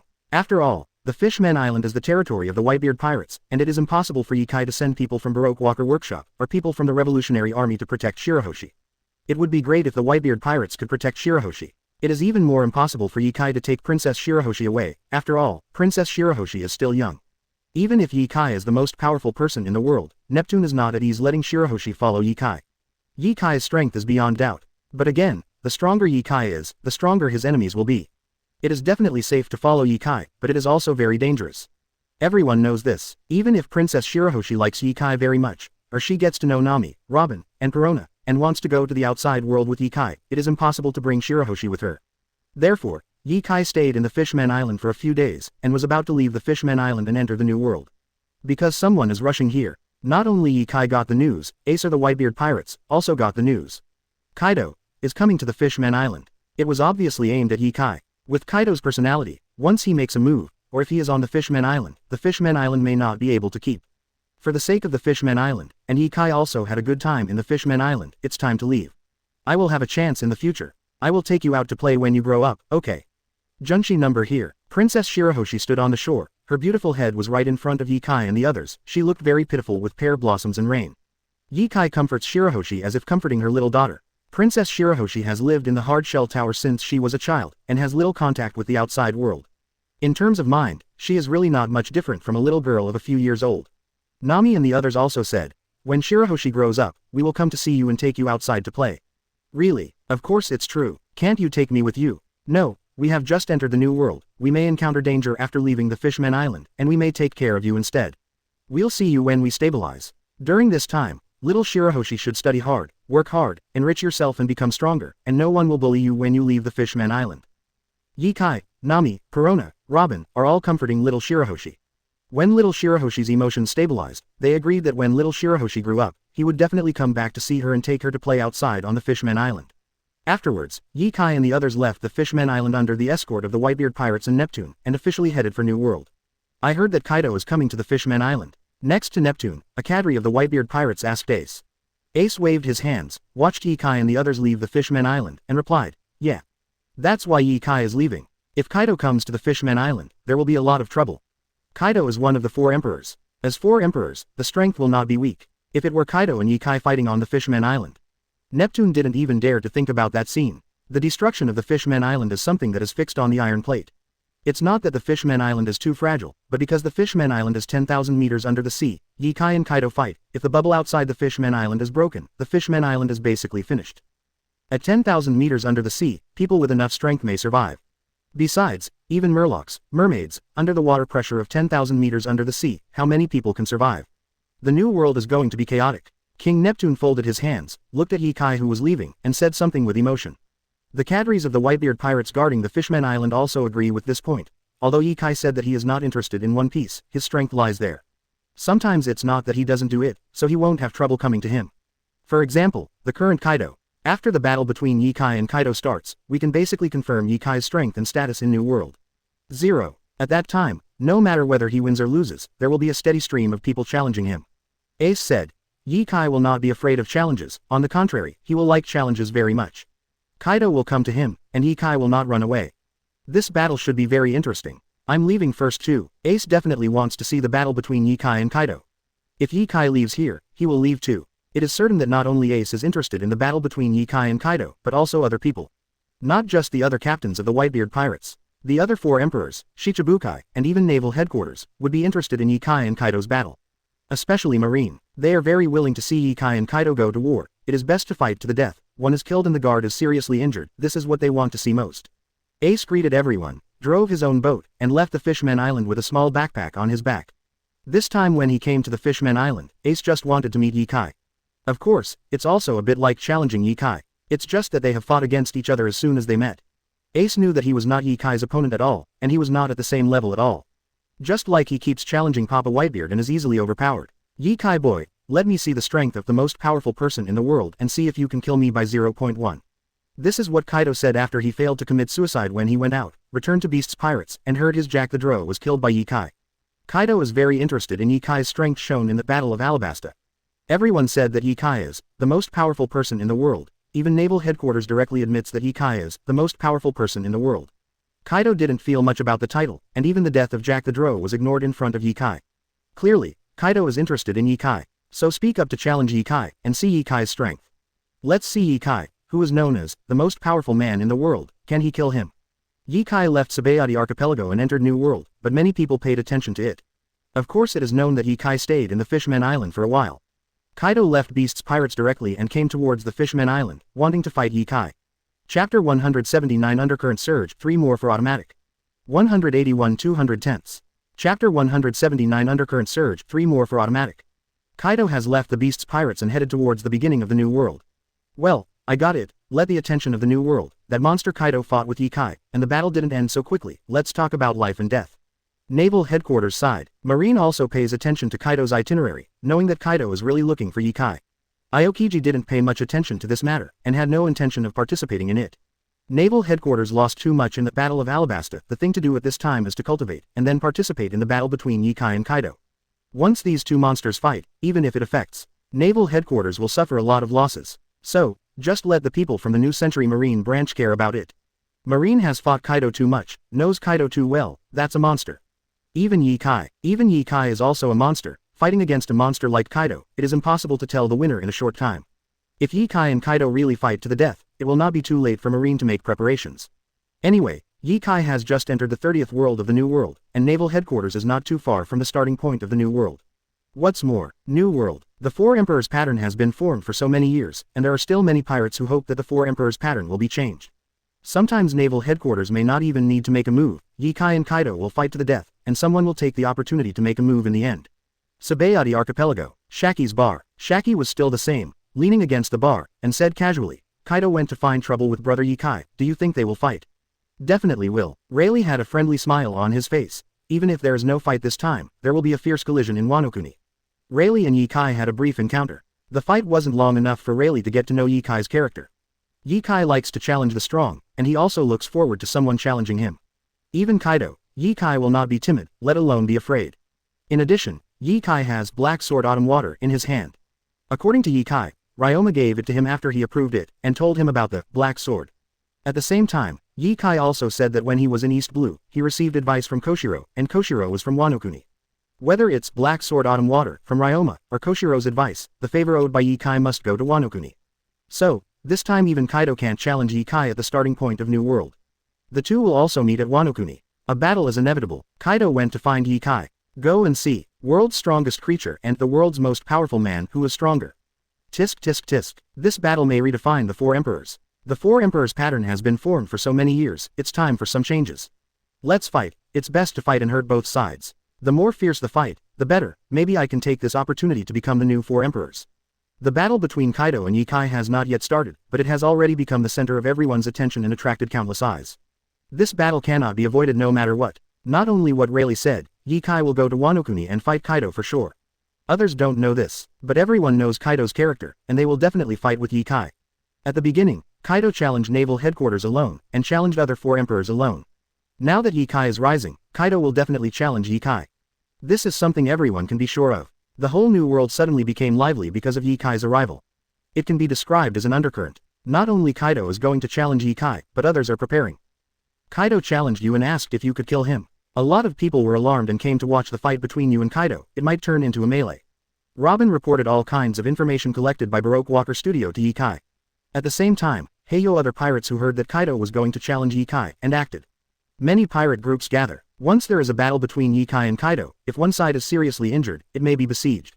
It may turn into a chaotic battle by then. No worse than the Battle of Alabasta. Ye-Kai didn't care about these news at all. As for Kaido, can Kaido be killed? Kaido killed himself. One day he will be slaughtered, but I don't want to have a big fight with Kaido yet, wait until Wano-Kuni. I also want to think about it during this time, and develop my own armament hockey application. Getting a hint from Rayleigh, Ye-Kai also has the idea of developing his own hockey application. Although he is playing during this time, he is also thinking about it. Don't say anything else. Inside the Four Emperors, the bodies and defenses of Charlotte Linlin and Kaido are terrifying. Ordinary attacks are useless against them. When she was a few years old, Charlotte Linlin's body was hit by a giant, but she was not injured at all. On the contrary, the weapon in the giant's hand was broken. That terrifying defensive power, but also possesses toughness, work. Perhaps, it was born. But it is undeniable that by now, Charlotte Linlin and Kaido's bodies have such strong defenses, and there must be applications for adding hockey. Ye-Kai also wants to develop a hockey application that suits him. The first one is the application of armament hockey, defense. Make a hockey application with terrifying defenses like Charlotte Linlin and Kaido. Fighting Kaido needs a pushback. At most, it's just a competition. If it's a fight to the death, it's impossible to tell the winner in a short time. Ye-Kai doesn't want to waste time. Wait until Wano-Kuni, let's fight Kaido again. 883 inches. I'm afraid you think so. Kaido doesn't think so. Nami and the others also knew about Four Emperors. This has all entered the new world. As the rulers of the new century, Four Emperors, you must understand it. They still know Kaido's character very well. Ye-Kai doesn't want to start a war with Kaido at this time, the most is just to compete. I'm afraid Kaido thinks otherwise. When the time comes to fight, even ye may not go to Jiu Chao for so many things. Once you get serious, you won't be able to leave even if you want to. Junsha sailing on the sea, Ye-Kai sat cross-legged on the deck on the second floor, and did not draw out Black Knife Breaking the Sea or Black Knife Autumn Water to practice. Sitting quietly, seems to be thinking, or meditating. In short, the whole body is covered with armament hockey, which turns dark, and the body shines with metallic luster under the sunlight. Nami and the others were on the first deck and did not bother Ye-Kai. There are tables and chairs on the deck, sit on the chairs and have a few glasses of orange juice. Nami and Robin were flipping through a book in their hands, while Perona was doing nothing, floating in the air, checking the way forward. Before entering New World, Nami had already changed the new record pointer. With Nami's sailing skills, it is basically not out of control. At most it is fine-tuning, just enough for Perona to complete. Nami and Robin just read a book quietly. On the entire ship, everyone is familiar with and accustomed to this invisible tacit understanding and cooperation. Chapter 180 Development, Hegemony. 4 more full orders, 182 210ths. Chapter 180 Development, Hegemony. 4 more full orders. There are only 4 updates today. As I write this, the plot has already entered New World. I added the latest comics and checked some information. The following plots also need to be carefully designed. Please order, please automatically, please subscribe for support. Please everyone. The mighty armament hockey covers Ye-Kai. Just like Ye-Kai forging Black Sword, forge your own body. With the experience of forging Black Knife Autumn Water coupled with Ye-Kai's strong physical fitness, powerful strength, and 100 times the speed of training, he has honed his own strength and improved his own strength. Power control. He wanted to forge his body into a black knife. Ushered in, still countless failures. Fail. Too difficult. Even Ye-Kai has to sigh, it's too difficult. Ye-Kai, who was sitting on the deck on the second floor, opened his eyes, the armament hockey on his body receded, and fell into deep thought. Black knife is to forge a weapon into your own, black knife, which can perfectly fit your own strength, especially armament hockey. Forging your own black sword is a watershed between the top swordsmen, and it is also a watershed for whether armament hockey is strong or not. The top great swordsman can forge black sword, which proves his powerful swordsmanship and armament hockey. Combined with the forged black saber, compared to the strength of the great swordsman who has not forged a black sword, there is no comparison at all. These are completely two realms. Ye Kai got black sword autumn water from Ryoma and knew how to forge the black sword. From here, we can know that the forging of black knives has existed as early as hundreds of years ago. Black knife, it may have been a mature armament hockey technique hundreds of years ago. Now it has been circulated for hundreds of years, and after countless improvements and evolutions, it is a very mature armament hockey application. Ye Kai wants to develop his own armament hockey application in a short period of time. Too difficult, even if he just used the black knife forging technique on himself, intending to forge his body into a black knife. It's not that simple either. After all, the black knife is a weapon in a hole. And the human body, although it is also a hole. However, the body is made up of numerous bones, muscles, organs, brains, and even countless cells. Each of these can be said to be a separate whole. The whole body can also be said to be a whole. To forge the body into a black knife, it is simply a matter of building the Great Wall, and it cannot be done in a short time. Too difficult. After Ye Kai tried again, he experienced countless failures and had to sigh again. Charlotte Ling Kaido's body has a strong defense force and possesses several powerful physiques. This is innate, it is a natural talent, coupled with acquired training and practice, this is the result. Ye Kai completely depends on acquired practice, because of the great achievement of that kind of result. Very difficult. A person's energy is limited. Most people, in their lifetime, will only specialize in the development of one ability: hockey, taijutsu, swordsmanship, and fruit ability. Even if multiple abilities are developed at the same time, it is also very important. Some people mainly develop the ability of devil fruit, and she is used as an auxiliary. Some people specialize in physical skills, and hockey is an assistant. Some specialize in swordsmanship, with hockey as an assistant. Some specialize in hockey, and other abilities are secondary. Ye Kai wants it all. If he didn't have 100 times the cultivation speed and 100 times the accumulation of cultivation experience, he could only disappear from the crowd and become an ordinary person. Such an achievement is absolutely impossible. I'm sure I'm not the first to want to forge my body into a black knife. However, the forging of the black knife has the application of armament hockey hundreds of years ago, but I have never heard of it. Who can forge their own body into a black knife? For hundreds of years, it's not that no one thought of it, but it's impossible. Ye Kai doesn't consider himself a genius. On the contrary, he is actually very ordinary, whether it is intelligence or cultivation aptitude. He can achieve today's achievements because he has 100 times the cultivation speed and 100 times the accumulation of cultivation experience, plus his own hard work. For hundreds of years, some people must have thought about forging themselves into black swords, but those who had this idea eventually gave up or failed. Just because they can't succeed, doesn't mean I can't succeed. Ye Kai has 100 times the speed of practice, and the accumulation of 100 times the speed of practice. He dared to challenge this hockey to develop applications. Forge your own body into a black knife. If he didn't have a 100 times cultivation cheat, he definitely wouldn't try it. Too difficult. The human body is a complex thing and a huge treasure house. It is more difficult to forge the body into a black knife than to build the Great Wall by one person. To be honest, in a world where pirates are so violent, let alone the ability of devil fruit. Even Ye Kai, who uses physical and sword techniques, can build the Great Wall by himself, and it won't take a long time. But you have to forge your body into a black knife.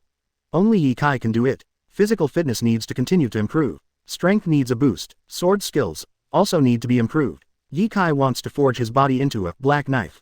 His current physical fitness, strength and swordsmanship all need to be improved. Of course, even with his current physical fitness, strength, and swordsmanship. With 100 times the speed of cultivation and accumulation of experience, and the kung fu of water grinding, if you want to forge your body into a black sword, you can definitely do it. Just continuing to improve physical fitness, strength, and swordsmanship will speed up this forging process. Go ahead, I'll go to the bottom of the sea to practice. Plop. Ye Kai greeted Nami and the others on the boat, and jumped directly into the sea from the second floor of the boat.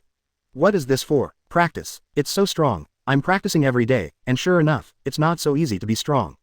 Others only know that Ye Kai is very strong, but they don't know that the improvement of Ye Kai's strength is accumulated little by little through continuous practice every day. Seeing Ye Kai practice like this, Perona and Nami each had their own emotions. Especially Nami, she was the first to follow Ye Kai. For more than a year now, she has never seen Ye Kai relax, and she is practicing almost every day. They are already so powerful, Ye Kai has not stopped his cultivation. Robin also agrees with this point, saying, a strong man, how much he has paid in a place where others can't see, is there no more? People know, entering the real world, is there pressure to spit guy.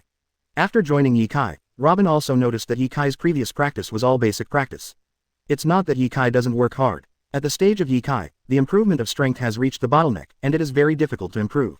Yi Kai relies on daily practice. Through years of accumulation, there will always be some improvement. If you want to have a big improvement, you still have to fight and compete continuously, and fight with people who are stronger than yourself, in order to get a greater improvement. This is also the reason why Yi Kai likes to fight and compete with others. Now, Yi Kai jumps into the sea to practice, which has changed the way of cultivation in the past, and obviously has a new direction of cultivation. According to Robin's guess, it may be that during the competition between Sabayati Archipelago and the vice captain on the One Piece ship, Mr. Rayleigh, he had a new idea, a new direction of practice. Maybe it was Mr. Rayleigh who pointed out Yi Kai's new cultivation direction. After all, he is the vice captain of the One Piece ship, not to mention his strength, just his experience, Yi Kai cannot compare. Chapter 181 Kaido who directly transforms into a dragon. 1 update automatically, 183 210ths.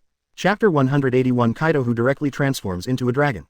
1 update automatically, deep sea, Yi Kai is bare-chested, wearing shorts, slippers, and 2 katanas hanging around his waist. He uses water pressure in the deep sea to forge every inch of his body in an all-round way. Even, under the effect of water pressure, the first impact is the more fragile internal organs in the body. Yi Kai's physical fitness is very strong, not worse than that of giants, and it is definitely not at the level of human beings. This kind of physical fitness can withstand more powerful water pressure. However, the organs in Yi Kai's body. During cultivation, the organs must also be exercised, but there is absolutely no smell of exercise such as body muscles and bones. The gravity of the water pressure supports the body very evenly, which is much stronger than that of the negative weight. The key is to exercise the organs in the body. Yi Kai wants to forge his body into a black knife. With the current physical fitness, hockey, and swordsmanship, I can definitely do it. It just takes more time. He is now continuing to practice and improve his physical fitness. When exercising, he constantly cooperates with armament hockey to temper. Let the body adapt to armament hockey constantly as it grows, and constantly use armament hockey to exercise the body. In the end, the body was tempered into a black knife. Crucial point, Yi Kai wants to forge his body into a black knife. It has to be done in one go. These 987 were done in one go, not forging the body into a black knife in a short period of time. It is to treat the whole body as a whole and forge it into a black knife in one go. Instead of treating the arm as a part and forging the arm into a black knife today. Exercise your feet tomorrow and exercise your body the day after tomorrow. This is definitely not the case. Although to some extent, it will be simpler. But, this is like a pieced together body, which is not perfect and powerful. Yi Kai even suspects, Garps, Iron Fist, Zephyrs, Black Arm, and Kong, will this be the way to exercise your fists, wrists and bones? This is just a guess, and it is impossible to be sure whether Yi Kai is like this. What Yi Kai has to do is to forge his entire body into a black knife in one go. Doing so will definitely be more difficult and take more time, but with 100 times of practice and experience accumulation, Yi Kai is still more confident and confident. With 100 times the speed of cultivation, Yi Kai's cultivation progress increases very quickly. In the sea, keep diving and challenge your limits. Junshi the huge hull allows Yi Kai to keep up well underwater. It's all like swimming in the sea to exercise. What's more, there is Dave Hockey, so you don't have to worry about it disappearing as you swim. Time passed day by day. It has been more than 10 days since I left the Fishman Island, and since Yi Kai entered New World, he has gone through 2 stops. In New World, it is relatively fast to complete the recording of the record pointer, and it only takes about half a day to complete it. If you are not interested, do simple supplies on the island, buy something, take a walk around, and the record pointer is almost completed. Yi Kai is practicing every day. 10 days of cultivation, under the blessing of 100 times the cultivation speed, is equivalent to more than 1,000 days, which is equivalent to 2.5 years. For Yi Kai, he only knew a little feeling, and his physical fitness has been improved a little. With Yi Kai's physical fitness, even if he uses water pressure to exercise underwater, the improvement will not be great. At most, the organs in the body have received a lot of exercise, and this shortboard has been supplemented to a certain extent. Just like the barrel theory, what determines the lower limit of Yi Kai's strength is his own shortcomings. After making up for the shortcomings, for Yi Kai, it is the improvement of strength. To forge oneself into a black knife, it will take a long time, a long way to go, and it is definitely not something that can be done in a short time. Even if there is 100 times the speed of cultivation, it is impossible to do it without a few months, or even a year of cultivation. A few months, a year, or even a few years, 100 times the speed of cultivation, that is, it will take hundreds of months, hundreds, or even hundreds of years to forge your body into a black knife. Is this figure exaggerated? It's not an exaggeration. If it was really that easy, in the pirate world, some races lived for hundreds of years, or even thousands of years. Some fruit abilities may be able to live longer. But no one can forge their body into a black knife, which is enough to show that it is impossible for ordinary people to forge their bodies into a black knife, even if they spend decades or hundreds of years. Even Yi Kai has 100 times the speed of cultivation, and it is difficult to do it without long-term cultivation. Of course, Yi Kai's roots and base are now very high, which can greatly reduce this process. It would be impossible for ordinary people to reach Ye Kai's current strength in a lifetime. Ye Kai is the individual physical fitness and strength, swordsmanship, armament hockey. Take it out alone, it is a level that many people can't reach in a lifetime. These 3 Ye Kai are all grandmasters, and all of them are the best in the world. This allowed him to develop his own armament hockey application, forging his body into a black knife, greatly improving the success rate and saving a lot of time. At least, in the past 10 days or so, Ye Kai has already found his feeling. The body has already fit armament hockey's tempering, and the next step is to slowly forge the body into a black knife. And this process takes time. To speed up this process, the best way is to fight. But Ye Kai wants to forge his own body. The body is not a weapon. Once something goes wrong, the side effects. Ye Kai can't afford it. So just take it slow. Ye Kai kid, burp. Come out and meet me. Suddenly, the whole sea became dark. Originally, the sun was shining for thousands of miles, but now it has turned into billowing clouds and mist, directly covering the sun in the sky, and the entire sky has also become dark. A sound like thunder came from the rolling clouds in the sky. That body, like a gigantic snake belly, is looming in the clouds, constantly shuttles and moves in the clouds. It's not that you can see the cyan blue sharp claws, and that huge cyan blue dragon head. Soon, a huge dragon head flew from the sky, its eyes like light bulbs, flashing red light, overlooking Junshi. Found you, Ye Kai boy. The huge dragon body rolled continuously in the clouds and mist, and flew from a distance, as if looking for something. Finally, the huge dragon head overlooks Junshi. The huge Junshi Hao is very conspicuous on the sea, and was soon discovered by the giant dragon in the sky. Devil fruit. This can't be. Kaido, seeing the huge dragon head in the sky, with golden dragon horns, and long beard, a pair of scarlet eyes overlooking Junshi. Nami and the others felt a strong sense of oppression. This momentum, too strong. Obviously, this giant dragon is a change from demon fruit power. And you can tell by the name. This giant dragon may be one of the 4 emperors, Kaido. Wow, the sea explodes. A figure with a shirtless body and an armament hockey wrapped around him rushed out of the sea. Very fast. Because the speed is too fast, when it rushed to the sea, it brought out a lot of splashes. There is no doubt that this is Yi who practiced in the sea. Kaido arrives. Such movement, Ye Kai's observation hockey has long seen. What's more, Kaido's huge voice can be heard very clearly even in the sea. Ye Kai rushed out of the sea and landed on the deck, looking at the huge dragon head overlooking him in the sky. Kaido, Chapter 182 Retire Kaido with 1 blow 2 more for automatic. 184 210ths. Chapter 182 Retire Kaido with 1 blow 2 more for automatic. Ye Kai traveled over, but didn't know Kaido's fruit ability. But if the huge dragon head in front of him speaks out, Ye Kai can be sure that this is Kaido, one of the 4 emperors. What surprised Ye Kai? Maybe Kaido is a dragon. Still in the shape of an oriental dragon. It's not the winged lizard of the west, which is a bit of a surprise. Want to come to Kaido's devil fruit? Is it also a zone phantom beast? Hi, Ye Kai boy, your strength is pretty good. Join the beast's pirates and become my subordinate. You killed Jack in the drought. I don't care about you. You can become the new 3 plagues. Kaido is more optimistic about people with strong strength, and will invite them to join. If you join, naturally, nothing will happen. If you don't join, Kaido will not kill them directly, but will imprison them to see if they will change their minds later, if they still don't agree. Kaido wouldn't bother either. For this kind of thing, Kaido will not remember for so long at all. Maybe the person who does not agree will be killed by his subordinates, he will not care. Nami, Perona, and Robin are a little surprised by Kaido's invitation. Kaido actually invited Ye Kai to join the beast's pirates. What is this operation? And how could Ye Kai agree to this kind of thing? At the same time, other pirate ships can be vaguely seen in the surrounding sea area. Obviously someone came to watch the fun. Not a lot. Even Kaido can find Ye Kai and know the approximate location of Ye Kai, so there is no need to contact the beast's pirates. Some good-hearted people told Kaido the approximate location of Ye Kai. Here comes the battle between Kaido and Ye Kai. Let's fight. The harder the fight, the better. As soon as Kaido came, he directly used Devil Fruit's ability. I didn't expect Kaido to be Zone's Phantom Beast. I didn't know it before. To deal with ordinary people, Kaido doesn't need to use the ability of Devil Fruit at all. There are really not many people who know the ability of Kaido Devil Fruit. On the pirate ship in the distance of Junshihao, many people are already sitting in rows, and they are almost eating melon seeds, popcorn, and coke, and watching a big show. Join the beast's pirates. Ye Kai refused unceremoniously. Could it be that you guy drank a fake bar? Saying something like that, Ye Kai stood on the deck of Genshi. Kaido's huge dragon head spoke in the sky. Ye Kai could smell the smell of alcohol. Even when Kaido spoke just now, did he hiccup? Is there a hiccup? Ye Kai, I heard it wrong, but I can smell the smell of wine. Ye Kai is a bit messy. Not only Ye Kai, but Nami can smell it too. At first, I thought it was an illusion, but I didn't expect Ye Kai to feel the same way. Especially Nami, her sense of smell is much stronger than ordinary people, she can also smell it. Kaido should drink. I just can't believe that Kaido, one of the 4 emperors, is a little drunk now. This is too unreliable. Hi, how could I drink fake wine? Kaido's huge head opened and roared. Ye Kai on the boat below could smell the wine more clearly. This guy, was he drinking? Are you just drunk? This meow is for emperors. Funny huh, since you don't agree, then, he'd interest. Kaido is actually a little drunk. Ye Kai complained about whether he drank fake alcohol, and he refused to join the beast's pirates, so Kaido went straight to it. The huge faucet opened its mouth, and the fiery breath gathered in the mouth, and rushed to the Junshihao below in an instant. In this state, you still challenge me. Ye Kai felt that Kaido was a bit unreliable, and at the same time, looked down on him a bit. If Kaido is really serious, really treat Ye Kai as an existence of the same level, really treat this battle as a battle of life and death, how is it possible to come here in this state?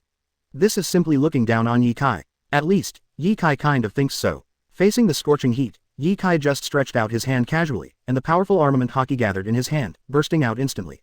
Boom! The powerful armament haki erupted, making violent collision and explosion sounds. The scorching breath released from Kaido's mouth was shattered by the armament haki erupting from Ye Kai's hand, and exploded in the air. After blocking Kaido's attack, Ye Kai's eyes became a little serious, and at the same time he was a little dissatisfied. He stepped on the moonwalk and jumped into the air. Clang! Black knife breaking the sea unsheathed. Ye Kai's voice came through the air. In your state, you still challenge me. I don't want to fight with you now. When you wake up, let's Wano-kuni fight again. Swish. As Ye Kai's voice fell, Duanai, who had evolved into Black Saber, released a terrifying slash, soaring into the sky, and slashed towards Kaido. Wow. Boom. The sound of sword energy breaking through the sky. And a powerful crash sounded. The slightly drunk Kaido never thought of running away. He will not escape either. He directly resisted Ye Kai's sword chi head-on. That gigantic body hidden in the clouds, looming, flew hundreds of meters away the moment it was hit by the sword energy. If it weren't for Kaido's fruit ability that allowed him to fly in the sky, Kenway would have fallen directly into the sea. If that's the case, the people watching the excitement will definitely not miss this opportunity to kill Kaido. Watching Ye Kai swing the knife, the sky was split into two. The powerful sword energy carried Kaido's huge dragon body and flew hundreds of meters. The key point is that Kaido's dragon claws and the position of the dragon's abdomen were cut with a deep scar, and the scarlet blood swayed out as Kaido's huge dragon body flew out. Kaido was hurt. Hiss, is Ye Kai's swordsmanship so strong? Shooting Kaido back with one blow. Kaido's body, even if the other four emperors want to hurt Kaido, they can't do it. Ye Kai broke Kaido's defense with just one knife. Is Ye Kai's swordsmanship really that powerful? The Duanai in Ye Kai's hands. I remember when he became 7 warlords of the sea, the world government gave him the famous knife of Dakue Dao 21, but it is not a knife now. Duanai has been forged by Ye Kai Black Knife. 0. In such a short period of time, you have forged Black Knife. Black Saber is a symbol of the peak of swordsmanship and armament haki, and the integration of each other, stepping into another level. How can it be compared with ordinary great swordsmen? Ye Kai's strength is too strong. Compared to Battle of Alabasta, only improved. What a horror. I can't fight anymore. Kaido should be more sober and take Ye Kai seriously. Today he obviously didn't take Ye Kai seriously and drank too much. Wano-kuni will become the main battleground. Let's go to Wano-kuni. Experienced people can tell at a glance that this battle cannot be fought. Kaido was forced back by Ye Kai and injured Kaido. This will definitely bring Kaido to his senses. Even if he drank alcohol, he would wake up, seriously, and re-examine Ye Kai's strength. Since Ye Kai has said that he does not want to fight the current Kaido, and Kaido himself does not take Ye Kai seriously, and now that he is hurt by Ye Kai, he will take Ye Kai seriously. Ye Kai said that he would go to Wano-kuni and fight again at that time. Then Wano-kuni will turn into a real battlefield. How strong is Kaido's defense? The pirates who did not enter the New World, and the pirates who entered the New World in the following years may not understand. Only some pirates in New World know. How strong is Kaido's physical defense? Ordinary weapons and means can't break through Kaido's defense at all. Kaido singled out the 4 emperors, attacked naval headquarters with others, and was arrested many times without leaving a single wound. This is the strength of his body. The only thing that left Kaido with a huge wound was the death of Kazuki Oden on the ship of Gall D. Roger in One Piece. Chapter 183 News of the Thunderbolt Fruit. 3 more full orders. 185 210ths. Chapter 183 News of the Thunderbolt Fruit. 3 more full orders. The arrival of Kaido came in a hurry. People who came to watch the excitement left in a hurry. But those who came to watch the excitement did not feel disappointed, nor did they feel that the trip was in vain. It's just that Ye Kai forced Kaido back with a knife, and broke through Kaido's defense, hurting Kaido. Just something to watch. I don't think it's a waste of time. Everyone has a deeper and more direct understanding of Ye Kai's strength. Previously, everyone's understanding of Ye Kai was mostly based on collected information, or information bought on the black market, or it was Marine's introduction to Ye Kai. People who have really seen Ye Kai's hands and his strength, very few. As for the people who have played against Ye Kai, there are only a handful of people in the entire New World. Only Ace and the Hidden Crocodile. Ye Kai is known as the most powerful man in the world. His strength has been recognized by many people, even the 4, 383 emperors have no objection. That's because the four emperors have their own sources of information, and they are very powerful. Even the naval headquarters can get the information, and they have a very deep understanding of Ye Kai's strength. Ordinary pirates don't have a general idea of Ye Kai's strength. Ye Kai is known as the most powerful person in the world. How strong is it? Who knows? Everyone knows that when Ye Kai enters New World, he will definitely face challenges from others. Even if it wasn't the four emperors, there were some other pirates from New World who challenged Ye Kai. On the one hand, I want to see how strong Ye Kai is. On the other hand, he also wants to defeat Ye Kai, who is the most powerful man in the world, and become famous. Ye Kai will also be challenged again and again to determine his status. Even Ye Kai is known as the most powerful man in the world, the person closest to One Piece and most likely to become One Piece. Ye Kai enters the New World and may go back to challenge the four emperors, confirming his status. Many people even believe that Ye Kai entering New World is the fifth emperor of New World. This time I saw Ye Kai make a move, even if it was just a knife. Ye Kai's strength and his status in New World can be determined. It's that simple, because Ye Kai is the one who cuts the knife, four emperors. It's Kaido. There are not many people who can break through Kaido's defense. Ye Kai can do this, no matter whether his knife is an understatement, or deliberately pretending to be an understatement. In fact, he has exerted his full strength. None of it matters. Anyway, that knife had already demonstrated Ye Kai's strength. This is the end. Nami looked at the boats that had gathered in the distance, and they all disappeared on the sea level. Even Kaido is gone. After Ye Kai swung a knife, he fell from the air and landed directly in the sea, continuing to practice. Everything returned to calm, as if nothing had happened. Nami didn't react for a while. Say no to Nami. The same is true for Perona and Robin, who feel that what happened just now is as if it never happened. It really came suddenly, and it left very suddenly, and it returned to calm in an instant. Yeah, it's over. In such a short time, Robin was still sitting on the chair, the book in his hand was not closed. The battle was over, and Kaido and the onlookers had already left. Go ahead. On the whole boat, the previous tacit understanding was restored. Nami and Robin continued to read. Perona floated in the air in a daze, and flew to the sponge from time to time, looking at the sea below, as if thinking about how Ye practiced in the sea. Anyway, Junshihao has resumed its appearance in New World, sailing on the sea. Ye Kai and Kaido fought briefly, forced Kaido back with a knife, and injured Kaido, which is still a very hot topic. Ye Kai and Kaido fought, but they didn't fight, just tested each other. Ye Kai forced Kaido back and hurt Kaido. Ye Kai and Kaido promised to fight again at the seat of Wano-kuni. Naval Headquarters' attention to Ye Kai can be described as very positive. The Marine branch at New World just passed the news and reported to Aokiji. Today, in Aokiji's office, even though Momoshiki and Chibu are not here, they are still guarding the New World and Grand Line conscription points. Sengoku and Garp, who came back from patrolling the recruitment sites, are here.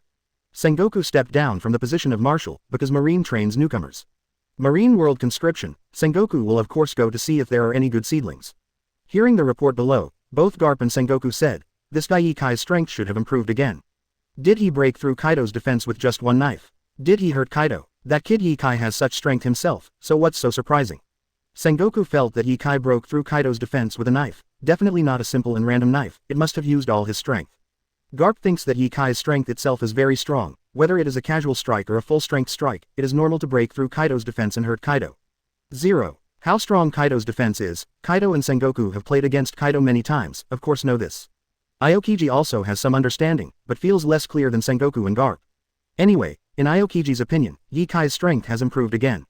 Aokiji dropped the information in his hand, and said, anyway, don't worry about it, wait for Ye Kai and Kaido to fight to the death. What Marine needs now is self-cultivation. Ye Kai going to war with Kaido is not what Marine should care about. Let them fight. Let the New World become chaotic, thinking that the pirates will fight each other, which is what Marine would like to see.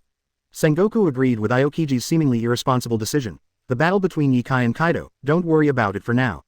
Wano-kuni is not that simple, even Kaido has not been able to completely win after so many years. Wano-kuni, Marine doesn't have to intervene. Garp ate the donut in his hand and didn't speak at all. Instead, after Sengoku finished speaking, he asked Aokiji again, I heard that there's news about the Thunder Fruit. Hearing this question, Aokiji's face darkened. The members of the world government found the Hongale fruit, and the members of the CPO escorted the Hongale fruit back, but they were forcibly robbed. They are very powerful, and the CPO will be wiped out in one face-to-face. Do you know who did it? Even Garp was so concerned about the news that he stopped delivering donuts to his mouth. Aokiji frowned slightly, and said, I don't know who made the shot, it definitely wasn't Ye Kai's Baroque Walker studio, and it didn't look like Four Emperors Revolutionary Army. 0.8, not sure. Everyone knows that Ye Kai is looking for the Thunder Fruit. Thunderbolt fruit is a very powerful devil fruit in Logia. Lightning has the speed of light and can release light and heat. It is even stronger than the lightning fruit in terms of destructive power. It's the devil fruit Ye Kai has been looking for. If Ye Kai gets this devil fruit, one can imagine how much Ye Kai's strength will be improved. But these people don't know that Ye Kai never thought about eating devil fruit, leaving himself a weakness.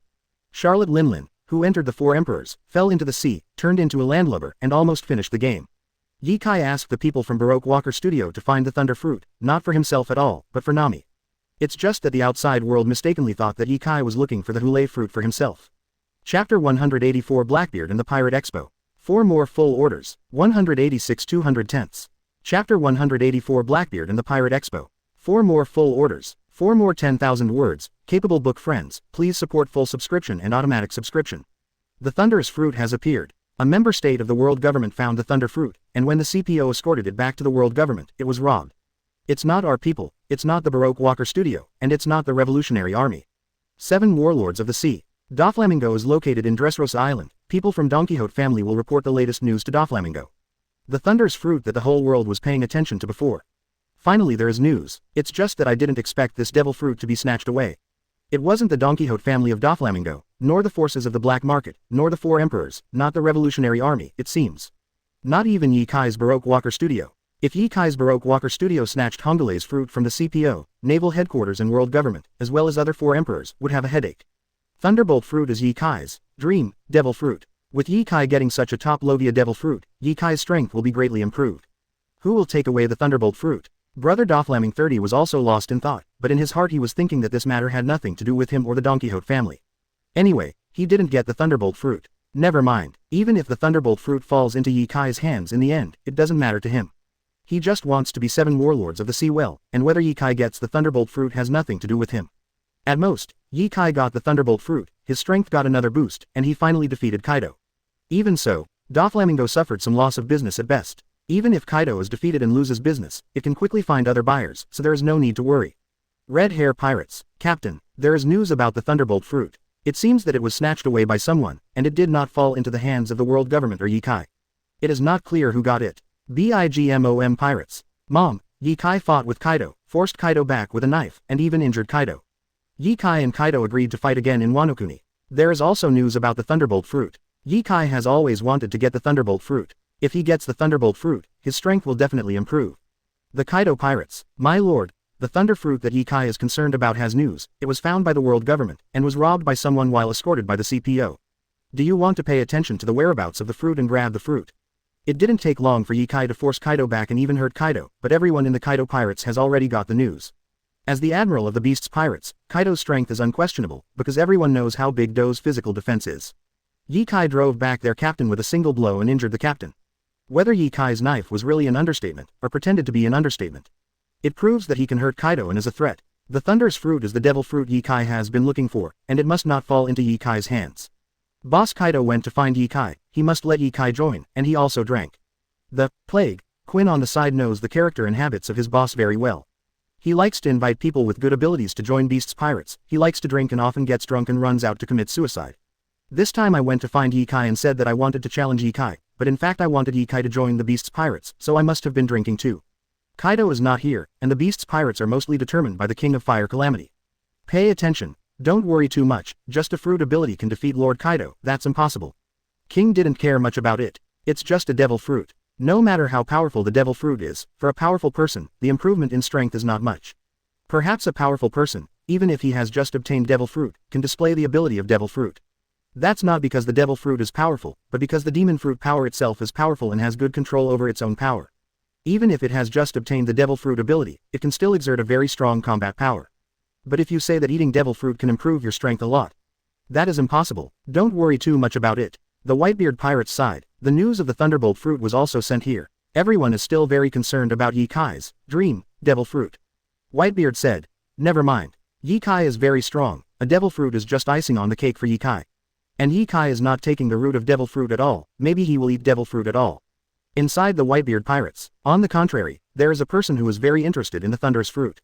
That's it. Blackbeard. Blackbeard joins the Whitebeard Pirates, harnessing the power of the Whitebeard Pirates, who have been searching for dark fruit for decades. For such a long time, there was no news from dark fruit at all, and he was about to give up. Thunder fruit also seems to be good, belonging to the very powerful devil fruit in Logia. It is also the fruit of Ye Kai's dream. If you can't get the dark fruit, if you can get the thunder fruit, it seems to be a good choice. Dark fruit seems to be out of reach, so let's go and see the thunder fruit.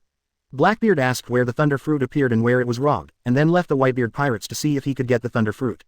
The Whitebeard pirates are a massive force. There are more than a dozen captains and more than a dozen fleets. There is no restriction on the departure of its members. So Blackbeard's departure didn't attract anyone's attention. Even if someone knew that Blackbeard might lose the fruit of finding Hule, no one would care. In order to improve strength, it is normal to look for devil fruit to improve strength. Ye Kai, there's news about Thunderbolt fruit. It was found in South Blue 390 by a member of the world government, and then handed over to the CPO to send it back to the Holy Land of Mariajoy, but was snatched away on the way. Junshi number above. Ye Kai finished a day of practice, jumped up from the bottom of the sea, landed on the deck, returned to the room to take a shower, and then came down to eat. Robin reported the Baroque Walker studio below, and reported the news about the Thunderbolt fruit to Ye Kai. Ye Kai was practicing before, and he didn't bother Ye Kai, because the Thunder's fruit is actually not too important to Ye Kai. Many people in the outside world believe that the Thunderbolt fruit is the devil fruit that Ye Kai wants to get, and it is the devil fruit that Ye Kai dreams of. But in fact, Robin who joined Ye Kai knew it. The Thunder's fruit is the devil fruit that Ye Kai helped Nami find. Ye Kai himself has no interest in the Thunderbolt fruit. Take it, just take it, and see if you can find a better devil fruit for Nami in the future. Ye Kai is very interested in the Thunder fruit, but it is not for him, but for Nami. If the Thunderbolt fruit is really found and eaten by other people first, then there is no other way. I will help Nami find a better devil fruit if I have a chance in the future. Soon, Junshi had sailed on the sea for a day and arrived at another island. Junshi had just arrived, and a person sent Ye Kai something like an invitation. The Pirate Expo. The treasure left by Gall D. Roger and the Thunder fruit. It's kind of funny, the Thunderbolt fruit was robbed but it appeared here.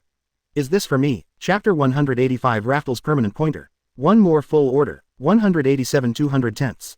Chapter 185 Raftel's Permanent Pointer. One more full order. Today is a little late, something is delayed.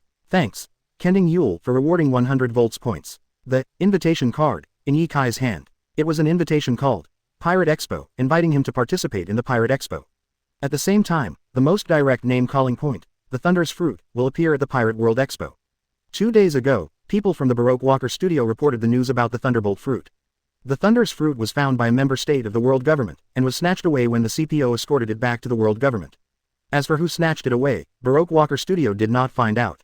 Ye Kai was also not interested in knowing, thinking that someone snatched it up and ate it. Ye Kai gave up the Thunderbolt fruit, ready to find a better devil fruit for Nami.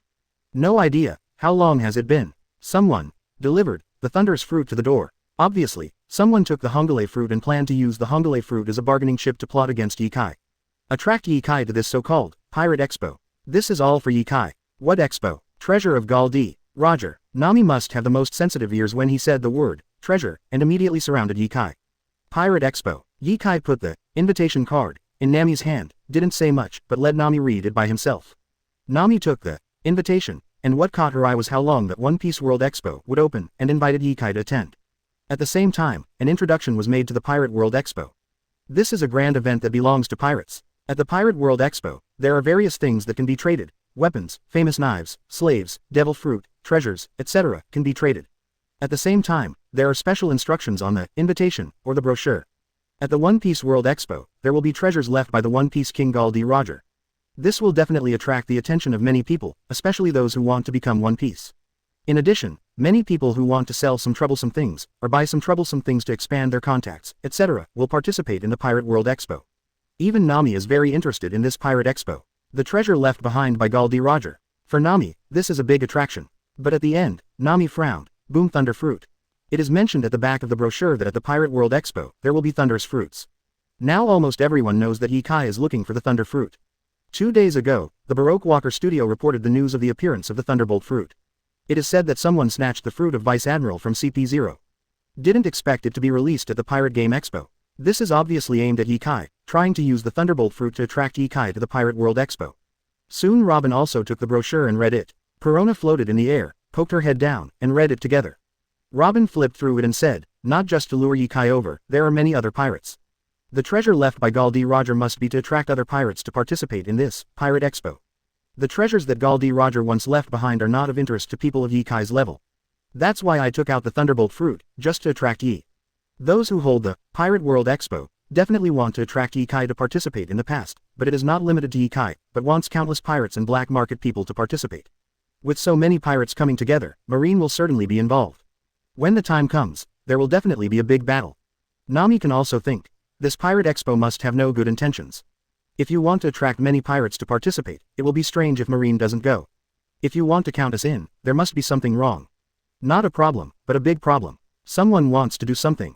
Perona didn't think too much about it, he was just a little curious. This Pirate Expo has not been held for many years, who was behind the scenes to promote the Pirate Expo? The Pirate World Expo was also held before, but it was stopped later. Didn't expect someone to hold it now. Obviously, the person who promoted the holding of the Pirate World Expo behind the scenes is the person who snatched the Thunderbolt fruit. He promoted the holding of the Pirate World Expo, attracting many pirates to gather together, and even took out the Thunder Fruit to attract Ikai, and he will definitely find a way to attract other powerful pirates. With so many pirates gathered together, Marine will definitely not let it go. In short, the person who held the Pirate World Expo behind the scenes must be planning some big conspiracy. Is it okay not to go? Nami said it doesn't matter. For her, it must be a good thing if she can get the Thunderbolt fruit. At least it can have a strong combat power to make up for her lack of means of attack because she only has observation haki. There is no Thunder Fruit, and Nami doesn't force it. She still doesn't like that she can't swim after eating Devil Fruit. She doesn't reject Devil Fruit, it's because she wants to keep up with Yikai's pace. At least she can't become Yikai's oil bottle, drag Yikai back, and become Yikai's burden. Of course, it would be even better if you can help Yikai. Yikai said, let's see when the time comes. Anyway, there is still a long period of time. The Pirate World Expo still needs time to prepare and publicize. The Pirate World Expo is definitely still in the preparation and publicity stage. As soon as Yikai landed on the island, someone sent an invitation card, which is actually a brochure. There are still several months to wait until the Pirate World Expo is held. After so many months, Yikai has been able to practice hegemony to forge his body into a black knife.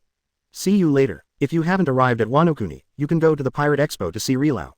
Let's see, who is it that wants to plot against him with the Thunderbolt fruit? The Thunderbolt fruit really appeared at the Pirate World Expo, and it was not eaten by anyone.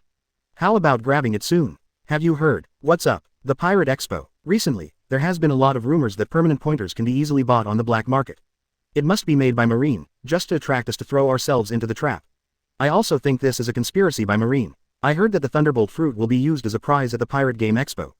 I heard that the Thunderbolt fruit was discovered and then snatched away.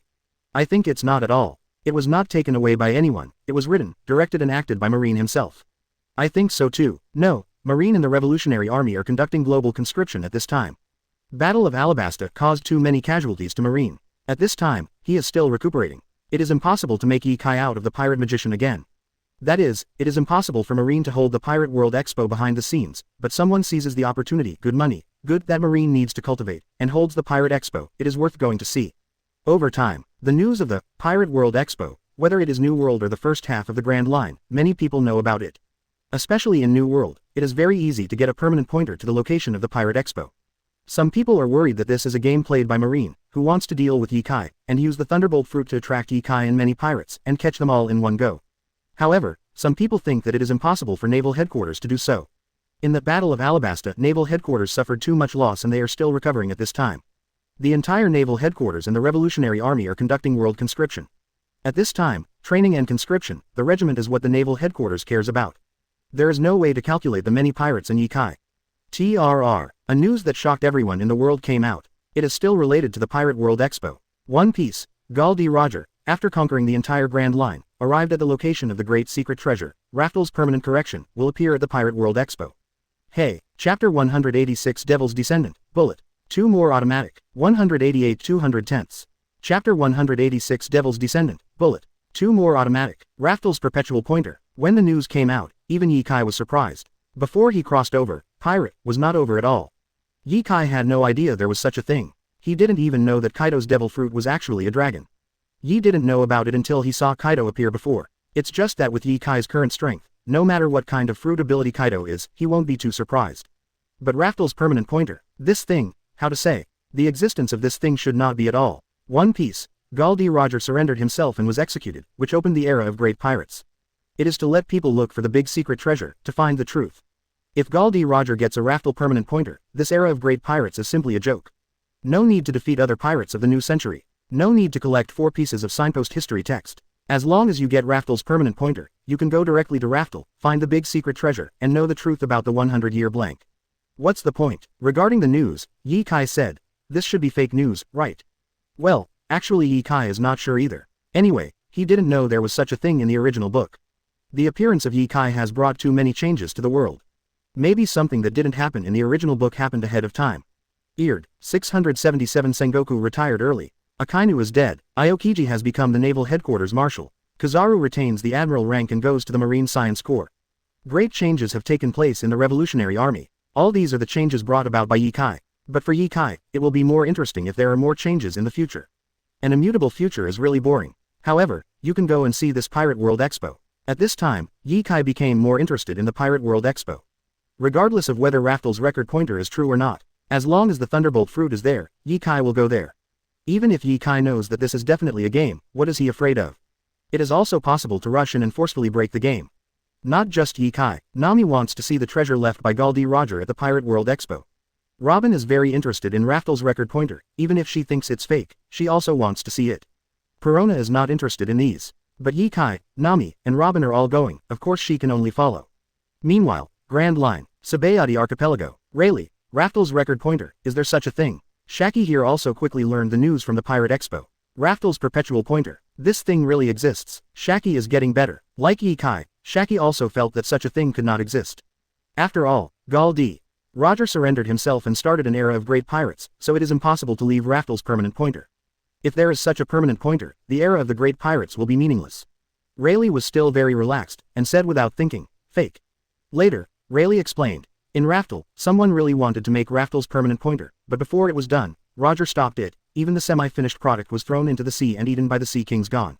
How is it possible to have permanent pointers to Raftel? You also know Roger's abilities, no one can hide any secrets from him. Raftel's permanent pointer must be fake, someone is using it to lure pirates to the past. However, the people behind the scenes are very ambitious. The Thunder's fruit attracted Yikai, and released so much news, even Raftel's permanent pointer came out. The picture is not small. And, saying this, Rayleigh also frowned slightly. There are not many things that know about Raftel's permanent pointer, and the people who do all this behind the scenes are either deluded or. He used to be a member of the Roger Pirates too. Naval Headquarters. Raftel's perpetual pointer. Aokiji rubbed his head when he heard the information reported below. Skull hurts. This stuff is so tricky. The Pirate World Expo, is this going to cause trouble? After a long silence, it was difficult to find Sengoku and Garp. No way, Aokiji has never had any dealings with One Piece, Gall D. Roger. Daig, Garp and Sengoku, chasing Gall D. Roger numerous times. Whether Raftel's permanent pointer is real or not, you can ask Sengoku and Garp about it. I just reported an important news from below. The Pirate Expo will be held again, and everyone knows that the person who snatched the Hongole fruit should be the person behind the Pirate Expo. Now, the people or forces behind the Pirate World Expo have released a message. At the Pirate Expo, there will be a permanent pointer of Raftel. As soon as Aokiji's words were spoken, Sengoku and Garp immediately retorted. This is impossible, Roger will definitely not make Raftel's permanent pointer. Among other things, Sengoku has been chasing Gall D. Roger for so long, and he knows Roger quite well. Not to mention Garp. Garp and Gall D. Roger are enemies, bitter rivals, but true confidants.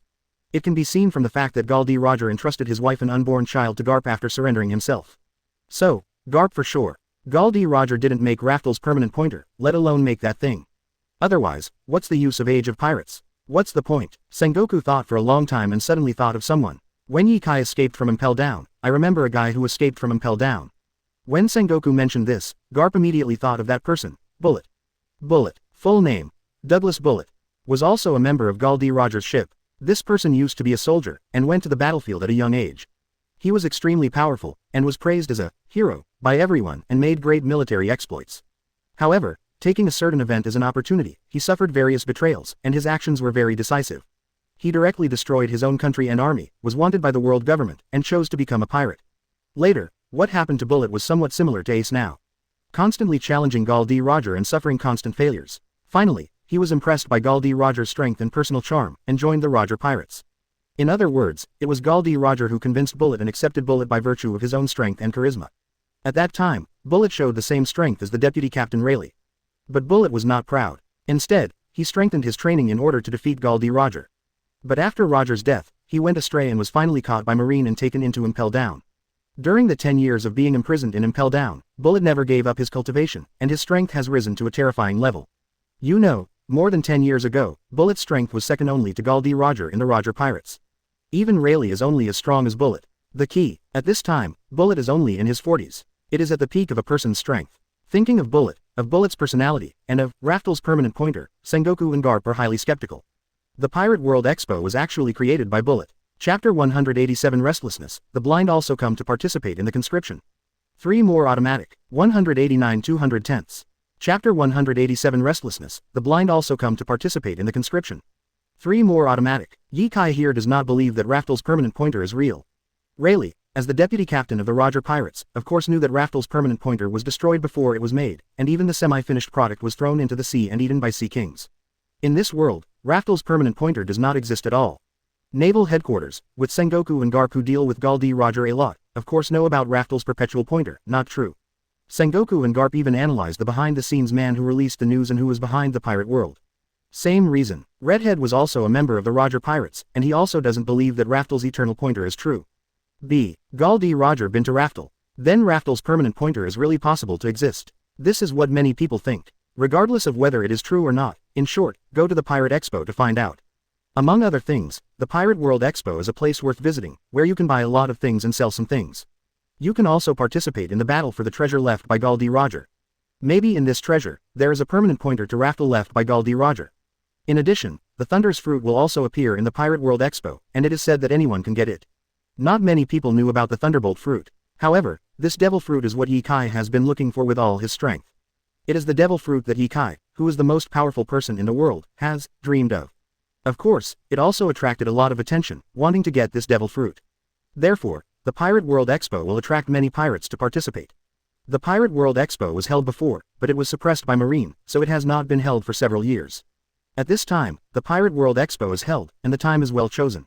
Marine suffered heavy losses in the Battle of Alabasta and competed with the Revolutionary Army for the source of conscription in the world. At this time, Marine doesn't care about the Pirate World Expo at all. This Pirate World Expo is worth visiting. Anyone with a discerning eye can tell at a glance that this pirate world has a conspiracy.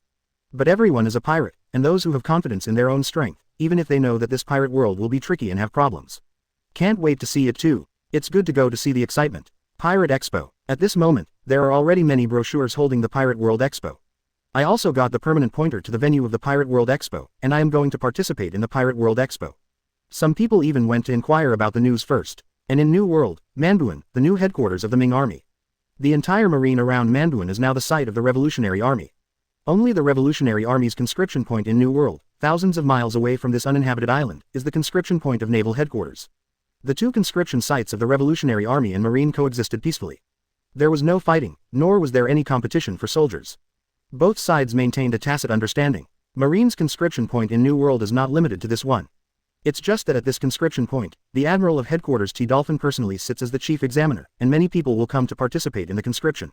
After all, the naval headquarters is the most powerful force in the world, and there is no need to compete with the Revolutionary Army for military resources, and there are more people who come to the Marine conscription point than the Revolutionary Army. Today, the conscription point located on the side of the Revolutionary Army base welcomed a rather special recruiter. Tall, nearly 3 meters tall, wearing a purple robe, with a black and purple belt hanging around his waist, stepping on wooden shoes, holding a stick in his hand. What really caught people's attention was a hideous wound on his forehead, which spread all the way to his eyes. This person's eyes were closed, and he came to the conscription point with a stick in his hand. From his behavior, it can be seen that the person's eyes cannot see. That is, blind people. Blind. Can't see you and come to join the Revolutionary Army World Conscription. Isn't this a bit forced? I can't even see it, so what can I do even if I join the Revolutionary Army? Blind people also come to participate in the world conscription of the Revolutionary Army. Don't the Revolutionary Army do a competition? Anyone can be included, although I also want to contribute to the creation of a world of equality, justice, democracy, freedom, and the rule of law. I can recruit this kind of blind person. Let me. No hope in sight. Let's go. Let's join the Marine World Conscription. Many people were not surprised to see a blind man also come to participate in the world conscription. The person who spoke before said it euphemistically, saying that he cannot see a blind person. Some people who spoke at the back directly called blind man. In fact, there are of course requirements for the Revolutionary Army to recruit soldiers from all over the world. It's just that the requirements are relatively low. The Revolutionary Army has turned from darkness to light, launched a worldwide conscription, and recruited talents from all walks of life. This is still a recruiting point for combatants. There are even recruiting points for non-combatants, and there is no requirement for strength at all. In fact, those who can stand here have all been selected through a part of the competition. Even if this invisible person in a purple robe can stand here, it means that he has passed the initial competition. There are also ranks in the recruitment of combatants by the Revolutionary Army. The stronger you are, of course you can challenge for higher positions, even admiral positions in the Revolutionary Army. Those who choose to leave will not be stopped by the Revolutionary Army. The Revolutionary Army will not force those who do not join voluntarily.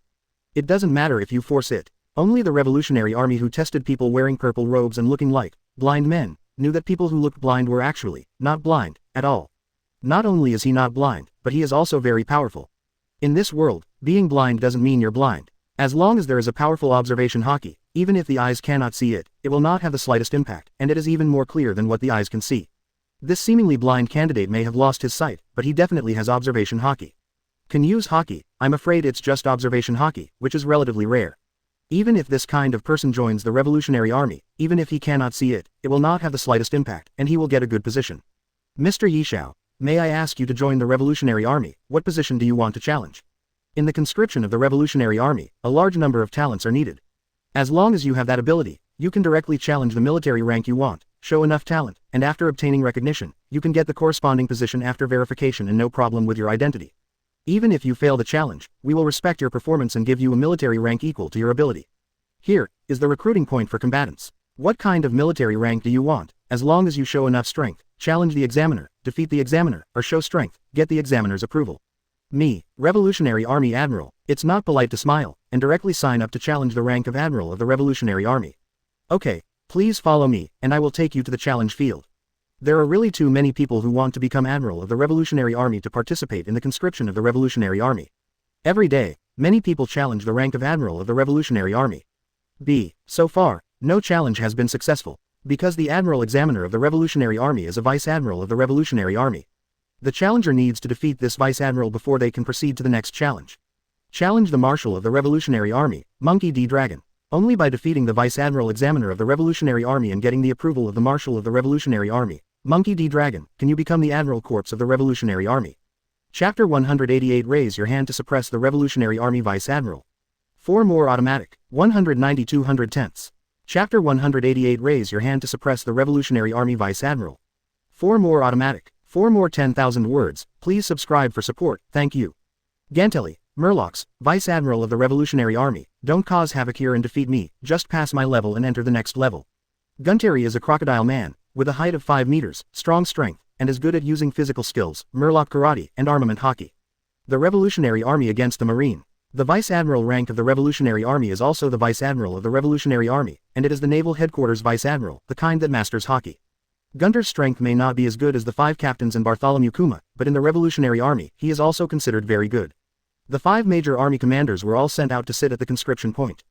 Gunterly was pulled over to be the examiner for the competition. After defeating Gunterly, you can enter the next level, challenge the Revolutionary Army Marshal Monkey D. Dragon.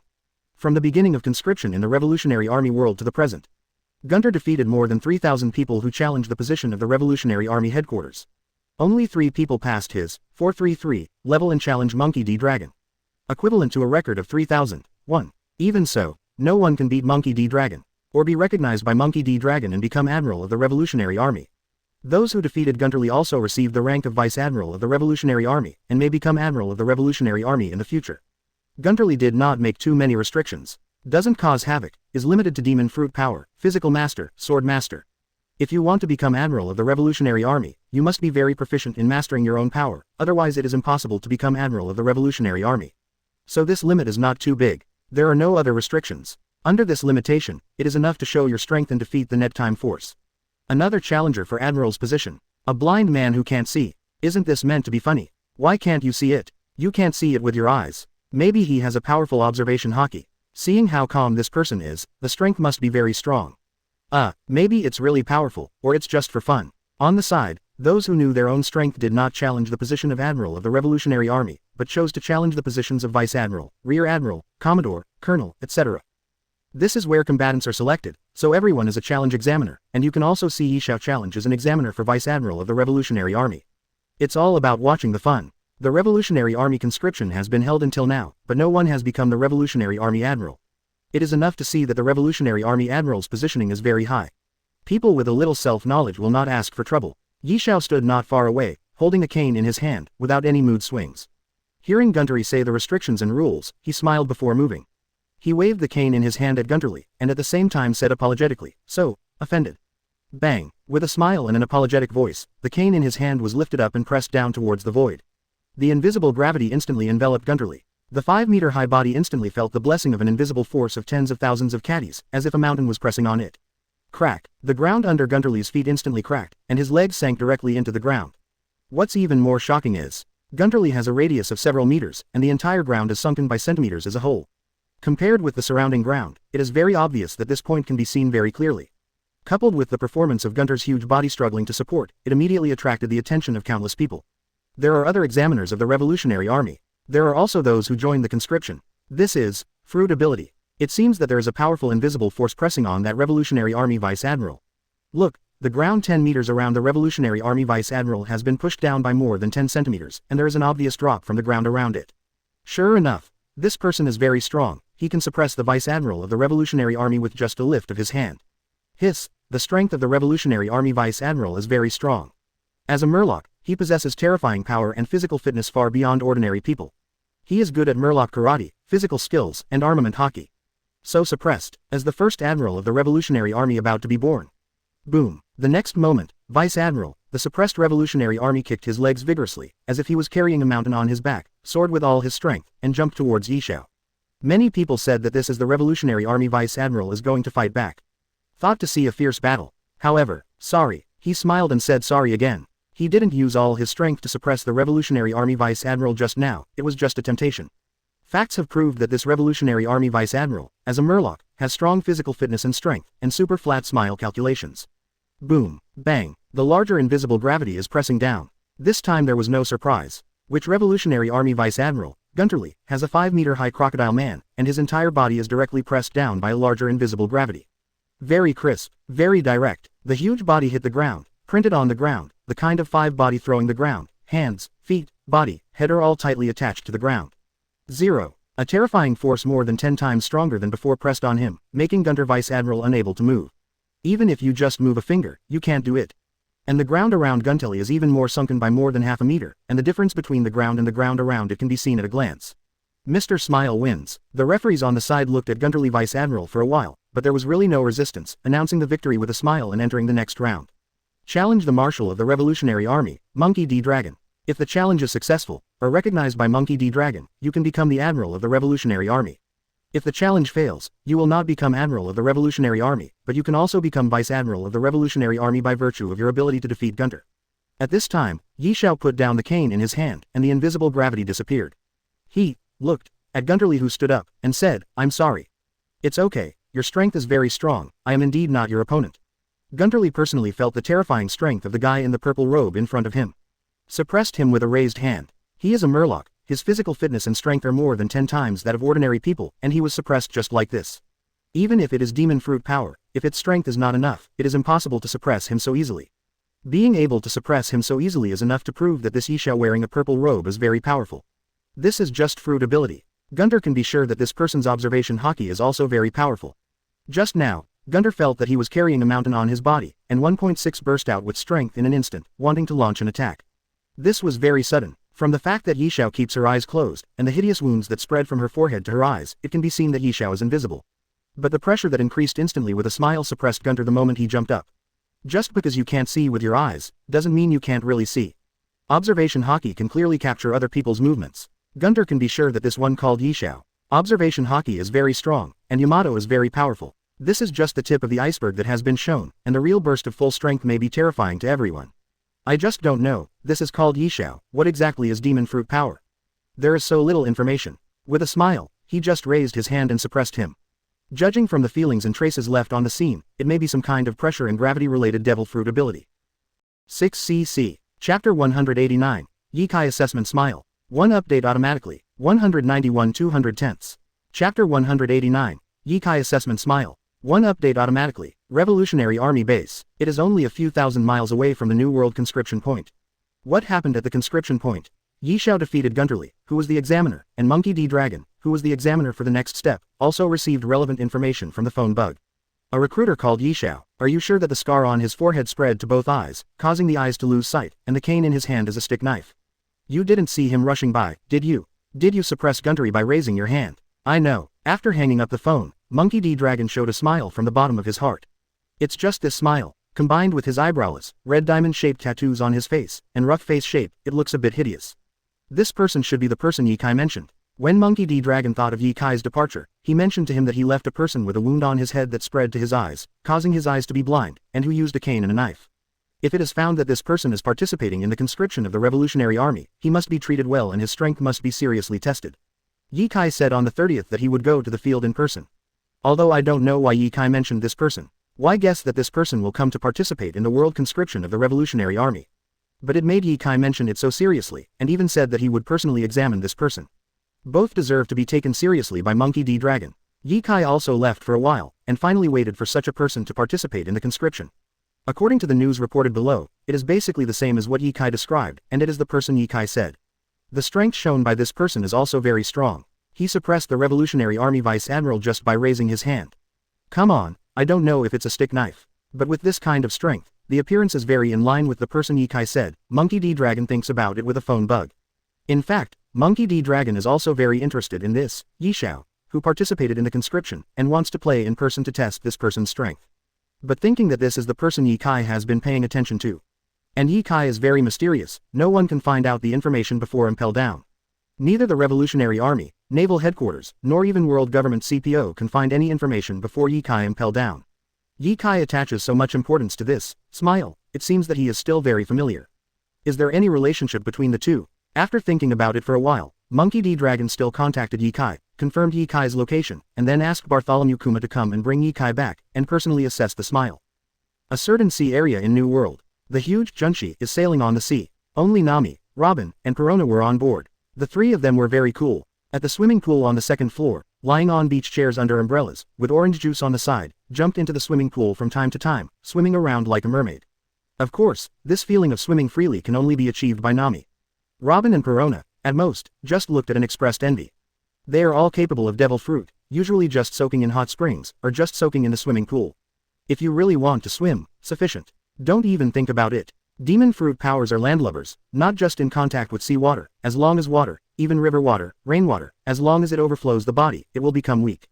Impossible to swim. Watching Nami swimming in the swimming pool like a mermaid, Perona was wearing a pink bikini, lying on a chair, taking a few sips of orange juice. When Nami emerged from the pool, he tossed his orange hair. Perona said that she is not envious at all, really. But Perona still said, swim now, when you eat devil fruit, don't even think about swimming. Nami doesn't suggest it at all, she's used to Perona's poisonous tongue, and even her observation hockey can feel Perona's envy, which makes her feel very comfortable. At least I haven't eaten devil fruit yet. Robin lay under the umbrella, quietly reading a book, not participating in it. After leaving Alabasta, and because Robin pays attention to sun protection, Robin, who was originally dark, has become fair now.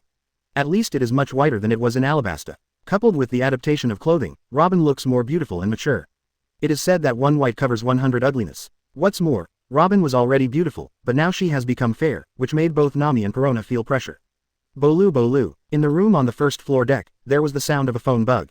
Robin closed the book, ready to go for a walk. She is the controller of the Baroque Walker Studio, and Yi Kai doesn't care about these things at all. She is usually the one who contacts the Baroque Walker Studio and handles various information.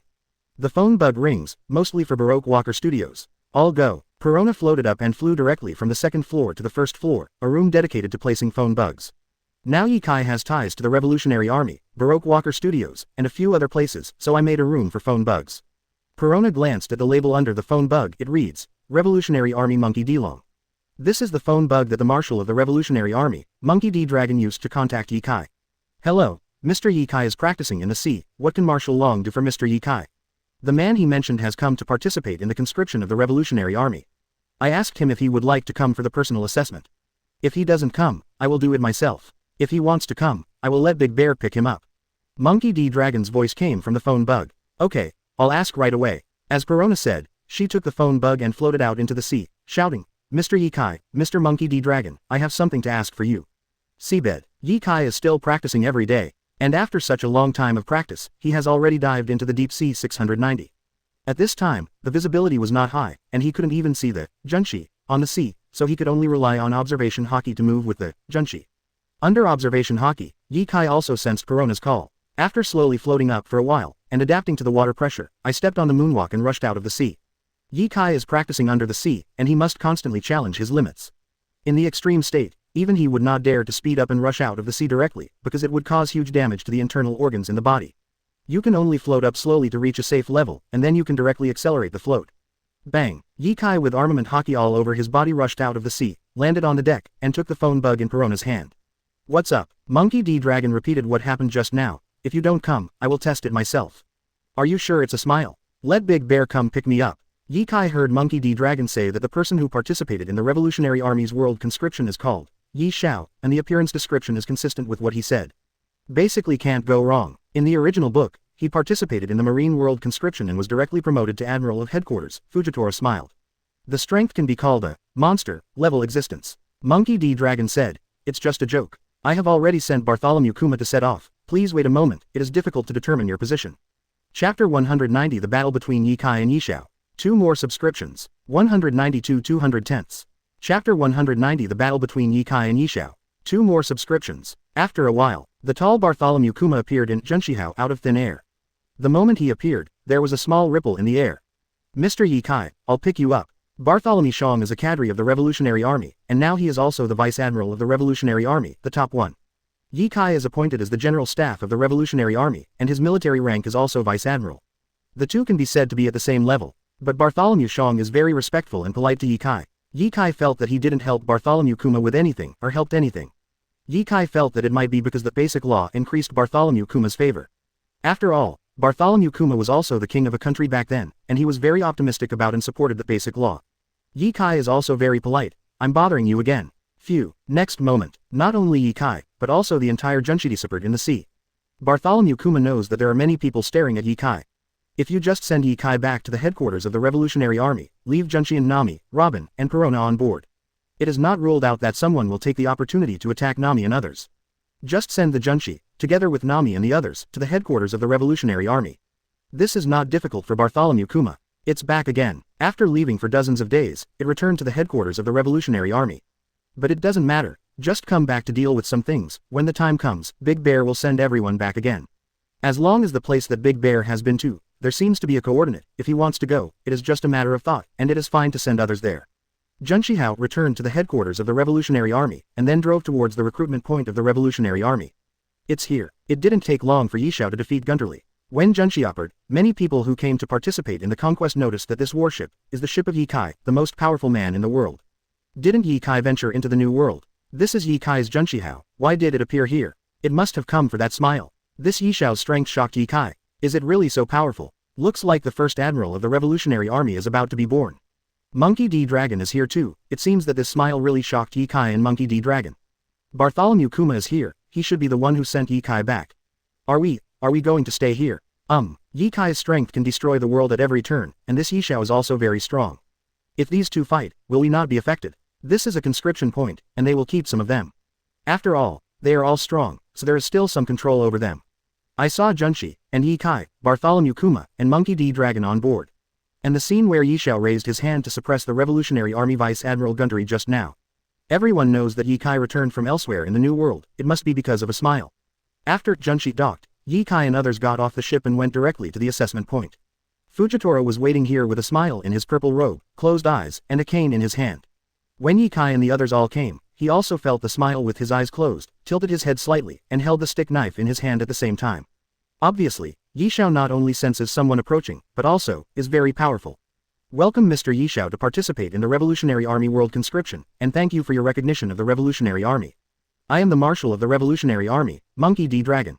Next, Yi Kai Vice Admiral, the Chief of Staff of the Revolutionary Army, will test you. If you pass the test, or get the approval of Yi Kai Vice Admiral, Mr. Shi Xiao will serve as a staff member of the Revolutionary Army. Monkey D. Dragon is very polite to Yi Xiao and attaches great importance to it. As for, let Yi Kai serve as Vice Admiral of the Revolutionary Army to test a recruiter. Can he become Admiral of the Revolutionary Army? Vice Admiral tested Admiral. It feels a bit unreliable. But it also depends on who it is. Yi Kai is only serving as the General Staff of the Revolutionary Army. His strength. No one dares to underestimate Yi Kai as a Vice Admiral of the Revolutionary Army. Everyone knows that although the Revolutionary Army does not have Admiral Generals, Yi Kai is definitely the default Admiral of the Revolutionary Army. Even if he is only serving as a General Staff Officer. If the Revolutionary Army has a real problem, Yi Kai will definitely take action. He can be used as 3 admirals by himself. Yi Kai, the most powerful person in the world. The creator of, this old man is here. With a smile, you can feel that the Monkey D. Dragon who speaks is very strong. As for the other 2 powerful people, Bartholomew Kuma and Yi Kai. Yi Xiao has never been in touch with these two people, and it is impossible for Monkey D. Dragon not to tell him, and it is impossible for him to fully know. Hearing that Yi Kai was personally serving as the examiner, he smiled and did not object. On the contrary, he was very serious. Obviously, Yi Kai is not only powerful, let 10 very recognized. The basic law was brought out by Yi Kai. Yi Xiao came to participate in the world conscription of the Revolutionary Army, either as in the original book, to participate in the world conscription of Marine, or because the Revolutionary Army, as well as the Alliance of 100 Nations, use the basic law to govern the country. The basic law is to create a world of equality, justice, democracy, freedom and the rule of law. This is a smile that is willing to see, and is willing to work hard for it, even pay the price of life. Yi Kai said, I also know that Mr. Yi Xiao is powerful, and he is a person with justice in his heart. First, welcome Yi Xiao to join the Revolutionary Army and become the Revolutionary Army Admiral. When he saw Yi Xiao, Yi Kai knew that this was the Admiral of Headquarters in the original book, Fujitora Yi Xiao. The world conscription of the Revolutionary Army is only 2 years earlier than in the original book. Yi Xiao's current strength will not be weaker than when he became Marine Admiral in the original book, and it is more than enough to be a Revolutionary Admiral. Of course, a competition is definitely inevitable. Not for anything else, just to convince those who participated in the world conscription of the Revolutionary Army, and to convince other people in the Revolutionary Army. In order for everyone to recognize Mr. Yi Xiao's strength, then, Mr. Yi Xiao, let's show you your true strength. Clang. After Yi Kai's voice fell, he had already pulled out that black knife breaking the sea from his waist, and swung the knife towards Yi Xiao. There was no explanation in advance, just a sudden shot while talking. But Yi Xiao was not surprised at all. Holding the stick knife in his right hand, he pulled out the blade of the stick in an instant, blocking the cutting blade. Ding! Good Zhao. This sudden action let everyone know that even though the smile forced the eyes, they couldn't see it at all. But his observation hockey is not weak, he can see more clearly than a person with eyes. Boom! Double. When the two blades collided, an invisible force enveloped Yi Kai, and the ground under Yi Kai's feet instantly turned into a pit of more than 10 meters. Yi Kai's figure also disappeared in an instant, and the piece of ground where he was originally located has become a pit of more than 10 meters. Just the pressure of gravity directly pushes the ground out of such a deep pit. Really scary. If it is pressed on people, those who are not strong enough will be crushed into meat sauce in an instant. Obviously, Yi Xiao still values Yi Kai's strength very much, so he used such a terrifying attack. Just this hand, let people know how terrifying the ability to smile is. This is not a violent attack, smashing a big hole, but the invisible gravity falling and pressing it out. Such terrifying pressure falls on people, enough to crush people into meatloaf. Chapter 191. Destroyed Heaven and Earth's Many Fruits. 3 more subscriptions. 193 210ths. Chapter 191. Destroyed Heaven and Earth's Many Fruits. 3 more subscriptions. The moment Yi Xiao collided with Yi Kai, a strong force of gravity was released, trying to suppress Yi Kai. Yi Kai observation hockey has reached the point where he can foresee the future. How could he be suppressed by Yi Xiao using gravity? Yi Kai dodged in an instant, letting the gravity released by Yi Xiao fall through the air and fall to the ground. However, this is certainly not the end. After Yi Kai dodged, Yi Xiao waved the stick knife in his hand, and the invisible gravity was released, rushing towards Yi Kai. Boom! Wherever the impact of gravity goes, everything will be blown away. Swish! Yi Kai also slashed out a sword energy, which collided with the gravitational impact released by Yi Xiao. Boom! The sword energy collided with the invisible gravity, and the shell exploded like a cannonball. With Yi Kai's current armament hockey application, it is enough to block this invisible gravity. But when Yi Kai stepped forward with this sword, he felt that the whole world had become a weightless space, and his body was directly floating in the air. Just now, the sword energy and invisible gravity exploded, and the vegetation and stones lifted were all floating in the air. Gravity chaos. The knife in the palm of a smile pressed against the void. Boom! Yi Kai, which was originally floating in the air, as well as countless gravel, soil, and vegetation, were subjected to countless times of gravity. The original weightless space instantly became a supergravity space. Everything was pressed to the ground, sending out huge roar. At the moment under the pressure of gravity, Yi Kai stepped on the moonwalk void. The whole person forcibly broke free from the chaotic space of gravity, and waved black knife breaking the seat towards Yi Xiao 513. Facing Yi Kai's attack, Yi Xiao held the saber in his hand and raised it above his head. Weightless control. The invisible state of weightlessness erupted, centered on a tie. All the big and small things in the surroundings immediately glanced at it, including Yi Kai, who rushed towards Yi Xiao and wanted to chop off with a knife, and he also received the impression of weightlessness. The key point of this weightlessness is not the space of direct weightlessness, but the space controlled by Yi Xiao. Entering this weightless range is under the control of Yi Xiao. Yi Kai was no exception and floated into the air. But that black knife breaking the sea that Yi Kai cut down took advantage of the situation and stepped out with a sword aura, rushing towards Yi Xiao and crossing the doctor. At the same time, Yi Kai stepped on the moonwalk, and rushed out of the range covered by the weightless space. Smile, who was attacked by Yi Kai's sword energy, didn't panic at all. He raised the stick knife above his head in his hand, and waved it at Yi Kai, who rushed out while stepping on the moonwalk. Wow! With a wave of the hand, All objects in the weightless space, including the sword energy that Ye Kai slashed and attacked Yishao, were all pulled by the air and rushed towards Ye Kai in the air. This is not an ordinary impact, but a powerful gravitational impact.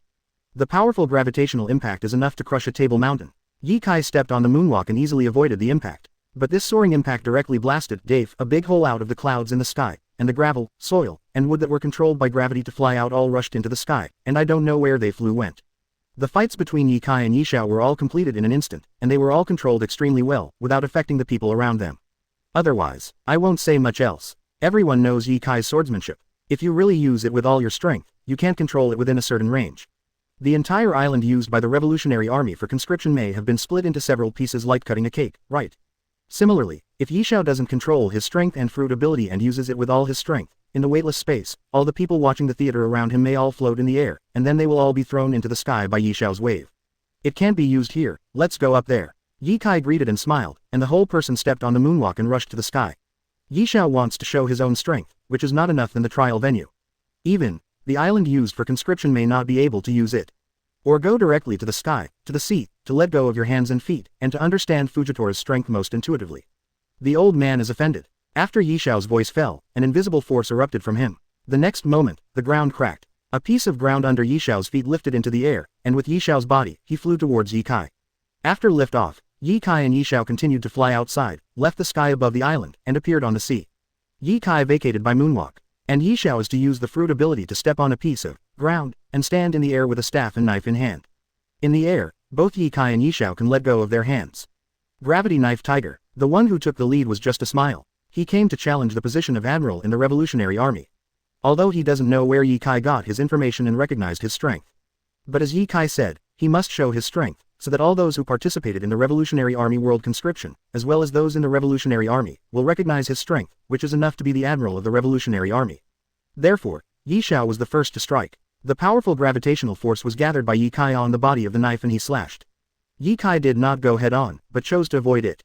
Boom! This gravity knife went straight to the sea from the air. The entire sea was washed out of a trench, and then rushed directly into the sea. The strong gravity impact was uninterrupted, causing a slanted hole to appear directly on the sponge. Such a powerful impact, such a powerful destructive force, on the sea, no ship can stop it. Shua, Ye Kai slashed at Yishao and started to attack. Boom boom boom. All the attacks, for Yishao, couldn't get close. When Ye Kai's sword energy rushed in front of Yishao, they were all picked up by gravity or the man's weight control, so that he couldn't attack Yishao. Or be completely crushed by the powerful gravity, completely defeated by the gravity. Blocking Ye Kai's various sword auras, stepping on a piece of ground with a smile, standing in the air, making people accidentally put the stick knife in their hands back to the sheath. Is this the end of the competition? Of course not. Gravity Knife Hell Brigade. Boom. The moment the stick knife was put back into its sheath, even Ye Kai and Yishao were already thousands of meters away at sea. The people watching the battle on the island can still feel the huge movement. In particular, the entire sea was crushed by the terrible gravity, causing waves of tens of meters to rush outward. An incomparably huge depression appeared directly on the sea surface. It is like a bowl on the sea, which makes people look sideways. This is a vast sea. Everyone has seen a big hole in the ground, but no one has seen it before. Someone can make a pit in the sea. This pit stands on the sea and never disappears. The invisible gravity keeps pressing down, making this pit keep going down and extending. Even Ye Kai was instantly thrown into the sea and served as a minister. Smile. The range of gravity suppression is too big. With a radius of several thousand meters, it is too late to avoid it. Moreover, the gravity suppression is very terrifying, and it will be suppressed in an instant. Ye Kai burst out of strength in an instant, and after rushing out more than 10 meters, the pressure on his body made him fall into the sea continuously. In the end, it was directly pressed into the sea by strong gravity. No way. After all, this is on the sea, and it is not so convenient to borrow strength on the ground. Even if there is only a gap, under the terrifying gravity, it will be pressed into the sea in an instant. It's not over yet. What is that? Look at the sky. That's a meteorite. No way. What kind of fruit ability is this? Directly summon meteorites. It's not a summoning, it's the powerful gravity forming a gravity channel, directly pulling down the meteorite in the sky to attack the enemy. Under the pull of strong gravity, a huge meteorite, with a blazing flame, falling fast. Chapter 192 Revolutionary Army Admiral, Fujitora smiles. 4 more subscriptions. 194 210ths. Chapter 192 Revolutionary Army Admiral, Fujitora smiles. 4 more subscriptions. Wow, the huge meteorite itself is falling at an extremely fast speed, coupled with the pull of gravity, the speed is boundless. The meteorite was drunk, and the sound of piercing through the sky pierced people's eardrums. Because of the rapid fall, the meteorite rubbed against the air, bringing a long flame. More than one meteorite. Is this a meteor shower? Rumble, rumble. In an instant, countless meteorites fell from the sky, falling beside Yi Xiao. The entire 1,000-meter radius suppressed by gravity was constantly attacked by falling meteorites, setting off monstrous waves. When the fiery meteorite meets the sea water, countless water vapors are brought up, drowning the smile standing in the air. Wow, wow, all the people who came to participate in the conscription of the Revolutionary Army, as well as the examiners of the Revolutionary Army, heard waves sweeping in, and waves of tens or hundreds of meters engulfed and covered them one after another. At this time, a gust of wind hit. The lapping waves stopped moving in an instant, and were even swept in the opposite direction by the powerful gust of wind. Even countless meteorites fell. Hot meteorites came into contact with seawater, and the rising water vapor was blown away by the strong wind, revealing a smile standing in the air. And Ye Kai who has come out of the ocean. Such an attack is not very effective for Ye Kai. Observation Hockey has already reached the point of foreseeing the future. Even if he is suppressed by gravity, it is impossible for Guy to be hit by a falling meteorite. Plus it's in the sea. The meteorite fell and came into contact with seawater, setting off monstrous waves. But after the meteorite fell into the sea, the resistance continued to increase. Without much force, it was impossible to pose a threat to Ye Kai. In the battle between Ye Kai and Fujitora, many attacks can be avoided directly and cannot be affected. The reason why Ye Kai didn't dodge it directly is that he tried the attack with a smile, to show the conscripts and to the examiners of the Revolutionary Army. Yi Xiao is truly powerful, and becoming admiral of the Revolutionary Army is not a problem. At the same time, Ye Kai also wants to feel the strength of Yi Xiao and the ability of many fruits. Facts have proved that the strength of a smile is very powerful. Have the power to destroy the world. With Yi Xiao's strength, if you really use your full strength, the coverage will definitely be wider. I just don't know if Yi Xiao's numerous fruits have reached the awakening level. If it reaches the level of awakening, that is the real horror. Turn all the surroundings into a gravity field, or a weightless field. All the people and all the attacks in the gravity field and weightless field are no threat to Yi Xiao, which is equivalent to being invincible. A terrifying destructive power can be erupted between raising a hand and a foot. Directly trigger the meteorite to land. One person can destroy a country, it is no problem to destroy an island. This kind of strength cannot be the admiral of the Revolutionary Army, and there is really no one to be the admiral of the Revolutionary Army. The fruit of gravity is pretty good, it's much better than cultivating in the sea. This is also the reason why Ye Kai came back to personally assess Yi Xiao. The ability of heavy fruits, when used in cultivation, is much better than Ye Kai's underwater cultivation. The equivalent of a gravity chamber. In the world of Dragon Ball, the gravity room is also a very suitable place for training, but unfortunately, in the world of pirates, there is no such thing with the current technology. At least neither Ye Kai nor the Revolutionary Army can do it. As for Marine, I wonder if that Vegapunk can make it. But, there is no gravity room, and it's the same with a smile. Mr. Yi Xiao's strength is really strong, and he is more than enough to serve as the admiral of the Revolutionary Army. Mr. Ye Kai is also very strong, and this old man is not your opponent. Ye Kai and Yi Xiao fell to the ground almost at the same time, and the two had already started blowing commercially. In any case, Ye Kai, as the most powerful person in the world, need not be told by others, and he knows that Ye Kai did not use the right, and just accompanied him almost the whole time. Simply cooperating, let Yi Xiao show his strength and ability. However, being able to use Ye Kai as a foil is not something everyone can do. Ye Kai's ability to talk and laugh is very strong, and he doesn't mean to commercially brag at all. The power of a smile is indeed very strong. Everyone knows that Ye Kai didn't use his full strength, but he used his full strength when he smiled. Of course not. I would like to ask Mr. Yi Xiao to help me with something. Recently, I need to use gravity in my cultivation. It is inconvenient to practice at the bottom of the sea. Can I use Mr. Yi Xiao's ability to complete my cultivation? Quote. Ye Kai also talked about his request. Regarding this matter, he smiled and said, of course there is no problem. It is my honor to help Mr. Ye Kai, but Mr. Ye Kai already has such a strong strength, and he still works hard to cultivate, which makes me feel ashamed. Mr. Yi Xiao joked. No matter how you say it, Yi Xiao is already in his 50s, and Ye Kai is only in his 20s. It is normal to have room for improvement. The two are not much comparable. The battle between Ye Kai and Yi Xiao made a lot of noise. Don't say anything else. At least at the marine conscription point thousands of miles away, they were checked out by a meteorite summoned by a smile, and the waves they set off were submerged. Fortunately, the marine conscription point is the admiral of headquarters T Dolphin. Otherwise, you will really be overwhelmed by the aftermath of a smile. The movement made by a smile naturally attracted the attention of the admiral of headquarters, the T Dolphin. Especially the competition between Yi Xiao Ye Kai and the meteorites that keep falling from the sky. Such strength and devil fruit's ability, even teal dolphins will find it tricky. And, by the way, isn't Ye Kai now adventuring in the new world? Why did you come back to the headquarters of the Revolutionary Army? Who is the guy who competed with Ye Kai? Is the Revolutionary Army conscription emerging strong? Many questions echoed in the T Dolphin's mind. In short, he looked at the figure with a smile and had a bad feeling. It is really unexpected that such a powerful person joins the Revolutionary Army. If first join Marine, maybe I can also get the position of Admiral of Headquarters, wouldn't that be better? How do you join the Revolutionary Army? Can't figure it out, the T-Dolphin didn't think about it, and reported the news here to Naval Headquarters. Naval Headquarters directly asked the people at the Revolutionary Army's conscription point to pass back relevant information. Do not doubt, each of the 6 conscription points of the Revolutionary Army has Marine spies. And every day, without heavy samples. Regarding the conscription of the Revolutionary Army, Naval Headquarters knew exactly what kind of strong men they had recruited. Similarly, many conscription points in Marine also have spies from the Revolutionary Army and even other forces. In the afternoon, Naval Headquarters got general information about Yishao. Name, appearance, approximate age, approximate ability. Also, one thing for sure. This man named Yishao, the Revolutionary Army has announced that he is the first admiral of the Revolutionary Army, code-named Fujitora. Fujitora smile. Aokiji read the name of this code name lightly, and always felt that the Revolutionary Army was imitating Marine to name it. In fact, this code name is the code name of Admiral of Headquarters in the original book, Yishao. Aokiji felt a lot of pressure for the Revolutionary Army to harvest such a wild strong man in the world's conscription.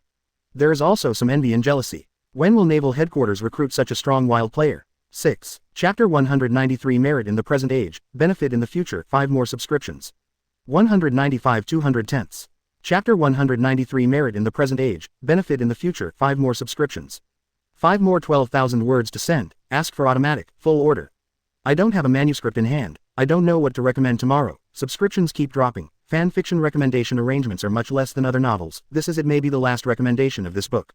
It will explode from tomorrow. It is the last rush. The update time is 3 p.m. to upload the guaranteed update of the day, and the chapters that will be uploaded in the evening. Finally, please subscribe and support. Thank you everyone. With a smile, such a strong man joined the Revolutionary Army and directly became the first admiral of the Revolutionary Army, which of course attracted the attention of many people. Among other things, forces such as Marine, 4 emperors, and 7 warlords of the sea will pay attention. Now the Revolutionary Army has turned from the dark to the bright, directly targeting the Naval Headquarters, and the law it exercises is stricter than that of the Marine. All pirates in the member countries of the Alliance of 100 Nations must abide by local laws and relevant regulations, and will be wanted after committing crimes. At this time, there is not much difference between the Revolutionary Army and the Marine, even stricter than the Marine. Admiral, the first member of the Revolutionary Army, appeared in the 740, which definitely needs attention. Apart from pirates, even ordinary people know from newspapers that the first admiral of the Revolutionary Army has appeared. Fujitora smiled. Conscripted by the Revolutionary Army world, the first remaining admiral. However, Yishao only fought against Yi Kai at the conscription point of the Revolutionary Army, so what everyone knows is only a general news. What is the specific strength of this Revolutionary Army admiral? Nobody knows at all. As for the specific ability, ordinary people don't know it at all, only Marine and some other forces know a general idea. The specific strength of Fujitora's smile is a mystery. At the same time, it has not been recognized by the outside world. Ordinary people and most pirates don't know the strength of Fujitora's Yishao, and they can't find any relevant records about Fujitora's Yishao. Naturally, they don't think that Fujitora's strength can match Naval Headquarters Admiral. It can only be said that the previous Fujitora's smile was too low-key. I haven't shown my true strength. The outside world can only find a little bit of innocuous information, and it is impossible to see the specific strength of Fujitora's smile based on this information. It takes a fierce battle for Fujitora to smile, so that people all over the world can truly recognize his strength. Admiral who recognizes the Revolutionary Army is no worse than Admiral of Headquarters. However, the Revolutionary Army doesn't have any enemies for the time being, let alone fight with 4 emperors and Marine. Even if Fujitora wanted to show his strength with a smile, he didn't set up any channels. Think of it as hiding Fujitora's ability to smile. If you have the opportunity to show your strength in the future, it will naturally shock everyone, and the effect may be even better. Monkey D. Dragon wanted to find an opportunity to let Fujitora go out and lie down with a smile, to show his terrifying strength, to increase some popularity for the Revolutionary Army, and to advertise. The Revolutionary Army has been lagging behind the Naval Headquarters in terms of conscription. Fujitora's smile is Admiral, a Revolutionary Army produced by the world conscription of the Revolutionary Army. He showed his own terrifying strength. From the perspective of the outside world, it is an improvement of the overall strength of the Revolutionary Army. At the same time, it will also allow those hidden powerhouses to come to join the Revolutionary Army world conscription. At this time, there is no good opportunity to show Fujitora a smile. The key point is that this guy Yi Kai said it so nicely, that is, he gave Fujitora a laugh. It's not requisitioning the past to fight, but requisitioning the past for cultivation. Considering that there is really nothing to do now, the most important task of the Revolutionary Army is to recruit troops from all over the world, and it is not suitable to mobilize the people. Yi Kai needs Fujitora to help him practice with a smile, so give it to Yi Kai. Of course, Yi Kai didn't take Fujitora away with a smile, and took him to the boat to practice. If it is really brought to the boat and used the fruit ability of Fujitora's smile to practice, maybe even the boat will be crushed by the ability of the heavy fruit, or it will be directly overwhelmed into the sea, right? So during this time, Yi Kai took Nami and the others to temporarily stay at the headquarters of the Revolutionary Army. There are Ye Kai and Fujitora sitting in the headquarters of the Revolutionary Army. Monkey D. Dragon said hello to the two, and asked them to take care of the headquarters and the New World conscription point, and then left the Revolutionary Army headquarters. Go about your own business. By the way, go to the conscription points of Grand Line and 4Cs to inspect. Boom. Revolutionary Army headquarters. In the huge open space, the invisible gravity shrouded a distance of 100 meters. Ye Kai is covered with armament hockey, who is practicing. Forge your own body into a black knife. Fujitora smiled. This is wearing the Admiral coat of the Revolutionary Army headquarters, with the rank of Admiral of the Revolutionary Army on the shoulders. Ahem. This cloak obviously listened to some of Ye Kai's suggestions. Compared to Marines, Justice, the cloak is a bit more serious, and also a bit more righteous. Marines, Justice, cloak is not serious enough. Fujitora smiled and helped Ye Kai practice. It was really a matter of lifting a finger, just sit there and use the fruit ability to cover Ye Kai. Even, Fujitora's smile is not just helping Ye Kai practice. Although it was only proposed by Ye Kai, let Ye Xiao use his ability to help exercise his body. But with such a good condition, how could the Revolutionary Army miss it? Especially this guy Sabo. He likes to practice with Ye Kai, even if he knows he can't beat Ye Kai, he still wants to challenge Ye Kai. Ye Kai used Fujitora's ability to practice, and Sabo also followed suit. Of course, Sabo's physical fitness is impossible to withstand the terrible gravity of Ye Kai, so he can only cultivate in another gravity area. 0. It is not difficult for Fujitora to open multiple gravity fields, and each gravity field has different divisions. With Ye Kai and Sabo playing forwards, many people from the Revolutionary Army came over and borrowed Fujitora's ability to practice. Especially the recruits recruited from the world conscription of the Revolutionary Army are all sent to Fujitora to practice under the gravity of a smile. Mr. Ye Xiao has worked hard. After another day of practice, Ye Kai can feel that the effect of practicing under the gravity of Fujitora's smile is 3 times higher than that of practicing under the sea. Coupled with 100 times the speed of practice, Ye Kai can feel that his physical fitness, strength, muscles, and bones have been significantly enhanced. Self-created advanced application of armament hockey, the progress of practice has also been greatly improved. I believe that the initial results will be obtained in less than a month or 2. Don't underestimate this 1 or 2 months. From the perspective of 100 times the speed of practice, 1 or 2 months, in fact, 100 to 200 months, converted to adult years, there are 8 to 16 years. This is because my own physical fitness, hockey, and swordsmanship are all at the top of the world, plus the time I spent in practicing before, it has only sprouted 20 to 30 years. For Ye Kai's thanks, Fujitora smiled and said, this is something that the old man can do, Mr. Ye Kai don't have to be so polite. Ye Kai looked not far away, a radius of several thousand meters, covered by an invisible gravity field. The recruits of the Revolutionary Army were undergoing training. On the side, there are several gravity fields where some generals and cadres of the Revolutionary Army are practicing. It can also be seen from this that everyone supports the Revolutionary Army, and at the same time knows that the enemies of the Revolutionary Army are difficult to deal with. 1.8. Whether it is Marine or world government, it is not easy to deal with. Everyone is consciously cultivating and constantly improving their strength in order to defeat Marine and overthrow the rule of the world government. At the same time, this is also an affirmation of Fujitora's strength. Seeing such a scene, and Fujitora sitting there, quietly using the fruit ability to create a cultivation environment for everyone, Ye Kai had to say with emotion, Mr. Ye Xiao has paid a lot to the Revolutionary Army. Things that benefit thousands of years. When these people grow up, they will become the backbone of the Revolutionary Army, and the Revolutionary Army will become even stronger in the future. The strength of personal strength definitely does not mean that the Revolutionary Army is the next day. With the strength of personal strength, it is impossible to defeat Marine and overthrow the rule of world government. It is even more impossible to rule the world by personal force after defeating Marine and overthrowing the world government. So Fujitora joined the Revolutionary Army with a smile. It definitely has a lot of benefits. Chapter 194. Advanced Application of Armed Colors, Hegemony, 1 more for automatic. 196 210ths. Chapter 194. Advanced Application of Armed Colors, Hegemony, 1 more for automatic. Thanks to RM Mir Award 1000 volts points, 18504809596 reward 588 volts points. Ye Kai stayed at the Revolutionary Army headquarters for over a month. The purpose is to use Fujitora's many fruits of a smile to complete the practice of superior body, and forge one's body into a black sword. More than a month, with the help of Fujitora's smiling fruits, the gravity continues to rise, and every muscle, bone, and internal organ of the body is tempered inch by inch. When Ye Kai is exercising, he uses armament hockey to join in, exercise the body, and make the body constantly familiar with armament hockey. With armament hockey, hammer your body into a black knife. Ye Kai has the experience of forging broken sea into a black sword, plus his world-class body, armament hockey and swordsmanship. Coupled with the help of Fujitora's laughing fruit ability, Ye Kai can practice with twice the result with half the effort. There are 100 times more practice cheats. Ye Kai himself developed the most suitable armament hockey advanced application, armament hockey. Finally completed the initial tempering. Successful. Swish. The moment the hegemony body was tempered, a terrifying sword force erupted from Ye Kai's body, soaring into the sky. Fortunately, the sky was clear and cloudless at this time. It's hard to see how powerful the sword erupted from Ye Kai's body. In fact, the clouds in the sky seen by the naked eye are all formed by water vapor. At higher altitudes, there is another layer of clouds that connects to the stratosphere. The powerful sword force erupting from Ye Kai's body also disappeared the moment it was released. Those who are not sensitive enough, and whose observation haki is not strong enough, may not have noticed. Even so, a hole was blasted out in the clouds in the stratosphere.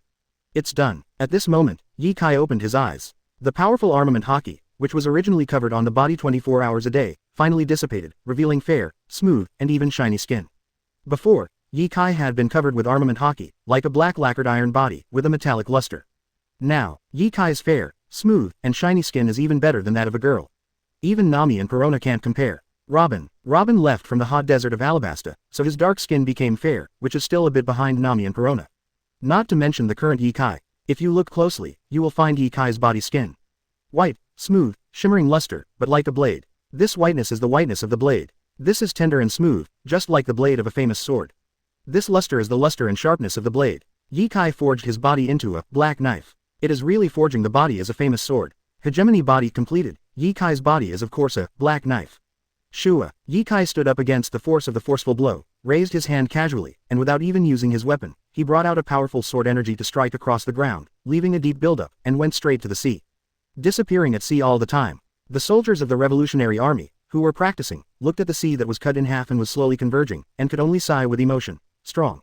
Really strong. When Ye Kai stands up like this, can he release such a powerful sword energy just by raising his hand? As expected of the most powerful person in the world's top swordsman, even without a weapon, using his hand instead of a sword, he can make such a terrifying slash. Now my body is really suitable for swordsmanship. With a body like this, combined with black knife and my swordsmanship, the overall strength has been raised to a whole new level. Even with Ye Kai's current strength and state of mind, he couldn't help being excited at this moment. The plan to forge the body into a black knife really succeeded. Superior body, at the beginning, what it brings is definitely not the defensive power of physical terror. Such a body, forged by using the body as a black knife, allows Ye Kai to exert stronger strength when using swordsmanship. More importantly, this kind of body, combined with the black knife, and Ye Kai's own swordsmanship. It is definitely not as simple as 1 + 1 + 1 = 3. Ye Kai didn't even use a weapon just now, and he could unleash such a powerful slash with just a wave of his hand. This was absolutely impossible before. At the level of Ye Kai, he is already at the top of the world, the existence at the top of the pyramid. It is very, very, very rare to have such a huge improvement. Even Ye Kai couldn't help being excited. Mr. Ye Kai's strength has improved again, really beyond my reach. Congratulations. Let's talk about who can feel Ye Kai's strength the most. It must be Fujitora, who helped Ye Kai practice with a smile. Among other things, it's just that Ye Kai is practicing at the headquarters of the Revolutionary Army, and Fujitora's gravitational force on his body is constantly increasing. Not increasing a bit means that Ye Kai's strength has improved a bit. This is what Fujitora can feel when he smiles. With the addition of Fujitora's smiling eyes, his observation haki becomes powerful and sensitive. The moment Ye Kai's superior body was forged, the powerful sword power released, although it was only released and retracted, could not escape the perception of Fujitora's smile observation haki. In addition, Fujitora Yishao has been using the fruit ability to exert gravity on Ye Kai. When Ye Kai is cultivating, the gravity exerted on him is the limit state. Any more points may damage Ye Kai's body. What now? Ye Kai stood up directly against the gravity that belonged to the limit for him before. When he raised his hand, a powerful sword aura came out. What does this mean? Explain that at this time, Ye Kai's stand in quality, physical strength, and various physical abilities have become stronger and improved a lot. Only then can he stand up so easily under the ultimate gravity, and then stand up with a slash. This is all a manifestation of Ye Kai's strength improvement. As the strongest player on duty, Ye Kai's strength is already at the top of the world. Although everyone knows that Ye Kai's title of the world's most powerful has a large factor 113, because Ye Kai is still young and has such a strong strength. In the future, Ye Kai's strength will improve. It is not impossible to sit firmly on the throne of the world's most powerful. That's why no one came out to refute. Even the 4 emperors and the subordinates of the 4 emperors did not refute. I just didn't expect Ye Kai's strength to improve so quickly. As the person who helped Ye Kai practice, Fujitora smiled and felt the improvement of Ye Kai's strength the most. The gravitational force he exerted on Ye Kai, if there is no increase, it means that Ye Kai has become stronger. At this moment, Ye Kai directly broke his own limit, stood up under the extreme gravity, and easily made a slash, which proved that Ye Kai's strength had improved again. Horrible. Fujitora smiled and said that he was far behind, not kidding. This is a feeling from the heart. Ye Kai said modestly. Mr. Yishao is exaggerating, your strength is very powerful, and it is a bit too much to say that you can't match it. However, during this period of time, Mr. Yishao has bothered and worked hard, thank you very much.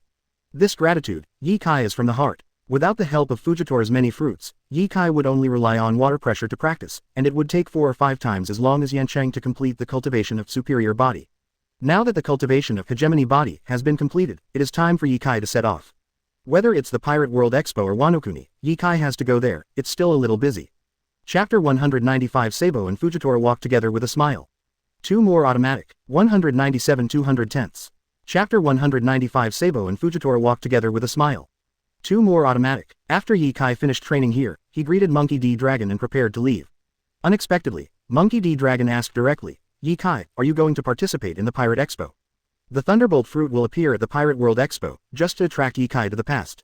There are many chances that Ye Kai will go to the Pirate Expo. Ye Kai has finished training now, and the preparations for the Pirate World Expo are almost ready, and it will be held soon. Obviously, Ye Kai finished his training before the Pirate World Expo, and planned to participate in the Pirate World Expo. Of course, this is just Monkey D. Dragon's guess. Whether Ye Kai will attend the Pirate World Expo depends on his mood. Ye Kai, who acts wildly and unconstrainedly, no one can guess whether he will participate in the Pirate Expo. What's more, Ye Kai and Kaido made an appointment to stop at Wano-kuni. It's been a few months, and Ye Kai hasn't made it to Wano-kuni yet. Now that Ye Kai has completed his training, his strength should have improved a lot. Maybe he will go directly to Wano-kuni instead of participating in the Pirate World Expo. Just take a walk along the way. After Ye Kai finished speaking, he asked Monkey D. Dragon curiously, What's the matter? For the current Monkey D. Dragon and the Revolutionary Army, there's no need to pay attention to the Pirate World Expo, right? The most urgent task of the Revolutionary Army is to recruit troops from all over the world. Monkey D. Dragon sent a piece of information to Ye Kai, saying, this is a person we are tracking, and the Pirate Expo may be the one who is planning behind the scenes. If you don't go to the Pirate World Expo, I will also let Seibo and Yishao go to deal with this matter. Catch this person back, and catch some pirates who were offered a bounty by the Revolutionary Army, and let Yishao show off his strength. Since you are going to participate in the Pirate World Expo, let Seibo and Yishao go with you. Ye Kai flipped through the materials in his hand and listened to the introduction of Monkey D. Dragon. The information that Monkey D. Dragon handed over was about a person named Buena Festa. This person does not know the specific origin, and his strength is not very strong. However, this person planned war after war. Civil strife, war, and destruction in many countries were all planned by him. This person is very evil. To put it bluntly, he is just a pervert planning wars. Enjoy wars between countries and battles within countries and gain a sense of accomplishment. The purpose of the Revolutionary Army is to overthrow the rule of the world government and overthrow many countries. Therefore, I often deal with this person, and I have been calculated by this person more than once, which has caused my actions in many countries to become complicated even though they were originally in a good situation. The Revolutionary Army has been hunting for news of this person. According to the information compiled by the Revolutionary Army, it was discovered that the Pirate Expo was planned by this person. To put it bluntly, nothing good will happen to this person planning the Pirate World Expo. Certainly, even if he didn't read the information that Monkey D. Dragon handed over, and didn't know about Buena Festa, Ye Kai knew that nothing good would happen at the Pirate Expo. Other people, other pirates, and other forces actually know this too. But Buena Festa took out the Thunderbolt fruit to attract Ye Kai, and also attracted many other pirates. They frantically took out Raftel's permanent pointer, pin, to attract pirates to participate in the Pirate Expo.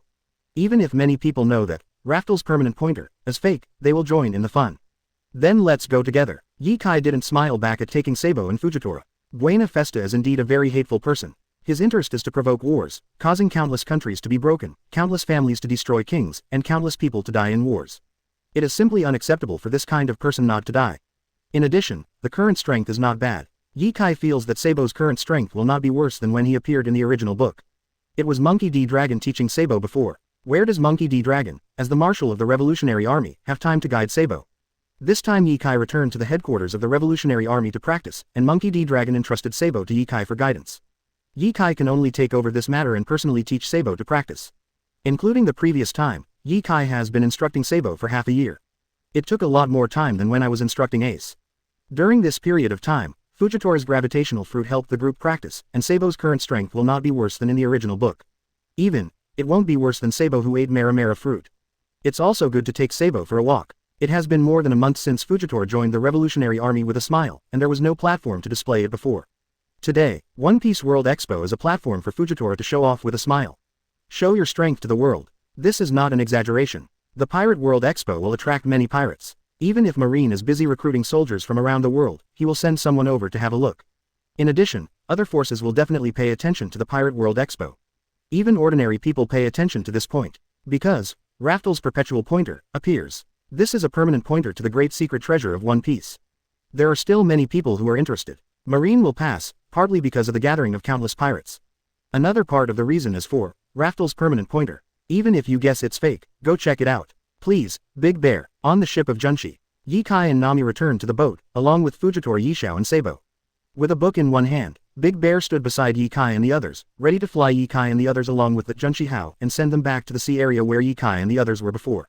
Bartholomew Kuma nodded, didn't say anything, and reminded, I'm doing it. Next moment, boom, sound, the huge Junshi, together with Ye Kai and the others on board, disappeared within hours.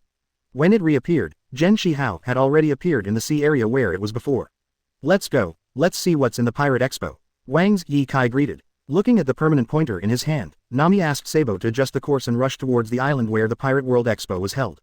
The Pirate World Expo has already started to promote it. It has been publicized for dozens of days, and the preparations are almost ready, and it will be held soon. As early as a long time ago, permanent pointers to the venue of the Pirate World Expo could be found everywhere. Even if Ye Kai and the others were not prepared, the Revolutionary Army got one for Nami. According to the news from the Revolutionary Army, the sea area where Ye Kai and the others are currently located is not very far from the venue of the Pirate Expo. Ye Kai and the others did not go directly to the Pirate Expo from the headquarters of the Revolutionary Army. Nor did Bartholomew Kuma send Junshi Hao directly to the Pirate World Expo. Ye Kai wants to continue the previous sailing route and continue sailing. It doesn't matter if you delay a little time, Ye Kai is more interested in continuing the previous voyage and completing this great route. Anyway, it's not bad for 3 or 2 days. Chapter 196, Powers of all parties gather. 3 more full orders, 198 210ths. Chapter 196, Powers of all parties gather. 3 more full orders, New World. Ye Kai left the Revolutionary Army headquarters, returned to the New World route and continued on, heading for the Pirate World Expo. Like Ye Kai, there are quite a few people heading towards the Pirate Expo. Just like Ye Kai and Monkey D. Dragon thought, even if Naval Headquarters is busy with the world conscription, it will not ignore such a grand pirate event. There are currently 3 Marine Admirals in Naval Headquarters, Momoshiki, T-Fish, and Kizaru. Among them, the T-Dolphin testified that it was impossible to leave the conscription point next to the New World Revolutionary Army. Momoshiki sits at the Grand Line Revolutionary Army recruiting point. In the first half of the Grand Line, it basically belongs to the jurisdiction of Marine.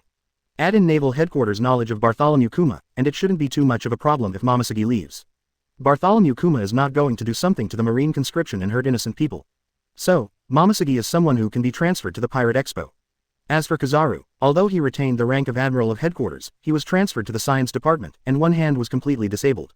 Kizaru didn't want to face Ye Kai again, so I can only let Garp and Momoshiki take some Vice Admiral, and transfer people from the New World Marine branch to the Pirate World Expo. Old man, I'm so old, that little guy Aokiji is still coming to squeeze me, an old thing.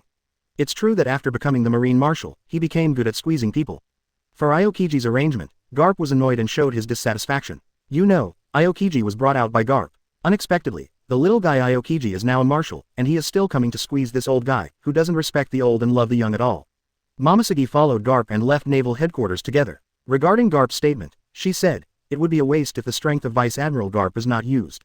Garp said, little Gion is not cute. While talking, Garp and Momoshiki, as well as several Naval Headquarters Vice Admiral, have left Naval Headquarters. They took away some soldiers from Naval Headquarters and rushed towards the New World Marine branch. At that time, I will draw some troops from the New World branch and go to the Pirate World Expo. At the same time, Blackbeard left the Whitebeard Pirates after hearing the news of the Thunder Fruit. He walked around South Blue, where he found the Thunderbolt Fruit, but found no trace of the Thunderbolt Fruit. It should have been eaten, or taken away. After all, it was stolen from CPO Vice Admiral. If you snatch the Hongole fruit and keep it, isn't that waiting for the world government to track it down? Blackbeard has given up the dark fruit and wants to see if he can get the Thunder Fruit. Unexpectedly, this trip was also in vain. Just when Blackbeard was depressed, there is another news about the Thunderbolt Fruit. Ha ha ha, the Pirate World Expo. You must get the Thunderbolt Fruit. I just don't know if Ye Kai will go. Although I haven't fought against that guy, but that guy's strength is very strong. If he also goes, it will be more difficult. Thinking of Ye Kai, Blackbeard also had a serious expression on his face. Blackbeard's strength is very strong. He has been hiding in Whitebeard's pirate group for decades in order to find dark fruit. With the powerful intelligence capabilities of the Whitebeard pirates, Blackbeard still knows about Ye Kai. Even if you don't understand, from the reports in Marine and other newspapers, you know that it is difficult to deal with. The Thunder Fruit is the Devil Fruit that Ye Kai is also looking for. If Blackbeard wants to get the Thunderbolt Fruit, he may have to fight Ye Kai. There must be a lot of people going there at that time. Ye Kai has many enemies. Too many people don't want to see him get Devil Fruit again. Looking for a chance to get Thunder Fruit, it's not like there is no chance. This is Blackbeard's idea, so he left South Blue directly, entered New World directly through Com Belt, got a permanent pointer to the Pirate World Expo, and killed it.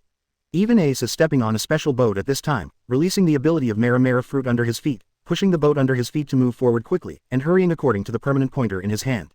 Obviously, the permanent pointer in his hand is exactly the same as the permanent pointer in the hands of Nami and Blackbeard. They are all permanent pointers to the Pirate World Expo. The battle between Kaido and Yikai didn't start, so Mr. Yikai will participate in the Pirate World Expo this time, right? After all, the Thunderbolt fruit has appeared. If Mr. Yikai didn't go, I will get the Thunderbolt fruit and give it to Mr. Yikai, Daff. If it goes away, it's obvious that someone deliberately used Hong Lei's fruit to lure Mr. Yikai over. There will definitely be a fight at that time. It's good to go to the theater. Anyway, Ace has nothing to do at this time. Before Kaido challenged Yikai, being forced to die by Yikai was a bit nondescript. Ace is also there. I didn't expect to be very disappointed in this situation. If Yikai goes to the Pirate World Expo this time, Ace thinks he can see a good show, maybe he can find a few opponents to practice with, and improve his own strength by fighting. This, actually all learned from Yikai. When Ace accepted Yikai's guidance, he controlled Conqueror's Haki and awakened Observation Haki through constant fighting and training. In addition, Ace analyzed Yikai and found that Yikai's strength was improved by fighting. After entering the new world, Ace also challenged the past along the way. Until the challenge Whitebeard kept failing, he was impressed by Whitebeard's strength and personality charm, and joined the Whitebeard Pirates. Ace was also influenced by Yikai and became a militant. If Yikai hadn't participated in the Pirate Expo, Ace would have wanted to snatch the Thunder Fruit and give it to Yikai. It can be regarded as a repayment for Yikai's original guidance. At the time in the capital of water, Yikai seemed to be idle and fine, and only gave advice to Ace when he was too bored. This is a very important thing for Ace. Ace has always been a reporter, and he hopes to help Yikai a little bit. However, Yikai is too strong, and it is difficult for Ace to find opportunities.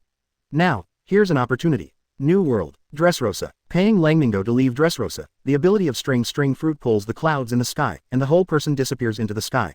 Before Doflamingo, people from the Don Quixote family have already gone to the venue of the Pirate Expo. Even as a collaborator or exhibitor, the Don Quixote family went to the One Piece World Expo to expand their business and find new partners. In addition to the Don Quixote family, other members of the black market, even the Vinsmoke family participated. It can also be seen from here how huge the Pirate World Expo is this time. For releasing the Thunder Fruit, Raftel's permanent pointer is used as bait. Regardless of whether these two news are true or not, they have attracted many pirates. It also attracted many forces to expand contacts, expand business, and seek new cooperation. Doflamingo rushed over in person, more to watch the excitement. He has got the latest news. Yikai left the Revolutionary Army headquarters. Leaving the headquarters of the Revolutionary Army at this time is obviously to participate in the Pirate World Expo. Doflamingo has been close to Yikai for a long time. Doflamingo extended an invitation to Yikai as early as Yikai escaped from the booster layer and escaped to East Blue. Now is not the time to ask Yikai to join the Don Quixote family. But Doflamingo wants to see what Yikai can do. The One Piece World Expo is obviously someone who is calculating various forces, playing a big game of chess, which will be very interesting. Doflamingo wants to go over to see the excitement. Except Doflamingo, the green pepper from the 8 Treasures Navy, and the crocodile that has already entered the New World, all rushed towards the venue of the Pirate Expo. Chapter 197 The Grand Pirate Expo. 4 more full orders, 199 210ths. Chapter 197 The Grand Pirate Expo. 4 more full orders, a lot of people, it's really a grand gathering for pirates. It's not even at the Pirate World Expo yet, you can see so many pirate ships. Junshihao has not yet arrived at the island where the Pirate World Expo will be held. On the way, you can see all kinds of pirate ships. They all rushed to the Pirate Expo. It's just that the other pirate ships chose to avoid the huge Junshi immediately after seeing it. Do not know why, maybe for fear of getting caught, maybe it's the fear of being affected. Yikai is the most powerful person in the world. In Marine's early promotion of Yikai, he is a big devil who kills without batting an eyelid. In addition, Yikai is now the General Staff of the Revolutionary Army, Vice Admiral of the Revolutionary Army. The attitude of the pirates in the Revolutionary Army is similar to that of Marine, and there are also rewards for some pirates who committed crimes in the Alliance of 100 Nations. Many pirates feel that it may be dangerous to get close to Junshihao. In order to avoid unnecessary danger, no pirate ship is willing to approach Junshi. After 2 days of sailing at sea, I finally saw a huge island come into view. Arrive, as the Pirate Expo held here. There are so many boats, densely packed, this is really a den of pirates. If Marine comes, he will take this place in one pot. I don't know how many pirates he can catch. Not only pirates, many people from the underground world have come to join in the fun. The treasure left by One Piece. Raftel's perpetual pointer, Thunderbolt fruit, all kinds of pirates gather here, each with their own purpose. When the Nami observation Haki was fully open in the Junsha docked, I heard the inner thoughts of many people. In this regard, Nami said, the eternal pointer of Raftel, the fruit of thunder, and the treasure left by One Piece are all ours. Regardless of whether Raftel's permanent pointer is real or not, grab it and talk about it later. As for the treasure left by One Piece, for Nami, it is more attractive than Raftel's permanent pointer and the thunder fruit. After all, he is a little fortune cat, and his character of liking money and wealth has not changed much. In addition, the thunderbolt fruit itself is designed to attract Yikai. As long as it has not been eaten, it will definitely not let it go. I caught up with it, and I came here a day earlier, just to visit the World Expo to see what things are available for purchase. These days, I am not in a hurry to go on the road, and I still caught up with the Pirate World Expo. And there is still one day before the battle for the treasure left by One Piece, Gul D. Roger. This time of the day is just right to take a look at the World Expo. The World Expo is just an exposition, which brings together all kinds of people and trades things here. Junshihao stops. No ship dared to approach within a radius of 100 meters, so they avoided it automatically. Moreover, there are all kinds of pirate ships docked around. Just looking at these ships, you can know how many pirates have gathered here. A grand gathering of pirates. Fujitora smiled and was not very interested in the Pirate Expo. Or, for pirates, he wants to catch them all. Of course, this is not the time to do it yet, and some pirates may not be that bad. Some pirates have no conflict with the Revolutionary Army. Considering the current situation of the Revolutionary Army, it is not suitable to stand on the opposite side of all pirates. When the Revolutionary Army is really strong enough to compete with Marine, all pirates can be regarded as enemies. It's Yi Kai's Junshihao. Yi Kai is here too. How about, we withdraw first? What's the matter? Yi Kai is here and it's exciting. I can finally see Yi Kai's strength. I don't know if he can snatch Raftel's permanent pointer and the thunder fruit in front of so many pirates. We retreat. To stay is to seek death. It is obvious that someone deliberately used the thunderbolt fruit to attract Yi Kai and set up a game. If we really want to fight, we don't know how to die. Regardless of whether the news of Raftel's permanent pointer and the thunder's fruit is true or not, they have attracted so many pirates, many of whom are powerful from the New World, which should have exceeded the calculations of the organizers behind the scenes. The Pirate Expo will finally. It is impossible to control the development of the development. It's not just Yi Kai, but also the first admiral of the Revolutionary Army. That admiral who was drafted from the world, Fujitora smiled. Yi Kai and the Revolutionary Army admiral, it's exciting to watch. Let's retreat. The Revolutionary Army admiral Fujitora came over with a smile. It must be to show his strength, which means that this time there will definitely be a fight. When Junshi docked at the venue of the Pirate World Expo, Yi Kai and others got off the ship. It immediately attracted the attention of countless people. Some people look like they are watching the fun, saying they don't care. Ask for flowers. Some even look forward to tomorrow's One Piece World Expo, the competition for the treasure of One Piece, to see what kind of strength Yi Kai will show. Some people were more conservative, and when they saw Yi Kai coming, they chose to leave directly. When many pirates came, they did not expect that Yi Kai would also come to participate. With Battle of Alabasta ahead, the entire island of Alabasta was beaten to pieces. When Yi Kai arrived, many pirates chose to leave. There are still smart people. This time, he didn't drive alone. And the first admiral of the Revolutionary Army, Fujitora smiled. It has been more than a month since Fujitora became admiral of the Revolutionary Army with a smile, and he has never made a move. No one knows his specific strength. It is a very mysterious existence. This time Fujitora came over with a smile, and he will definitely show his own strength and tell people all over the world that the strength of Admiral of the Revolutionary Army is not worse than that of Admiral of Headquarters. Wow, someone actually sells Bay of Sky Island. Someone really sells devil fruit, but it's just normal devil fruit from Zone. This is a mermaid, a trafficked slave. There are also fur tribes. This neck is so long, the patriarch. These are all sold as slaves. Along the way, it can be described as a sea of people. On the World Expo side, there are rows of shops, even street stalls, selling various things. Weapons, slaves, even devil fruit. Just walking through the place where slaves were traded made people feel a little heavy. I even saw mermaids being sold. There is a group from the Fishmen Island, Nami, Robin, and Perona all like Princess Shirahoshi, and they also saw a lot of mermaids in the Fishmen Island. When mermaids are young, most of them are very beautiful. They are all mermaids, and their tails have not yet transformed into legs. At this time, the mermaid is the most popular slave. When the mermaid's fish tail morphs into 2 legs, it is not much different from ordinary people. That's why mermaid slaves are so popular. Beautiful and rare. In short, at the Pirate World Expo, all the people gathered were pirates and people from underground forces. The people who come here are not good people. To put it bluntly, it doesn't matter if you just use it here. Chapter 198. A familiar face, Marine is here too. 5 more full orders, 200 tenths. Chapter 198. A familiar face, Marine is here too. 5 more full orders, 5 more will be delivered, and more will be added at night. Please subscribe for support, ask for full order and automatic. At the Pirate World Expo, Nami and the others still bought a lot of things. At least the ones available on board. As for rescuing the slaves we saw before, neither Yi Kai nor Fujitora smiled, but Sabo didn't do anything. This is the Pirate World Expo. Slaves are not very rare in the pirate world. Everyone knows it, and it is not banned. Only some countries will ban it. Alliance of 100 Nations prohibits slave trade. Sabo and Fujitora smiled and didn't like the slave trader. This is not the time to act. Let's talk about it tomorrow when we have to do it. Nami and the others also knew this, and did not ask Yi to rescue these slaves. Needless to say, Ye Kai will do it. At least he will rescue the mermaid from 373 and send it back to the Fishman Island.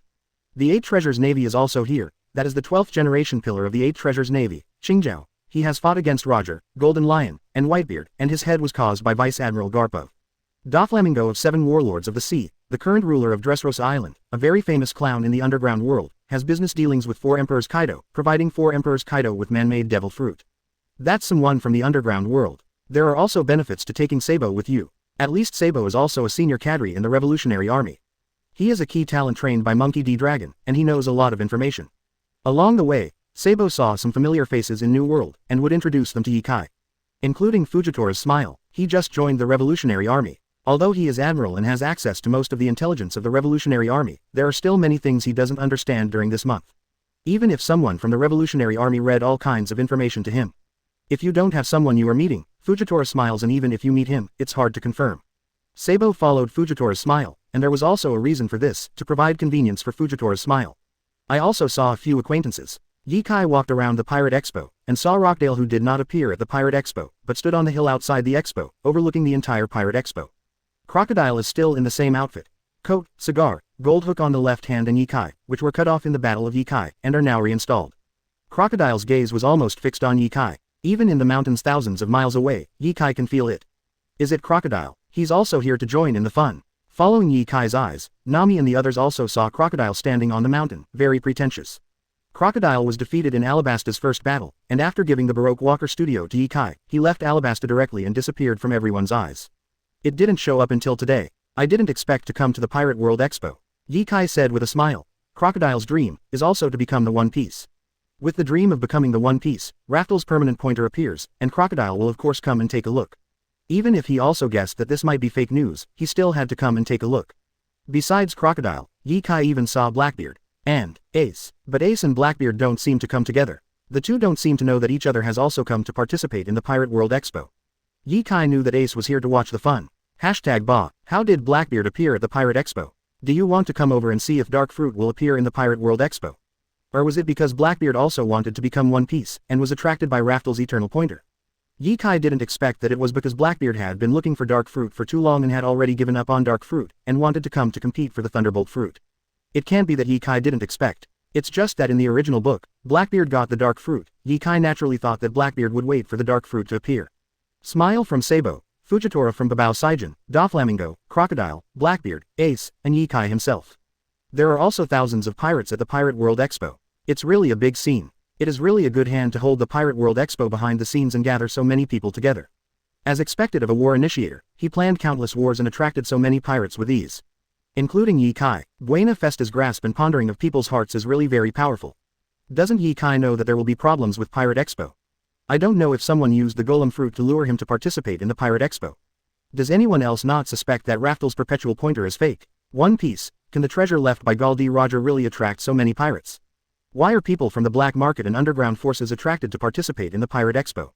All of these can be said to be in the calculations of Buena Festa. 0. Knowing that there are fakes and problems, I was still attracted. When Ye Kai and the others arrived at the Pirate World Expo, there were still people coming one after another. The next day, there are also pirates coming one after another. Meanwhile, today is the fight for the financial report left by One Piece, Gore Roger. All pirates can drive their own ships to compete for treasure. On the side, there are tens of thousands of auditoriums, and there are phone bug projections, which are used to broadcast this battle. Obviously, the World Expo will treat the treasures of One Piece as a show, attracting countless people to watch. It's so lively. At this time, wearing the Marine Justice cloak, 2 people, a man and a woman, appeared at the Pirate Expo due to their swagger. The man has a strong figure, holding a pack of senbei in his hand, and feeling the excitement of the Pirate Expo while eating. The female has a knife hanging from her waist and has a pair of long legs. These 2 people, of course, are Naval Headquarters Vice Admiral Garp and the Admiral of Headquarters Momoshiki. Marine Vice Admiral Garp. That couldn't be the Admiral of Headquarters Momoshiki. Sure enough, I knew something would happen. Ye Kai is here. There are so many high 2.2 thieves gathered here, how could they not fight? Retreat quickly. It may not be that there will be a fight, it's just Vice Admiral Garp and Momoshiki Admiral, not the Marines.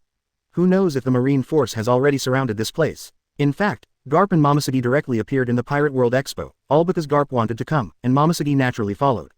The other Marine Vice Admiral, who is leading the She World Marine Division, is waiting for the notice in the open sea. Surrounding the island where the Pirate World Expo is held is a bit unrealistic. At this time, Naval Headquarters has not yet moved to New World, and most of them are in the first half. In addition to the loss of Marine in the Battle of Alabasta, the world conscription will be carried out at this time, and many troops will be dispatched to major conscription points around the world. It is impossible to have so many people to surround the island where the Pirate World Expo will be held.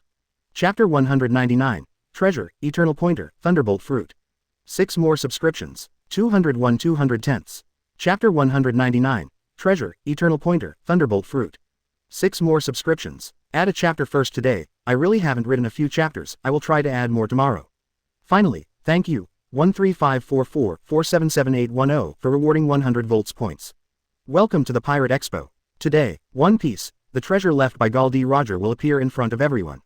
Treasure, Raftel's Eternal Pointer, Thunder Fruit, it's all there. As long as you have the strength, you can fight for it, you can grab it.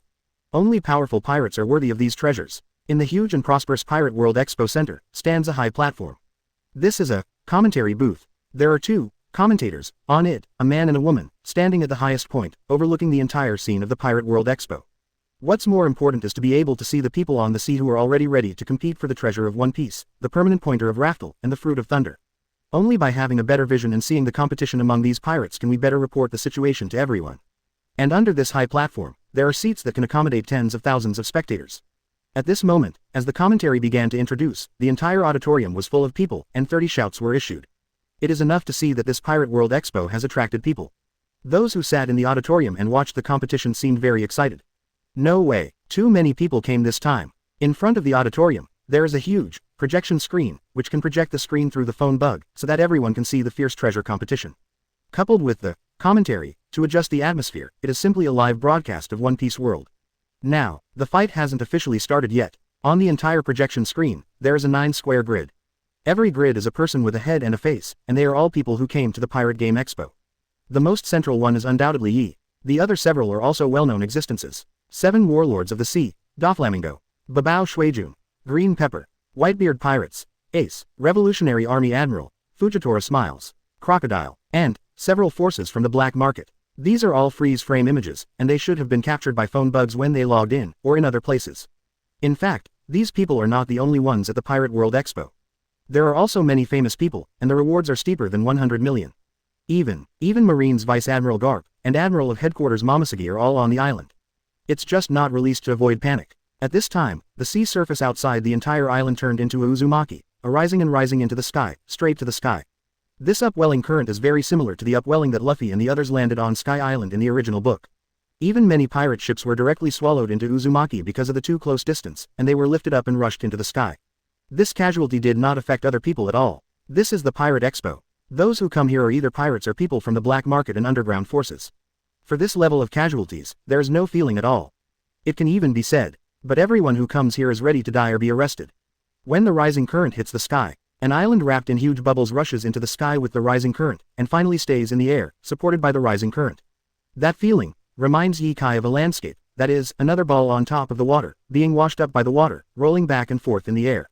It's just that the one in front of me is relatively huge, and it is really formed naturally. That huge island must be much smaller than the Fishman Island, but it is still an island. Washed up into the sky by upwelling currents and stay in the air. Because the ascent continued to impact the island, countless water splashes were brought out, presenting a huge rainbow in the sky. The bubbles wrapping the island are even shimmering with colorful luster under the sunlight. Like a dream, so beautiful. Not only is it amazing. After expressing his emotions, he watched countless pirate ships. When the rising current rushed up, they had already rushed towards the rising current, rushing towards the islands in the sky. The outer circle of this rising current allows ships to circle around the rising current and rush to the topmost island. Everyone, let's go. Go for it. All the treasures are on the island. Treasure, Raftel's perpetual pointer, Thunderbolt Fruit. Only the strong can get these treasures. As the passionate voice of the commentary fell, the huge phone bug also projected the island's environment and situation on the screen. The first thing that catches the eye is the situation of the island in the air. Then, the point of focus, of course, is the piles of gold treasures. Among the countless gold, there are 2 wooden boxes, one large and one small. The wooden boxes are all open. Inside the smaller wooden box, is a base for a perpetual pointer with the words Raftel written on it. Obviously, this is Raftel's permanent pointer, just don't know if it is true or not. Inside the larger box is a devil fruit with spiral patterns and an electric arc in the middle. This is the Thunder Fruit. Raftel's permanent pointer does not know whether it is true or not. But the thunderous fruit is absolutely genuine. These pictures were projected onto the screen, which immediately caused countless spectators to shout. Wow, treasure, The treasure left by Gall D. Roger. It's Raftel's perpetual pointer, Thunderbolt fruit. Countless pirate ships on the sea have already started to circle around and lift off, rushing towards the island in the sky. That kind of feeling is really a thousand sails competition. Hundreds or thousands of pirate ships are vying to move forward, still firing and fighting each other. Even a direct collision occurred, knocking over the pirate ship in front. Very 880 intense and lively. Whenever a ship is knocked into the sky, the audience can see it through the projection of the phone bug, and the commentary will also introduce the attacking, knocked over, and leading pirate groups. When the gold on the island was unveiled, Nami's eyes had turned into $, urging Ye Kai, "Don't we do it yet?" At this time, Ye Kai and their boat were still docked on the shore, and they had no idea of joining them at all. One step slower, it doesn't mean there is no chance. Nami knows Ye Kai's speed. Even without sailing, Ye Kai can use moonwalk to rush to the sky, and he can easily get these treasures, Raftel's permanent pointer, and thundering fruit. However, since there are rules, then follow the rules. The World Expo stipulates that it is only legal to log on to the island by boat. For the strong, the rules are useless at all. This kind of rule can't restrain powerful people. However, Ye Kai still feels that he respects the organizers of the World Expo below. "Mr. Yishao, please, small things." Ye Kai and Fujitora laughed and fell silent. Everyone on the boat felt that their bodies became lighter, and even their footsteps left the deck of the boat, and the whole person floated in the air. Wow! The next moment, the huge Gen Shichang lifted off under the control of Guan Hu Yishao. Afterwards, the floating Junshi directly flew towards the island in the sky. Chapter 200 Fujitora, who crushes everything, smiles. 1 subscribe for more. 202 210ths. Chapter 200 Fujitora, who crushes everything, smiles. 1 subscribe for more. There are 200 chapters, let's commemorate. After the chapter is uploaded, a second revision will be made. It is recommended to read the chapter after 3 p.m. every day. Moved. The hot guy finally made a move. The most powerful person in the world, offering a reward of 10 billion berry, serving as the general staff of the Revolutionary Army, and the captain of the Ye Kai pirates, Ye Kai, has finally participated in this fierce competition. The Pirate World Expo, on the high platform. The two commentators, a man and a woman, stood on a high place and noticed that the huge Gen Shi Hao actually floated directly into the air, flying to the island where the treasure in the air was located, and immediately knew that it was Ye Kai's mobile match. Announce the news to the audience present. At the same time, the phone bug also projects this picture onto the screen. Tens of thousands of spectators at the scene could see the huge Junshi Hao floating in the air, flying straight to the island where Raftel's permanent pointer and Hong Lei's fruit are located. When Ye Kai started, it was earth-shattering. The huge Junshi directly flew up, and the entire island that flew into the air did not need to go up a little bit around the rising current like other pirate ships. We also have to compete and fight with other pirate groups. I just fly straight. Ye Kai is doing it. It's really amazing that such a huge ship flies directly. Isn't Ye Kai without devil fruit ability? His crew doesn't seem to have such fruit ability either. What kind of ability is this that actually controls such a huge ship to fly? Golden Lion's lion fruit ability. It's the revolutionary general, Fujitora's ability to smile. No one knows what the specific ability is for now. There is no suspense anymore. As the most powerful person in the world, Ye Kai joins. Where are the other pirates? Not always. Boom. Countless spectators watched Junshihao fly towards the island in the sky, and all kinds of attacks rushed towards Junshihao, becoming the target of everyone's siege. All the previous pirate ships were advancing around the rising bangs, competing with each other and chasing each other. Now someone actually flies directly from the sky to the island where the treasure is located. Instantly break this balance and become the target of all pirate attacks. Boom. Various shells and various attacks fly into the air. Junshihao. Now that Ye Kai is flying in such a high-profile way, he doesn't worry about being the target of all the fire. Ye Kai didn't even need to move, and he didn't even need to speak. An invisible departure enveloped the distance of hundreds of meters around the Junshihao. All the attacks, all the shells, when they entered this range, instantly lost their forward power, and were pulled by the weightless field, rising into the air. It can't rush to Junshihao at all. Then, Fujitora waved his hand with a smile. Wow, all kinds of attacks and shells that entered the weightless field flew towards the direction where Fujitora waved his hand with a smile, and landed on the sea. Boom. A huge roar sounded. A moment of effort. All kinds of attacks and shells that attacked Junshi just now were thrown back, and exploded on the sea surface, setting off waves all over the sky. Dozens of warships were affected, sunk, destroyed, and swept into the sea by waves. The strong gravity rushes out, not just returning all kinds of attacks and shells, but also has a strong impact. On the entire straight line, hundreds of pirate ships were hit by the passing gravity, and the ships were destroyed. In this instant, hundreds of pirates were eliminated by Fujitora with a smile. This strength, everyone's scalp is numb. It's coming. Let's do it. The one who made the move is the one on the Ye Kai ship, Revolutionary Army Admiral, Mr. Fujitora smile. Hiss, is this the Admiral of the Revolutionary Army? He has eliminated hundreds of pirates with his hands. Such a powerful car is not much worse than Admiral of Headquarters. On the high platform, two commentators introduced to the audience who was doing the work. Although many people already know it, this Revolutionary Admiral is really strong. A Ye-Kai, a revolutionary admiral, and other pirates, are not qualified to participate. In front of Ye-Kai, these pirates are like a joke. There is no suspense anymore. The Thunderbolt fruit will definitely be obtained by Ye-Kai, and then Ye-Kai's strength will be improved. In addition, he will get the permanent pointer of Raftel. It is a foregone conclusion to become the new One Piece. No one can stop him. Raftel's perpetual pointer is fake, only a fool would believe it. You say fake is fake. Did you know that Gall D. Roger didn't make Raftel's permanent pointer? Maybe the permanent pointer was really created. The era of great pirates is almost 20 years past, and still no one has arrived at Raftel, and no one has become the new One Piece. At this time, the permanent pointer of Raftel will be released, so that the new One Piece will appear. Maybe it was planned by Gall D. Roger. Boom. Countless people saw Fujitora laughing and making moves, shouting and cheering, and at the same time having heated discussions. At this moment, it fell with a huge roar. The invisible gravity enveloped the upwelling current for a radius of 1 kilometer. All the pirate ships surrounding the ascent and rushing toward the island in the air were suppressed by gravity, and the ships fell outside the rising bangs. It's like making dumplings, one after another. None of the ships of the pirate group can rush to the island in the sky. This moment, all the ships in the sky are falling. Only the huge Junshihao flew into the air to form a greater contrast. At this moment, all the pirate groups can be said to have been eliminated by Fujitora with a smile, and they are not qualified to rush to the island in the sky. The gap is really too big.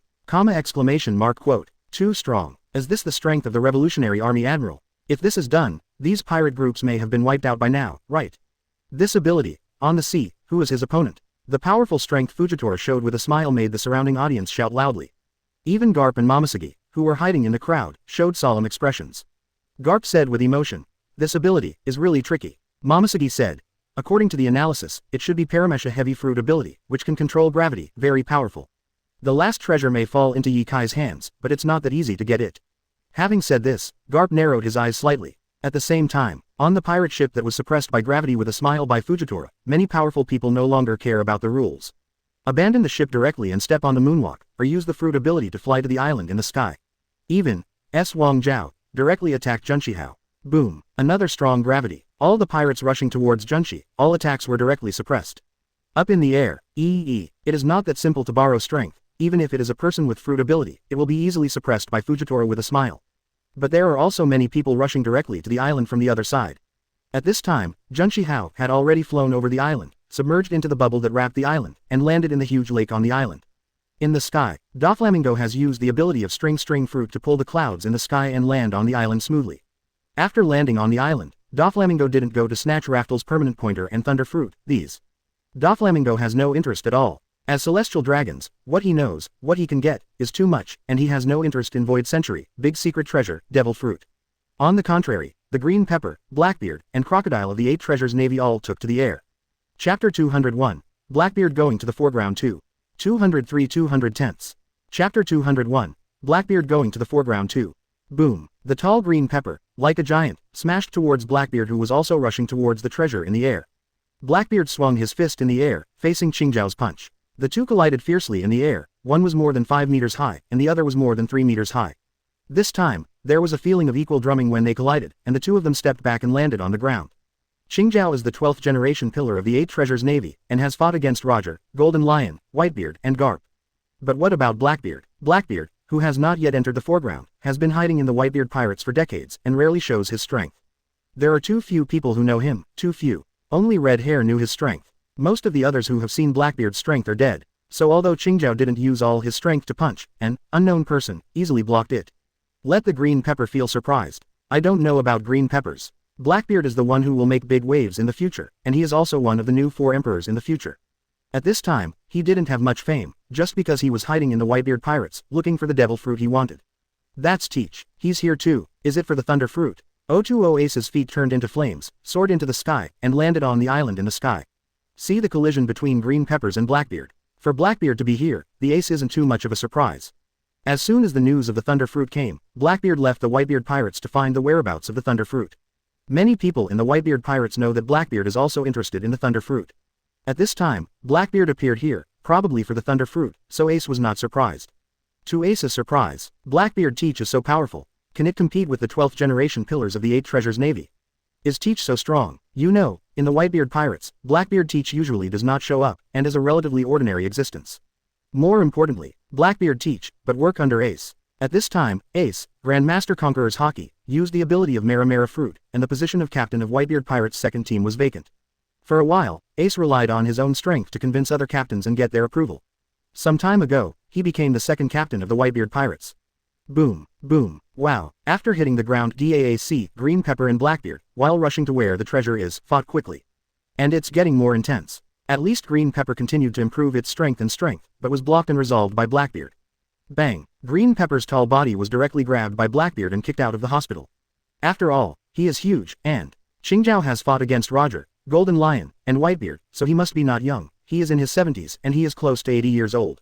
Compared with Blackbeard, it's really not enough. In the original book, Blackbeard, who is not secretly devil fruit, can leave such dangerous scars on the eyes of red-haired Shanks, which will be remembered by red-haired Shanks for a lifetime, and even his own pirate flag has the scars on his eyes. Maybe it's time for Blackbeard and Shanks to fight, and Shanks hasn't become the 4 emperors yet.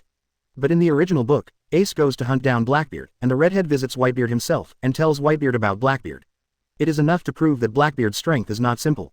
Who the hell are you? The Green Pepper was kicked by Blackbeard and flew more than 10 meters away, and the body as huge as a hill fell to the ground. After thinking about it for a long time, there was no information about Blackbeard. Whether it's the 8 Treasures Navy's own intelligence system, the black market, or the reward offered by Marine, there is no information about Blackbeard. Qingjiao frowned, and directly asked who is Blackbeard. A person who doesn't even offer a bounty and doesn't appear in the eyes of everyone, actually has such terrifying strength. Is it the same as Fujitora's Smile, an unborn master who has been hiding all the time? Fujitora smiled before becoming Admiral of the Revolutionary Army, and no one knew who he was. Ha ha ha, I am Marshal D. Teach from the Whitebeard Pirates. At this time, Blackbeard is still acting under the banner of the Whitebeard Pirates. Because he didn't get the Dark Fruit, he didn't get the Thunder Fruit yet. Whether he can get the Thunder Fruit this time is still a question. If he doesn't get the Thunderbolt Fruit, Blackbeard will still return to the Whitebeard Pirates and be a member of the Whitebeard Pirates forever.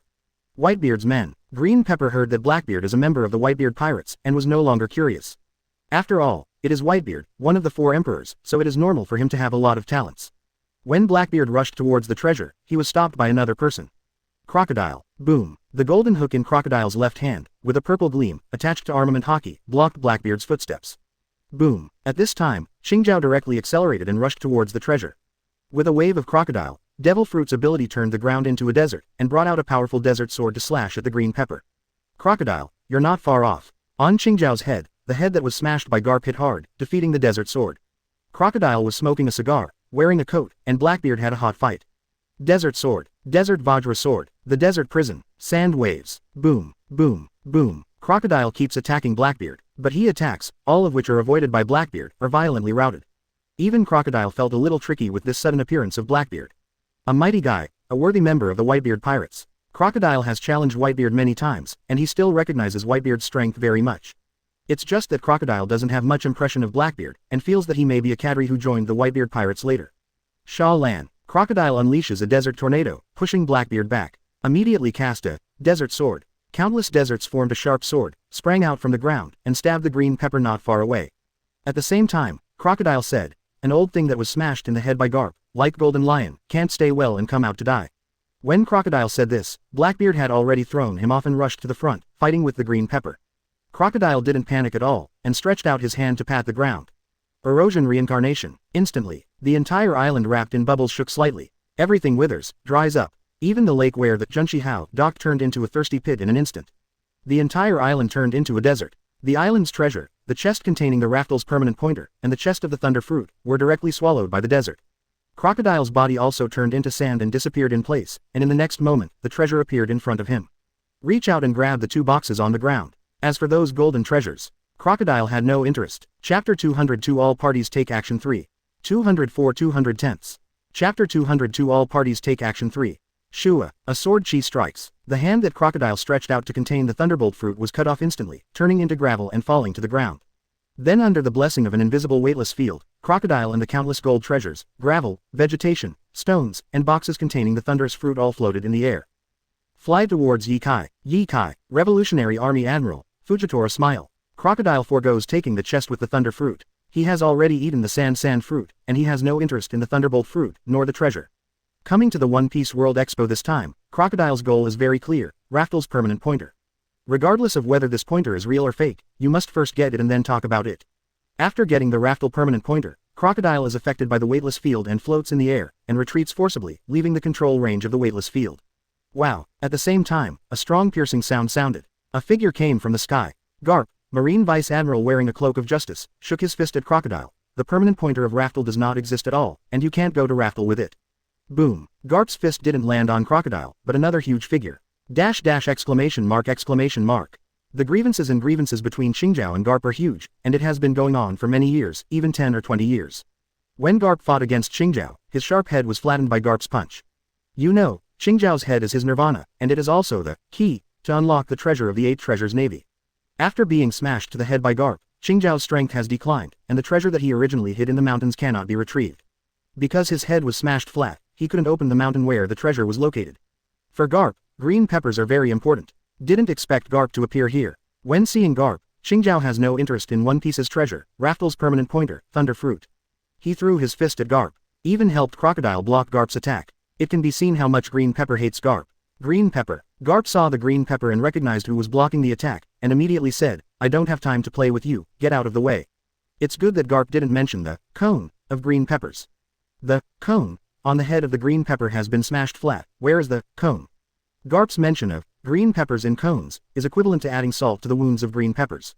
The latter words are a bit too much. No time to play with you. Nakedly look down on green peppers. Die to me. Qingjiao shot out with anger and kept fighting with Garp. Crocodile was naturally happy and easily slipped away. Call out. On Blackbeard's side, when Fujitora used the weightless field with a smile to float the treasure in the box containing the Thunderbolt fruit into the air, and absorbed it, he quickly rushed to the box containing the Thunderbolt fruit.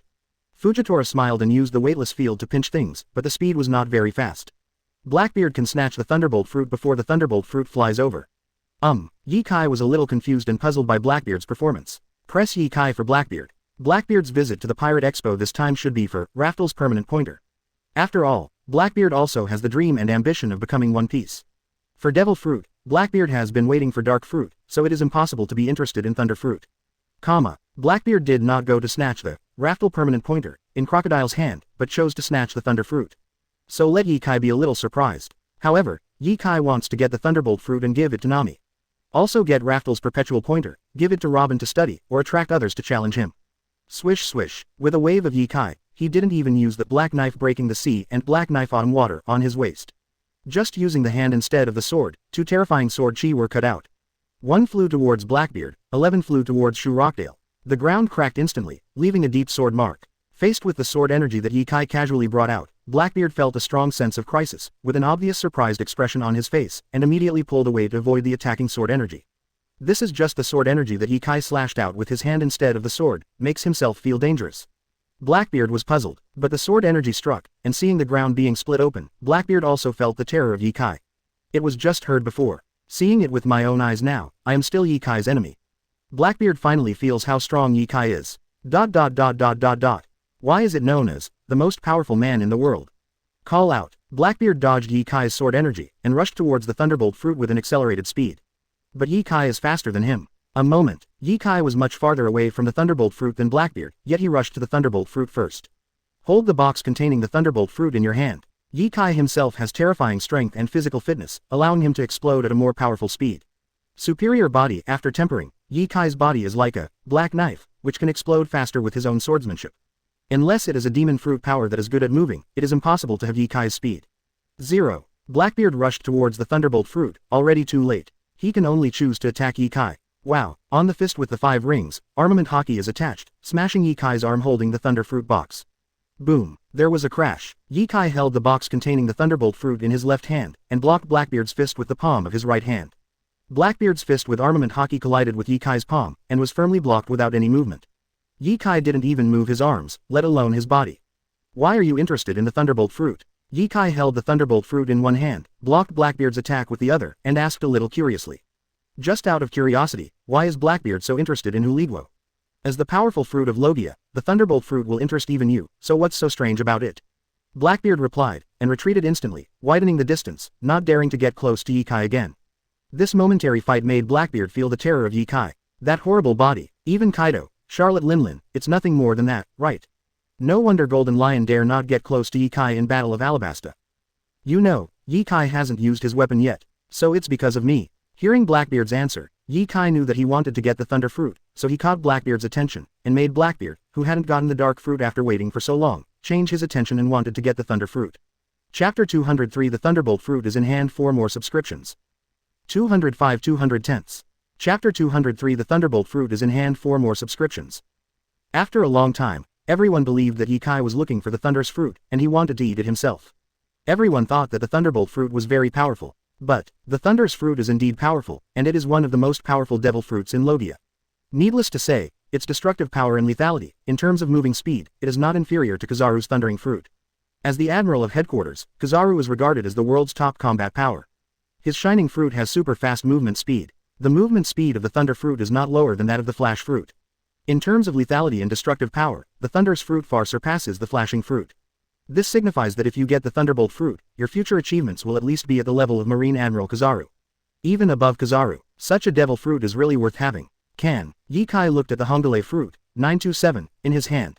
He never wanted to eat devil fruit. No matter what devil fruit it is, even shock fruit, dark fruit, or other more powerful devil fruit, Ye-Kai is not interested. There are 100 times of practice cheats. Ye-Kai only needs to practice his own physical fitness, swordsmanship, conqueror's haki, and improve his physical fitness and strength. Eating devil fruit, for other people, may be able to improve a lot of strength, allowing themselves to rise quickly. Especially the Logia devil fruit, as well as other powerful devil fruits. But for Ye-Kai at this stage, even if it is a powerful devil fruit, the improvement to his strength will not be too much. It's icing on the cake at best. Not much of a boost. On the contrary, it will bring you Achilles' heel. You can't swim, you're afraid of sea stone.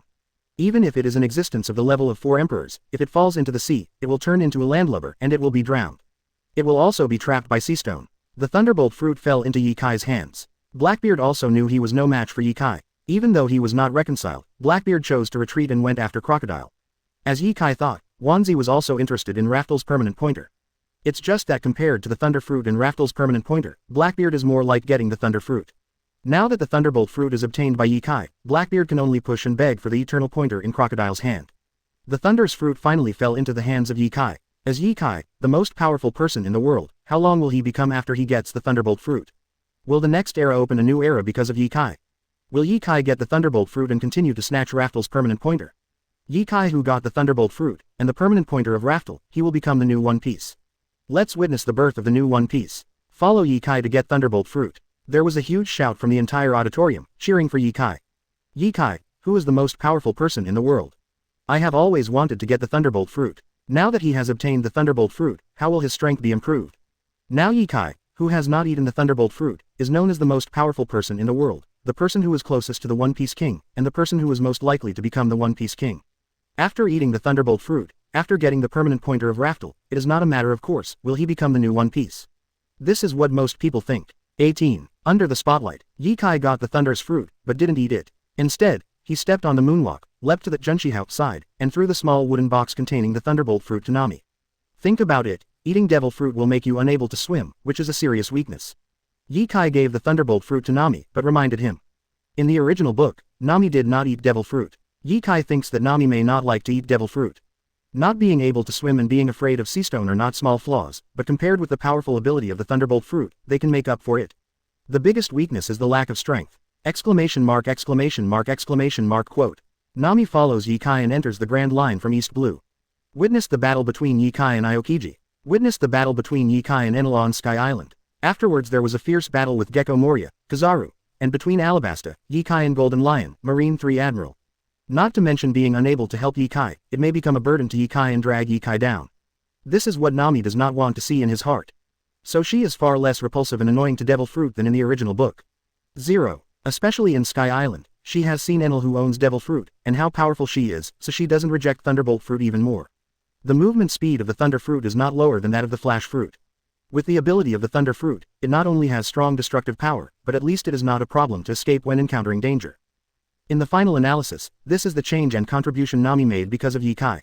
When a girl is willing to change for a person, pay for it, and do the unwilling and impossible things for it, it proves one thing, it is falling in love with the other person. Gotcha. Wow, it's so unpalatable. Nami took a bite of the Thunderbolt fruit, and his complexion became very ugly at a speed that could be seen with the naked eye.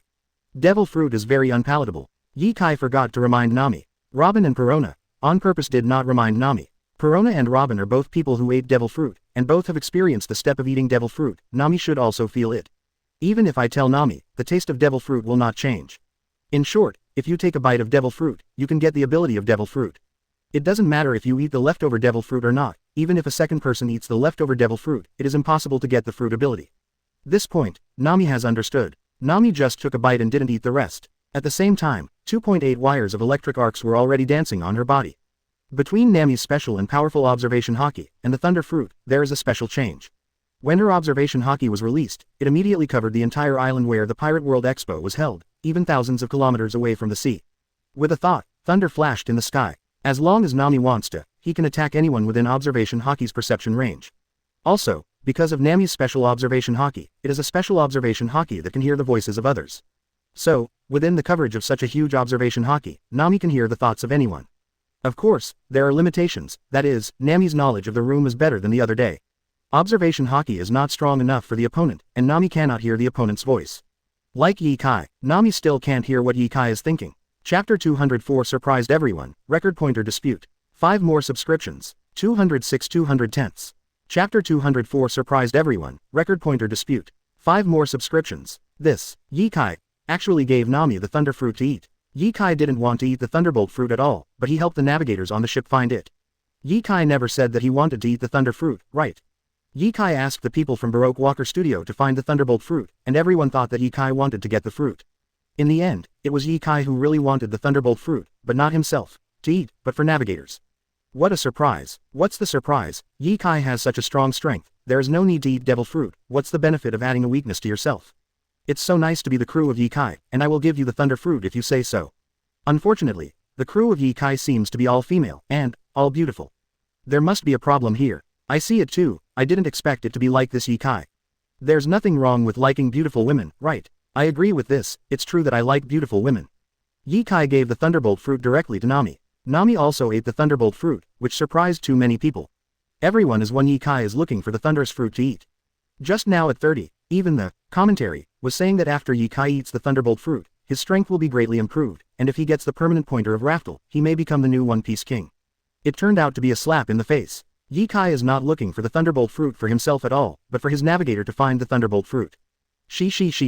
Doflamingo, who had been watching the battle from the air, laughed and said his stomach hurts. Everyone thought that Ye Kai was looking for the thunderbolt fruit for his own use, using the thunderbolt fruit to improve his own strength. Marine even thought about preventing Ye Kai from getting the thunderbolt fruit. More than once, he wanted to use the thunder fruit to plot against Ye Kai. Even, the behind-the-scenes organizer of the Pirate World Expo used the thunderbolt fruit to attract Ye Kai, which is regarded as using the thunderbolt fruit to calculate Ye Kai. If he knew that Ye Kai's interest in the thunder fruit was only to search for the devil fruit for the navigators on his ship, and the mastermind behind the Pirate World Expo, he might not have thought of using the thunder fruit to attract Ye Kai. But it can be regarded as a mistake, maybe because of his confidence in his own strength. Even knowing this round, Ye Kai is also confident to get the thunderbolt fruit. So, he still came. He did get the thunderous fruit. But contrary to everyone's expectations, Ye Kai didn't eat the thunderbolt fruit when he got it, but gave it to his navigator casually. Ha ha ha, Ye Kai really exceeded everyone's expectations, it is indeed Ye Kai. In the garp below, looking at the huge screen, Ye Kai got the thunderbolt fruit and gave it directly to Nami, laughing heartily. Ye Kai's action is indeed somewhat unexpected. Even Garp thought it was for his own use to spit Guy's wife to find the Hule fruit. I didn't expect to find it for my navigator. But after thinking about it carefully, and according to Ye Kai's personality, Garp found that maybe Ye Kai never thought of eating devil fruit to improve his strength. Eating devil fruit may improve your strength a lot, but it also comes with a huge weakness. Garp doesn't have much contact with Ye Kai, but he also knows Ye Kai's character. This is a very confident and rigorous person, and he will never find a weakness for himself. Boom! A huge thunderbolt fell from the sky at an extremely fast speed, instantly forcing Crocodile and Blackbeard, who were fighting together, to be pushed away. Crocodile was blasted into gravel at the same time, and the whole person reassembled into a human form from the gravel on the ground. Blackbeard and Crocodile, who retreated separately, did not strike again, but looked at the striker. Nami. After eating the thunderbolt fruit, it was Nami who launched the thunderbolt attack. At this moment, there was an electric arc flashing on Nami's body. Being stared at by Crocodile and Blackbeard like this, he didn't feel much. At least, these two observation haki have not yet reached the point of foreseeing the future. Nami's special observation haki, combined with the speed of the thunderbolt fruit, cannot be beaten and escaped, and only a small part can threaten Nami. Then why panic? But Crocodile and Blackbeard, seeing Nami doing it, still have this electric arc flashing on them. So, the person who ate the thunderbolt fruit was the little girl next to Ye Kai. Not Ye Kai. The most surprising one must be Blackbeard. Blackbeard came to the Pirate World Expo for the thunder fruit. Unexpectedly, after getting the thunderbolt fruit, Ye Kai didn't eat it, but was given to his navigator by Ye Kai. Blackbeard's mood suddenly became unhappy. He's been looking for dark fruit for decades, and he's almost given up on it himself. At this time, I heard the news about the thunderbolt fruit, and Ye Kai, as the most powerful person in the world, is also looking for the Thunderbolt fruit, which is enough to prove the excellence of the Thunderbolt fruit. So Blackbeard gave up Dark fruit and competed for Thunder fruit. Unexpectedly, Ye Kai didn't use it for himself when he was looking for the Thunderbolt fruit, but for his navigator. Blackbeard felt that he had been cheated, and even felt like vomiting blood. So annoying. It just happened that Blackbeard was angry with himself, and it had nothing to do with Ye Kai at all, it was just Blackbeard himself who misunderstood. Ye Kai, you don't want Raftel's eternal you. Crocodile looked at Ye Kai. Although it was Nami who did it. But Nami did it, proving that Ye Kai will also join the fight for Raftel's permanent pointer.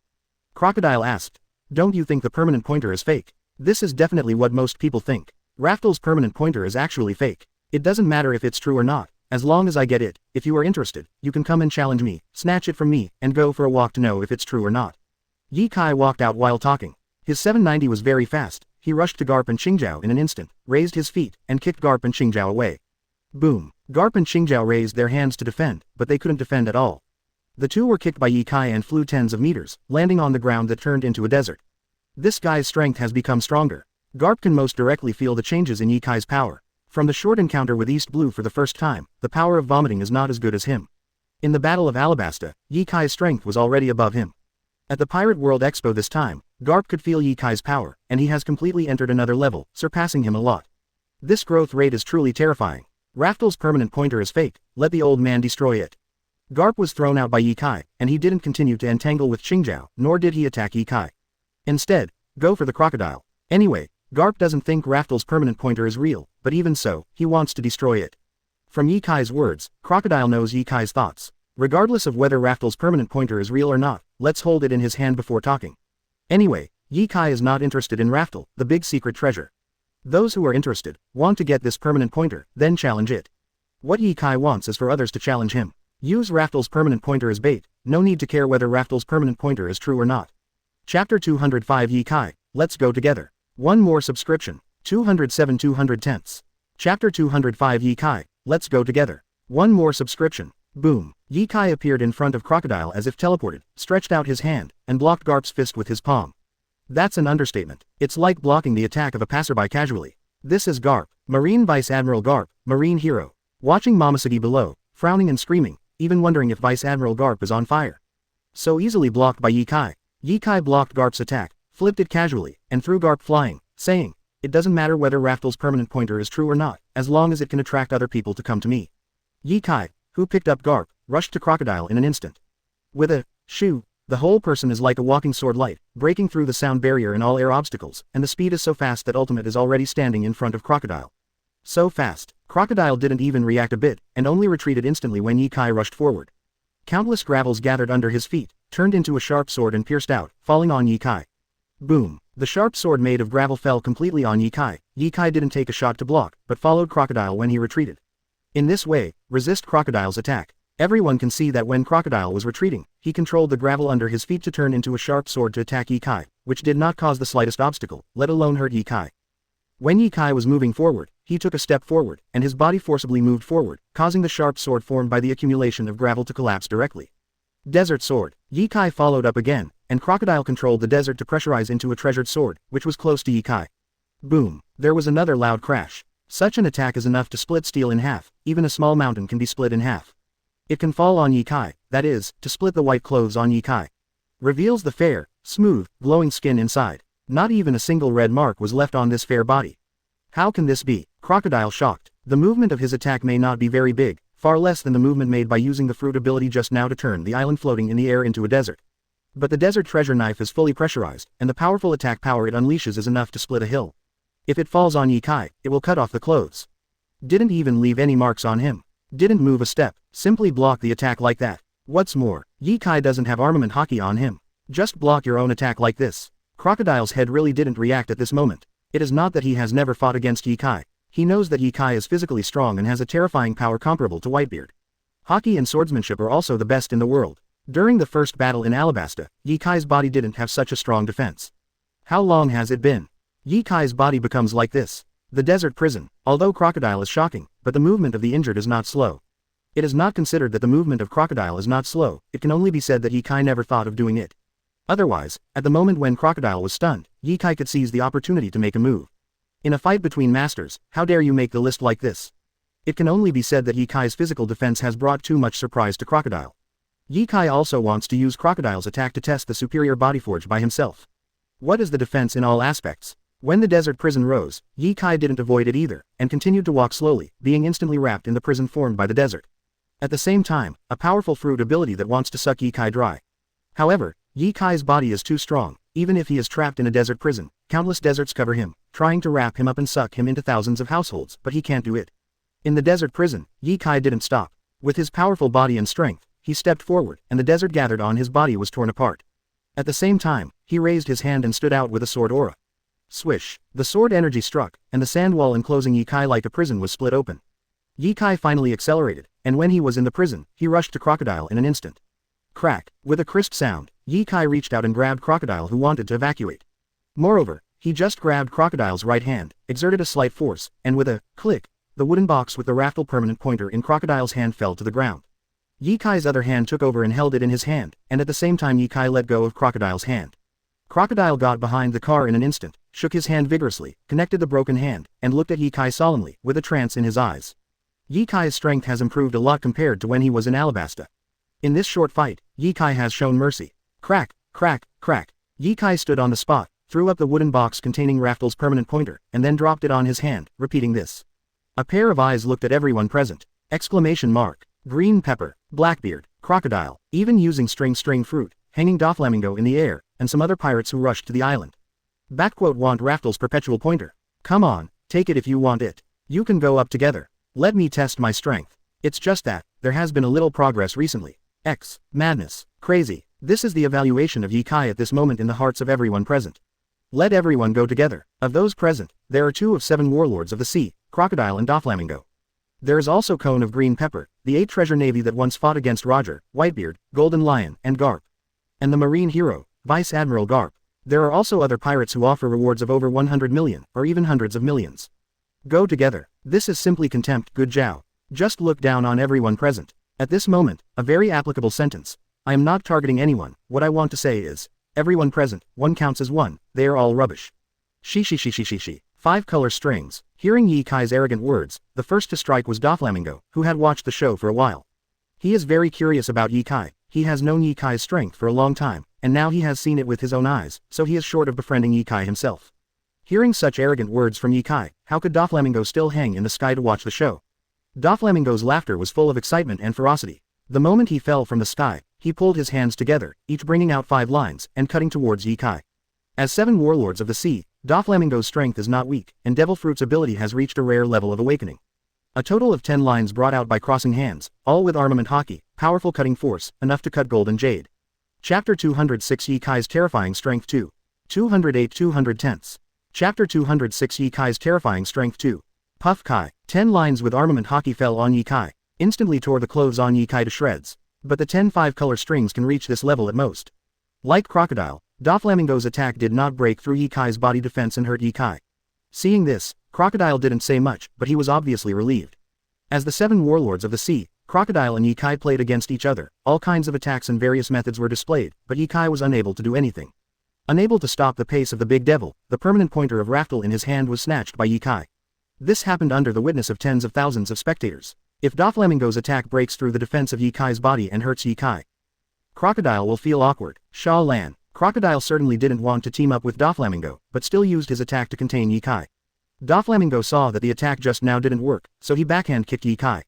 Kick line. With 8 almost transparent lines, this kick kicked towards Ye. The thinner the line, the easier it is to break. But on Doflamingo 467, you don't have to worry about exercise. Not only will such slender lines not break, but it has even more terrifying cutting ability.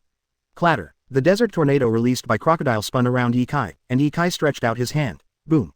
The mighty armament hockey exploded in his hands. Armament hockey's advanced application directly blows the tornado to pieces. At the same time, in the face of the attacking Doflamingo, Ye Kai certainly cannot stand still and let Doflamingo attack. Let Doflamingo attack just now because Ye Kai wants to test how strong Doflamingo's attack is. It just proves that there is still a big gap to break through the defense of stepping on the body. Shua. Ye Kai raised his hand and released a sword energy, slashing towards Doflamingo. For this seemingly random attack, Ye Kai didn't even use the weapon at his waist, and just stood up with his hand instead of the sword, but it made Doflamingo feel a huge crisis. This feeling, Blackbeard also felt. The seemingly simple and random attack is not something that can be easily resisted. Shua. Boom. Doflamingo's kick line pulled forward, pulled the 8 thin lines down in front of him, and charged towards the sword energy brought out by Ye Kai. The moment the two collide, there was a collision sound from the 5-colored hockey's lines and sword energy, and then Doflamingo could feel that the line on his feet has been cut off.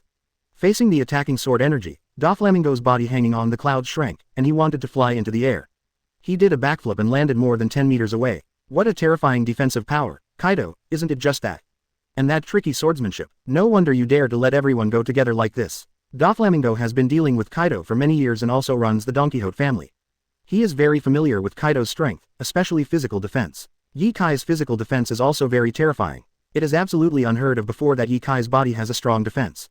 Obviously, this is something that Ye Kai came up with after the Battle of Alabasta. Was it made during this period of time? The development has been started a long time ago, and it has only recently been fully completed. In short, it is very scary, and it will not be inferior to the physical defense of Kaido and Charlotte Linlin. Coupled with Ye Kai's terrifying swordsmanship, it's really scary. Even with Doflamingo, I feel my scalp tingling. Ye Kai, but he didn't even draw out the knife from his waist. Not even using armament hockey. That is to say, Ye Kai is just playing in the face of Doflamingo and crocodile attacks. Definitely thought-provoking. Boom, boom, shua. Ye Kai defeated the attack of Crow's bow with his raised hand, blocked Doflamingo, and forced Doflamingo back. Facing the joint attack of dozens of other pirates. All attacks, whether it is melee da-eat fists, swords, or long-range sniper attacks, or even devil fruit attacks. All precisely hit Ye Kai, bringing various crashing and roaring sounds. It looks like Ye Kai was being attacked by other pirates while he was dealing with Doflamingo and Crocodile. Ha ha ha, hit. So what about Ye Kai? You're just a fool for leaving a back first to attack. Die. We have so many people attacking together, if we all hit, even if we don't die, we will be seriously injured. Don't be careless, that's Ye Kai. What are you afraid of? With so many of us, it is impossible to unite normally. Now that Ye Kai forces us to join forces, even the 4 emperors can challenge us. To this, Doflamingo said unceremoniously, a bunch of idiots. The other pirates glared at Doflamingo, as if they wanted to do something if there was a disagreement. Doflamingo is one of the 7 warlords of the sea. For most pirates, they don't want to face it, but now they are forced to practice by Ye Kai. Let alone Doflamingo, even 4 emperors, they dare to fight. What's more, 7 warlords of the sea said that they fell to the ground, but they were just running dogs of the world government, and many pirates didn't like it. A painless attack, it's really too weak. With this level of strength, do you want to challenge the 4 emperors? Ye Kai's voice is heard. Dozens of pirates looked in the direction of the sound. That's where Ye Kai was hit just now. All kinds of attacks landed on Ye Kai's body, and also fell on Ye Kai's side, stirring up countless gravel and dust, covering Ye Kai's radius of tens of meters. At this moment, the gravel and dust dissipated, revealing a faint figure. Ye Kai flexed his arms and legs. The clothes on his body were already in pieces, so he simply tore them off. The trousers under his feet must be intact. If the trousers were all torn, it wouldn't be a shame. Hiss. Ye Kai tore off the clothes on his body, looked at the dozens of pirates gathered together, and stared. Boom. The mighty conqueror's haki swept past like a torrent. Instant kung fu. Dozens of pirates originally were the captains or cadres of the major pirate groups. Being hit by Ye Kai's conqueror's haki, it was only a momentary shock, and no one could stand still. Everyone else is down. At this time, Qingjiao ignored Ye Kai's outrageous words, and continued to attack Garp. Bang. Garp punched Qingjiao's head with a punch, and scolded, "Didn't you just smash your head flat?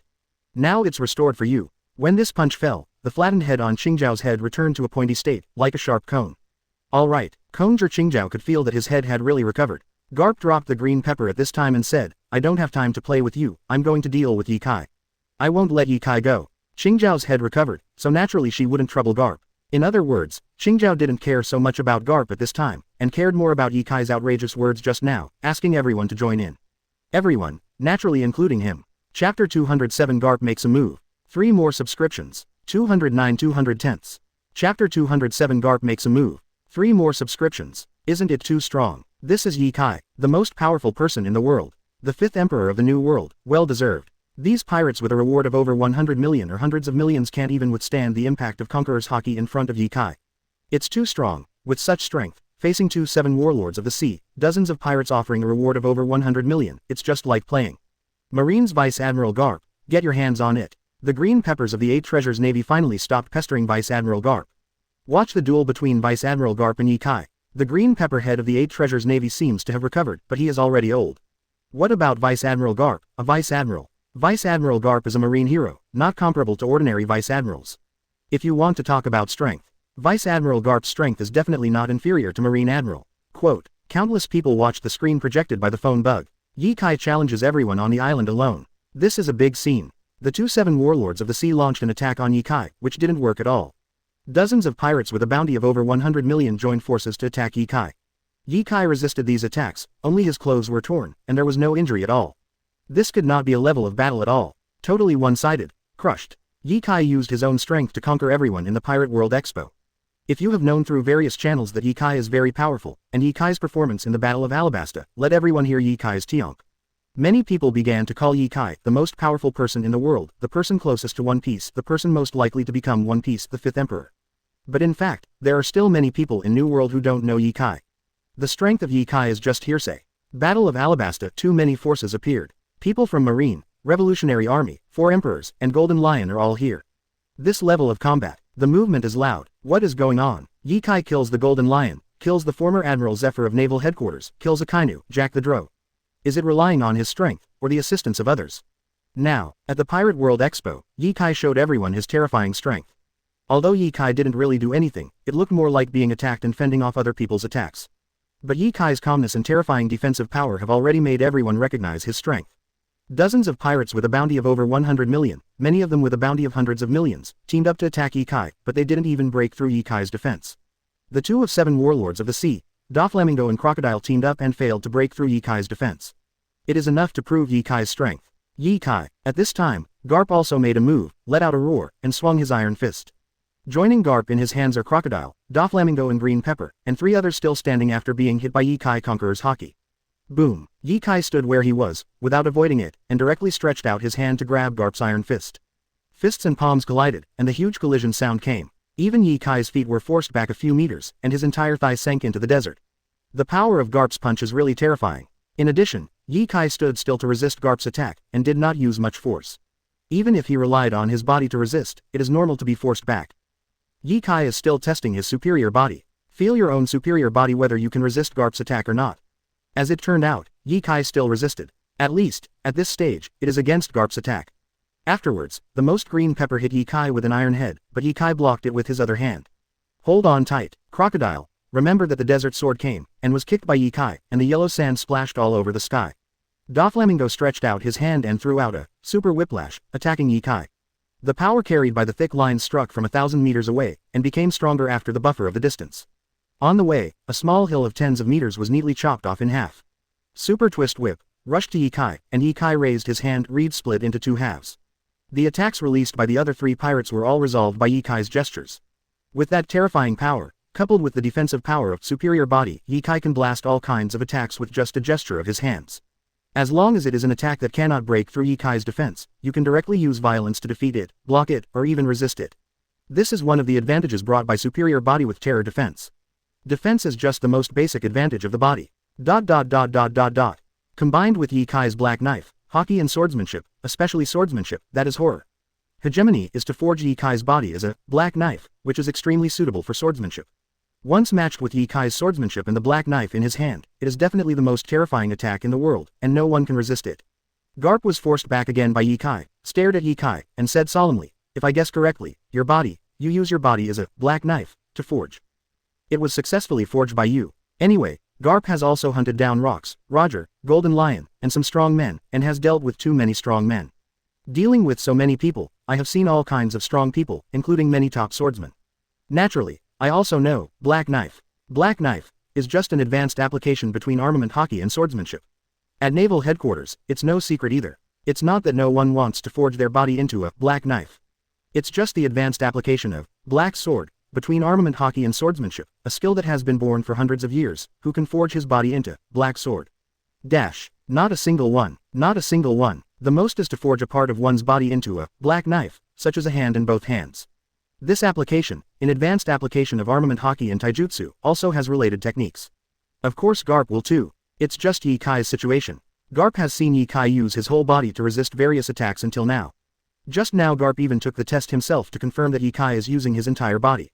Forged into a black knife. This is definitely the first person in hundreds of years. This requires not only hard work, but also talent. Why is Ye Kai the only one who can do something that no one has been able to do for hundreds of years?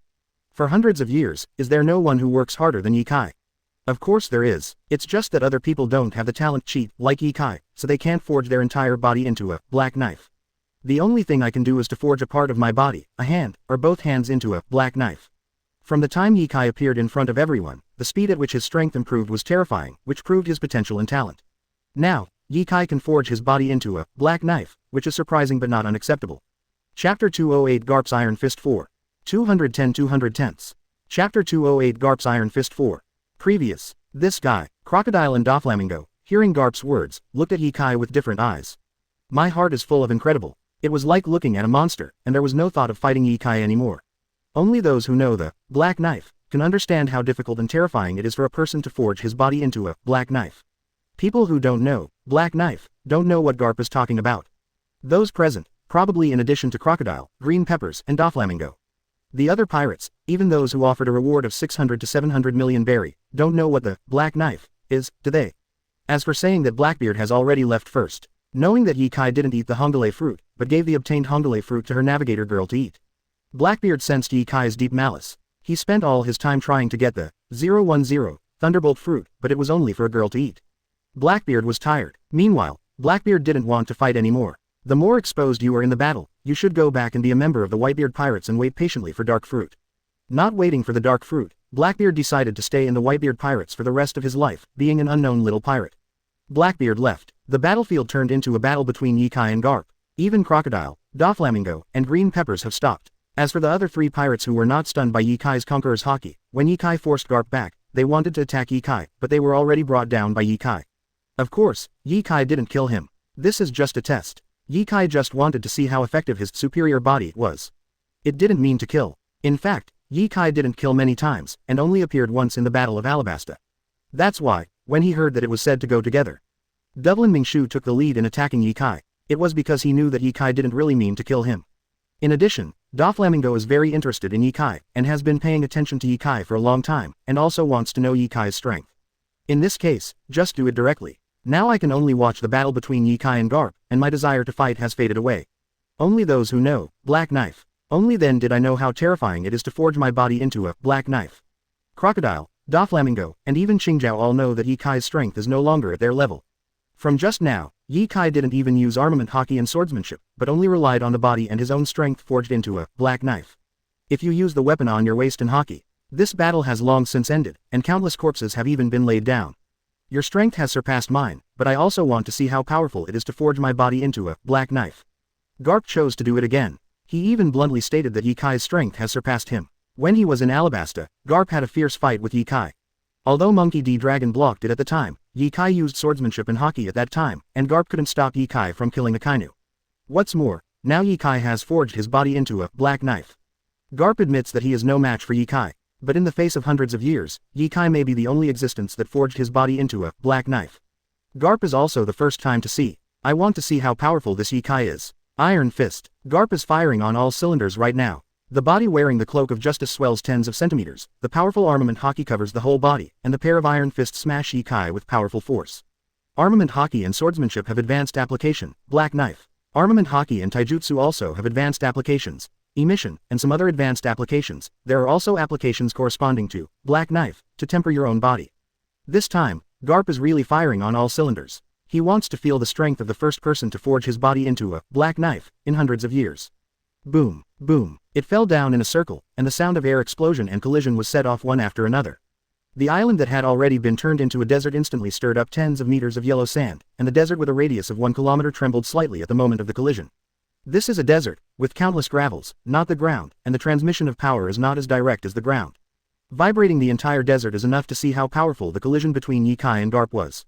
This is a collision between pure body skills, strength, armament haki. As expected of Vice Admiral Garp. Boom! Exclamation mark! Exclamation mark! The fierce collision set off the sky full of mad sand, making it impossible for people to see the specific situation of the fight.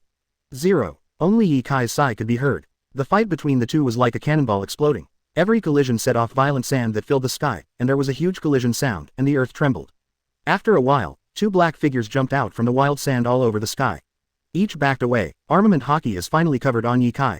From the beginning until now, this is Ye Kai's first use of armament haki.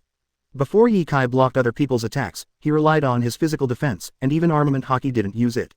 It is enough to see how terrifying Ye Kai's own body defense is. Only in the face of Garp with full firepower, Ye Kai's body defense was broken. Still, That's without covering armament hockey. Now, with armament hockey covered and tempered superior body, even Garp can't break through Ye Kai's defense. Don't say anything else. Simply speaking, Ye Kai's body has been forged into a superior body and the defensive power needs Garp's full firepower to break it. Ye Kai's physical quality is far above Garp, armament hockey is also above Garp. In this way, after armament hockey is covered by hero body, Garp armament hockey is not as good as Ye Kai, so how can it break Ye Kai's defense? At this moment, Garp was panting slightly, and moved the tie of his suit again. The tie and the clothes inside were already wet with sweat. Although Ye Kai and Garp fought 2.8 times, that is tens of seconds, but how many times have they fought? How intense is it that others can't feel it? In particular, Ye Kai's observation hockey has reached the point of foreseeing the future. Even Garp will feel tricky, being suppressed everywhere, and playing very tired. After all, Garp is not young anymore. Sure enough, I'm really strong, I can't even admit that I'm old. Looking at Ye Kai, Garp really felt that he was old, and the future was dominated by young people. He was fully fired. Ye Kai only used armament hockey, and the two black knives on his waist remained untouched. Forged into a black knife body, combined with the black knife, is the true strength of a swordsman. Garp can't force Ye Kai to use the black knife on his waist. Because Ye Kai is stronger than him in strength, armed color, and knowledgeable color. Naturally, it is impossible to force Ye Kai to use the black knife.